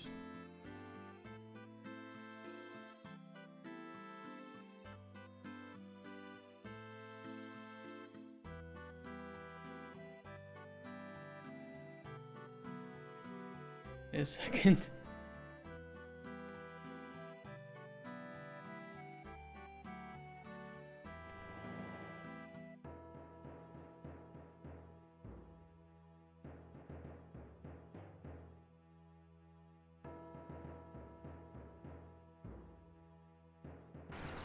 I might have been the source of it, is that the correct data in one case is the visual array, which is meant for what the player sees.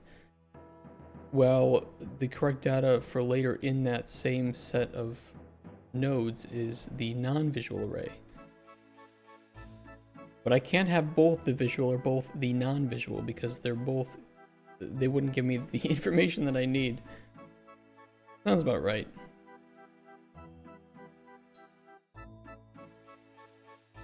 Maybe in hindsight I should have just remade that whole thing from scratch.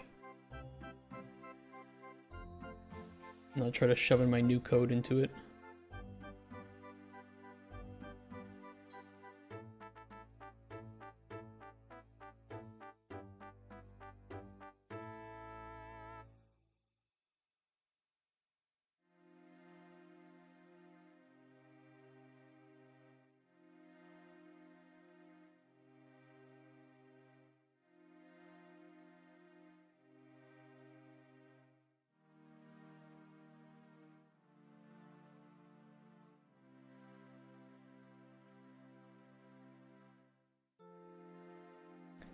Well, now that's missing things again. Can this just work?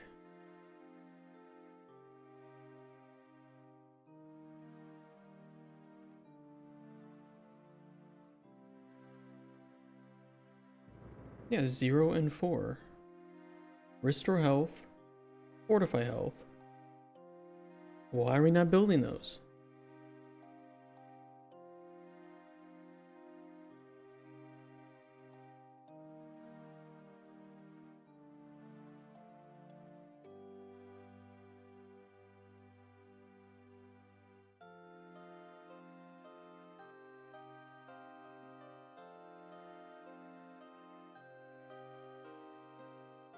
Because of this.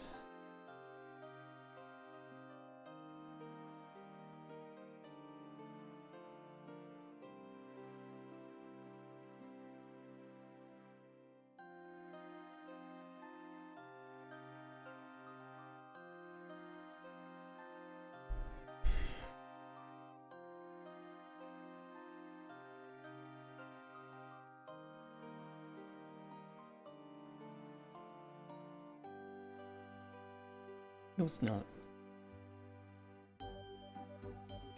Not the conflicting effects.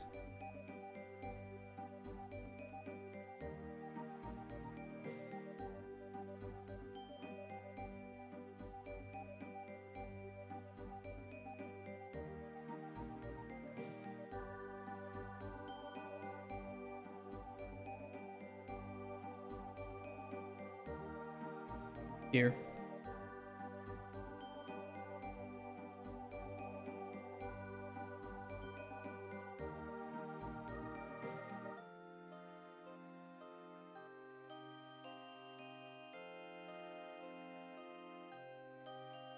Effects current index.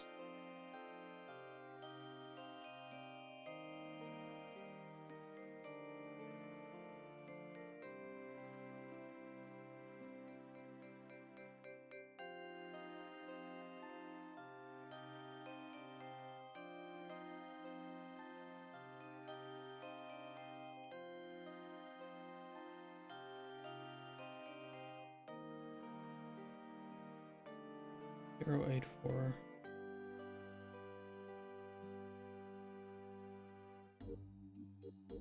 Eight four.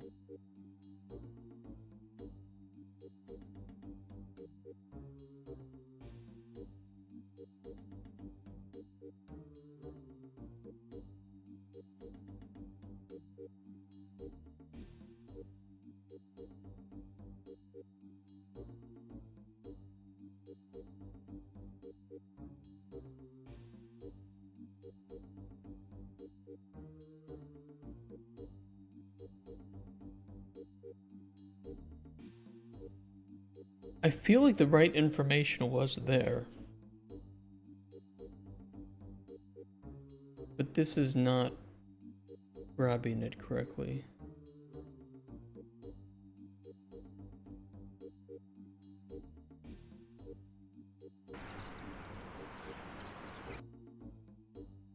Oh, I'm at like 6 p.m. today.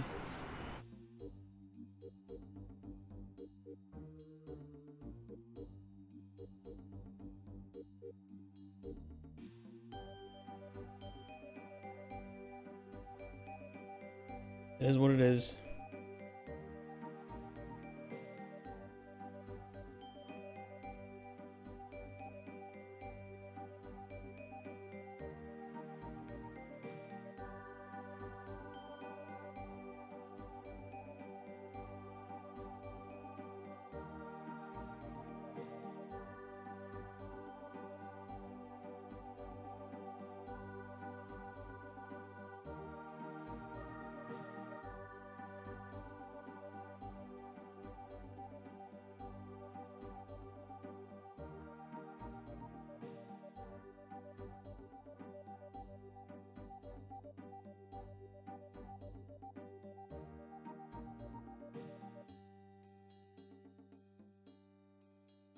It would help if half the things weren't like some shade of red.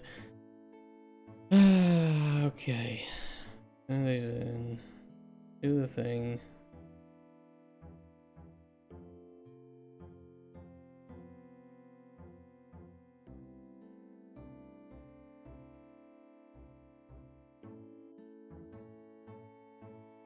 That's where the issue is being.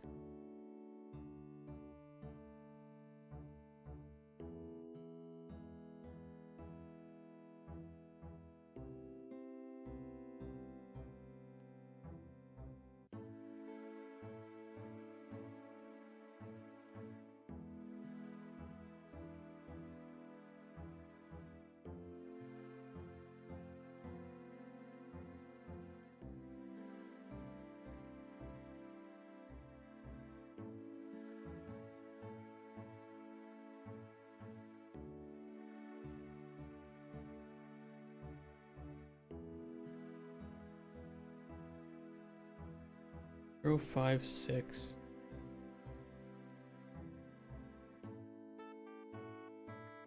Well, that's exactly why I thought plugging in the guaranteed effect indices would be the proper one to do here. Is why I had it initially.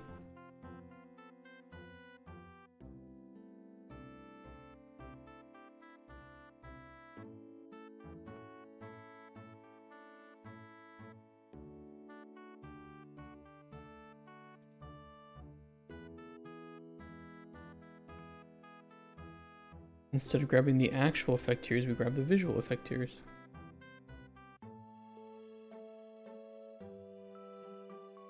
But the problem is that we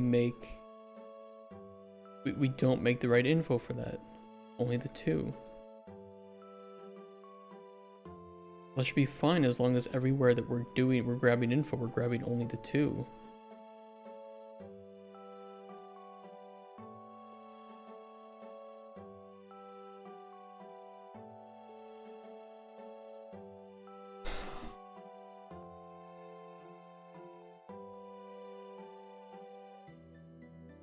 Zero and 6.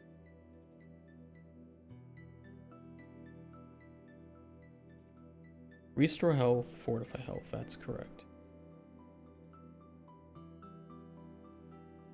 This is wrong though.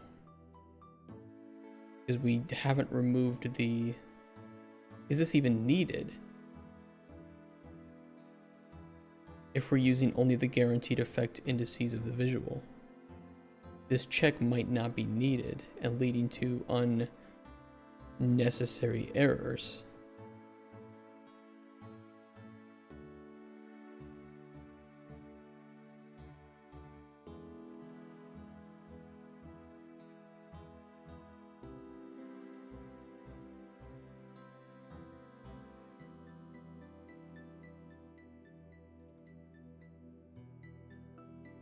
You like the co-working ambience?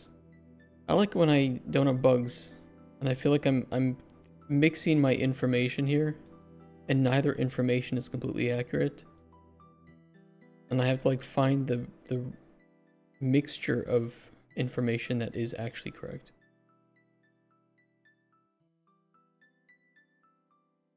This info is at least I hope correct. I really hope so. I think it is. I think it is.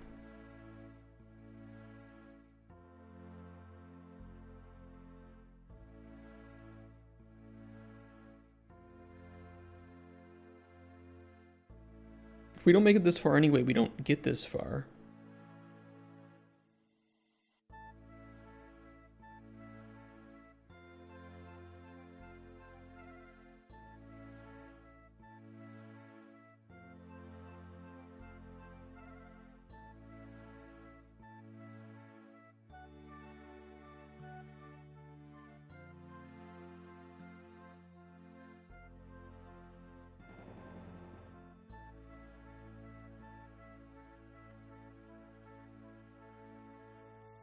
I might know it.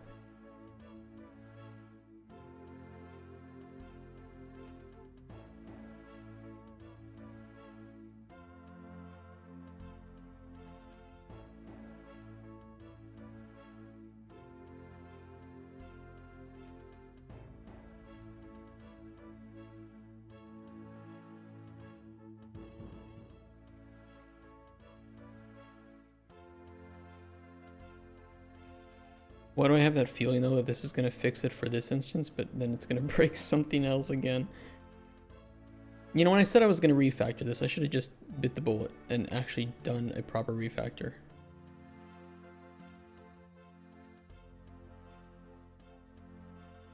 And not, oh, you know, most of the code works. Let's just leave that there and plug some new shit in. That always works.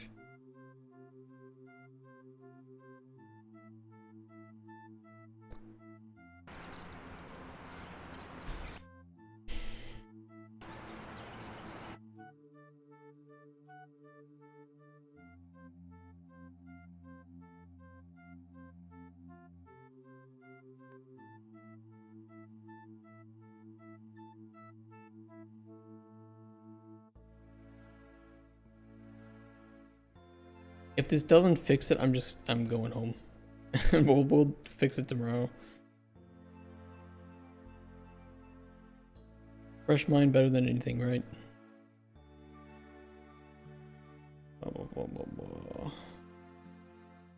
Crystal heart, flame fin.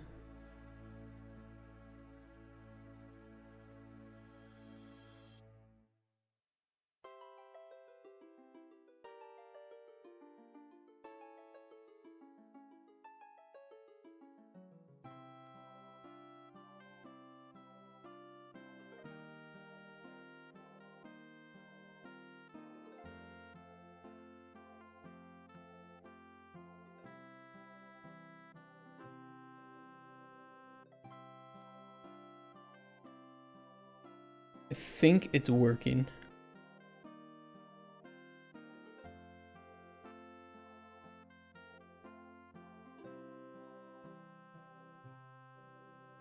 With all unknown information, it's working. Tentatively.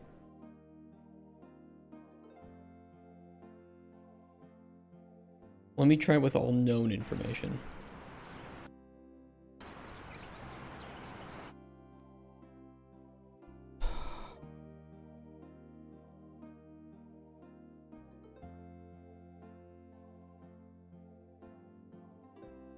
Need to drop? What do you mean? If you drop anything, I will ban you. No dropping. You wish to remain a part of this community, you must hold everything you ever pick up.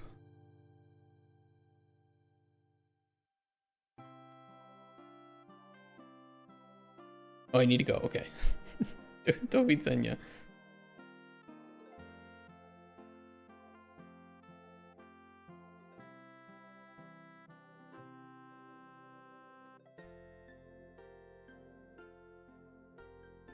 I think it's working.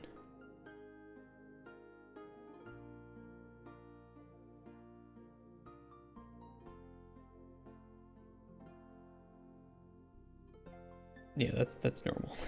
We already had one in there. You can't put the same ingredient in the cauldron of the same base type.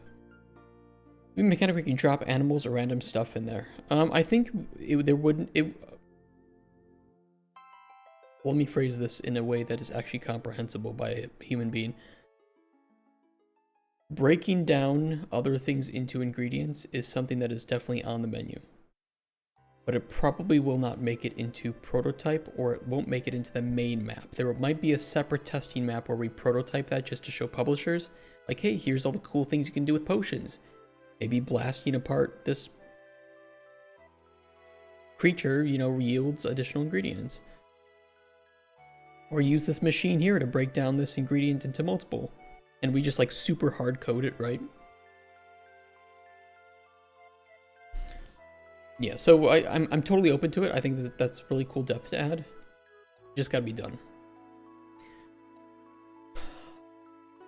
I realized when taking a screenshot of that potion I made, I didn't take a screenshot of the flavor. I gotta make it again.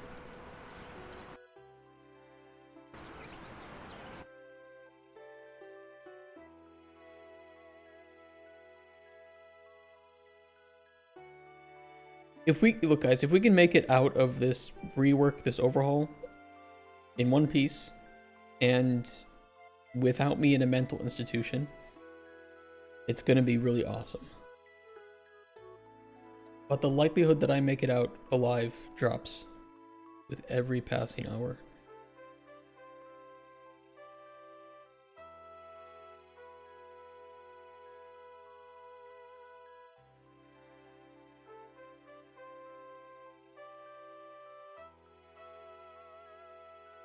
Yeah, you know, I think the potion value is incorrect. It definitely is. I've had this feeling for a long time that I made that incorrectly, that potion valuation. I think I have proof of it. Something is messed up with it. Make it multiplayer. You want to kill me? This is how you kill me.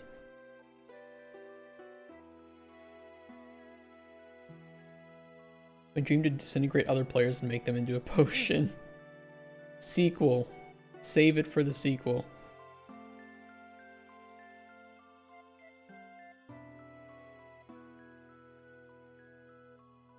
My God, just let me get out of this alive.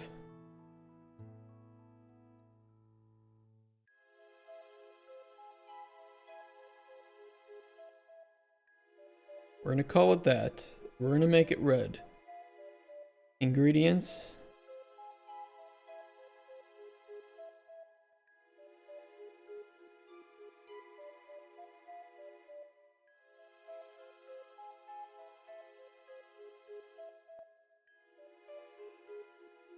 Spider. Heart. N. ING. Red. Crystal N. Flame fin. Starfish. CO. Ooh, sniffies. What are we sniffing today? Crimson clawfish. Maybe some feet. Are there any feet lovers in chat? Please don't admit that. If you type that you love feet in chat, I'm banning you. No. No feet lovers.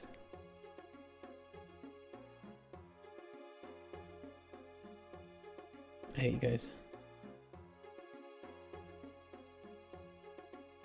E restore health 3.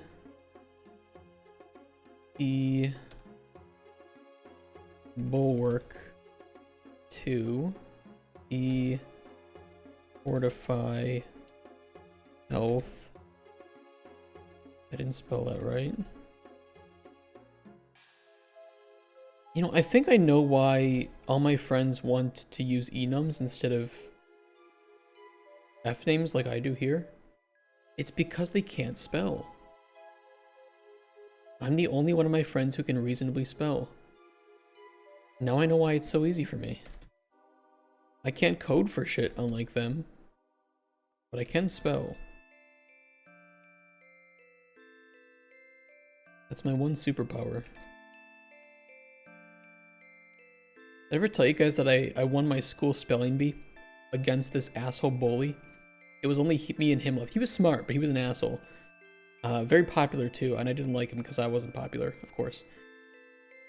And I beat him on the word taxi. That's right. 4-letter word.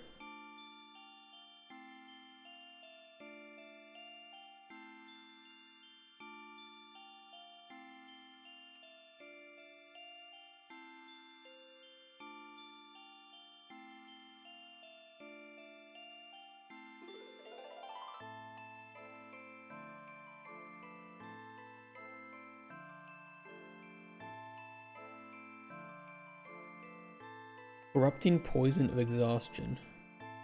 Weakness, corruption, poison. Corruption doesn't do anything. I would like to avoid its use on potion. TXEE. You got it. It's good to see you back, man. How have you been since elementary school? Buoyancy, toxin of debilitation. Wait, it's got 5 effects. Fortify health, fortify stamina, lightness, poison, paralyze. Yeah, I don't want that. I'm sorry.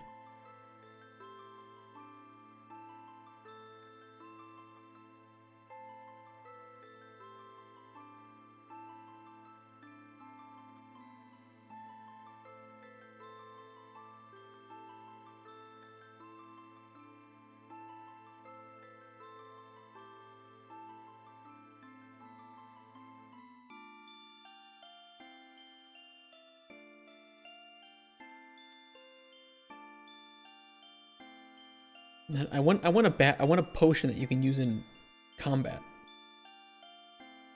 And it's generating all like decent potions. Deafening poison of Aetherlight. Poison, silence, sure, whatever. Whatever. Use it. See what I care.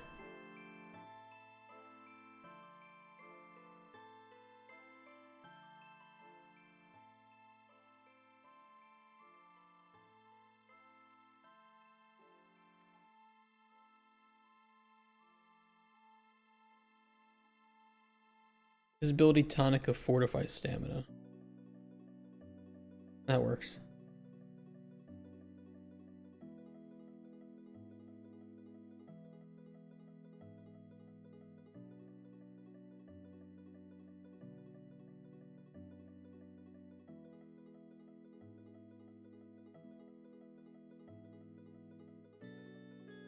Toxin of frailty, weakness, and poison. No, it's not terrible.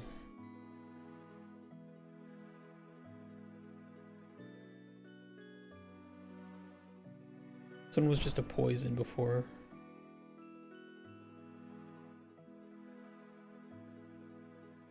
A cure would be nice here, actually. A cure poison.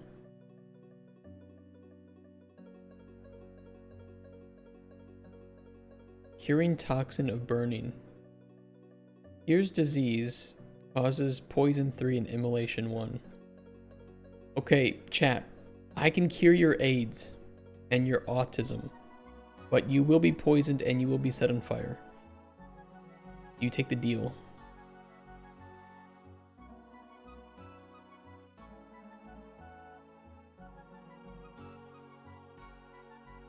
Curing toxin.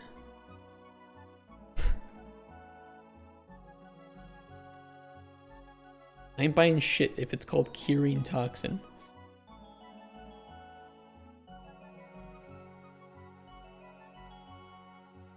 Some of these might have cure poison on them, but both fortify and brew of cure poison. You know what? Yeah, that works. Perfect. Actually good.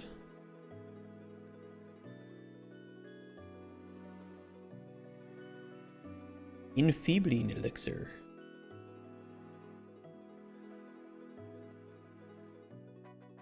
Stamina restoring tincture of protection.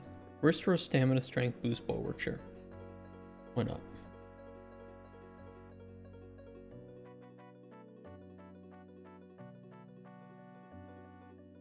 Elixir of curing.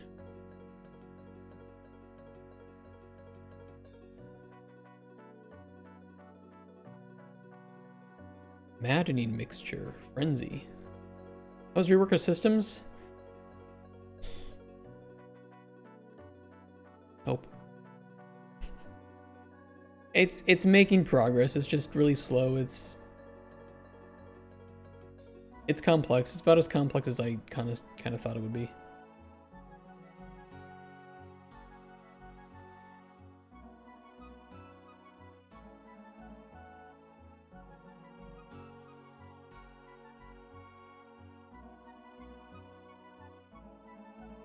It's good though. You know, it's already feeling good. I think that the discovery of ingredients, once we have the right methodologies in place, will be really nice. I think we have ingredients fully handled with discovery. Potions are a work in progress with discovery. And then once I have those in place, showing the right information and functions to unlock them, then I can create the systems to start unlocking that information.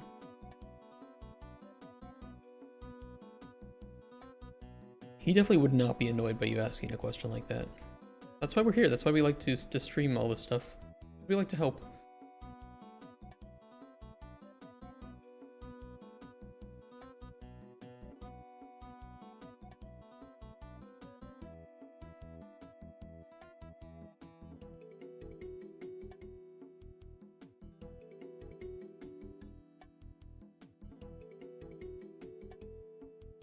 And Cusper is 100% the guy to ask about anything C++ related.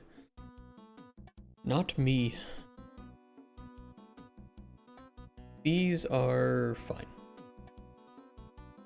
It should be all of the potions out in the open world remade for the new ingredient system.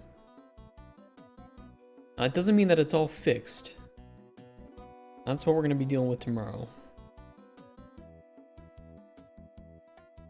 But those should be okay.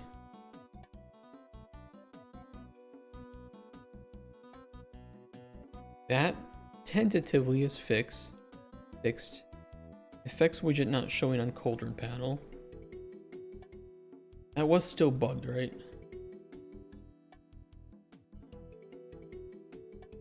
Did I fix that?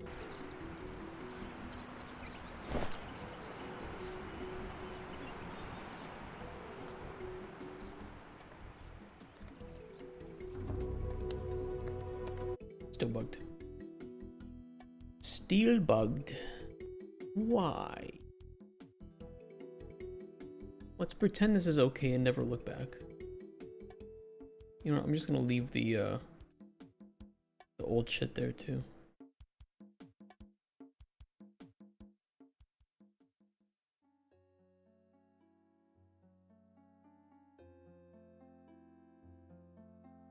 I have the effects widget. Build effects list, ingredient ID.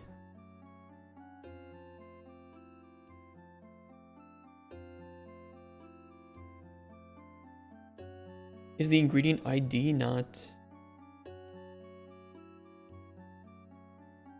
accurate?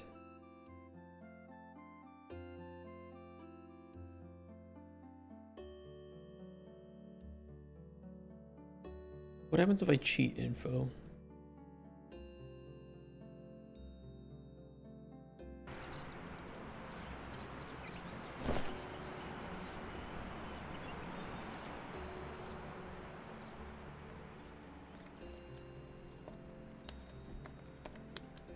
Not showing up at all. Okay. And is the flavor showing accurately?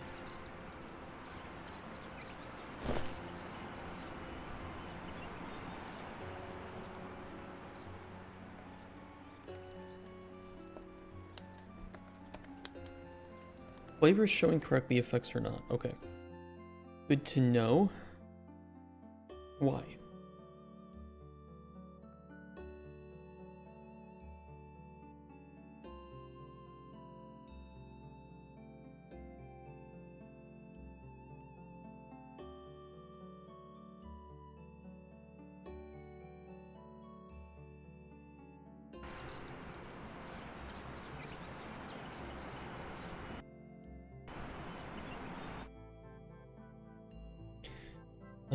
Let's grab the corrupted toadstool.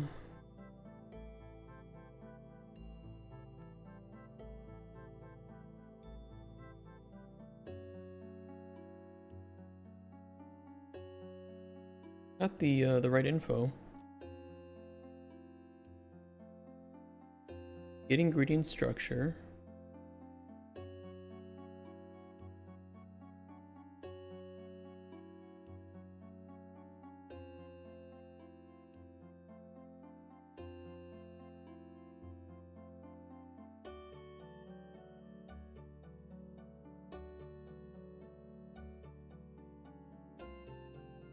Get ingredient knowledge.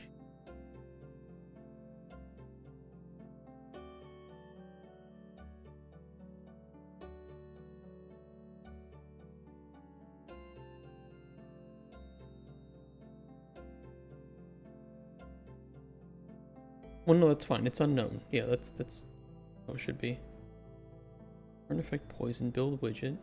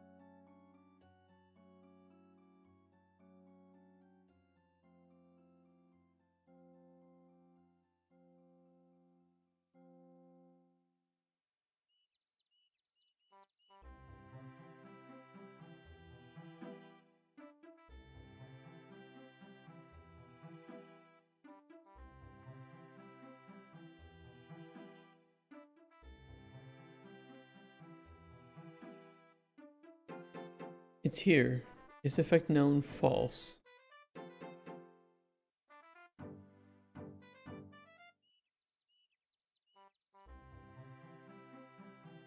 I think it's because of the resulting potion that we weren't building it.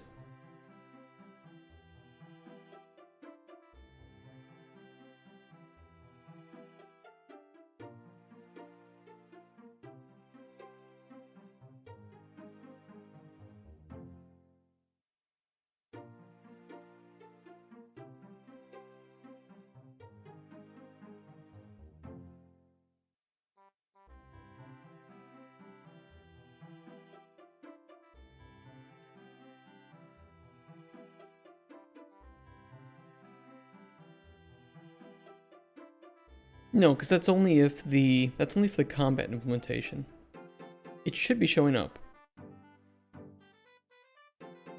But it's just not. Delete it now. Hey, Shulduck. I really gotta get going home.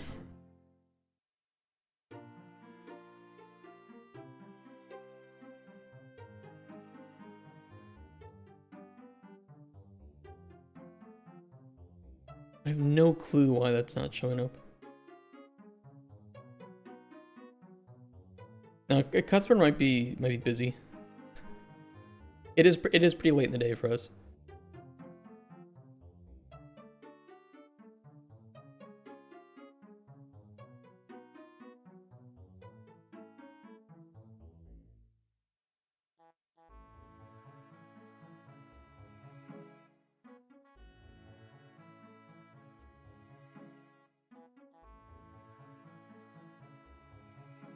You can always ask on our Discord too, and then he can respond at a more leisurely time.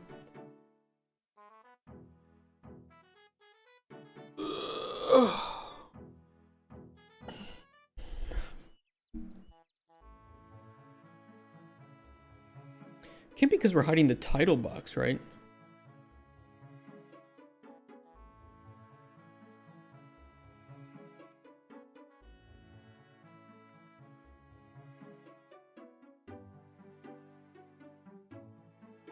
Yeah, it is. It is because we're hiding the title box.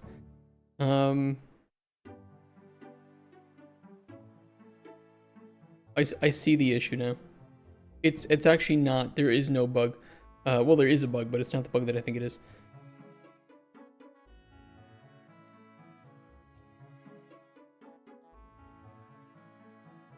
It's because I refactored this and I forgot to update the vertical box.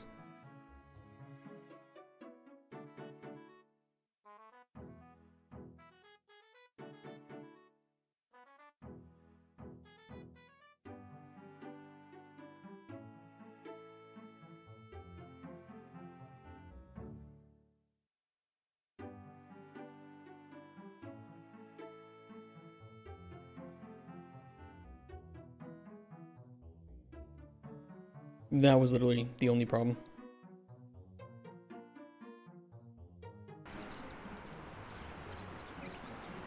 I didn't think we were hiding the title box in that, but I guess we are.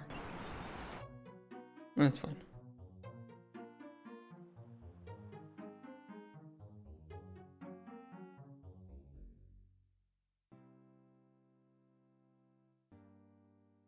Yeah.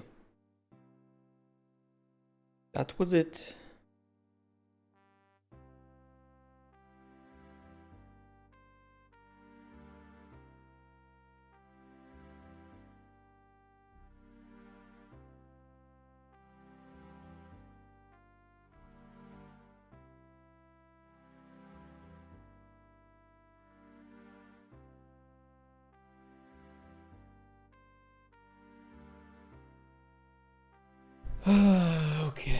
Okay. That bug is resolved. This bug is for Cuthbert to look into. Potion value is for me to look into, but I'm not going to worry about that until everything else is dealt with. No bugs there, no bugs there. Okay. I think I am ready to go home. I think I'm allowed.